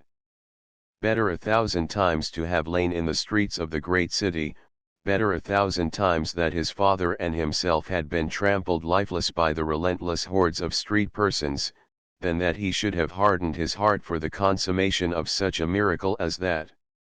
As he paced the darkness that night in the throes of newer, and more sinister, and totally undreamed of torments which his ill-starred attempt at action had imposed upon him, he could discern only one course to pursue. He must derive the power to make restitution. Still, the mere act of restitution could not efface the deed. In whatever form he made amendment, there was still the foul stain that nothing could expunge. However, on the following morning, as he entered the counting-house of Crumpet and Hawker, the determination was strong within him to make all the reparation that lay in his power. As he crossed the threshold of the outer office, he was surprised to see the undersized figure of James Dodson ascending the staircase, although the time was a full hour before his usual appearance at the office. His mentor looked back over his shoulder. "Morning, Looney," he said in a rather forlorn manner, and passed on his way up the stairs. William Jordan, in his bewilderment, in his strange self-amaze, in his dim uncertainty of the course of action he must now pursue, passed half an hour in the counting-house below. In that time he not only indulged in desperate, terrified self-intercourse, but, further, he sought the resolution to walk upstairs, to enter the room of his confiding master, and to restore that which he had stolen. The conviction was being slowly evolved in his heart that some ampler form of reparation was demanded of him, yet the precise shape it must assume was not as yet vouchsafed to him. At last, spurred by the knowledge that if he let the hour of action pass it could never return, he slowly ascended the stairs. Stealthily he crept up them, hardly knowing why he walked so softly. As he came noiselessly to his master's door, and proceeded to open it, it suddenly gave a loud creak. It was as if it sought to rebuke his unworthy fear that it should do so. Before the young man could enter the room, his friend and mentor had come out of the room adjoining, and was standing at his side. "Come in here," he said forlornly. "I was expecting you would give yourself away." James Dodson led the way into his own small room, and as William Jordan entered he closed the door. "I don't know what to say about it, Looney, I don't indeed," said Dodson dismally. "I have been thinking about it all night, and I don't seem to get any nearer towards the wise and the straight thing. I intend to make all the reparation that lies in my power," said the young man, whose face was that of a ghost. "Yes, somehow I expected you would do that," said his mentor, "but if you do you will be found out." "I think I would choose to have it so," said the young man, with gaunt eyes. "No, my son," said his mentor firmly, "that is just what you can't afford. If you are found out there is no saying what will happen to you. You see, Octavius is a very good chap, makes a god of what he calls honor, and so on, and that makes him a bit of a fanatic in some things. I really don't know where this would land you if you were found out. I've lied about it already, I am absolutely up to the neck in lies. I dare say he half suspects me, and in any case I am quite likely to lose my billet. But one thing he can't do, Looney, he can't bring it home to me. And now, my son, we have got to take care that he doesn't bring it home to you. I think, Jimmy, the courage will be given to me to accept the entire responsibility of my action," said the young man. "Well, you see," said James Dodson, with an odd look in his face, "you are such an extraordinary chap altogether, that I'm thinking the consequences might be too much for you. In any case you would have to go from here, and if you once go from here you will never get another billet. Not as long as you live will you ever get another billet. And Octavius being, as I say, a bit of a fanatic in some things, it might even be worse for you than that." "But," said William Jordan, I think the power will be furnished to me to submit to the consequences of my action." "I don't quite know what you mean," said James Dodson, "you have such an odd way of expressing yourself. But I am going to give you my advice in plain English. Mum is the word. I defy anything to be proved against you if you keep your mouth shut. If you do I won't deny that James Dodson may lose his billet. But in any case he has it about him to get another, while, as I say, if you come to lose yours you are done for altogether. No, Looney, Whatever you do, you must not appear in this. The consequences may be so much more than you know, and you are not a chap who can stand up against them. If you will give the money to me, I will restore it, but I shall use my own judgment as to how and when to put it back. You see, I have already half persuaded Octavius that he has left the money somewhere else, that he has mislaid it, or that he has never had it. You see, he is such an absent-minded sort of blighter, that by a bit of firm and judicious handling he might be persuaded that the money never existed. And I will do him this credit, my son, he would far rather it never had existed than that a thing like this should have happened in the house of Crumpet and Hawker. The immediate result of this curious and unlooked-for intervention was that the unhappy young man, although declining to incriminate his mentor by handing the money over to him to be restored at his discretion, also refrained, for the time being, from replacing it himself, because such a course, in Jimmy Dodson's opinion, would tell heavily against himself. You see, I've told such lies to Octavius, said Jimmy Dodson, that he might easily come to believe that the money was not there at all. But if it returns to the exact spot where he thinks he left it, he will naturally come to suspect me as having some sort of a hand in it, and he will know then, like the d old fool that he is, that I have been trying to argue him clean out of his own reason.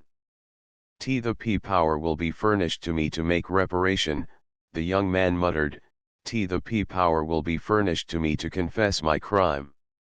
There must be none of that talk, my son, said his mentor sternly.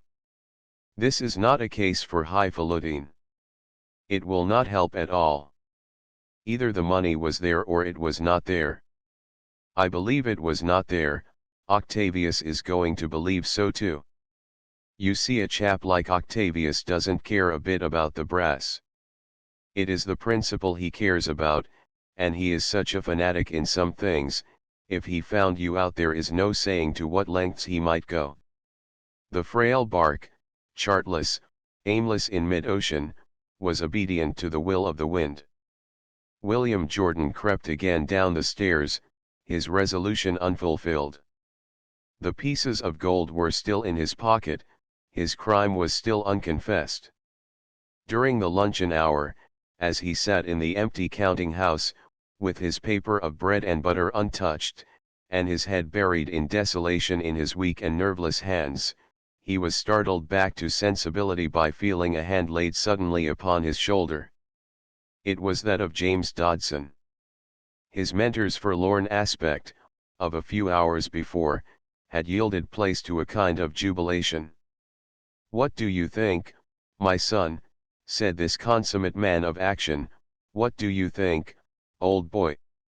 I have positively persuaded that silly old cuckoo that he never left the money there at all." William Jordan gave a gasp. I don't think it matters," he stammered. "You don't think it matters," said Jimmy Dodson. "Why, my good Christian boy, you must be up the pole. Don't you realize what an escape it has been for us both? But I must have the devil's own tongue on me, if J. Dodson doesn't end his days with a peerage in Grosvenor Square, I don't know what two and two make, that's all. I never understood, until today, how easy it is to argue some chaps clean out of their own reason. I've always despised the old fool, but even I never realized what a nincompoop he was until this blessed morning. He arrived about 10, as he always does, and when he rang for me and I came in, I thought, hello, old friend, you look uncommonly sorry for yourself, you do. Well, the old boy blew his nose very violently, and cocked his glass in his right eye very fiercely, and he bleated like a kid of 3, Mr. Dodson, this affair is preying upon me. This great establishment was founded by my ancestor, Octavius Crumpet, in 1701.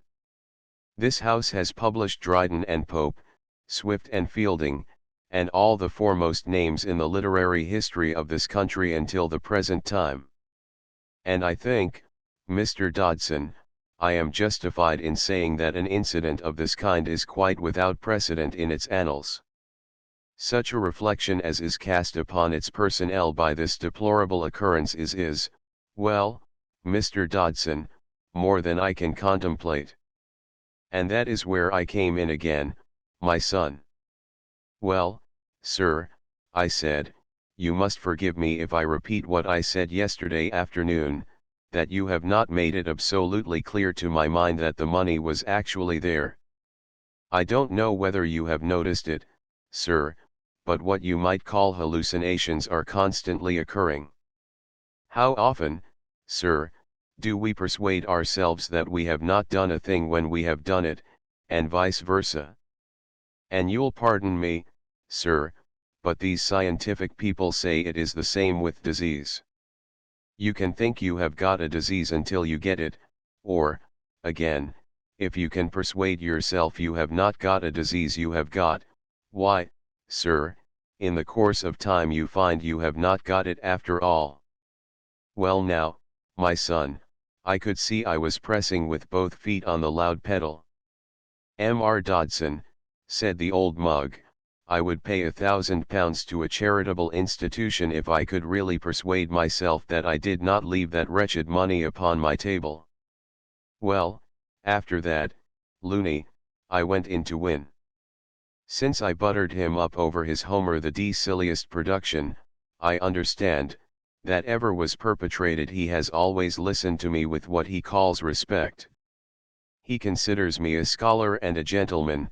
He likes to consider everybody in this old established house, from Pa to the ex-caretaker's widow, who feeds the cat, to be a scholar and a gentleman. Well, I went for the gloves, I gave him 5 minutes of regular John Bright, and wound up with a bit of dissertation on self-deception. And, would you believe it, Looney? The silly old cormorant wrung me warmly by the hand, and said if only for his own peace of mind he must admit that he had deceived himself. The money could not possibly have been there, he must have left it in his hansom, it must have fallen from his pocket in St. James's Square. In fact, there must be a hideous mistake somewhere. On no account must I mention it in the office. I must treat all the circumstances exactly as though they had never occurred. Now, what do you say to that, my son? Of course it was all pretty useful work on the part of J.D. You see, I guessed from the first that like all these ultra-pious church and chapel coves he was forcing himself to swallow that which he knew he had no right to swallow, and in the end he was able to convince himself it was the right thing to swallow it rather than to admit the cold-drawn truth. To the surprise of the triumphant Mr. Dodson, this description of the further miracle that had been wrought in his favor brought no kind of relief to the unhappy William Jordan. There is still my shame, he muttered. You just put that out of your mind, my son, said the philosopher. Throw the money down a drain, and pretend, like Octavius, that the whole thing never occurred. Of course, if Octavius or any other of the ultra-pious sect were to overhear me, they would swear I was as guilty as you are. And so I am. I expect I am far the worse of the two. Because I don't call you guilty. You are odd, weak, you have a tile or two loose, but I could never look on a chap like you as having deliberate guile. And I mean to stand by you, although I don't know why I should. I have nothing to gain, in fact I have everything to lose by taking up with a chap like you. I don't recognize J.D., who intends to get on in the world, no matter what it costs him, in my dealings with you. But there they are. As I say, my son, you are against my principles altogether, but the fact remains, Looney, that since I have come to take up with you, I don't seem, somehow, as though I can let you go. I foresee the hour when you will have to deny me, said the young man, in his difficult speech. You must get out of this habit of being low-spirited, said James Dodson, to whom this speech was incoherent. It might help to give you away.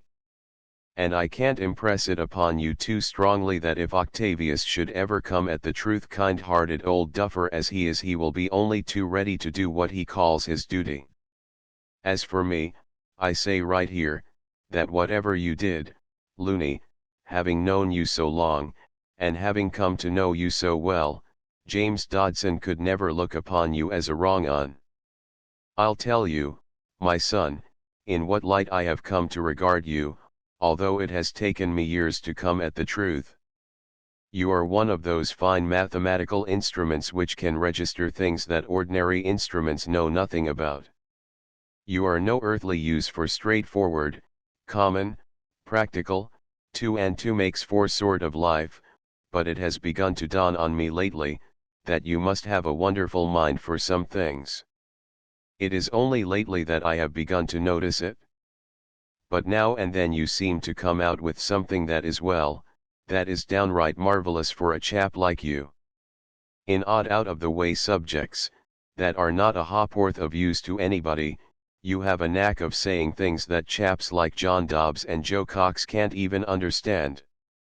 My own private opinion is that you can't be such a fool as you seem. I believe, Looney, that you ought to be kept under a glass case in a box lined with felt, because the slightest thing, even a change in the weather, is enough to throw you off your balance.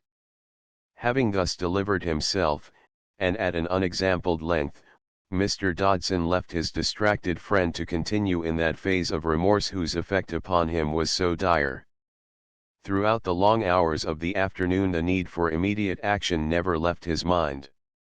Already he had let the golden moment pass. Every hour that followed would increase the likelihood that he would fail to derive the courage for his task.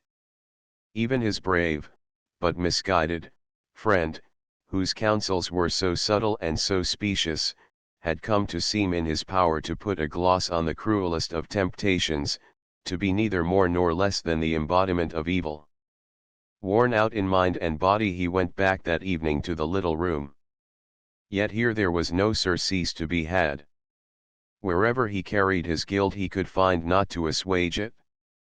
When he turned to the ancient authors their unceasing demand of action, action seemed to make his vacillating weakness turn to a gangrene in his flesh.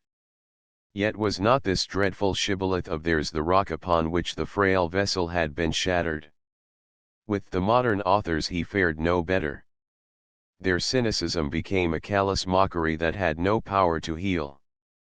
And when he turned to the Book of the Ages, his mind was colored by so dark a horror that he failed to decipher a single word inscribed upon its leaves. They were as so many red blurs void of form and meaning. During the long hours of the night the aged man, his father, sat with the passage before him in which was expressed the deep truth that miracles would continue to happen to those who had the courage to be credulous. "Tell me, my father," cried the young man at last in his despair, "what must happen to those who are too frail for action, too craven for belief?" "Even these must fulfill their destiny, beloved one," said the white-haired man. XXXII pale with conflict William Jordan took himself yet again to number 24 Trafalgar Square on the following day. He still carried in his pockets the 20 pieces of gold. His guilt was written in his mien, yet the little world about him could not read. "Mr. Jordan," said Mr. W. P. Walkinshaw with great kindness, "it has seemed to me lately that all is not well with you. You have not been looking yourself. I would like to suggest that you take a fortnight's rest. I think I can answer for it that the firm will raise no objection. I would like to suggest that you run down to Margate to take a breath of the sea." "You are kind, sir," said the young man, with the simplicity that the good Mr. Walkinshaw had long come to recognize as part of him, "but my malady is of another nature." Mr. Walkinshaw shook his head solemnly, and subsequently observed to Mr. Aristophanes Luff, "That young man is suffering. He ought to seek medical advice." "One can imagine that Hamlet looked like that," mildly observed Mr. Aristophanes Luff. As William Jordan sat on his high stool in the left-hand corner, he saw through the glass partition that divided the counting house from the exit into Trafalgar Square, Jimmy Dodson pass out of the door into the street. At the moment this apparently unrelated circumstance addressed his mind with no especial significance. But soon it began to produce a kind of vibration in it, as though it were charged with a meaning that his faculties had not the power to seize. Quite suddenly, however, the young man discarded the paper and string he was manipulating and came down from his high stool. "Oh, yes," he muttered to himself softly, "I understand now, I understand now." Again his limbs, in their weariness, mounted those well-remembered stairs. He passed the ante-chamber wherein his evil genius was wont to reside, but who, at this moment, all unconscious, was taking his way across the square. He tapped softly upon the door of the head of the firm. He entered silently, but without vacillation. Mr. Octavius Crumpet was reading, with an occasional chuckle of audible pleasure, the manuscript of the latest polite fiction of Sir Topman Middle, K.C.B., the Queen's favourite novelist, and his own cherished and familiar friend. "What an insight that man has into the human heart," he kept exclaiming at intervals, as some uncommonly illuminating flash of intuition lighted his own sympathetic intelligence. At last this august gentleman chanced to pause in his labour of love. He looked up. And looking up he beheld the outline of a silent figure standing at the far end of the room with its hand still on the door it had closed so softly. "Good morning, Mr. Dear me," said Mr. Octavius Crumpet. How trying it was that he should actually fail to remember the name of one who rendered faithful service to that house. Really such an untoward incident had not occurred to the august gentleman for years. But in a sudden unmistakable ray of inspiration the name of the youthful clerk entered his mind. "Good morning, Mr. Jordan," said Mr. Octavius Crumpet, almost proudly, almost triumphantly. At the sound of that amiable and pleasant voice the strange-looking young man came forward to the table, and taking a handful of gold pieces from his pockets, placed them in a heap upon the table before Mr. Octavius Crumpet's astonished gaze. "I wish to submit myself, sir, to the consequences of my action," said the young man, in soft yet self-contained speech. At first Mr. Octavius Crumpet was powerless to give expression to his bewildered astonishment. But slowly, solemnly, mournfully the manuscript pages of the polite fiction of his distinguished friend fluttered from his grasp, and placing the palms of his beautifully kept hands, with their delicately trimmed nails, together, he murmured, "This is calamitous." Minutes seemed to pass in which the head of the firm appeared to resign himself to the fervour of a moral trepidation, which was yet so chastened that its only outward manifestation was that of gentle sorrow. "This is ineffably calamitous," murmured Mr. Octavius Crumpet. William Jordan stood placidly with his hands by his sides. "I would have hailed the opportunity," said Mr. Octavius Crumpet, "of paying a substantial sum of money to a charitable institution had it been possible by that means to prevent such a thing happening to this house. Mr. Jordan, I feel I must ask you to have the kindness to go downstairs for a short time, while I earnestly deliberate as to the right course to adopt." The young man bowed and withdrew. As he was passing out of the door, Mr. Octavius Crumpet said, "Do I understand, Mr. Jordan, that you have no palliation to offer, no words of contrition to express?" "None, sir," said the young man. His voice was precise, his absence of gesture was that of a statue. At the top of the stairs William Jordan encountered James Dodson, who was ascending them. "My God, Looney, you must be mad," cried his mentor, giving one half-tragic glance at the face of the young man. William Jordan passed down the stairs as though he had neither seen nor heard him. For a considerable time Mr. Octavius Crumpet meditated upon his course of action.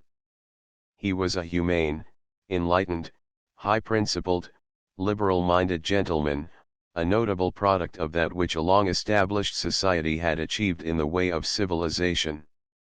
In respect and solicitude for his kind he yielded to none. But he was now face to face with the most sinister problem that a sheltered experience had ever been called upon to confront. As he sat revolving the matter in his thoughts, he seemed to feel that sterner and more forcible clay was required to grapple with an issue so momentous. In his enlightened desire to keep abreast of the foremost practice upon the subject, he rang his bell and summoned one upon whom, whose youth and subordinate rank notwithstanding, he had already learned to lean. "Mr. Dodson," said Mr. Octavius Crumpet, with unmistakable horror and distress in his kind brown eyes, "I was justified in my conjecture. The money was left upon the table, it was abstracted and by one employed in this house." Mr. Dodson stood in a solemnity that paid homage to the occasion. "Mr. Dodson," said Mr. Octavius Crumpet, after a long pause, which was fraught with embarrassment for both gentlemen, "I find myself upon the horns of a dilemma. I desire to be just to this great house whom a grave public scandal threatens, I desire to be just to my own humane feelings, yet above everything, Mr. Dodson, I feel that I ought to act in accordance with the best and latest modern opinion. In a word, Mr. Dodson, one is desirous of consulting the public welfare." "I understand perfectly, sir," said Mr. Dodson, with an air of weight that engaged the respectful attention of his good and large-minded employer. "I understand perfectly, sir, the position in which you are placed. It is one of great delicacy. One of great delicacy.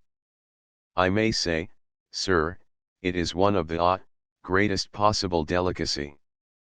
But if, sir, I might presume to speak by the decree of fate, however, it was not given to Mr. Dodson to presume to speak, for at that moment the door was opened, and one scarcely less in distinction than Mr. Octavius Crumpet himself was announced. It was Sir Topman Middle, K.C.B. Mr. Dodson withdrew in a respectful silence, in which much was expressed.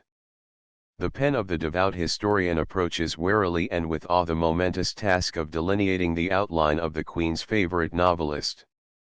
He was in his mature, full-blooded, middle period, the period of his most flamboyant successes, the period of the most memorable and appealing portraits. As they or their replicas adorn the walls of every self-respecting gallery in the United Kingdom, modelled upon Millais in his second manner, the faithful are with confidence thereto referred. It is only necessary to say for the purposes of this biography that Sir Topman Middle, K.C.B., was a small, stout, middle-aged gentleman of a consummate English type, the type that is found in England, and nowhere else. In point of attire he was no less prosperous than Mr. Octavius Crumpet himself. His manner was cordial yet consonant with true dignity, his fine bearing and white gaiters were pregnant of unmistakable distinction. When these august personages had greeted one another with a cordial frankness that was very pleasant to witness, said Sir Topman Middle, in a smooth, high-pitched voice, "Before we approach the subject of the Angel's Bride, I should value your advice, my dear Crumpet, upon a subject which is giving me, at the present moment, some little concern. I feel myself to be on the horns of a dilemma." The word dilemma touched a responsive chord in the bosom of Mr. Octavius Crumpet, M.A., D.C.L., Oxon. "My dilemma is this, Crumpet," said his distinguished visitor.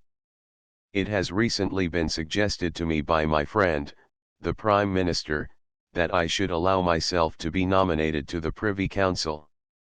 I congratulate you unreservedly, Middle," said Mr. Octavius Crumpet, M.A., D.C.L., Oxon, with unfeigned emotion. "But, Crumpet, the problem shapes itself in my mind," said Sir Topman Middle, will the acceptance of that which one is bound to consider as an undoubted honor, be wholly consistent with that reverence for the dignity of letters which I hope I don't exaggerate. I am sure, Middle, said Mr. Octavius Crumpet, with a conviction of singular depth, one feels that whatever you did it would be impossible for you to degrade the position in the world of letters to which your talents have called you. I have a profound faith in your judgment, Crumpet, said Sir Topman Middle. I am always stimulated by your clearness of thought and your depth of conviction. But, in a manner of speaking, would it not be possible to betray the higher tenets of one's calling by giving one's assent to official recognition, however honorable and however greatly to be cherished by a private individual? You will remember that Carlyle refused a baronetcy. No, Middle, said Mr. Octavius Crumpet, with a conviction that seemed to grow deeper than ever, there is not a shade of doubt in my mind that your sensitiveness upon this point is over-nice. Carlyle refused a baronetcy, but Scott accepted one, and Joseph Addison, one of the earliest names upon our books, accepted office in the government of his day. All the same, Crumpet, said Sir Topman Middle, I feel qualms. They are uncalled for, I assure you, Middle, said Mr. Octavius Crumpet, with splendid finality, wholly uncalled for. One can hardly fancy the Right Honourable William Shakespeare, P.C., said Sir Topman Middle, with an air of grave perplexity. Had Shakespeare been an educated man, said Mr. Octavius Crumpet, thoughtfully balancing his paper knife of solid silver on the point of his forefinger, I believe it is generally recognized that there is no honor to which he might not have aspired. And let me say this, Middle, continued Mr. Octavius Crumpet, warming to his theme with an energy of which few would have suspected him to be capable, let me say this. It is due to your sense of the higher citizenship that such a one as yourself should allow the welfare of the public to be paramount. Ah, the public, said Sir Topman Middle, the public, upon my word for the moment I had nearly forgotten the public. No representative man must ever forget what he owes to the public, said Mr. Octavius Crumpet, with a sententiousness in which he seldom permitted himself to indulge. The impact of Mr. Octavius Crumpet's irresistible conviction began to have its effect on Sir Topman Middle. Yes, said Sir Topman Middle, for the moment I had almost allowed myself to forget the public. It is a merciful thing, Crumpet, that you recalled it to my mind in time. I agree with you that we ought not to allow a sentiment, which some might consider high-flown, to override a sense of duty. And now, Middle, said Mr. Octavius Crumpet with gently heaving bosom, I must expose the horns of my own dilemma. With profound emotion the chief of the house of Crumpet and Hawker unfolded the tragic and sordid story. I am a humane man, Middle, as I hope, and trust and believe, he concluded, and I do not know how I could face anything in the nature of a scandal in regard to this house, but Crumpet, said Sir Topman Middle, no one appreciates more fully than do I the painfulness of your position, but scruple may become vacillation, and vacillation may become weakness. Can it be possible, Crumpet, that you also are about to forget the duty you owe to the public?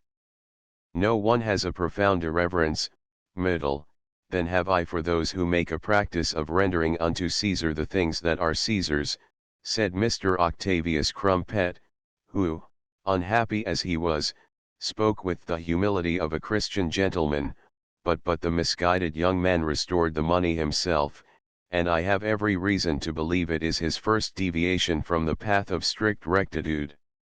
Crumpet, said Sir Topman Middle, placing his own white and fleshy hand, whose fingernails were carefully trimmed, upon the shoulder of his friend with a firmness that was remarkable, your scruples do honor to your good heart, but I feel sure they are misplaced. Whatever it may cost you, you must discharge your duty to the state. That duty must necessarily be distasteful to the sensitive mind, it always is, but pray remember, Crumpet, that you will not be the only martyr to the inexorable cause of the public. And it has always seemed to me, Crumpet, that the greater the pain we incur in following a given course of action, the more imperative, the more sacred the need for that course of action becomes. Mr. Octavius Crumpet heaved a profound sigh. Yes, Myrtle, he said, with the meekness of one at the feet of Gamaliel, you have worked out that beautiful idea in The Angel's Bride, but really I would that this question were one that a stronger and wiser and more competent nature had to decide. The question, Crumpet, decides itself, said Sir Topman Myrtle in a manner that seemed to imply that a stronger and wiser and more competent nature had already decided it. And indeed, as Sir Topman Myrtle said, the question did decide itself, for at this moment William Jordan, wearing his overcoat, and carrying his hat, entered the room. He was accompanied by a stalwart police constable. "It is my wish, sir," said the young man, speaking in a calm and clear voice, "to place myself in the hands of justice." Mr. Octavius Crumpet heaved a sigh of relief. He, too, had passed through his mental crisis.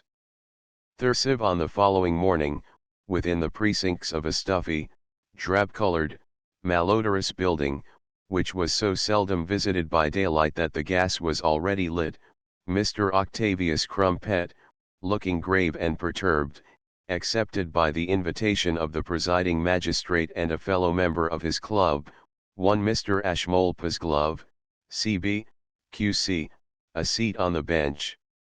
The prisoner, worn and pale, was already standing in the dock. Below him was a solicitor engaged by Mr. James Dodson at the suggestion of Mr. Octavius Crumpet. Mr. Dodson himself was beside him. A close observer would have said that his own composure was considerably less than that of the accused. The case was of such a trivial character that it was disposed of immediately. The accused, upon his own confession, was charged with abstracting the sum of £20, the property of his employer. The accused solicitor spoke very earnestly as to the excellent character the prisoner had always borne. He had been 7 years in the prosecutor's employ, and he insisted upon the fact that the theft would not have been brought to light had not the accused himself restored the money and confessed his action. To this the prisoner's employer added an earnest request that the unfortunate young man be dealt with leniently, as he had given every satisfaction to the house of Crumpet and Hawker, and they had no desire whatever to press the case. "William Jordan," said the magistrate, in the tone of a somewhat petulant male parent, "having regard to the fact that your employer, whose goodness of heart and philanthropy of disposition are well known, has himself interceded for you, and having regard also to the fact that since the commission of your act you appear to have done all in your power to repair it, I should be inclined to feel that the ends of justice would be met by a nominal sentence upon you.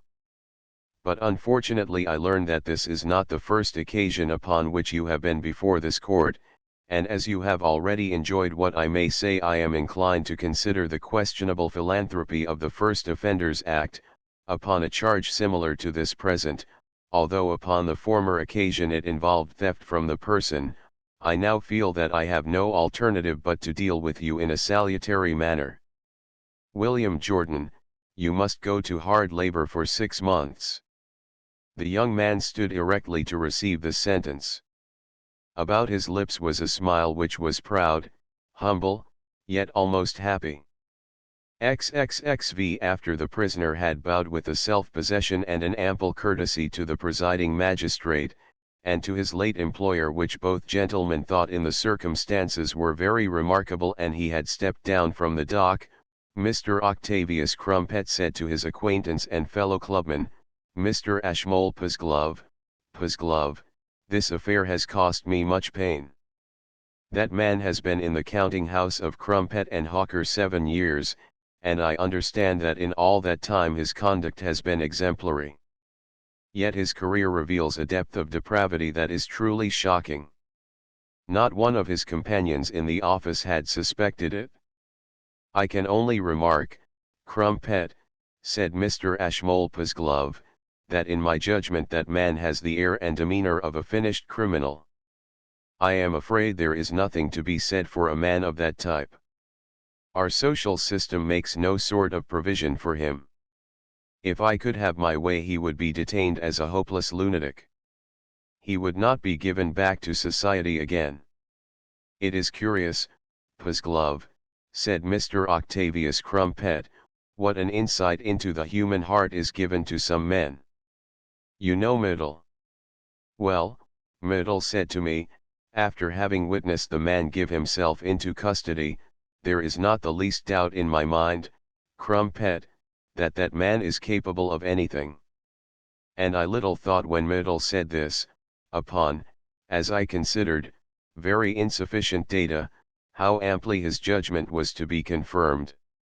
After Mr. Octavius Crumpet had shaken hands very cordially with the presiding magistrate, had also thanked him for his disinterested services, and further, had subscribed £5 to the funds of the court, he entered a hansom and requested to be driven to his club. In the course of the journey he continually made the observation, Middle was right. Middle was quite right. What an astonishing insight that man has into the human heart. 30 In the meantime Mr. James Dodson had hurriedly left the precincts of the court. He had made his way headlong to the refreshment buffet of the Bronte Hotel.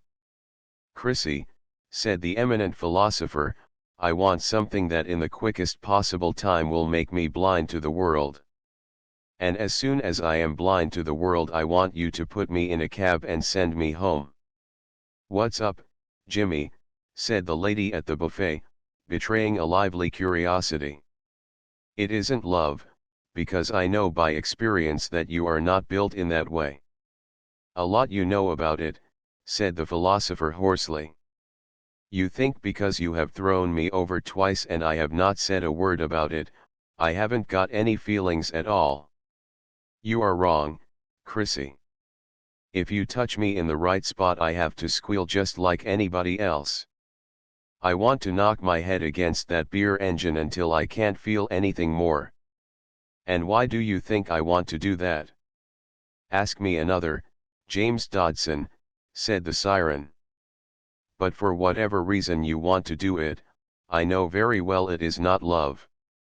Well, if it is not love, said Mr. Dodson, I don't know what the name is for it. Here is a chap I have known 7 years, who was nothing to me at first, who was not the kind of chap a fellow like me would take up with, who has been found guilty of doing things, not one thing mind you, but two, and although he has been found guilty, I say, and he owns up himself, and he has just been put away for 6 months hard labor, the whole business makes me feel, Chrissy, as though I want to commit a murder. Whatever you do, Jimmy, said the siren, who was genuinely alarmed, you must keep off brandy. You are absolutely off the square. I can't make out what is the matter with you. I should have said you would have been the last chap in the world to let go like this. So should I, old girl, said Mr. Dodson. I don't recognize JD in this affair at all. The fact is, JD never has recognized himself in his dealings with that poor lunatic. But there has come to be something about that chap that is more to me than my own flesh and blood. If it isn't love I don't know what it is, yet why it should be love I don't know. As you know, old girl, I don't believe much in religion as a general thing, but it has seemed to me lately that that chap was just a saint in disguise. And now they have taken him from me, put him away in jail to hard labor, and he deserves it too, and, old girl, it has kind of knocked the bottom out of my little world altogether, and I feel that I shall never be able to believe in anything again. Steady, old boy, said Chrissy with an ample yet robust sympathy. I don't like to see you let go. I don't like it either, said the philosopher whitely. But I feel just now that I must either let out a little or go mad. One thing is dead sure, I mustn't go back to the office at present. If I do I am certain to murder Octavius. Jimmy, said Chrissy, with matronly reserve from behind the buffet, if you like to bring that ring back again tomorrow I'll wear it. You give me something that will put me to sleep, said the philosopher hoarsely and with wild eyes. Anything, I don't care what, as long as it does it soon. XXXVII. One misty but pleasant morning of the early autumn, a four-wheeled cab was drawn up against the curb immediately opposite the portals of a London penitentiary. A wizened and undersized young man with black hair, a short bristling mustache, and his hands in his pockets, stood with his back to this vehicle. Upon his not particularly agreeable countenance was a curious air of expectancy. Ever and anon the young man might have been seen to take out his watch. By the manner in which he regarded it, it was to be surmised that he was growing impatient. He began to pace up and down the pavement in front of the prison. Already he had been waiting more than an hour. It began to seem that he whom he awaited would never appear. At last there stepped through the somber portals of the jail an extremely slight figure, rather above than below the middle height. It was that of a young man. His hands were remarkably slender and delicate, his eyes were large and deep yet extraordinarily luminous, his hair was shaved close to his head. The tardy beams of the sun which were beginning to creep over the great city declared his gaunt face to be suffused by a somewhat curious pallor. In the center of the right cheek was a slight yet almost hideous natural disfigurement. Scarcely had this fragile figure emerged from the portals of the jail, than the wizened and undersized young man, who had been pacing the flags of the pavement for some little time past, turned and beheld it. At once he made towards him. Quite suddenly, however, he stopped, as if in the throes of a profound bewilderment. An expression of pain and confusion overspread his face. In the next moment, however, he had gone forward again. It was as though an irresistible impulse had driven him. Why, he said, peering into the great and luminous eyes of the man who had issued from the portals of the jail, can it be Looney? He who was addressed in this singular manner replied by taking a hand of the speaker's in each of his own, and by saluting him upon the forehead. 38th. When he had ensconced William Jordan in the interior of the cab, Mr. James Dodson, before entering the vehicle himself, turned to the man on the box. "Cabby," he said, "as it is a nice morning you can just throw back the flaps of your machine and take us for a drive round Brixton." The cabman interpreted these instructions by uncovering the roof of the vehicle, and by driving away from the penitentiary at a regulated pace. Its two occupants were seated side by side. "Why, Looney," said Jimmy Dodson in a voice of bewilderment, "I hardly knew you." "Is it surprising?" said his companion. "And your voice," said Jimmy Dodson, "I hardly recognize your voice as belonging to you either. Something seems to have happened to you." "As you say," said William Jordan softly, "something seems to have happened to me, but," he added as he laid his delicate fingers upon those of his friend, "I can never forget those to whom I owe everything." Dodson already felt a curious susceptibility to the new and strange manner of his companion. "But, you know, old boy," said Jimmy Dodson, whose joy in their meeting was suddenly tempered by the things that were, "all this must be kept from my people all the same. You see, my father is in the force, and, well, naturally, it would not be professional. And of course you are done for socially. It is no use my disguising it, is it, old boy? It is only kindness to tell you. And I should be done for socially too if any of my set knew that I had taken up with you again.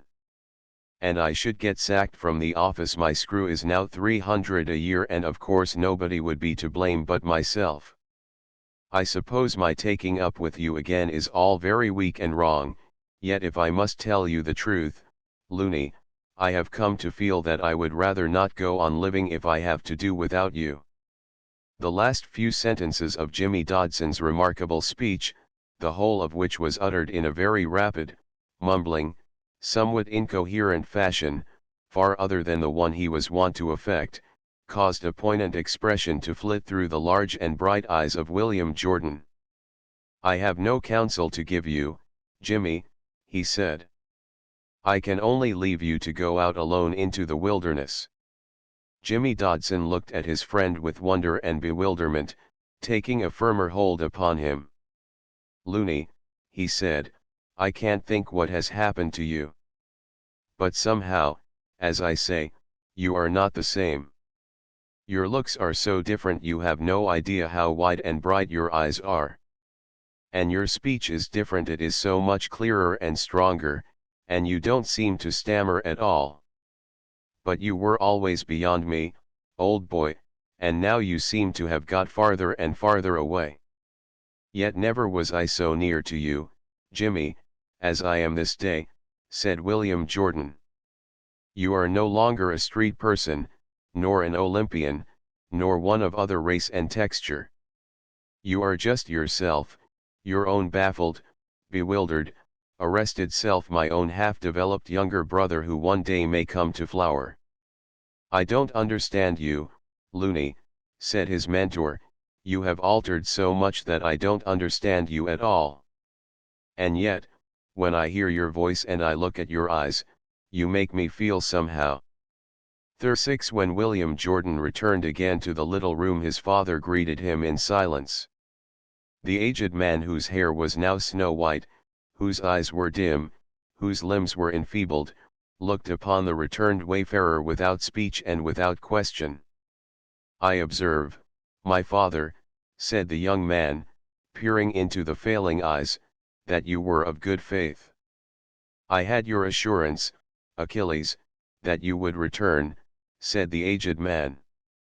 "You have no curiosity, my father," said the young man. "You do not ask whether my journeyings, like those of Odysseus of old, were fraught with hazard and great vicissitude. With that measure of sight that still remains to me, beloved one," said his father, "I observe that to be the case."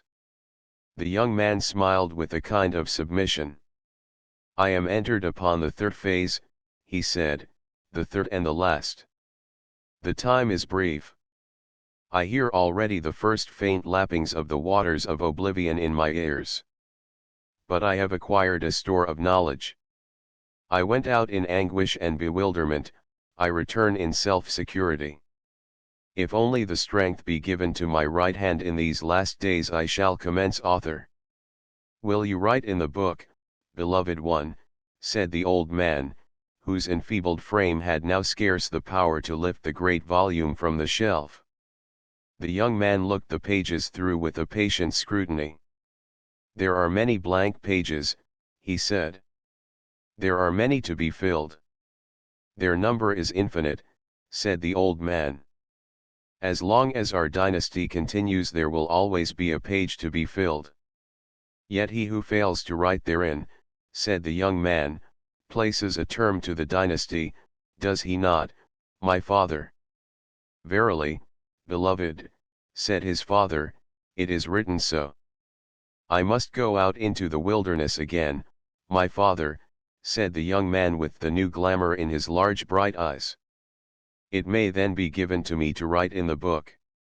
From this day forth the young man spent his outdoor hours in many and strange places, without pain, without trepidation, without his previous hurry of the spirit.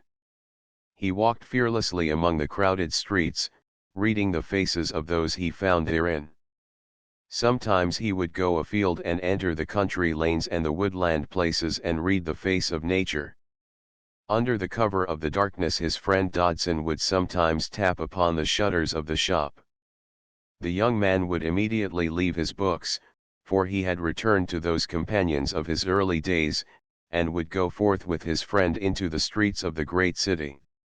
On the side of each there was an odd fear, James Dodson would never venture abroad upon these excursions without turning up his coat collar and pulling down his hat over his eyes, and he earnestly besought William Jordan to follow his example. "If it leaks out that we still walk out together," said Jimmy Dodson, "I am done for socially, and I shall lose my $300 a year." On the other hand, William Jordan's constant fear was lest his friend in a moment of unguarded impetuosity should pass through the shop and penetrate over the threshold of the little room. "Jimmy," he said, with that directness of speech which was his recent possession, "I would urge upon you never to pass beyond the threshold of the little room in which I and my father dwell, until that hour should come wherein you are told to enter." "I promise, old boy," said Jimmy Dodson, assenting readily, "and I ask you not to breathe it to a living soul that we still walk out together. Really, I don't know why we do.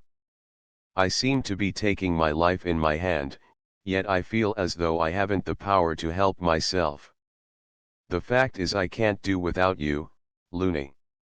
However, the time was at hand when these evening excursions were much curtailed. In the course of his daily wanderings abroad, the young man in his new and high courage, found himself on one occasion in a dreadful slum in the eastern part of the great city.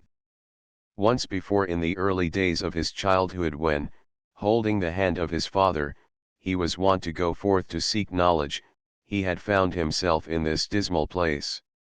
And such was the terror it aroused in him that his dreams were haunted for many nights. But this day he traversed these regions, which he had never thought to dare to enter again, calmly, fearlessly, and alone. And in the middle of the most noisome part of the slum, he observed a stalwart man in a shabby black coat, and a very old hat, and trousers frayed at the end, and ugly and misshapen shoes with their strings hanging loose, talking to two ragged and filthy urchins whose bare legs were plastered with mud, who were revelling in the gutter. The young man stood a little apart watching these three until the boys went away, and then he approached the man and said as he took off his hat, "I beg your pardon, sir, but I would like to help you in your labors. I would like to instruct those children in reading and writing, and in other simple arts in which they seem to be deficient." The man was frankly pleased by this address. "Come tonight to the mission at 8:30, he said brusquely, "and we will find work for your hands. See, there is the mission." He pointed across the street to a grimy building of mean exterior, with a lamp over the door. Accompanied by James Dodson, who left him at the door, the young man came to the mission at 8:30 that evening. Thenceforward every night of the week, he came there at the same hour and in the same company. At the end of a month, the stalwart man, who was somewhat grim of aspect, and rather rough of manner, and who was spoken of as the boss, said, "I don't know whether you are aware of it, Jordan, but already you have made a difference to us. We other fellows will be getting jealous. You have something that has been given to none of us." "I think it is," said William Jordan, "that I am come among my own people." And he added wistfully, "I would that the time was not so brief." In the little room he was now saying to his father constantly, "My knowledge has such increase, my father, that now it begins to bear upon me. If only the strength were given to my right hand I would commence author immediately." And sometimes he would add almost with petulance, "This delay begins to press upon me like a stone. The time is so brief."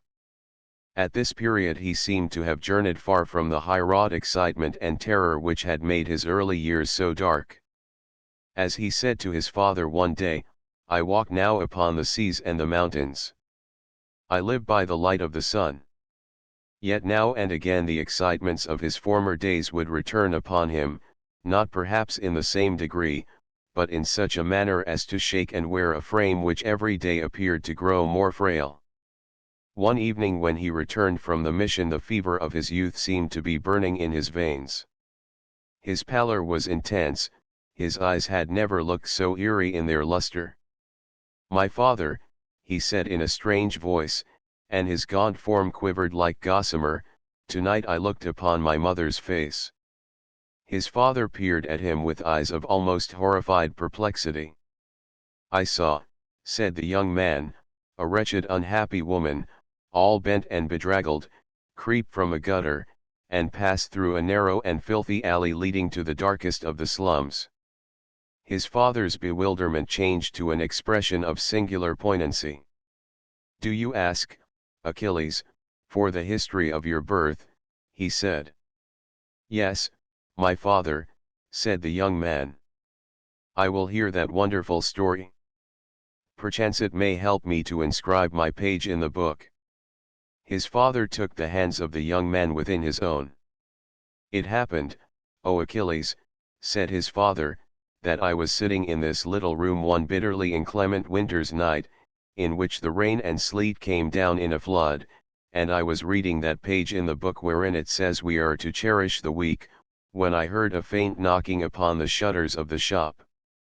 It was a very late hour, yet I went forth to open the door, and a poor ragged woman, all bedraggled and unkempt, and with great eyes haunted by fear, flung herself upon my kindness, crying that she was faint with hunger and that she had not known food and security all that day. I allowed her to enter the shop, but in a moment of unwariness, in the excitement that her strange coming had provoked in my veins, I turned and entered this little room to procure a box of matches to obtain a light, never dreaming that so poor a creature would have the temerity to follow upon my steps. But as I took the box of matches off the chimney piece where, as you know, they are always kept, and as I turned again, I beheld to my horror and consternation that the poor creature had entered the room. There was only one thing then that I could do, Achilles, it was to permit her to sit and eat and learn the warmth of this little hearth. And no sooner had she done this than she fell asleep, and leaned her youthful head upon this little table, which for so many years has supported the burden of the mighty book. And as she lay there, Achilles, sleeping the grateful sleep of weariness, her breathing presence appeared to expand the walls of this small apartment, and as I looked again into the book, full many a page which previously had had no purport, gave up its secret to my bewildered eyes.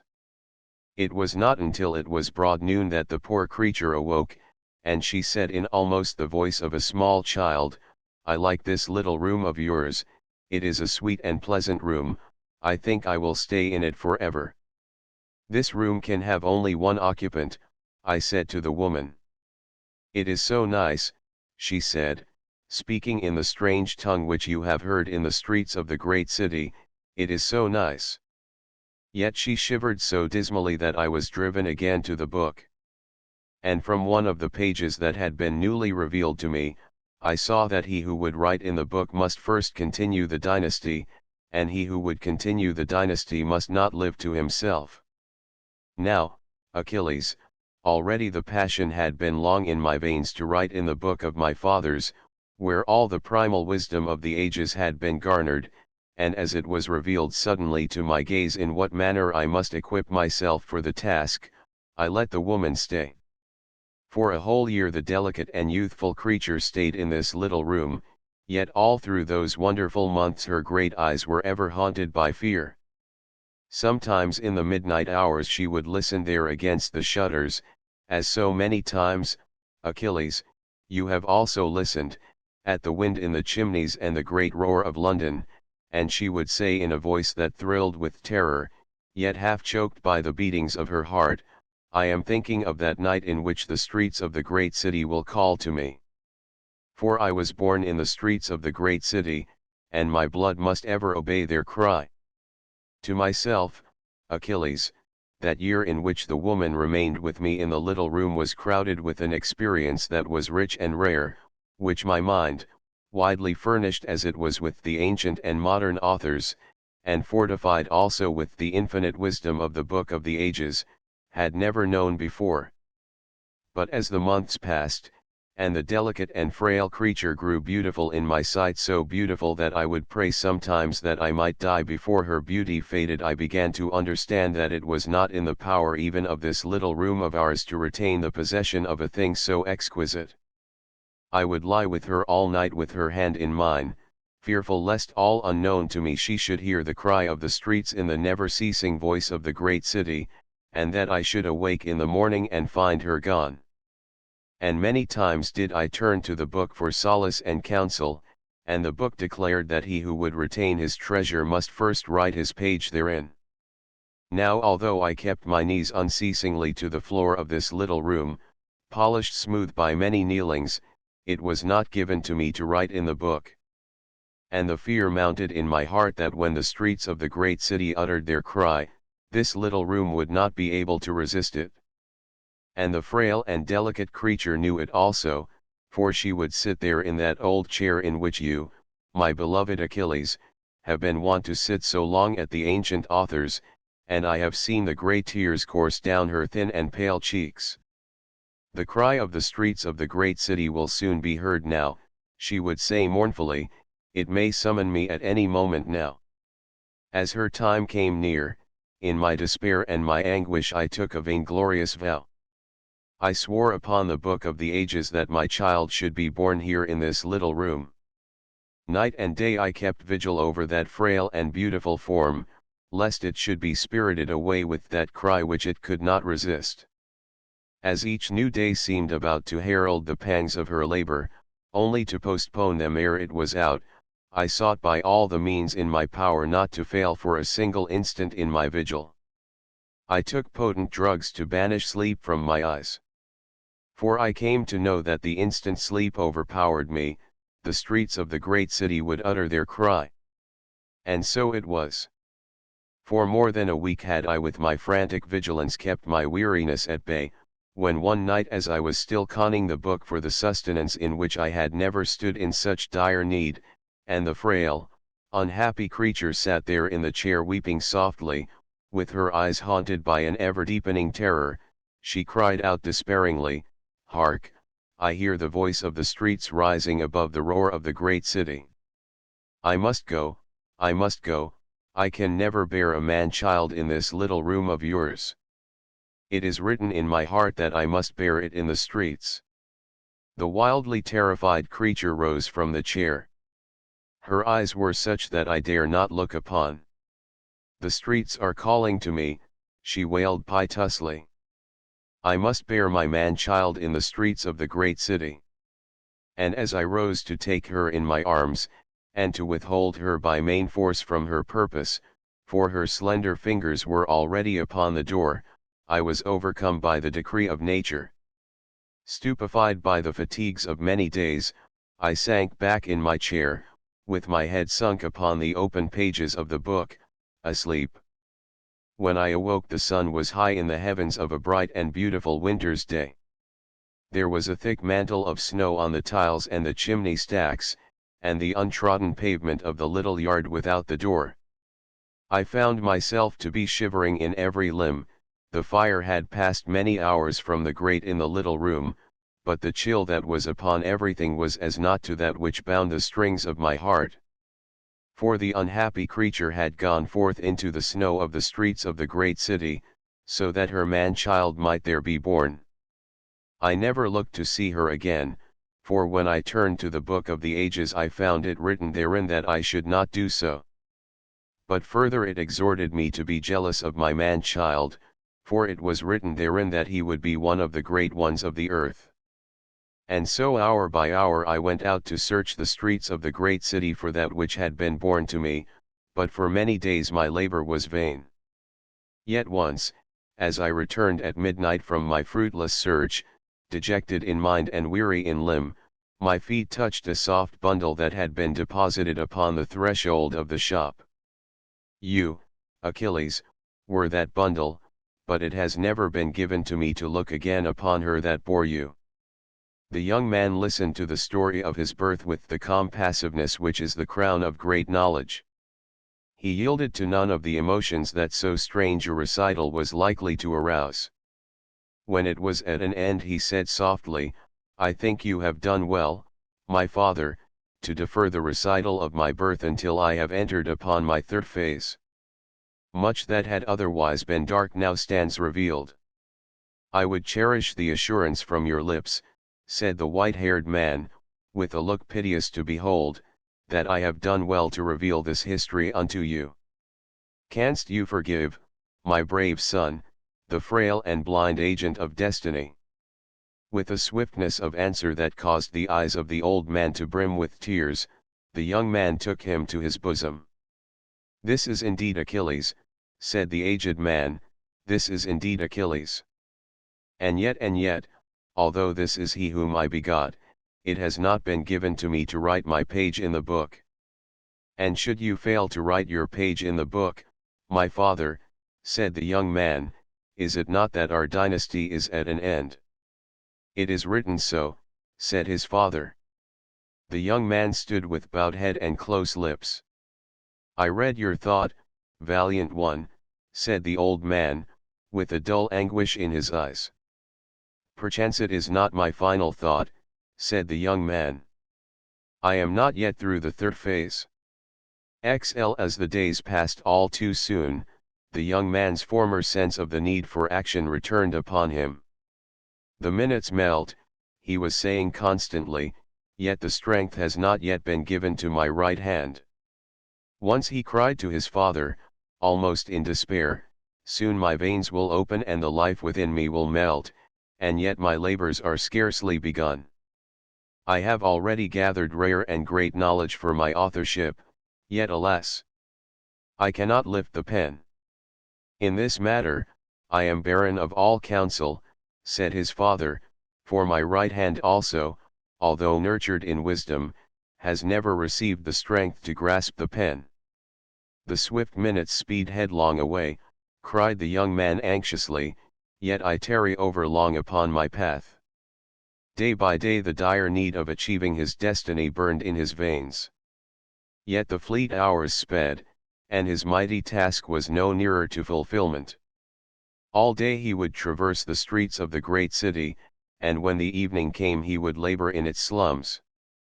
But at last as the spring of the year came again, and the sky grew more clement, and the trees and the earth began to shine with green, a new passion came upon this laborer even as he toiled. It happened that one evening, just as the fetid little mission room had been cleared for the night, the young man turned abruptly to his co-worker, that stalwart, the sight of whom had first drawn him there. Farewell, my kind friend, he said, I pass from among you tonight. My dear Jordan, said his fellow worker, you will be wise to refrain from working among us for a while. You are one who burns the candle too freely. You will do well to learn to husband your strength. In order, said William Jordan, with his secret and beautiful smile, which many had learned to watch for, but none to understand, that I may achieve that which lies before me. That is true, said the chief of the mission. You must know that you are a worker of miracles in this parish. And yet, said William Jordan, this is the last time the worker of miracles can enter this parish of yours. His stalwart and somewhat grim companion seemed to stagger at these words. Why, Jordan, he said, does this mean that you are going to desert us altogether? I fear so, said William Jordan. Tonight as I sat among you I heard a voice in my ears. Tomorrow at dawn I go upon my way. But, Jordan, said his fellow worker, I beg you, I beseech you to return to us. We cannot part from you, we cannot do without you down here. Alas, said William Jordan, I heard the voice as I worked among you tonight. A term has been placed to my days, it has almost expired, and yet my destiny is only half complete. The chief of the mission took the frail hands of the young man in the grip of a giant. We cannot possibly let you go from among us, he said sternly. We shall not, we need you, we need you. You have a touch of the magic, you are a born evangelist, you go into regions where none can follow. Nature has spoken, said William Jordan softly. At dawn I obey her decree. No, no, no, cried his comrade, your work lies here. You were born for this. Nature formed you to labor for your kind, and you must labor for them all your days. You speak truly, said William Jordan, but then my labors are not yet begun. Are not these your labors? Cried his fellow worker. Can you not wield your power upon those whom we others know not how to approach? Have you not worked wonders among us during the few short months in which you have labored? Wonders, said William Jordan, with a tender melancholy in his voice. Can you tell me what are these wonders in comparison with those that I have still to perform? I do not understand you, I do not follow you, said the other. No, said William Jordan, you do not understand, yet perhaps it is well. But I swear to heaven, cried his fellow worker, with hoarse passion, you shall not go from among us like this. The passion of this stalwart man was such that all unthinkingly he seized the frail form of the young man, and in the might of his conviction shook it fiercely. Immediately William Jordan, for the first time in that place, was attacked by a violent frenzy of coughing. A spray of bright red blood was cast upon his lips. He spat it upon the floor. His fellow worker recoiled from the sight of it with a cry of dismay. Arterial blood, he gasped. Nature's mandate, said the young man, with his secret and beautiful smile. His fellow worker in the noble prime of his manhood, gave a low cry and sank back against the wall of the room. Oh, he cried wildly, pressing his hands across his heart, I wish now you had never come among us at all. XLI outside the mission hall in the gently raining April night, James Dodson, with his coat collar turned up over his ears and his hat pulled down over his eyes, lay in waiting for his friend. Upon beholding this woebegone figure William Jordan gave a start of surprise. Why, Jimmy, he said, why do you come here now? As I was halfway through the performance at the Alcazar, said Jimmy Dodson apprehensively, I had a sort of presentiment. Something seemed to tell me, Looney, that after tonight I might never see you again. Something seemed to tell me that you were going away. Nature has certainly spoken to me, said William Jordan. That doesn't mean, Looney, old boy, said Jimmy Dodson in a voice not the least like his own, that you intend to desert an old friend. Tomorrow at dawn I obey her decree, said William Jordan. You don't mean to say you are going away, cried Jimmy Dodson. Yes, for a little while. But, said Jimmy Dodson, I don't think I could bear it if you were never to come back. You see, Looney, old boy, well, you see, well, somehow, I can't explain it, but if you were never to come back.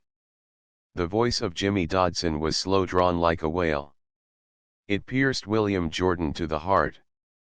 Tears leaped to the eyes of the young man, but in the darkness his stricken companion could not see them. Looney, said Jimmy Dodson, will you promise that you will come back? I promise, said the young man.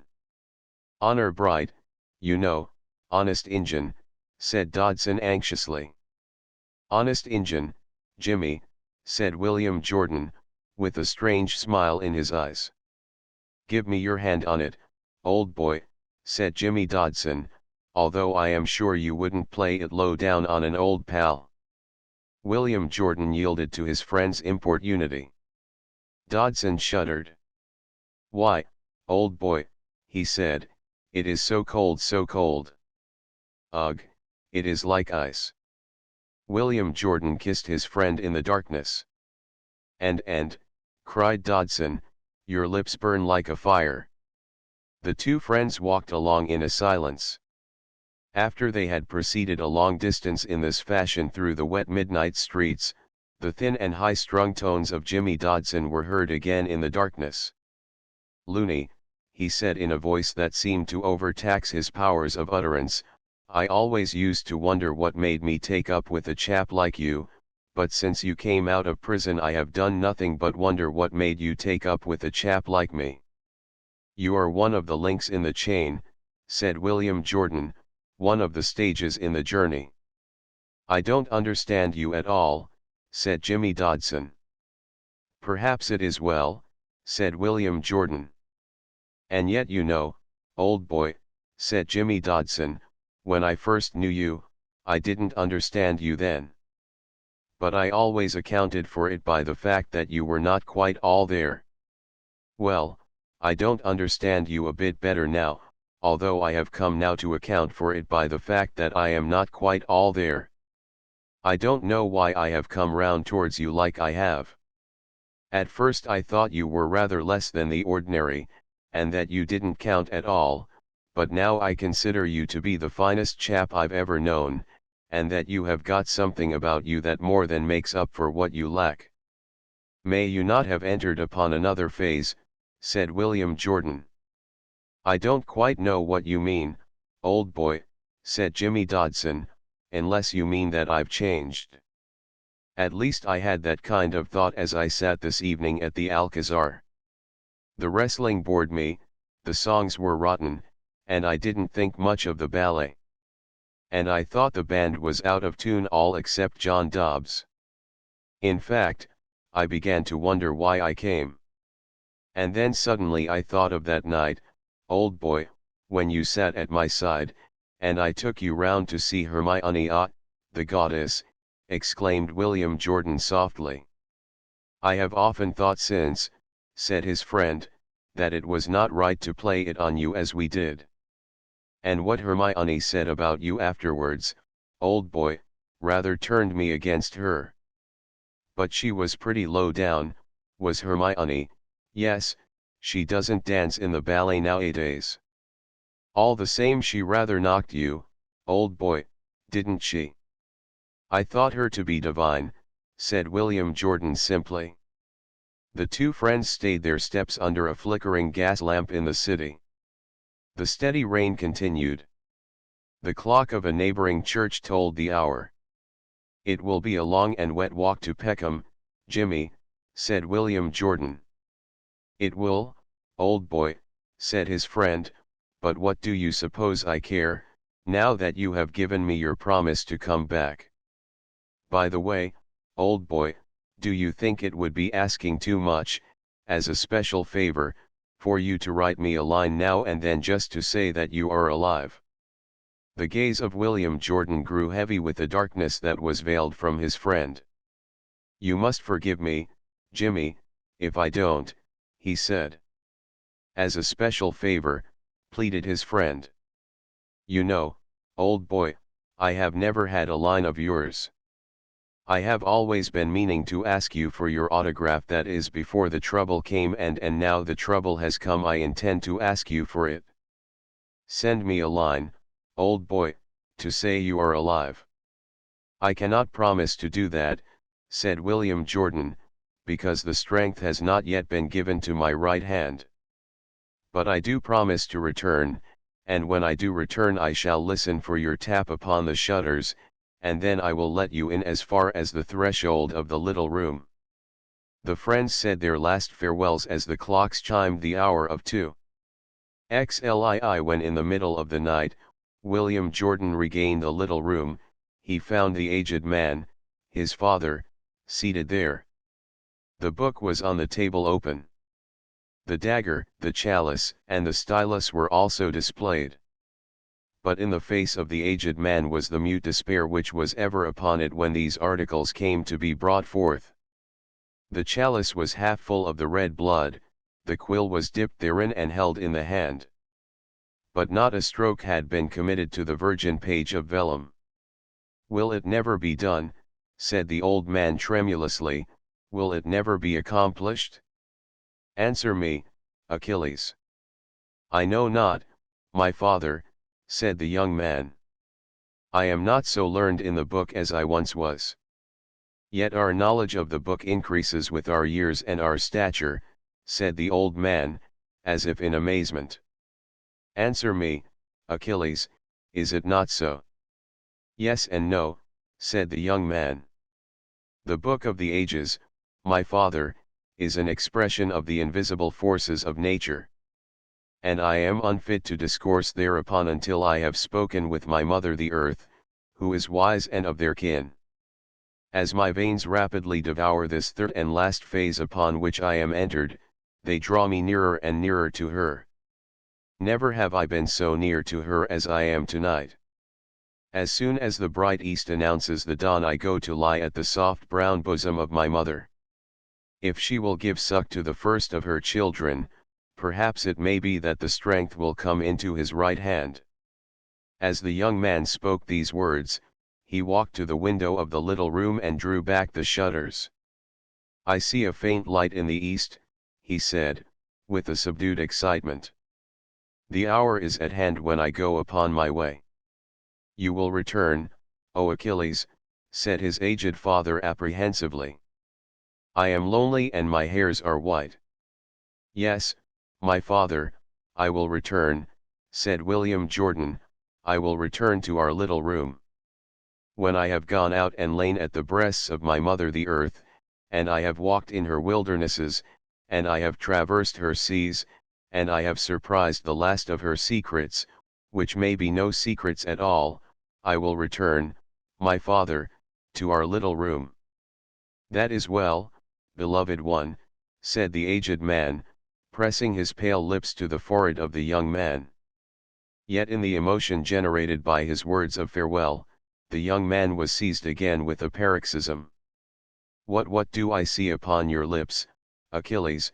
Cried the aged man, his father, peering with a curious horror in his dim eyes. Nature's mandate, my father, said the young man, with his secret and beautiful smile.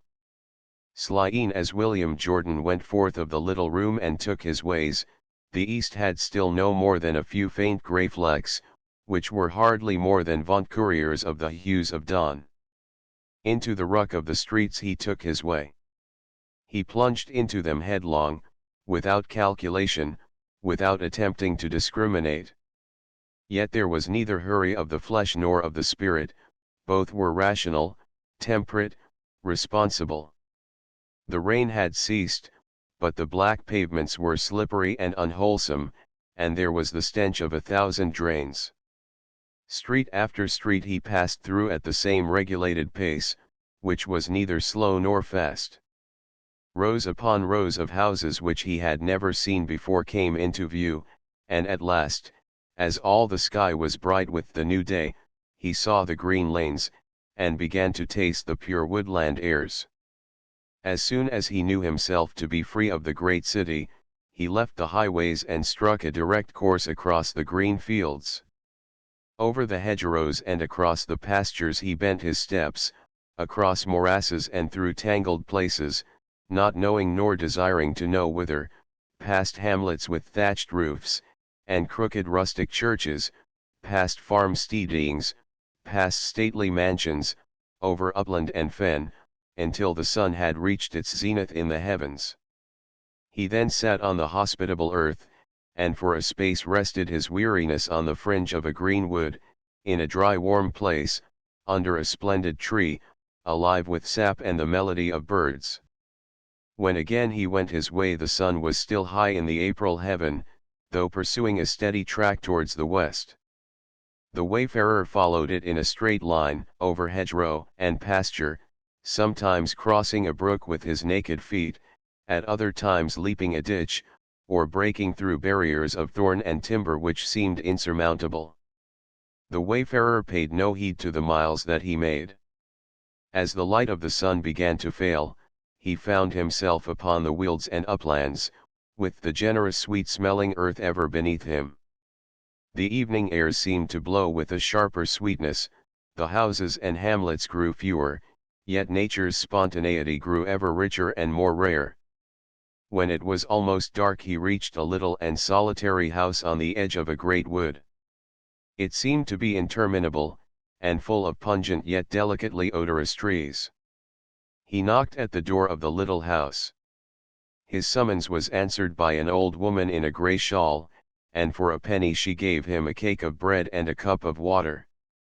He drank the water like one who thirsts, and then he bore his limbs, which now ached with weariness, into the gloomy precincts of the wood.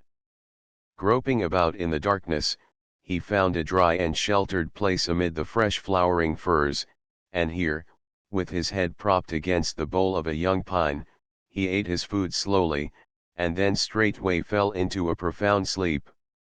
When he awoke, the sky was alive with beautiful stars. With all of these he was familiar. He rose, and by the delicate light of the heavens, which melted the dark canopies above him, pressed through the brakes and thickets into the heart of the forest. Many were the nimble-footed wild creatures that crossed his path, and in the darkness startled him. He was sensible all about him of weird cries and wonderful voices. They came upon him from every side, but he still pressed on and on into the untrodden darkness of the wood. In his progress his garments were rent and his hands bled freely. In the process of time, the pathlessness which confronted him everywhere grew less impenetrable. The dawn crept again into the east, the birds took up their loud songs, and flowers, and herbs and all the wild things of nature were spread before him in the morning light. Pressing ever on and on, he came out at last upon the fringe of this great wood, and by now the sun had risen to warm his veins. The wayfarer was now come to the breast of the mighty mother, and on this second day he reposed many hours on the green, dry earth of the forest, looking all about him into its dark recesses, and observing in a kind of secret joy the ways of the rich, wild life of whom he claimed kinship. Towards evening he came upon another little house in the heart of the great wood, and then he remembered that he was hungry. Here he obtained from another aged woman a hunch of white bread and a bowl of delicious milk. And then for the second time he lay down and slept in the heart of the great wood. Days and days did he pass in his wanderings. Sometimes he was in the woodland places, sometimes upon the weald. He would lie in the fallows in the burning afternoon sun, and now and again in the chill of the night, if he could not find warmth in the thickets, he would enjoy the protection of a barn or a cow-house, or, if these were to seek, he would walk in a joyful silence through the long hours, until the morning was again in his eyes. One day in his ceaseless journeying he suddenly beheld the sea. It was at noon upon a delicious day of midsummer.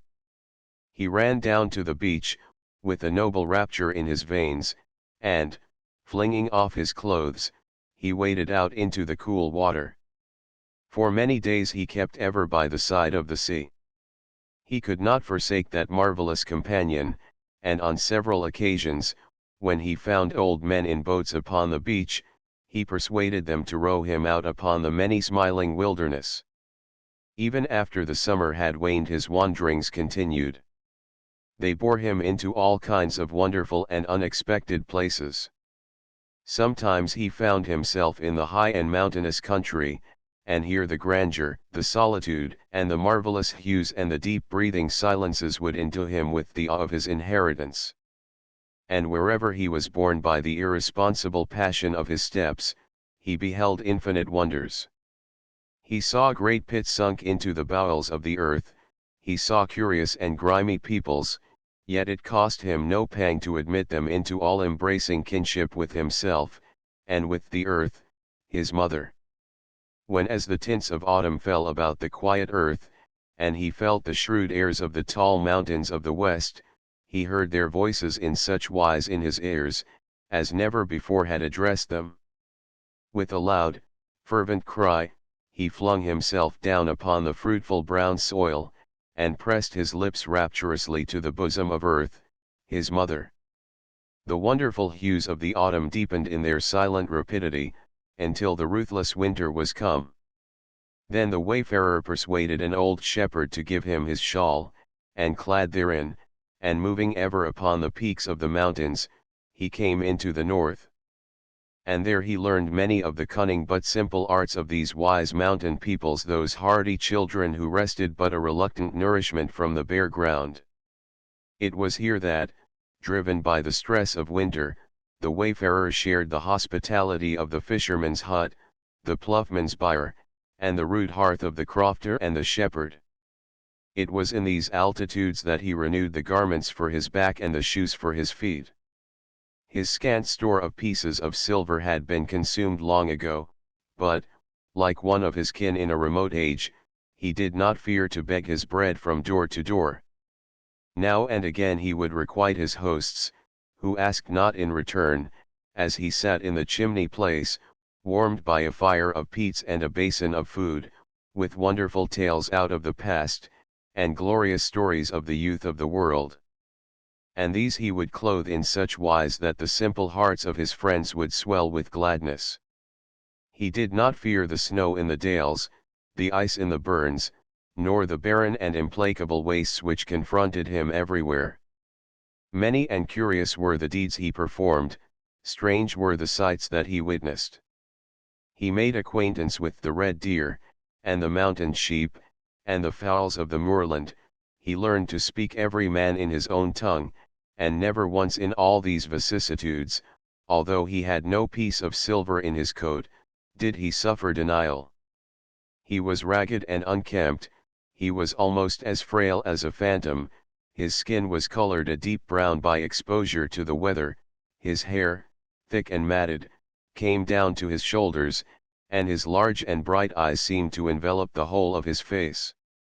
By the time the spring came round again, and the cycle of the seasons had completed itself, he found his feet again upon the yellow shores of the loud-sounding sea.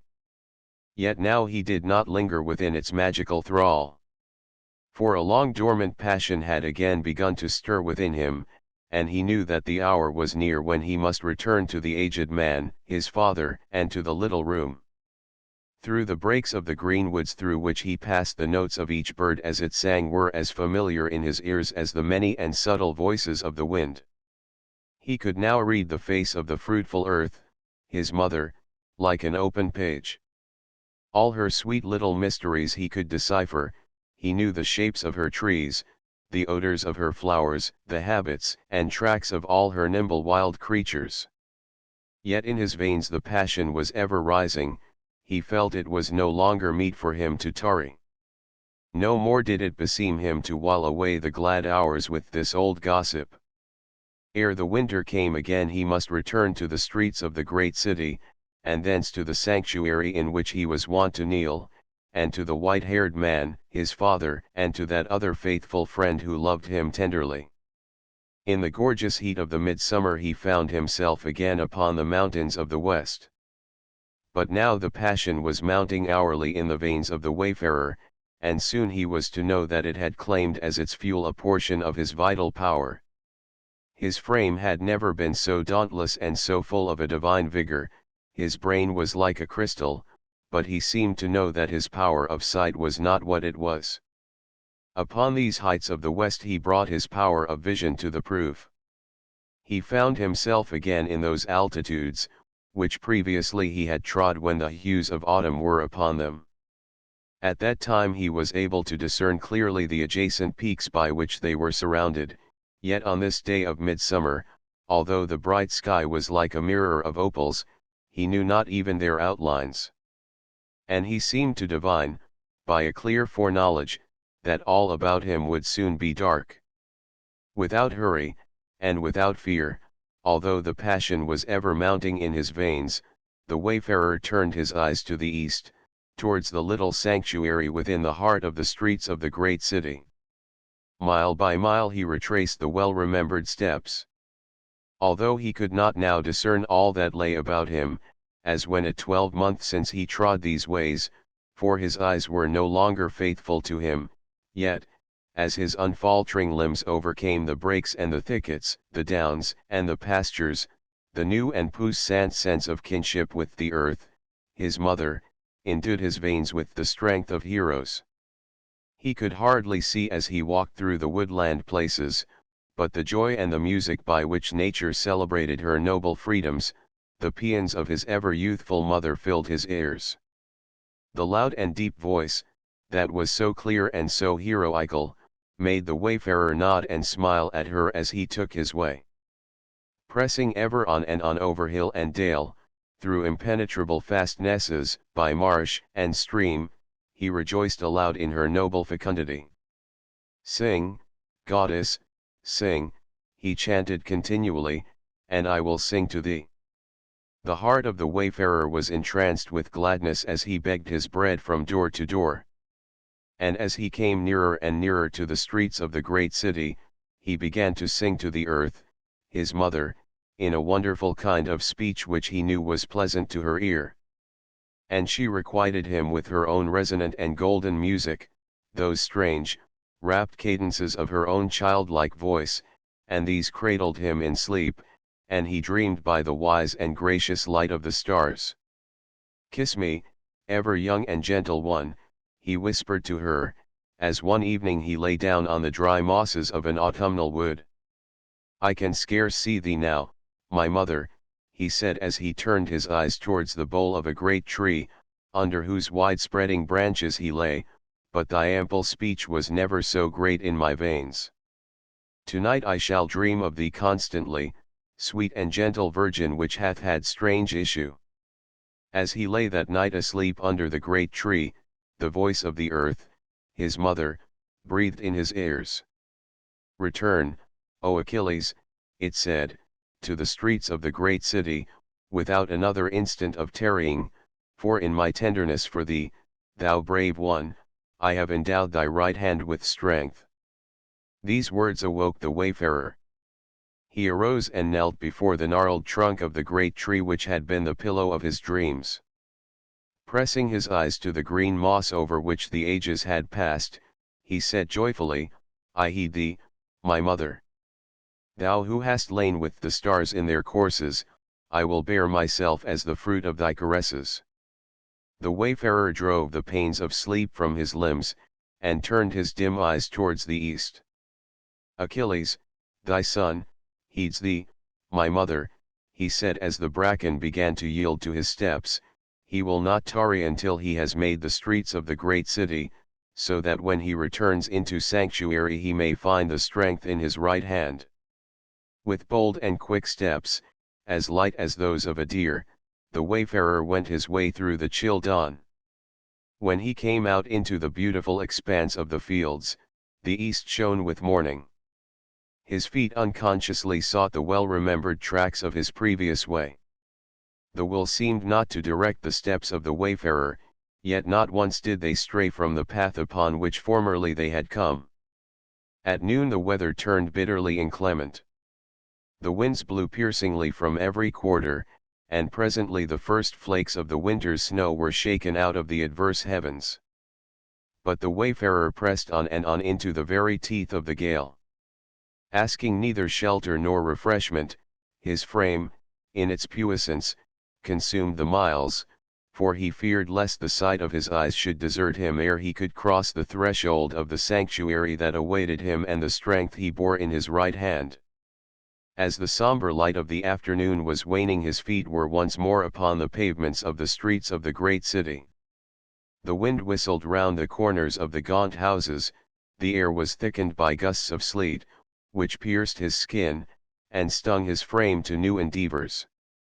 He recalled all the objects he passed with a strange kind of exaltation, the houses and shops that he could so indistinctly see, the hurrying crowds of people in the streets, the street persons of his childhood, who were street persons no more. The roar of the traffic filled his surprised ears, yet only to enkindle them with a high and grave joy, for it was another manifestation of that to which his whole being owed its entrancement, the universal voice of the earth, his mother. XLIV The lamps were being lighted in the streets, yet he could hardly see them. Not once, however, did his feet stray from the path of his well-remembered way. With the autumnal sleet ever beating upon his bared head, he found himself again in the streets of the great city. On the threshold of a public house, flaring with many garish lights, he saw a boy selling matches. He was whimpering with the cold, and his teeth were chattering, for he had neither shoes nor stockings, indeed, his only garments were a pair of ragged trousers and a shirt. As the wayfarer discerned this unhappy figure he stayed his steps, and, pulling off his own broken boots and threadbare stockings, bade the boy sit down and put them on. When the boy had obeyed, the wayfarer took from his own shoulders the shepherd's shawl which he wore, and wrapped it about him. Thereafter it was in the scantiest of raiment that he took his way. Yet ere he had come to the threshold of the little room, which he seemed only to have left the day before yesterday, he was destined to take part in a curious adventure. It happened as he turned into a familiar thoroughfare, a street long and narrow, and wondrously busy with a great press of people and traffic, that he suddenly became aware of a strange clamour that was arising before him. Cries of consternation resounded on every side, they overcame the shrieks of the piercing winds as they swept round the houses and shops. With his dim eyes the wayfarer could perceive the drivers of the vehicles make frantic efforts to escape from an oncoming danger that threatened them. Suddenly there came through the failing light of the afternoon the great form of a horse, a huge animal attached to a heavy railway van. There was no driver, the reins were dangling loose, with tossing mane and wild nostrils, the mighty horse was devouring the roadway with furious strides. It escaped a tramcar as by a miracle, it crashed into a milk seller's cart, and sent milk cans with their contents rolling in all directions. Yet still it kept its course unchecked, a menace to all whom it passed. The passers-by, huddling together as far away from the curb as they could squeeze themselves, were then astonished by a strange sight. A ragged, half-naked beggar, hatless, coatless, without shoes and stockings, and with long, matted hair which fell down upon his shoulders, moved off the pavement. He appeared to turn his back upon the mad thing that was approaching him, and then, with a leap of superhuman courage and address, seemed to fling himself at the head of the infuriated brute as it grazed his bare ankles with its hoofs. He was seen to take the reins in his grasp, and, leaping along at the side of the horse, began an attempt to control its furious speed that was little short of miraculous. In the struggle he was several times carried completely off his feet, and borne yards at a time without touching the earth. And though man and brute and vehicle swayed and rocked in all directions, no obstacles intervened to shatter them, and at almost every yard he was borne the man seemed to gain a firmer purchase on the brute. For half the length of the thoroughfare the titanic struggle was waged between the man and the brute on the slippery, circumscribed and narrow road. At times it seemed that the man must be hurled away from the brute altogether, at other times it seemed that he must be flung beneath the hoofs of the brute and trampled lifeless, while, again, in the frantic efforts of the animal to be rid of its burden, it seemed that they must both be hurled through the windows of the shops. Ere long, however, the fury of the horse began to spend itself. And as it did so, with the man still retaining his grasp of the reins, two policemen, stalwart and hardy, and finely grown men, stepped from the pavement, and, lending their aid at a timely moment, the poor animal was brought under control. "Well done, my lad," said the policeman to the half-naked beggar in a kind of generous wonder. "Well done, well done. Are you sure you are all right?" Among the witnesses of the incident was a tall, bronzed man, with closely cropped hair, who was dressed with remarkable care, and whose bearing was that of a soldier. At his side was a slight, youthful, handsome woman, who was breathless with excitement. "Upon my word," said the man, "that is the best thing I ever saw. That chap deserves a medal." The woman, with a strange, dancing brightness in her eyes, looked up wistfully into the face of her companion. "Get him one," she said. Stimulated by their generous curiosity, they walked up to the spot where a small crowd was rapidly collecting around the unkempt and extraordinary figure that was almost naked. "Better take his name and address," said the tall, bronzed man to the two police constables in a slow and calm voice which caused them to touch their helmets. The tall, bronzed man then proceeded to survey the circle of interested bystanders at a dignified leisure, and said in the same tone, suppose we send round the hat. Removing his own immaculately ironed silk headgear, he proceeded with an air of exaggerated self-possession, which the conspiracy of the circumstances rendered bizarre, to drop several pieces of gold into its interior, and then, standing bareheaded, so that the sleet glistened upon the pomatum of his hair, handed his hat to a man near to him, who was of a similar type to himself. However, while this gentleman, also with extraordinary nonchalance, was adding further pieces of gold to the hat, this somewhat impressive munificence was frustrated. The half-naked beggar appeared suddenly to realize that he was the cynosure of all eyes. He gave a gaunt look all about him, and then, with a motion of indescribable rapidity, he passed through the ring that had been formed. With a swiftness so great that his flight could hardly be followed, the mists of the evening received him. The bareheaded man gave a glance of courteous deprecation, which almost took the form of a personal apology, to the man who was placing pieces of gold in his hat. "Rather a pity," he said, "rather a pity to let him go." "Yes, a pity," said the other, wiping a speck of sleet off the brim of the hat very carefully with his glove, and handing it back. As with an air of disappointment the crowd dispersed reluctantly, the slight, youthful, handsome woman turned with an eager gesture to the owner of the hat. Her cheeks, under their powder, were the color of snow. Did you see his face?" said she in quick, nervous accents. "I shall carry it to my grave. It was the most beautiful face in the world." The owner of the hat gave the woman a little smile of affectionate indulgence, in which, however, pride was uppermost, and handed her very carefully into a hansom. XLV as the barefooted beggar passed away into the traffic, far from the circle of the curious, before they could impede him, he was able to discern that his thin hands had been lacerated by the reins during the struggle he had waged with the horse. The blood was flowing freely from his torn fingers, but at the sight of it a flush of gladness overspread his cheeks. "I thank thee, mighty one," he said, "that thou hast given the strength to my right hand." It was with bruised and numbed feet that the returned wayfarer came at last to the threshold of the little room. The aged man, his father, gave a cry of joy when he beheld the apparition that had entered, for, dim as his eyes were, he knew it for the form of one. The old and the young man embraced one another. "I have been desolate, Achilles," said the old man with the plaintiveness of age, "I have been desolate. But I knew, O Achilles, that thou wouldst return." A brave fire was burning upon the hearth, the candles, also, were bright of luster in the little room.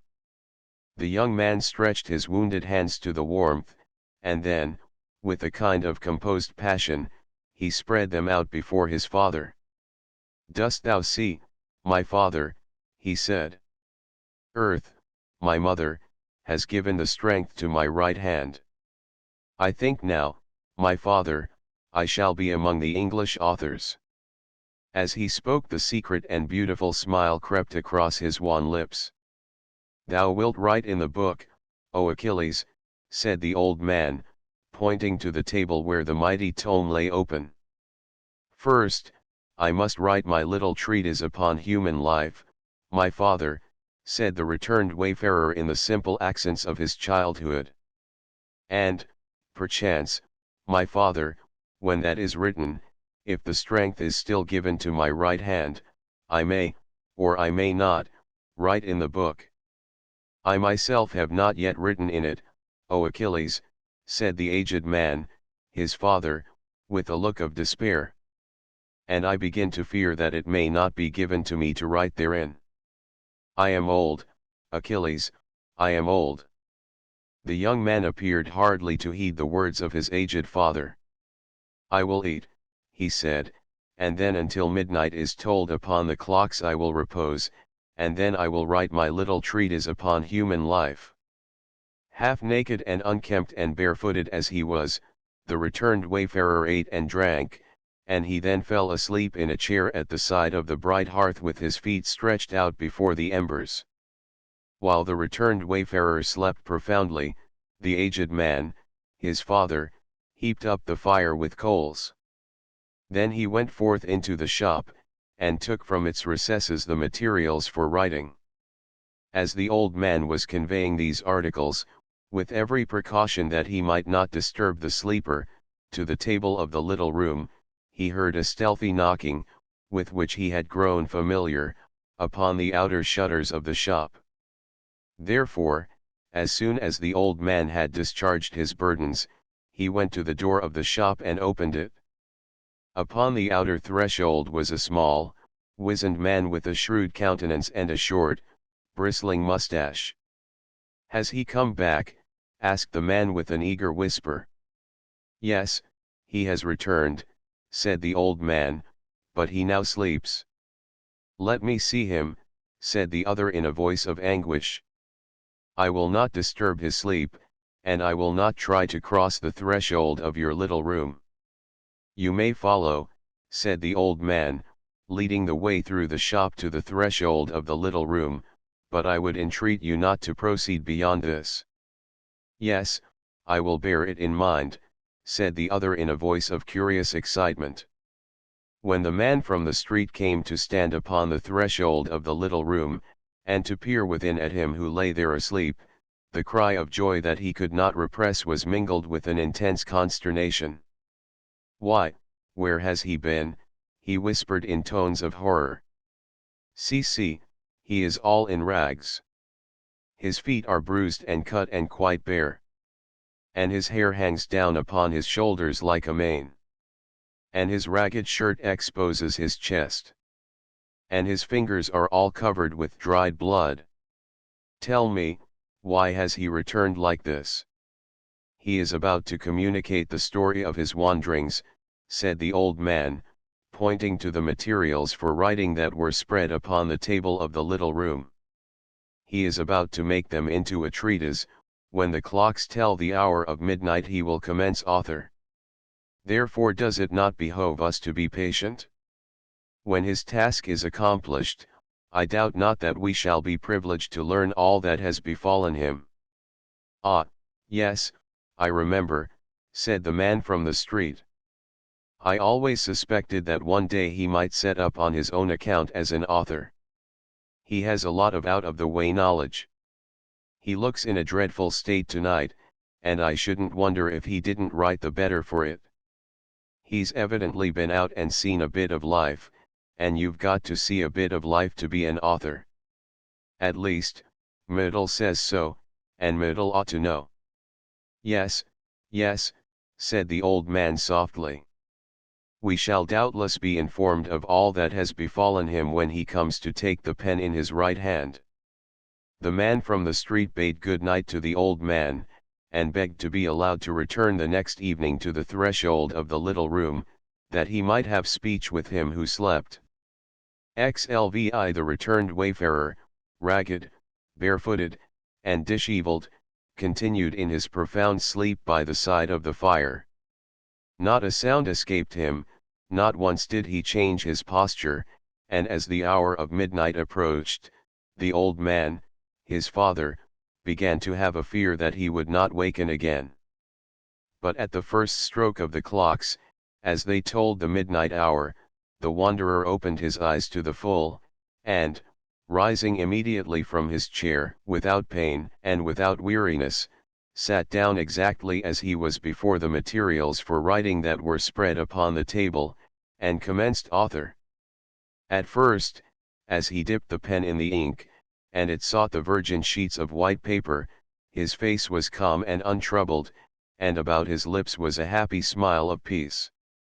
Lightly, easily, deftly at first, his right hand, that was now so strong, ran across the paper, without a moment of hesitation, without a single pause, or any kind of uncertainty. Page upon page was traversed by his strong right hand. Not once did it falter, no fault did it commit, and neither blot, nor erasure, nor substitution of one word for another, defiled the fair copy that grew, minute by minute, under the slender, blood-stained fingers. Hour after hour passed, and the aged man, his father, sat by the side of the fire with his dim and incredulous eyes fixed upon him who wrote. In them was a kind of entrancement. The beams of the morning stole through the top of the shutters of the little room, but the author did not look up an instant from his labors, and not once did he change the attitude in which he wrote. Neither did he ask to have the shutters thrown back, and the bright lamp removed, even when it was 12 o'clock in the day. From time to time the old man plied the hearth with fuel, and also he procured a second lamp, newly replenished with oil. In the afternoon the old man went forth of the little room, and making no sound, so that his movements might not be regarded, he penetrated, candle in hand, to a deep cellar below the shop. In a corner of this chill vault, all covered with cobwebs and grime, was a bottle of a great and aged wine. This the old man removed from the place it had occupied full many years, and bore it, with a care as nice as a woman bears a sleeping infant, up the dark stairs to the little room. The old man placed the wine near to him who wrote, but, as though unconscious of the action, the returned wayfarer pursued his labors. The old man, his father, then returned to his place beside the bright hearth. The hours passed. All that day the shutters were not taken down from the shop, which was shrouded in complete darkness in the broad light, while in the room behind it a lamp was burning continually, even when the sun was high at noon. As page upon page was traversed by the strong right hand of him who wrote, and they began to form a delicately written heap on the table before him, the mood of the author, which at first was so serene and of such a calm assurance, began to change. In those large and bright eyes, whose luster seemed to vie with that of the ever-burning lamp, the inward fire, the controlled passion, the noble self-possession, began, towards afternoon, to yield to the hue of terror. The large and bright eyes began to roll in a strange kind of frenzy. Great beads of perspiration came upon the forehead of the author, they rolled in a stream down his cheeks. Not once, however, did he pause in those labors which added steadily to the pile of his writings. Although the author appeared to be suffering a more than mortal agony, and that even as he wrote he sought the merciful respite of death, he never once faltered, nor looked up, nor refrained an instant from his task. Towards the hour of 8 in the evening, the listening ears of the aged man, his father, heard a loud tapping upon the shutters of the shop. He rose at once from his place beside the hearth and went forth of the little room, and opened very softly, yet with a kind of despair as he did so, the outer door of the shop. "Who is he who beats upon the ears of us in our little room?" he asked of him who stood out upon the threshold of the night. "Has he awakened?" asked the anxious visitor. "I have been fearing all day lest he should not wake any more." "He is awake and he is writing his treatise," said the old man devoutly. "I must see him," said the man from the street. "You must let me see him. I will not go beyond the shop. And I will not disturb him as I walk across it." "He is writing his treatise," said the old man in a tone that would seem to deny him. "Oh," cried the man from the street piteously, "I must see him, if only for a moment, now that he is awake." And so great were the entreaties of the man from the street, that the old man, enjoining many earnest restrictions upon him, led him at last with infinite caution through the dark shop, to look upon the face of him who wrote. However, no sooner had the man from the street looked upon the face of him he had craved to see than he uttered a suppressed cry of dismay and terror. For the face of the returned wayfarer seemed to be convulsed with a mortal agony. Creeping away with the silence in which he had come to the threshold, without revealing his presence to the returned wayfarer, or causing him once to refrain from his labors, the man from the street returned in a kind of despair to that outer element of darkness out of which he had emerged.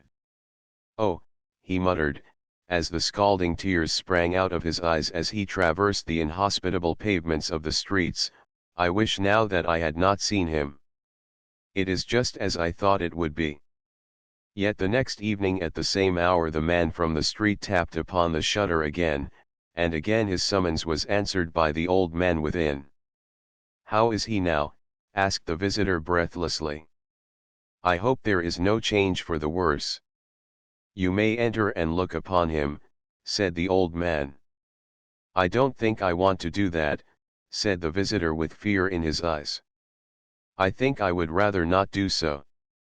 "Perhaps," said the old man, "you may find a change for the better." "No, I don't think I will come in," said the man with weak tremulousness, but this he seemed suddenly to discard in a kind of disgust, and he followed the old man through the darkness of the shop. As he came to stand again upon the threshold of the little room he saw that the returned wayfarer had scarcely changed his posture from the previous evening, and was writing still. The mass of papers before him, covered in a fine and delicate writing, were an ever-increasing pile. Yet the man from the street hardly dared to look at the face of the writer. At last, however, he summoned the courage to do so, and in the act of beholding it almost revealed his presence by a cry of surprise. For the face was no longer transfigured with terror, it was as calm, serene, and peaceful as that of nature upon an evening of summer. Again the man from the street returned to his element, and this time in lieu of his previous despair was a sort of bewildered gladness. The face he had looked upon that evening was one of such wisdom and beauty, that even eyes such as his own could not misread its meaning. "Oh, how beautiful he is! How beautiful he is!" he exclaimed as he walked along. The next evening the visitor returned once more and knocked upon the shutter. Again he was received by the old man who led him within. The returned wayfarer still sat at the table writing his treatise. Again he appeared scarcely to have changed his posture. The pile of writing had grown greater and greater. In mute bewilderment the man from the street gazed upon him. The worn and haggard countenance of him who wrote was convulsed with tears. Yet although they dripped upon the white paper, even as the pen traversed it, he refrained not an instant from his task. As the unhappy man from the street again sought the outer darkness, he said with a sinking heart, "When he stops writing I am sure he will die." On the next evening he presented himself at the shutter for the fourth time. "How is he now?" he cried to the old man. "Does he still live?" "You may enter," said the old man, and in the darkness the man from the street could not observe the secret smile that was about his lips. Ever writing as before, the returned wayfarer had now a face that was radiant with joy. As he continued to fill one page upon another, his lips began to move in a kind of low crooning chant. When the watcher from the threshold caught the first sounds of his voice, he remembered with one of those pangs with which reason confronts that which lies beyond it, the day upon which he and his boon companions had taken him upon the sea in a boat. "I don't know how it will end, I don't know how it will end," cried the man as he entered the streets. His emotion was wrought so highly that he walked the streets until dawn. Yet again on the evening of the fifth day he returned, and with secret, fearful steps he came to the threshold of the little room. He who sat there was writing still. His cheeks had now sunk into his jaws, his eyes that formerly were so large and bright lacked luster, the slender fingers were moving painfully, the gaunt face had almost the composure of death. The watcher crept forth again to the streets, and walked them in a kind of madness. "I begin to wish he would die," he said as he took his way. "It is dreadful, it is dreadful. Yes, I wish he would die." Yet on the evening of the sixth day the man came again and knocked upon the shutter. "I hope he is dead," he said bitterly as the old man confronted him. "It is dreadful, it is dreadful." "He sleeps now," said the old man simply. "Is it not wonderful that the strength should have been given to him to complete his task?" but he now sleeps. They stole together to the threshold, where this superhuman laborer, barefooted and unkempt, and in his rags lay fast asleep. His face was buried amid the great bulk of his writings. "Oh," said the man from the street with a harsh sob, "he is dead at last." "Oh, no," said the old man, "he breathes softly." "Can it be possible?" said the other. "Can he have done all this and yet remained alive? I must see for myself before I can believe it." The man from the street made as if he would cross the threshold of the little room.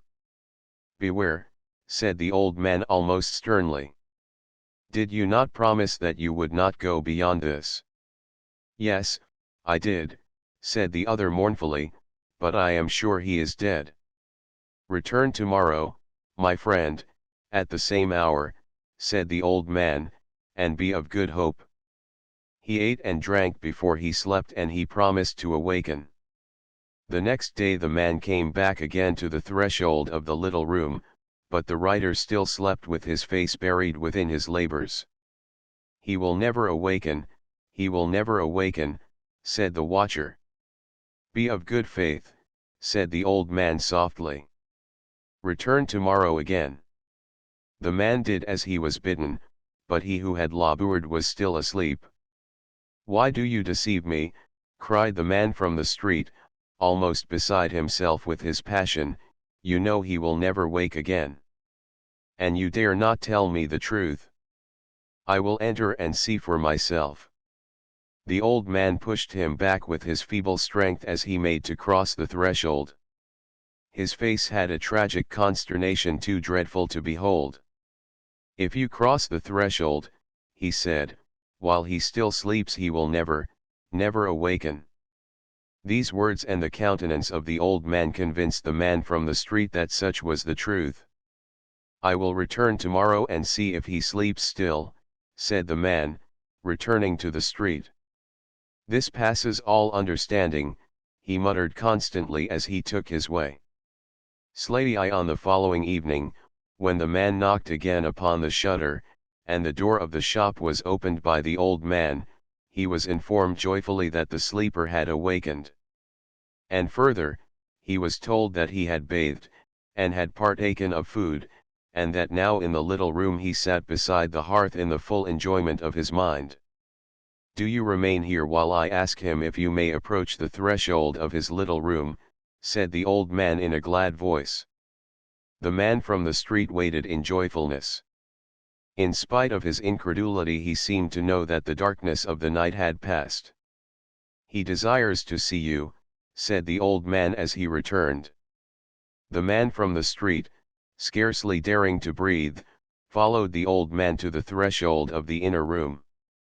Seated beside the hearth, which was ever brightly burning, was the frail figure of his friend, with the great pile of his writings clasped upon his knees.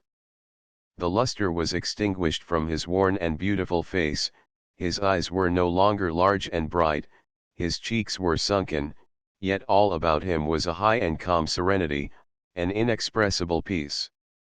"Faithful one," said a voice whose strange quality was hardly more than a reminiscence of that which had once been familiar to the ears of the man from the street, "now that my task is done I will reward your constancy. You shall cross the threshold of my little room. Will you not embrace me, honest friend?"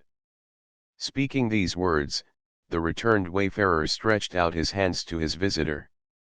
Thereupon the man from the street crossed the threshold of the little room and flung his arms about the form of him he had not hoped to clasp again. Slayeth the two friends sat long hours together, conversing of many things. William Jordan, now that his task was accomplished, had never seemed so accessible, so human, so near in sympathy and perception to those things that lay immediately about him. Jimmy Dodson, entranced by the new power and richness of his friend's discourse, gave expression again and again to the delight that he felt.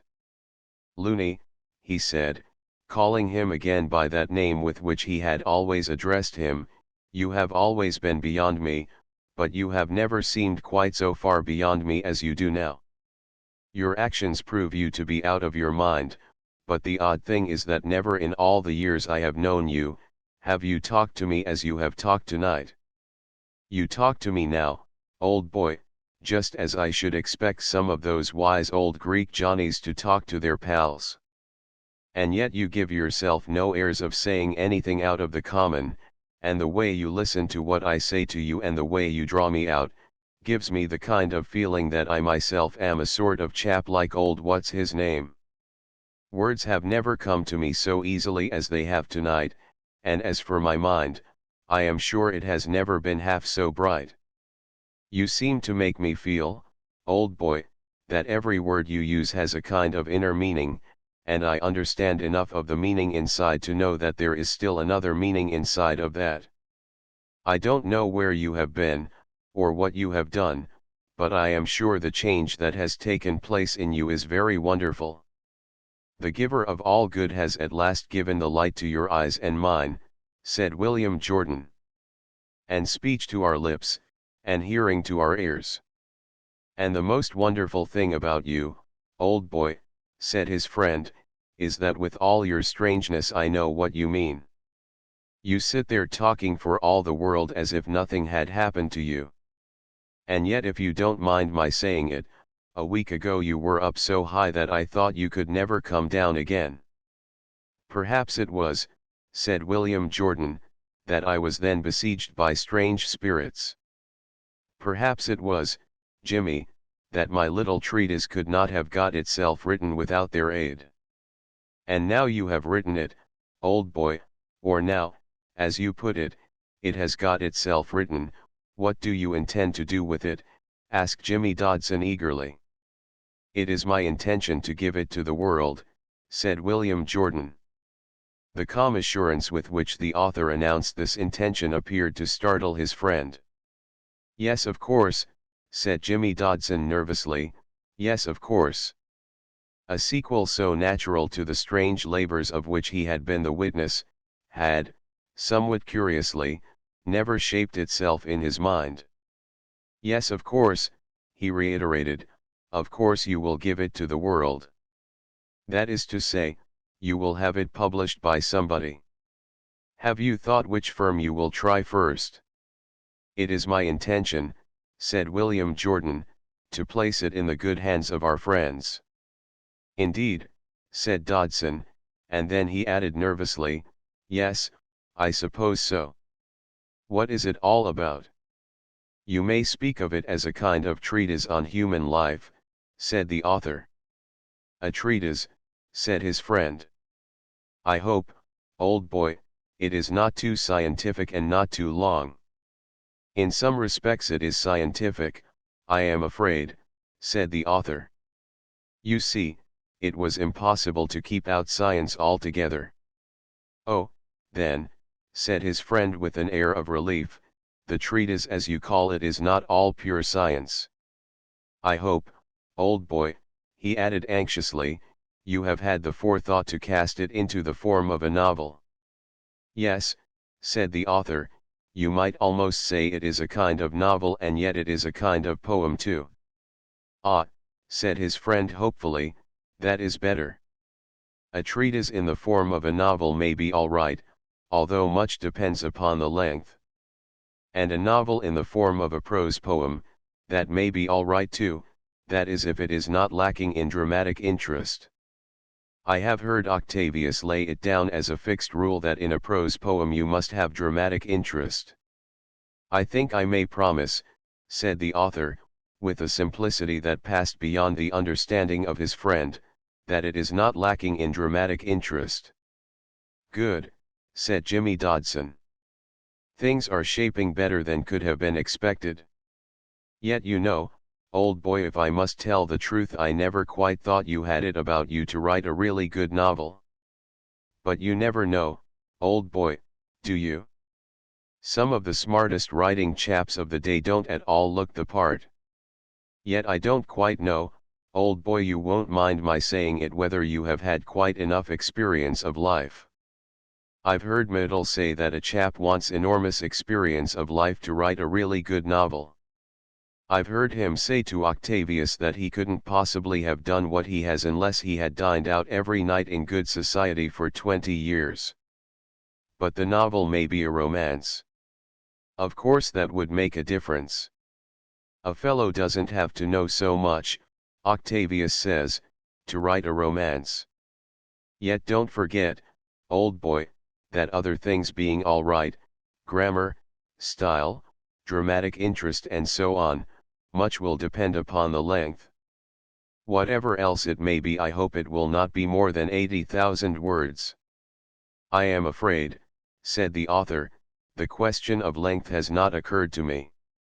But now you speak of it, I should not say the length is great. Good, said Jimmy Dodson. Well, I must leave you now, old boy, he added, to catch my train to Peckham. I can't tell you what a relief it has been to find you quite well again.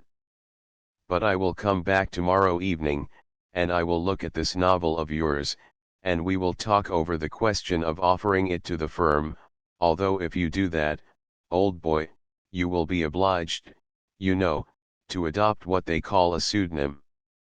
I intend that the poem shall be published anonymously, said the author. Poem, said Jimmy Dodson. Why, I understood you to say just now that it was a kind of novel. A poem, you know, would make a difference. No, said the author, I think it would be more accurate to define it as a poem. It is cast in a kind of hexameter which yet is hardly a hexameter at all, at least it is not the meter of Homer and Virgil. You see, Jimmy, this noble and beautiful English speech which you and I use, differs greatly from those other beautiful tongues that the ancient authors worked in. At first I had thought to write this little treatise upon human life in the language of the Iliad, the language of heroic wisdom, but when I came to reflect that this noble modern speech of ours is familiar to more than 100 million persons, I yielded my desire. Hence you will understand, Jimmy, that to modern eyes and ears the meter may at first appear strange. The deuce, said Jimmy Dodson with a lively consternation. A poem. That will make a difference. You see, Octavius declares that it is impossible for poetry to pay nowadays. His pays, of course, but then he sticks to translations of Homer and the classics, and for years the firm has given up the publication of original verse. But it is too late, old boy, to go into it tonight. I will look at your novel poem, better call it novel in any case, tomorrow evening, and then I may be able to give you some advice about it. XLIX. When at last Jimmy Dodson had gone to catch his train to Peckham, William Jordan, who still held the large pile of manuscript upon his knees, proffered it to his father, saying, "My father, I would have you read to me this little treatise upon human life." The old man, who had not as yet looked upon the labors of his son, received the mass of papers from his hands, and in his peering, half-blind eyes was an extraordinary concentration. His feeble frame possessed by tremors, he sat down at the opposite side of the hearth to peruse that upon which he hardly dared to gaze. In the face of William Jordan, although there was a remarkable composure and self-security, there was also an expectation amounting almost to anguish, and in the great eyes, which no longer had luster, there was the intentness that is seen in the eyes of the blind. As soon as the old man began to read in his weak quavering voice, his face, which was so bloodless and ascetic, broke out into a suffusion of stern and almost uncontrollable joy. The poet, who could not discern this remarkable expression, bent his head to listen, and as the roll and cadence of the lines he had wrought came upon his ears, he drew in his breath sharply with half a sob and half a sigh. All through the night the aged man, his father, read aloud the poem in his weak quavering voice. As he did so, not he only, but the author of it sat with the inanimation of statues. They seemed neither to breathe nor to move, yet sometimes the tears would flow from the eyes of both.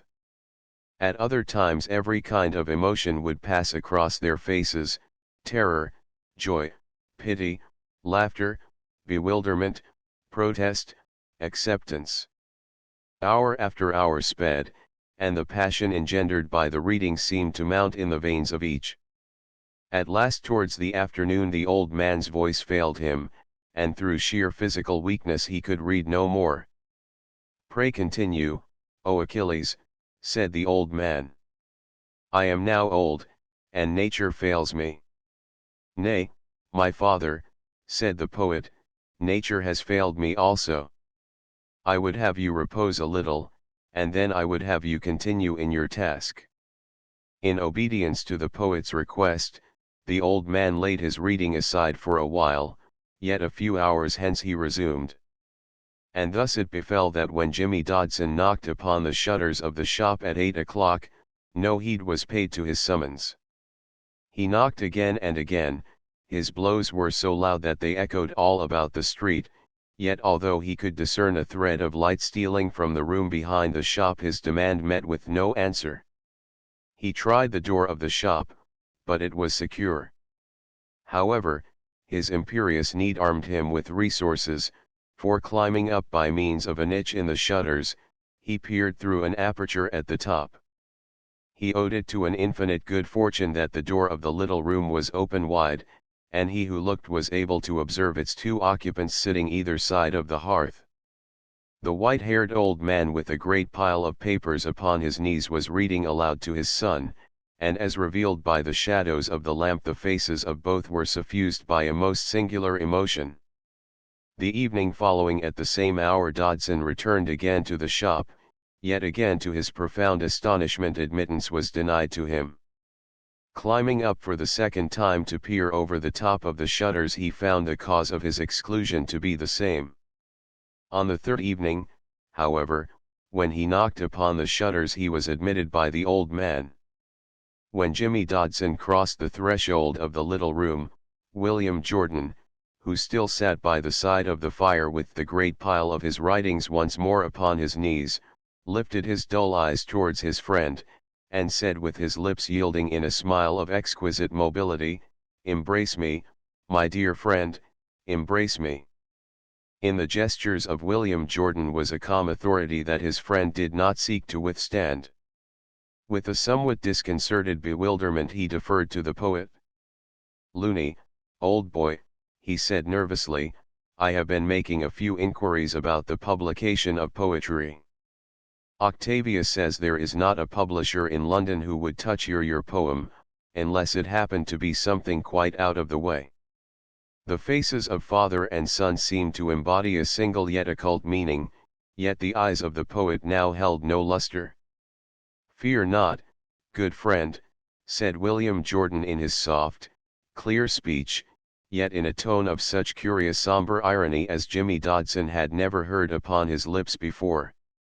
"I do not think you need fear to carry my little treatise on human life to the house of Crumpet and Hawker at number 24 Trafalgar Square." The poet laughed a gentle laughter which caused his friend to look at him in bewilderment. "Looney, old boy," he said, "what has happened to you lately? I always used to say, you know, that no power on earth would cause you to laugh. You always used to be so serious." "I laugh now, Jimmy, because I am so happy," said the poet. "And what has made you so happy, old boy?" said his friend.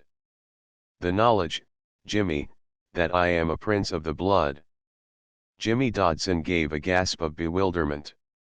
In mute astonishment he gazed at him who made this inordinate statement, who sat so grave and so composed, and whose singularly clear voice uttered the words with a sincerity which made them seem rational.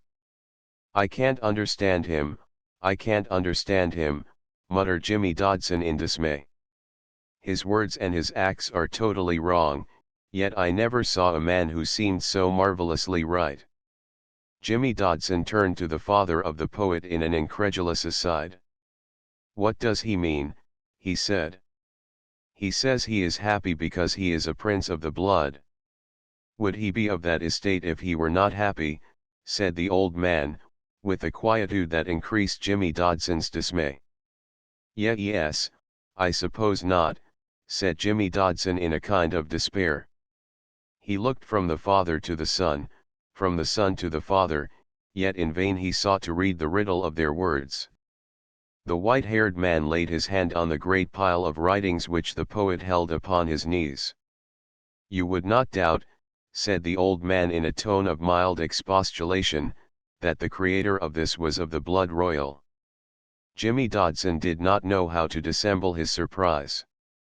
Yet even as he stood confronting the silent, but almost stern interrogations of the father and the son, he knew that an answer was necessary, and further it was borne in upon him what the nature of that answer must be.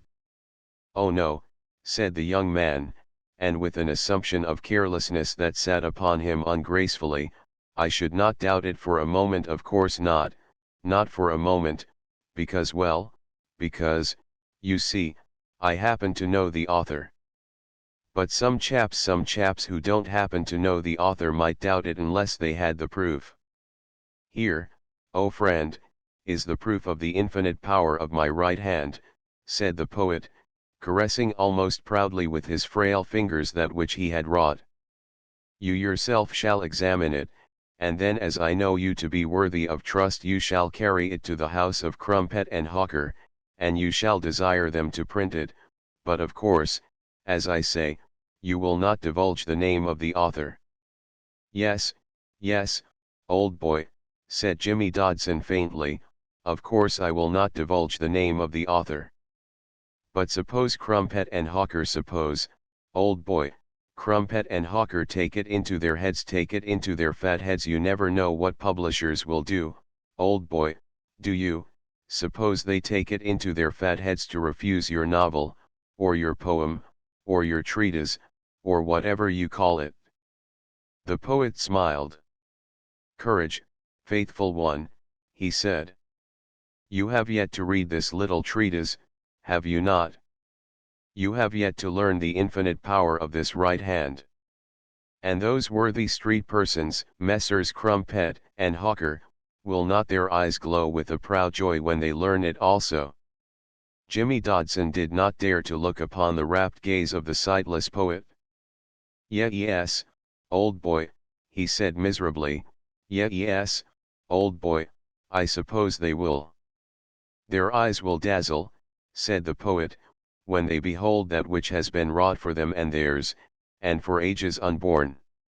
A man-child has been wrought out of the soul of man. Once more the cycle has completed itself. Fact and speculation, reason and imagination stand together in a more intimate relation. In all humility I say to you, dear friend, a new dignity has been given to human nature." With an ineffable gesture the poet gave the first pages of his poem into the hands of his friend. I really, old boy," stammered Jimmy Dodson, I am nothing like good enough scholar to have an opinion about it." A divine self-security overspread the gaunt features of the poet. "It is its merit," he said, "that it is not food only for the proud. It is wrought in the simple English speech that is the birthright of the humblest of our countrymen. It is not wrought for him who sits only in his little room, it is wrought for all those dear and sweet people who throng the pavements of the great city. Earth, my mother, issued her mandate, I obeyed it, many days I sojourned in the soft brown bosom of the mighty one, I communed with her children, I walked with all the fair things she had wrought from her own bowels, and in her good pleasure she touched my lips with speech, and she gave the strength to my right hand. All who are simple and gentle of heart will take sustenance from this little treatise upon human life. Scan the first lines, faithful one, you who are simple and gentle of heart, and then the pressure of your hand shall tell me that my labors are not vain." With indescribable pangs, Jimmy Dodson deferred to the insistence of the glazed eyes, which, although as lifeless as those of a statue, seemed to possess the power to hold him in thrall. Dodson yielded a mournful obedience. In spite of the firm conviction that his poor friend was now hopelessly overthrown, such an imperious power seemed to reside in a face that was formerly the mansion of an exquisite gentleness, that he could not summon the resolution to resist. But even as the unhappy young man took the first page in his hand and his eyes met the ordered rows of firm but delicate writing with which it was covered, he knew how correct was his prophecy. Hardly a phrase, hardly a word that there was written addressed his reason in any aspect of coherence or good sense. There was a long pause, a crucifying silence, in which the poet, his aged father, and the unhappy reader confronted one another in passive bewilderment. The poet seemed to devour the face of his friend with his sightless eyes. What shall I tell him?" said Dodson to the old man in the extremity of anguish. "Speak only the truth," said the old man. "Let not be concealed. Nature, who has vouchsafed to him all things, will preserve the first of her sons from the stroke of joy." "Oh, I can't speak the truth," said Dodson. "It would be worse than hitting him in the face." "Can it wound Achilles to receive the affirmation of his quality?" said the old man, whose voice was like a knell. Dodson's veins felt a sharper chill. "They are both mad," he muttered, "hopelessly mad." The old man took Dodson's arm in a grip of which none could have suspected him to be capable, and his pale and wasted features had now become as imperious as those of the sightless poet. "You must tell him the truth," said the white-haired man, whose countenance was so strangely transfigured. "You must deny nothing to one who is consumed by the divine hunger for recognition. It is meet that the Creator should be told that his work is good. It is the crown of his superhuman labors that they should receive the sanction of those for whom they have wrought." "You do not speak to me," said the poet, in a voice that was rare and strange. "Is it, friend, that you are no longer?" "No, I will not doubt one whom I love." "Speak," said the old man in the voice of a raven. "The days of Achilles are now few. Speak, that the faithful may render that which he needs." Dodson felt his own silence to be destroying him. "I will speak," he said in terror and despair. I am no scholar, old boy, as you know. I don't understand Greek, I know hardly a word of Latin, but I'll just say this." The unhappy Dodson clenched his hands in desperation. "I'll just say this to my mind: there is nothing in the whole of the world." The dying poet, whose eyes were sightless, quivered like a stricken bird. "Courage, Achilles," he muttered faintly, pressing his frail hands to his heart. Then, stretching them forth, he turned his gaunt and grey face upon his friend. "Give to me those honest hands which I know to be trembling violently," he said. Dodson yielded his hands to those of the blind poet. How they tremble," said the poet. "They have a rarer eloquence than your lips, my friend. Let them embrace me, let them embrace me." As the unhappy Dodson clasped the frail broken form in his strong arms, he seemed to learn quite suddenly why those once so lustrous eyes had the hard glare of stone. "Oh, Looney, Looney," he cried in a kind of wail as the truth revealed itself, "do not tell me that you have been blind all these days and that I have not known it." "A man's blindness is no affliction," said the dying poet, "if only he be secure in his friends. The sight of his eyes is as nothing in comparison with that which is given to his right hand. My great labors are near to their fruition, and I have a friend. And I am very happy, O my friend, and it is in this, the gentle and beneficent earth, my mother, who has smitten her son with her caresses, bids me commit to your care the little treatise I have wrought on human life, on the life of man, on the life of the proudest of her children. Faithful friend and servant, I ask you to be the good angel of the public need. These eyes of mine are now void, as were those of my peers long ago, and the aged man, my father, is infirm and white-haired and unlearned in the ways of men. Therefore, I confide to your care this which I have wrought. I ask you to take it away and print it immediately, and spread it broadcast among all the streets of the great city, and when all the street persons have looked on what a lost soul in Hades has fashioned out of blood and tears, in order that they may find new sustenance, this weak and frail implement which has revealed the will of the Most High, shall return again to earth, his mother, and weary with his great labors, she shall take him gently upon her breasts. The blind poet uttered these strange words with a noble simplicity which yet filled his friend with dismay. As the great bulk of writing was committed by the poet into the care of the unhappy Dodson, the young man, powerful and materialistic as he was, seemed almost to faint under their intolerable burden. "Take it, friend," said the dying poet. "Keep it jealously, it is a thing without price. And remember that I now count my days. And further remember my task is not accomplished until your own is fulfilled. Take this treatise straightway to that great house of publishers, which is the first of this country, wherein I, a slave, spent 7 years of my existence upon the earth, and see that it is printed and bound with all the haste possible, and further that it is spread broadcast among all the persons in the streets of the great city, because until that is done, I cannot lie at peace." The unhappy Dodson stood as one all broken with pain. "Why yes," he said feebly, "I will take them to the office tomorrow and, old boy, I will tell them to set it up at once. I will tell them that the author is impatient, that he has not much time, that his time is nearly up, and that he wants to know that others know what he has done for them before he goes." With a sinking heart the unhappy Dodson made the great pile of manuscript into a parcel with the aid of brown paper and string, in precisely the fashion that in former days he had instructed his protégé. As suddenly he recalled his demeanor towards one who had now acquired a transcendent sanctity, his own eyes grew blind with their tears. Yet over and above his intolerable emotion, that which dominated his thoughts, was the knowledge that the mission to which he was pledged was foredoomed to fail.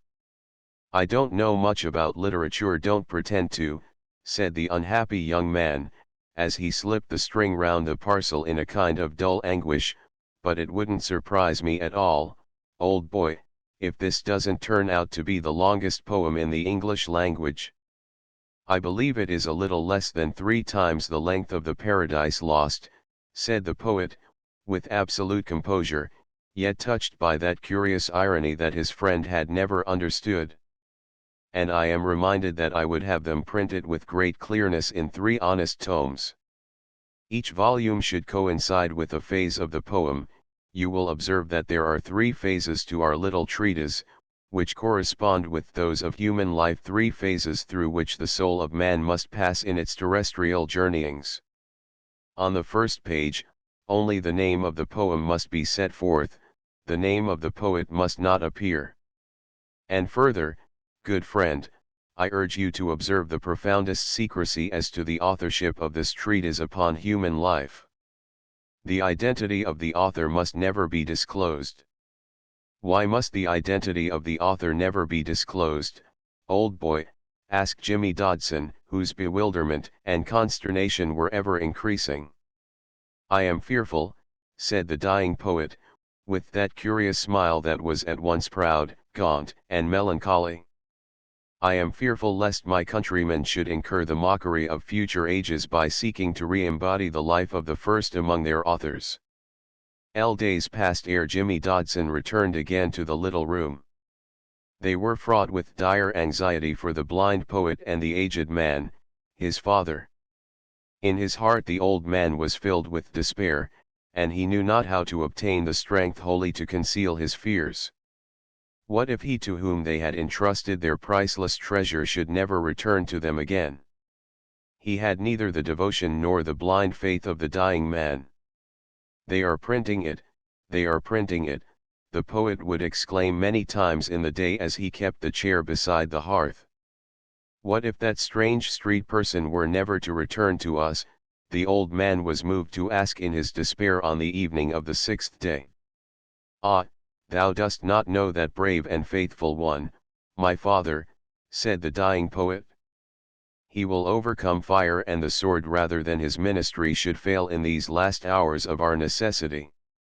And on the evening of the 7th day there came a gentle tapping upon the shutters of the shop. With a cry of eagerness the old man opened the door in response, and the forlorn figure of Dodson was seen upon the threshold, his face all drawn with suffering. "Welcome, welcome," cried the old man in tones that were thin and overwrought. "Have you brought back the printed book?" Dodson recoiled from the old man in a kind of harsh rage. He laid one hand upon his coat, and said in a morose whisper, "You will have to know the truth." "The truth," said the old man, with an unsuspectingness which seemed to exasperate the man from the street. "The truth? Why fear to tell it?" "The truth is this," said Dodson. "There is not a publisher in London who would print poor Looney's poem." The old man fell back against the door of the shop with a little cry. But the first mind of the age lies at the point of dissolution," he exclaimed. "They owe it to themselves that they cherish its fruits. Do they not know that death itself respects his labors, and awaits some token of homage from those for whom he wrought?" "Yes, yes," said Jimmy Dodson mournfully. "I know all that, my good old man, I have heard it all before, but you and I must not be high-flown. We must look the facts in the face. We must deal with things as they are. A week ago I carried it to Octavius. Octavius, you know, is the head of our firm, which is the chief, in fact the only publishing house in London, and therefore, you know, in the world. Well, as soon as Octavius saw the first page he said, 'I am afraid, Mr. Dodson, this will never do.' I am giving you the precise words he used. It is no use for you and me to deceive ourselves, is it?" "Oh, oh," said the old man incredulously. "But that is the verdict of only one man, a single street person, an ignorant man who is neither gentle nor simple." "You may be right," said Dodson, "and yet again you may be wrong. But I must tell you, old man, that the house of Crumpet and Hawker has nothing to learn. What they think today, the trade thinks tomorrow. What they don't know is not business. And you must understand that I did not rest content with the opinion of Octavius. I took it downstairs and showed it to W.P. Walkinshaw, a highly cultivated man. And although he does sit downstairs, he has had a large and varied experience. And as soon as I had told him what it was, he said, 'Really, Dodson, one has no need to look. A poem in blank verse, 3 times the length of Paradise Lost. Why, really, my good fellow, there is not a publishing house in this country who would take the string off the parcel.'" "No, no, no," said the old man, beating his fingers upon the counter of the shop. "These unbelievers must not be permitted to speak in ignorance. Is it possible that the human soul can remain insensible to the nobility of its godlike power?" "Well, as it happens," said Dodson mournfully, "I did ask Pa to be kind enough to pay particular attention to it. But as soon as Pa cast his eyes over it, he used the identical words that were used by Octavius. 'I am afraid, Dodson,' he said, 'this will never do.'" "Can it be possible," cried the old man, "the noblest achievement of the modern world to be thus discarded?" "And I didn't stop at Octavius, and I didn't stop at Pa," said the mournful emissary. "I went upstairs again to Robert Brigstock, who gives Octavius a hand with the belles lettres, and who is on the staff of the Journal of Literature. And as soon as Robert Brigstock read that accursed first page, he said, 'May I ask, Mr. Dodson, has the writer of this an established reputation?' 'Oh, no,' I had to confess, 'he is quite a young chap who has never published anything at all.'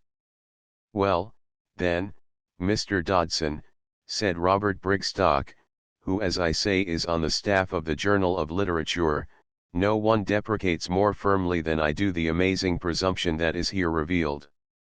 The writer sets out to write a treatise on human life, a somewhat time-worn theme, Mr. Dodson, which is 3 times the length of Paradise Lost. I am telling you word for word what Robert Brigstock said, and he does this in a meter which Homer and Virgil would certainly not have used had they had to deal with the English language.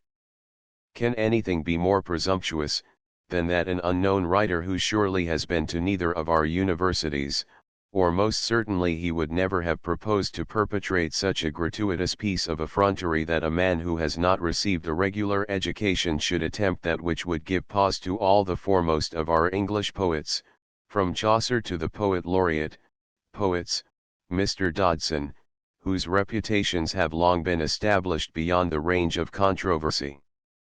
And if you had seen Robert Brigstock, who as a rule is the mildest and most amiable and most polite of all fellows imaginable, who is a bit of a poet himself, begin to work himself up into a kind of frenzy over that first page, you would have understood, old man, far more clearly than I can hope to make you understand, how hopeless it is to get any publisher, I don't care who, to undertake poor Looney's effort on his own responsibility.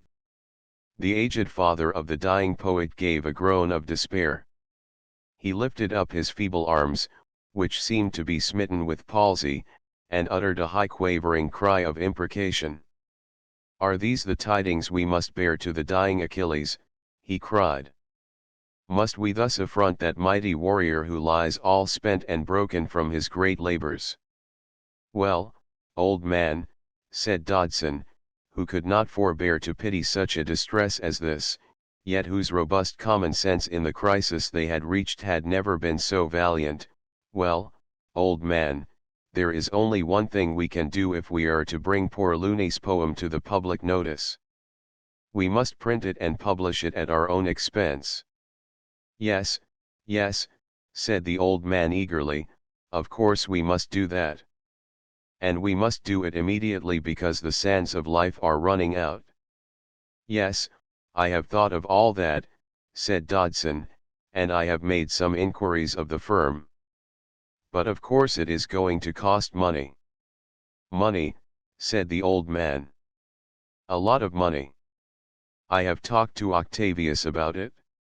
I am on very good terms with Octavius, and as a sort of special favor to me, Octavius says Crumpet and Hawker will break through their invariable rule of not publishing on commission, and they are prepared to place their imprint, their very valuable imprint, on poor Looney's poem, providing it is written grammatically. You know Crumpet and Hawker would not publish the laureate himself if he failed to write grammatically, and also, providing that its tendency is not too agnostic, that is to say, agnosticism impinging on paganism, that is to say that it contains a definite idea of God. These are Octavius's own words I am using, and further that it is not open to the charge of immorality in any shape or form, in other words, as Octavius says, that it is the kind of thing that any young girl may place in the hands of her grandmother. Well, now, everything being all right, Crumpet and Hawker are prepared to put it in hand at once, and to print 250 copies. They won't do less, and to issue the poem in 3 volumes at 1 guinea net. The cost, however, will be £200, which must be borne by the author.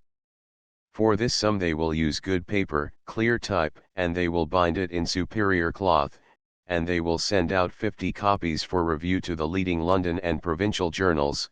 But Octavius assures me that Crumpet and Hawker will touch the book only on these terms, and on no other. The old man gave a gasp of consternation. £200, he said weakly, £200. Yes, said Dodson, £200 is a lot of money, but it will have to be found if poor Looney is to hold his book in his hands before he dies. I have not a tithe of that great sum among the whole of my worldly possessions, said the old man forlornly. Nor I, said Dodson. I have hardly a red cent laid by, because you know I have now to support my people, but if I could lay my hands at this moment on £200, poor Looney's book should be through the press before he hears his name called. Come into the shop, said the old man feebly, and tell me if you think some of the venerable tomes on the shelves might produce that large sum. Dodson entered the shop and the old man struck a match and lit the gas. A very brief examination of what Dodson conceived to be a useless mass of lumber, for all the volumes were very black, faded, dusty, and stained with time, sufficed to enable him to form a verdict. "I don't suppose," said he with a candour which numbed the old man's veins, "the whole lot together would fetch 200 pence. I never saw such a collection, never. I must pray for a miracle to happen again," said the old man. "One happened to us on a day." "Did it indeed?" said Dodson. "Yes," said the old man. "The great Achilles was threatened with expulsion from his little room. Unless I, his custodian, could obtain the sum of £20 by a certain day, it was ordained that he should be cast out into the streets of the great city. Yet on the eve of that day, when all hope had been abandoned, a man out of the street, a street person, walked into this shop, looked upon all these shelves, and took down one after another of these venerable tomes, and paying over to me the sum of £200, walked out of the shop with one of these old volumes in his care." "What was the old volume?" said Dodson, with an air of keen interest. "A Shakespeare of the first folio," said the old man. Dodson gave a low whistle. "Oh, was it?" he said. "Then I should think that street person was not such a bad judge after all." James Dodson turned his attention again to the shelves, in which were many gaps, with a livelier curiosity. "There don't appear to be many first folio Shakespeares left now," he said in a tone of keen disappointment. "But it is no good supposing that there would be, these things have been pretty well gone through. Some street person has picked all the pearls these many years, I expect. All that is left is hardly worth carting away.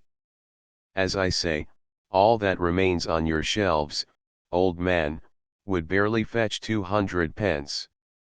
Can we do nothing to obtain the sum of £200, said the old man.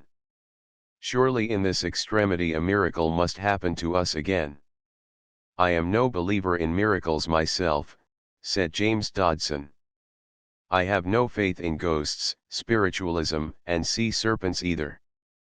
But it is clear to my mind that £200 has got to be found somehow, yet it looks as though a miracle will have to happen before it turns up. And the hours are so brief, said the old man in his impotence.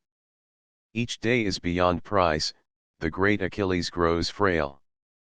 For a space Dodson was plunged in deep thought. He was not of the metal that yields lightly to despair. By the way, he said, what was that very funny-looking old volume I saw on the table in your little room, you know, the funny old volume that seemed to have its pages scrawled over in red ink? Well, now it has struck me that those pages, I didn't look at them carefully, were of the finest vellum of the sort they don't make nowadays. If that is the case, a dealer might be willing to pay a good price for it, if the red scrawl was nicely cleaned off. At these words, uttered with singular carelessness, the old man staggered back against the counter of the shop. He trembled in every limb, his face was piteous to see. You mean the Book of the Ages, he said. His voice seemed unrelated to anything in nature. I don't know what you call it, said Dodson, but it looks very heavy and well bound, and I dare say it is valuable in its way. Vellum of the old monastic sort fetches a rare good price nowadays if you know where to take it. I shall send a chap with a handcart for it tomorrow, and he shall take it to Temple and Ward, the dealers in Bond Street, and we will see what can be raised. The Book of the Ages, said the old man hoarsely, the Book of the Ages. Yes, said Dodson indifferently, the Book of the Ages, rather a good name for it. If that vellum is as old as I think it is, and that red scrawl is nicely got off, and the edges are trimmed, and the surface is cleaned up a bit, there may be money in it. People do buy such rum things nowadays by way of curios, and they don't seem to mind paying fancy prices for them either. The Book of the Ages, the old man repeated. In his peering eyes were a horror and a consternation that were truly dreadful, yet they were totally unnoticed by his visitor.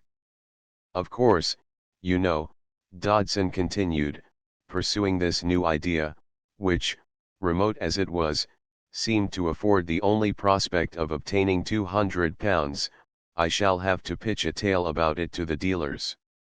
I must fix up some sort of a history, you know, about its being found in the tomb of the pharaohs, or its being the very identical sheepskin upon which the scriptures were written. But you must leave that to me. I shall go round and see Temple and Ward tomorrow, and you can lay to it, old man, that I shall have thought of something by then. But, in the meantime, if you really do believe that miracles happen, I wish I could believe it myself. You had better think about it, old man, as much as you possibly can, for I've read somewhere that when you do want a thing to happen, it is a good plan to keep your mind on it all the time. Before the old man could consent to a suggestion which he did not know how to derive the power to sanction, the voice of him who sat in the little room was heard to summon James Dodson. "Why don't you come to me?" said the voice from within. "I can hear the voice of my friend. Why don't you come to me with the printed sheets?" In some trepidation Dodson obeyed a summons, which sounded almost imperious upon the lips of him from whom it proceeded. "The printed sheets," said the dying poet, stretching out his hands. "Please place the printed sheets into my hands. I would have my father read what is printed there, because this little treatise must go forth without fault or sully." "They have not started to print it yet, old boy," said Jimmy Dodson dismally. Why is that?" cried the dying poet, with a consternation that was almost petulant. "Do they not know that a term has been placed to my days, that the sands of life are running out in the glass?" "Yes, old boy, they know all about that," said Jimmy Dodson, "they know all about that, and, said the stricken poet with an imperiousness that was regal. "Are these the words that are brought to me by one whom I love?" In a controlled excitement, that was almost stern, the stricken man raised himself in his chair.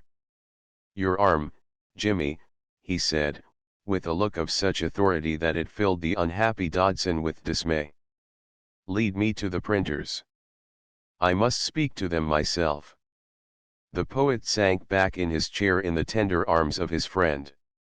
The little strength that remained to him was no longer sufficient to bear his frame. "Yes, old boy," said Jimmy Dodson, "be quite calm, and sit there quietly. There is no need for you to excite yourself. I will go round to the printers early tomorrow and I will tell them just what you say. I will see that they hurry, although by nature, old boy, printers, as you know, are dreadfully slow." "So be it," said the poet, with an expression of noble magnanimity upon his beautiful face.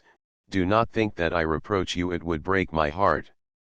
At these words Dodson, who, throughout his interview with the father, had remained so calm and self-secure, now turned away hastily from him who was sightless, with a half-strangled sob.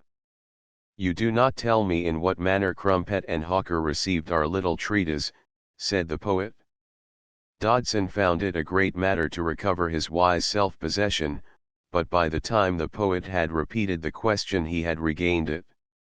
Why, in what manner could they receive it, old boy?" said Jimmy Dodson.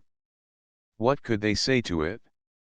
What does a religious chap say to the Bible? What does a scholar say to Homer? What does everybody say to Shakespeare? It is almost more than I can realize," said the poet, with a look of rapture that seemed to sear the veins of his unhappy friend. Lee Dodson promised bravely, recklessly, despairingly that the next time he entered the little room he would bring the first printed sheets of the book. For the poet's insistence that each line must undergo a rigorous scrutiny before it was given to the world was reiterated again and again that evening with an imperiousness that, in one formerly so gentle and timid, astonished its witness beyond measure. "Looney, old boy," said Jimmy Dodson in a rather bewildered manner after several of these austere reminders, "I am not accustomed to move in royal circles, I have never been spoken to by a king, but if ever I was, old boy, I should expect him to speak to me just like that. You make me feel, old boy, that I have no right to call you Looney any longer. It seems almost like an act of presumption. You make me feel, old boy, that I ought to address you as my lord, or as sire." The poet laughed a strange, rarefied note of laughter. "Ah, dear Jimmy," he said, "in the presence of the faithful we will not insist on our royalty too much." Dodson could frame no reply. Such words appeared to transcend those bounds indicated by human intelligence which the speaker had seemed to overstep so many times already. But, to the amazement of the beholder, the white-haired old man, who all this time had sat at the table with his eyes pressed devoutly to the Book of the Ages, rose at these words of the dying poet, and with a grave deliberation sank upon his knees before him who was blind. "My liege," said the old man humbly, "I would not have you consider your servants to be insensible of your quality if they do not address you in the fashion which it would seem to demand. Sire, your servants do not esteem your royalty to be the less because they do not wear its livery upon their lips." Smiling his secret and beautiful smile, the dying poet extended his right hand, so white, so fragile, and so transparent towards the aged man, his father, with the sweet air of a great prince, and the old man, still kneeling, bore it to his lips. Ever smiling in the same manner, the dying poet then extended the fragile hand again, this time towards the astonished Jimmy Dodson, whose every faculty seemed to be atrophied by so strange a situation. "We would have thee also make obeisance, faithful servant," said the poet gently. "It is not for this insignificant flesh that we seek thy homage, it is not to appease an unworthy pride, which too often devours princes, that we would crave thy vassalage. Rather it is that we would have all who are gentle and simple offer their devotion to that which alone makes the life of man comprehensible, of which this broken clay is the too frail custodian." With a shamefaced trepidation, which only recently he had been taught to feel, James Dodson sank to his knees before his dying friend, and, in the fashion of the white-haired old man, he bore the fragile hand to his lips. He then rose, and, without venturing to give a look to either of the occupants of the little room, he made a headlong flight through the shop into the all-enfolding, ever-welcome darkness of the streets. Lee the poet and his father passed that night together, as they had passed so many others, in the little room. The blind man, seated by the fire, alternately dreamed and mused, while his father conned the book which was spread open on the table. For the last time he conned it with the blood like water in his veins. Yet in him now was the mute acceptance of those who have passed through the whole gamut of their suffering, upon whom experience has nothing more to confer. In the dead of the night, while the dying poet was murmuring strange words in his sleep, the old man took for the last time from their receptacle the chalice, the bist and the stylus. 100 times had his flesh been pierced in vain by that inexorable point, yet again this night he made trial of it, and for the last time. And now his trial was not without reward. No sooner had he dipped the stylus in the red blood of his veins than it began to traverse the page.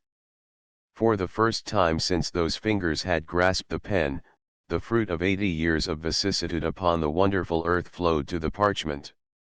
Line by line grew the writing. That which he had labored these long years to express, that for which he had prayed, fasted, and kept vigil, was now born without a pang in this brief but magic hour. Faint with joy, yet also filled with a nameless fear, the old man addressed the poet as soon as he awoke. Achilles, he said, wilt thou write thy page in the book of the ages, in order that our dynasty may continue itself? Nay, my father, said the poet, with a noble conviction, it is not for me to inscribe my page in the book. For are not the conditions fulfilled by which our dynasty shall cease? 1,000 years, my father, has it striven to affirm itself, and it is written that in the magic hour it shall achieve its apotheosis, it shall be effaced, in obedience to universal law. Yet be of good courage, O my father, for it perishes only to achieve re-embodiment in an ampler notation. In the hour this little treatise upon human life is wrought, the archives of our dynasty are as seed scattered broadcast upon the four winds for the service of all the peoples in the world. Such words of high authority proceeding from those revered lips filled the old man with a courage and a resolute acceptance of that which was about to befall, which he had never hoped to achieve. Is it seemly, O Achilles, said the old man, having derived a vital strength from the poet's wisdom, to efface the means by which a new luster is given to the heavens? It is as seemly, O my father, the poet answered, as it is to pluck the ripe fruit from the stalk.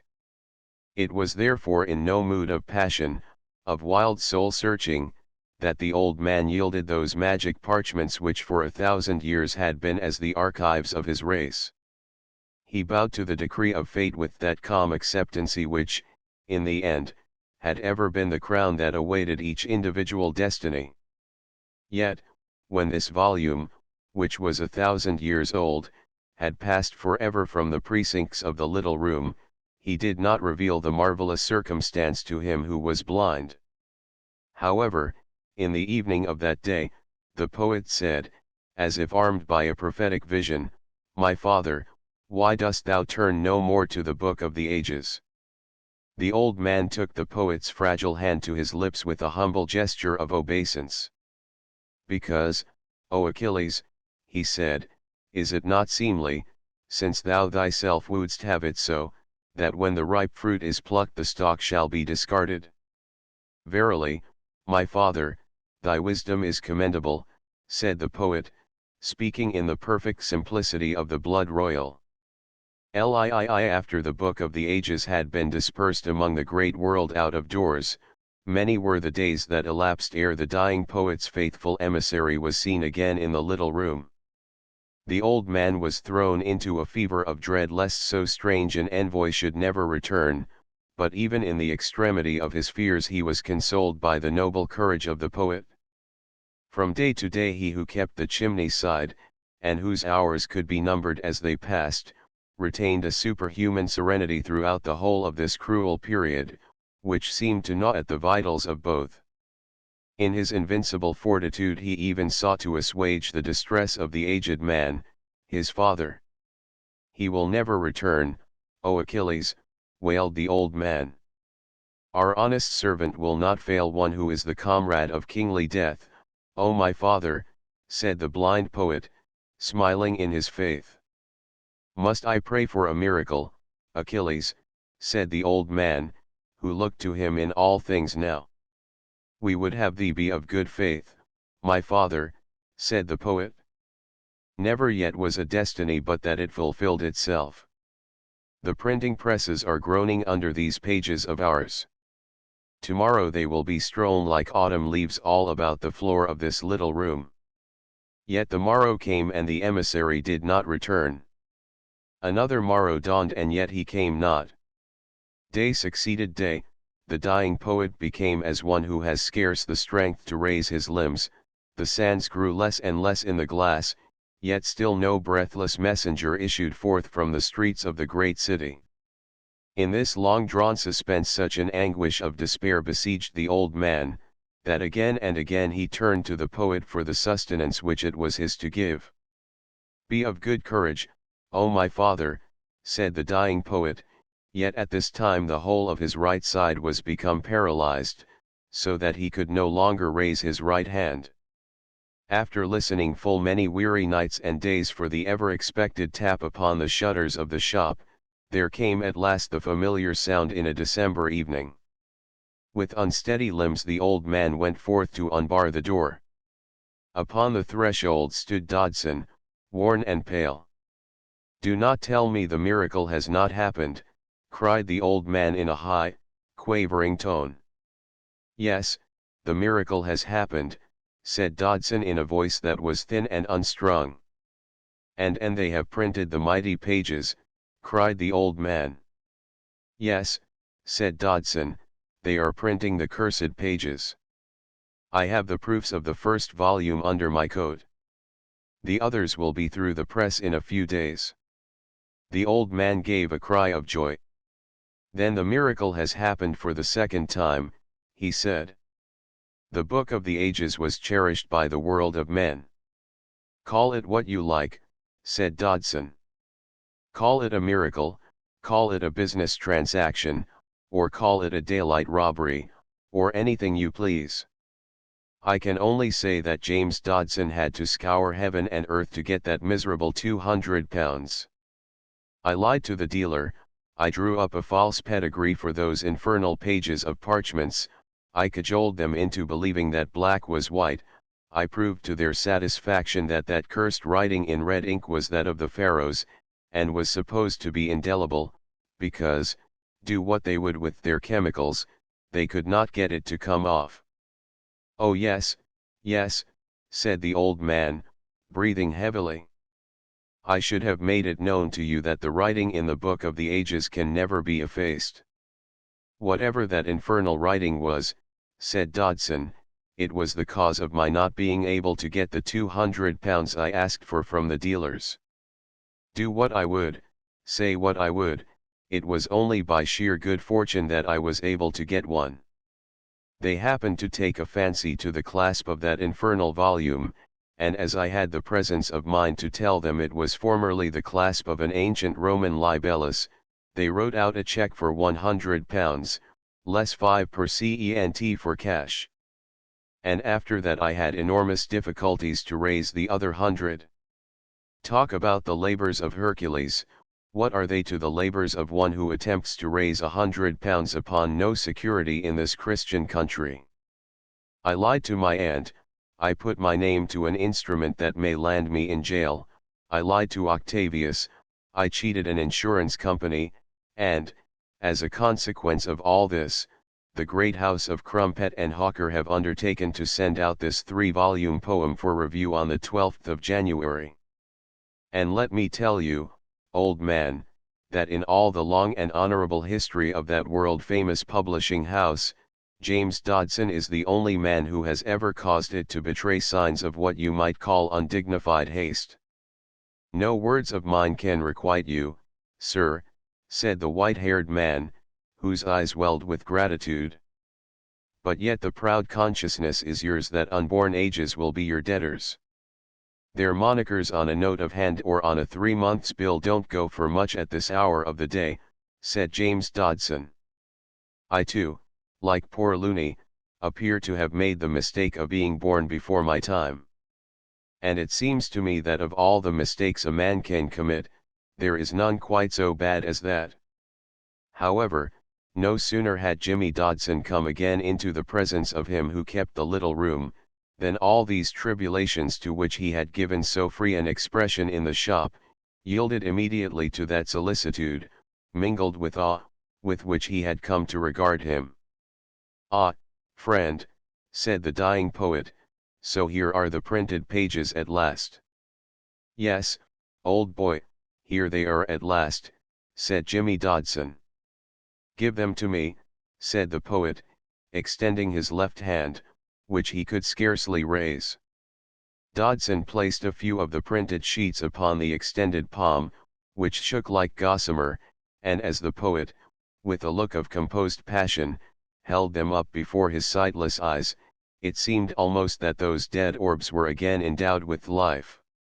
"The paper is good," said the poet, rubbing the pages against his cheek in order that he might know its quality. "I hope the printing is clear." "Yes, old boy," said Jimmy Dodson, "a brand new fount, beautifully clear. Liberal margins, such as are beloved of the gentle reader." "Yes, "Old boy," said Jimmy Dodson, "beautiful wide margins. It will make a fine page." "And they are printing the poem in 3 volumes, asked the poet, "with a new phase in each, and also they are omitting the name of the author from the title page." "Yes, old boy," said Jimmy Dodson, "they are doing all that. All your instructions are being carried out to the letter. By the way, would you like a frontispiece in the first volume of The Wayfarer communing for the first time with Earth, his mother? I could get a chap I know to draw it. Last year he had a picture accepted at the Academy, and Octavius would raise no objection." "No, no," said the poet almost sternly. "It was only a suggestion, you know, old boy," said Jimmy Dodson with nervous humility. "You are not offended, old boy, are you?" In answer the poet extended that weak left hand which he could hardly raise. Dodson's first impulse was to clasp the fragile fingers in his own, which were of such power, but a glance at the countenance of the blind poet caused this impulse to yield to a finer instinct. Without in the least knowing why, Dodson sank to his knees and saluted the extended hand with a reverence he could not have exceeded had it been that of his sovereign. Live every evening thenceforward until the 3rd volume had been set up in type, James Dodson would return to the little room with further installments of the printed pages, newly from the press. And full many weary hours did the poet's aged father labor through the day and night to compare the manuscript with the printed work. Weak and frail as the old man now was, half sightless as were his eyes, he yet addressed himself to this task with a joyful rapture. Sometimes, in the stress of the gladness that overcame him, he would read aloud to the poet in his thin, quavering tones, some of those passages whose quality he could not forbear to acclaim.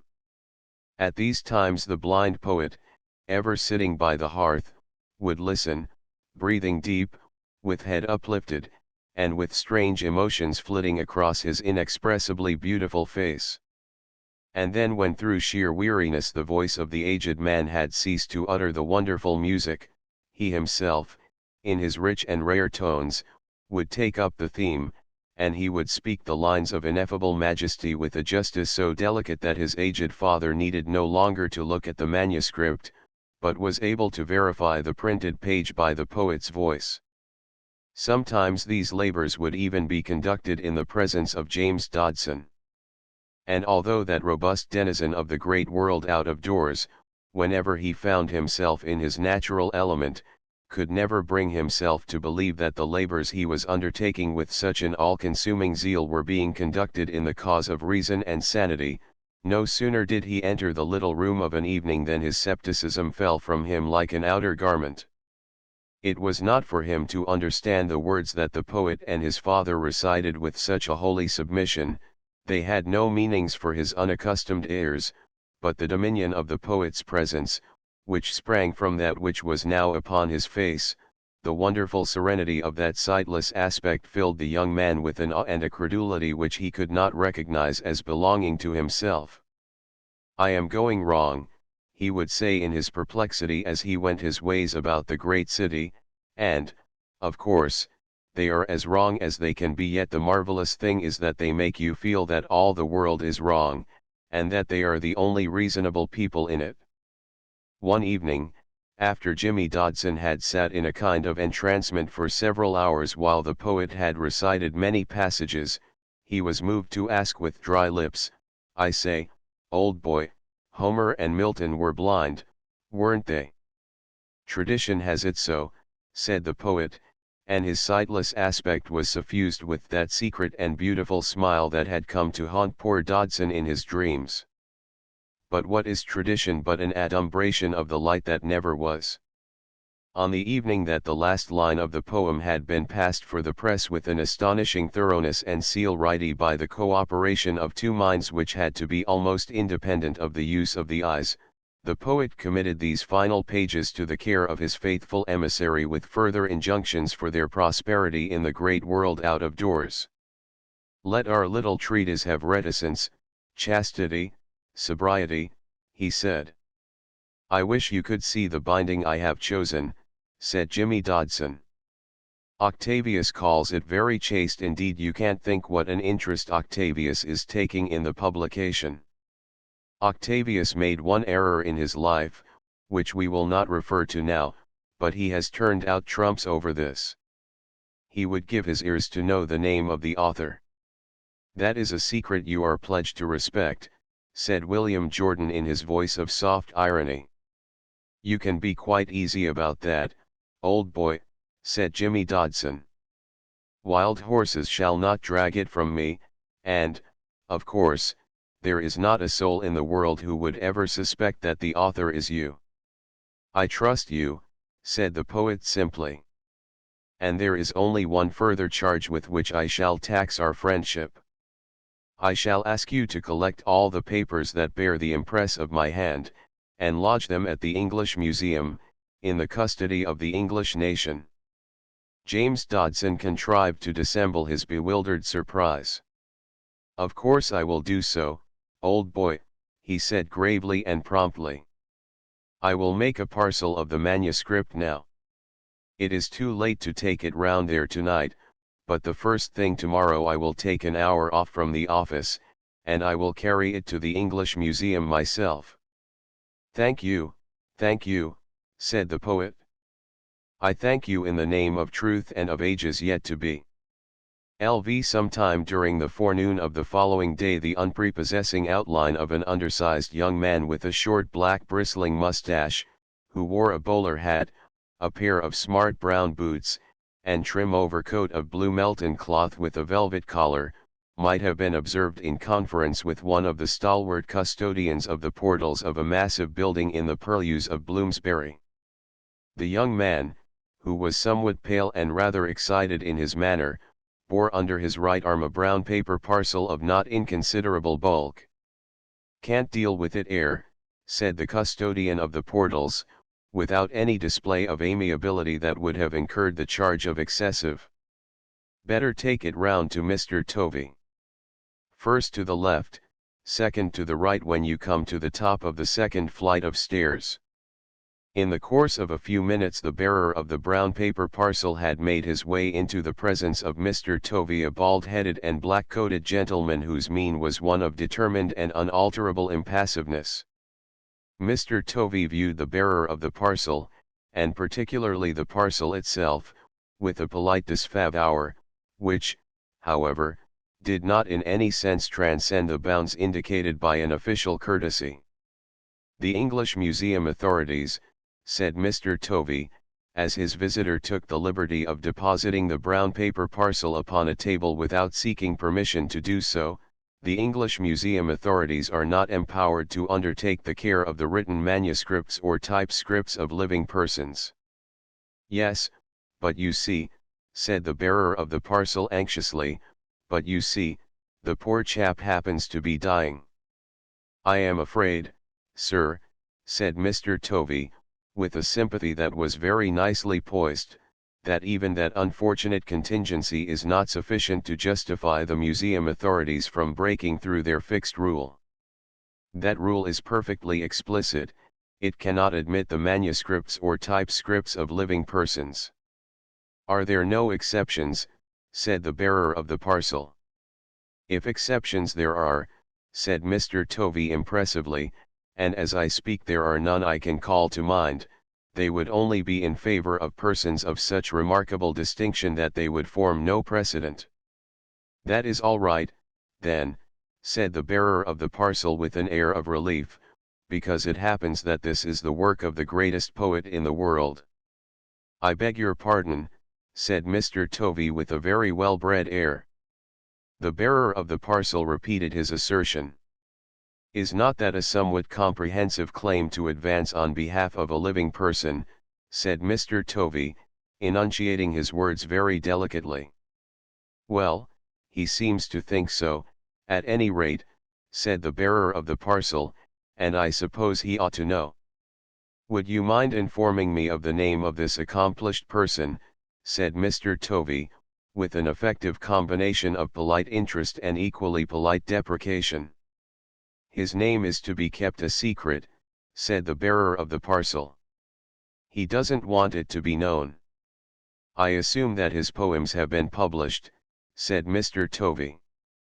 Not yet, said the bearer of the parcel, but, he added, with an air of weight that was not without its effect, they are going to be published by Crumpet and Hawker on the 12th of January.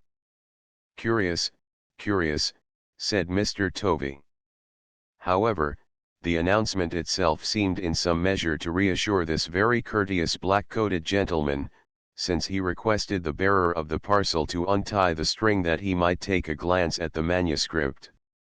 This the young man proceeded to do, and it must be said that for one whose proud boast had once been that his self-possession was invincible, his heart began to beat with a preposterous violence, as soon as Mr. Tovey came to examine the contents of the parcel.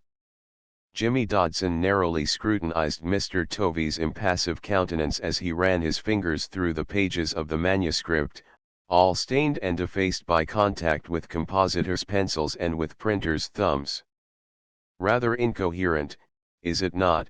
said Mr. Tovey mildly, as he turned the pages over.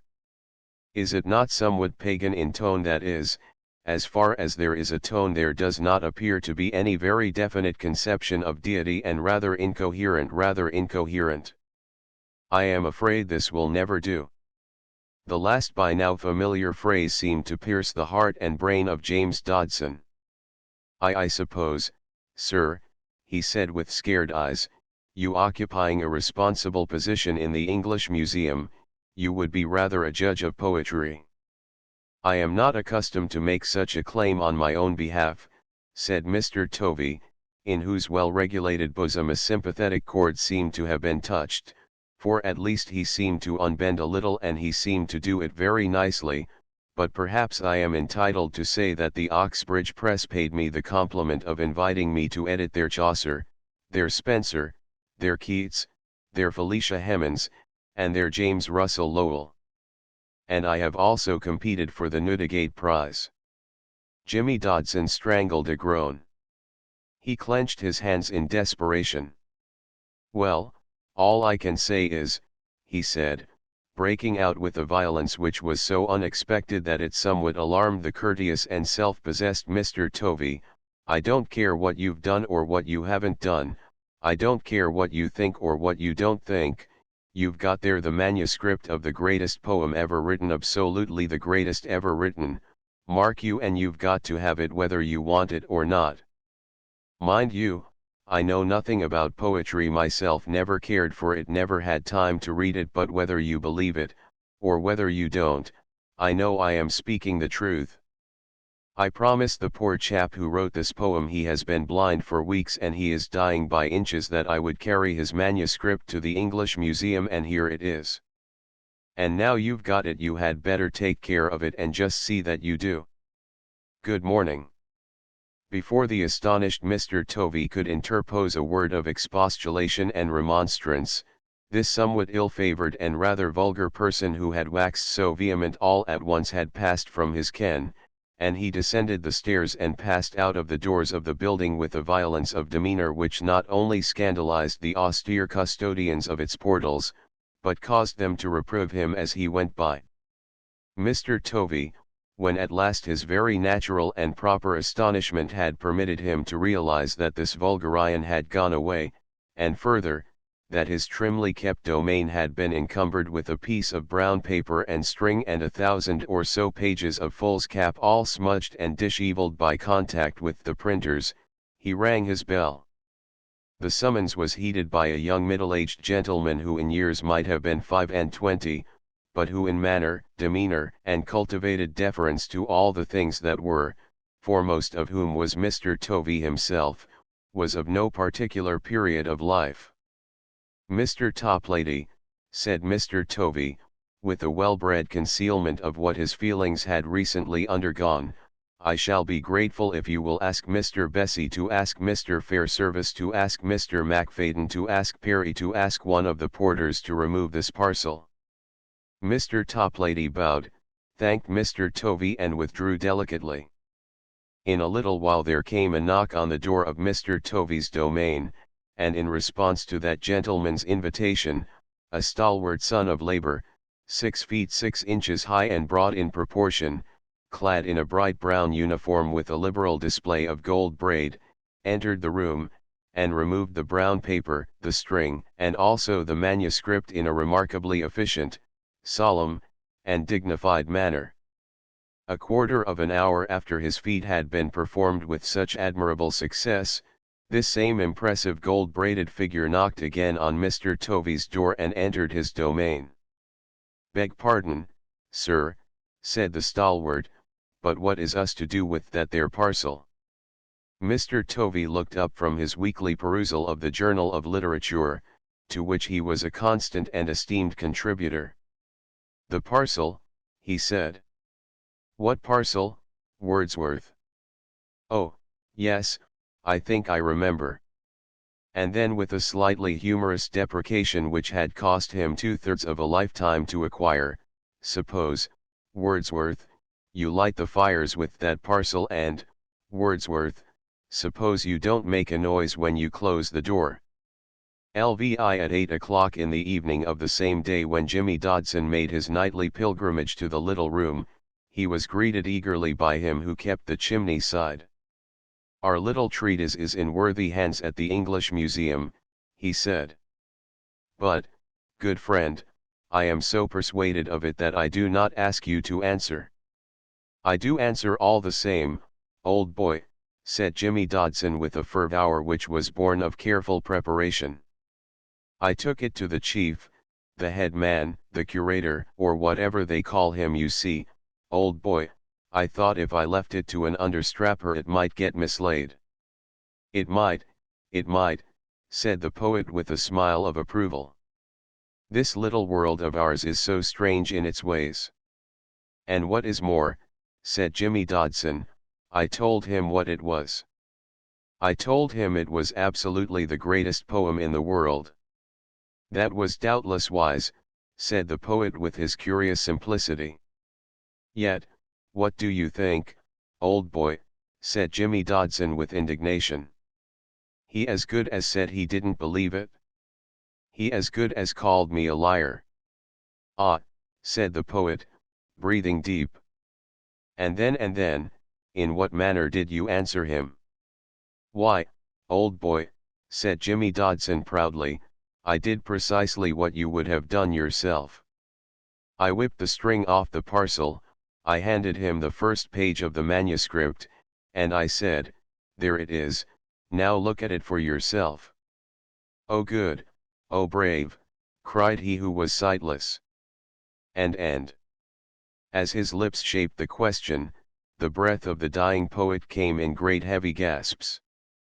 The face of the unhappy Dodson was set like a piece of marble, but there was a curious intensity burning in his eyes. And? "Why, what do you think, old boy?" said the faithful emissary, and he paused dramatically. "He was silent," said the poet. "He did not speak." "No, old boy, that is just where you are wrong," said Jimmy Dodson with an air of triumph.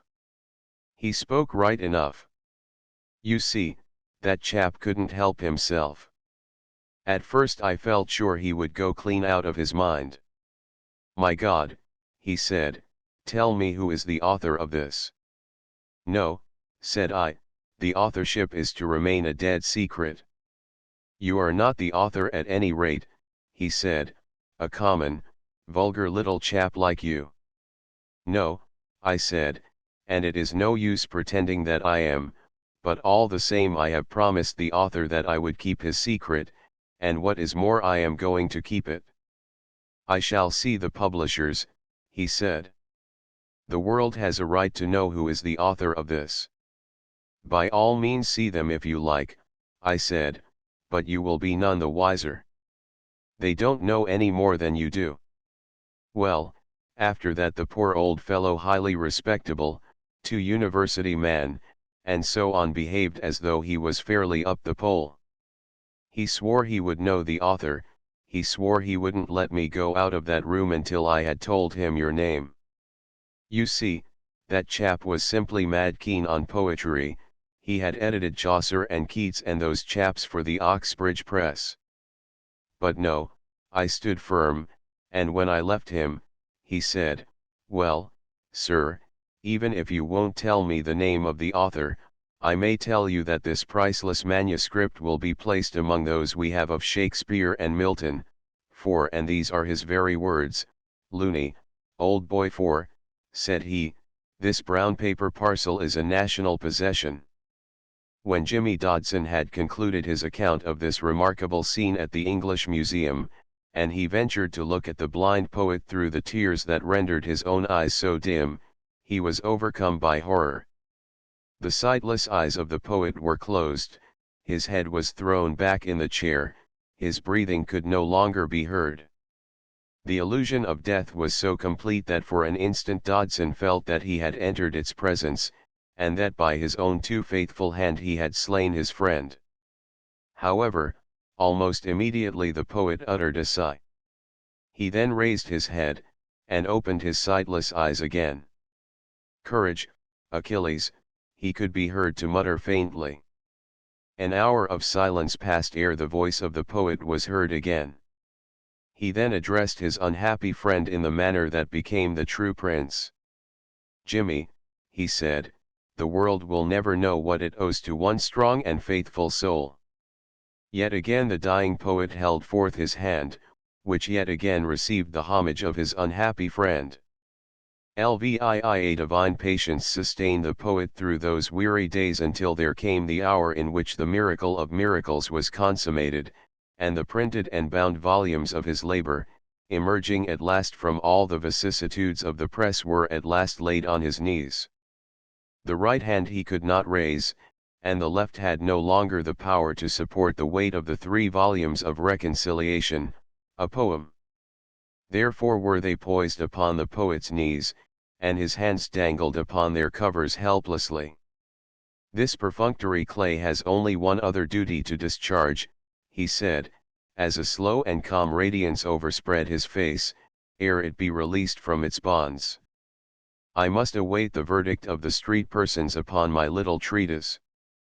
I must stay yet a while until some authentic voice among them has spoken in their name. By that means I shall know that my destiny is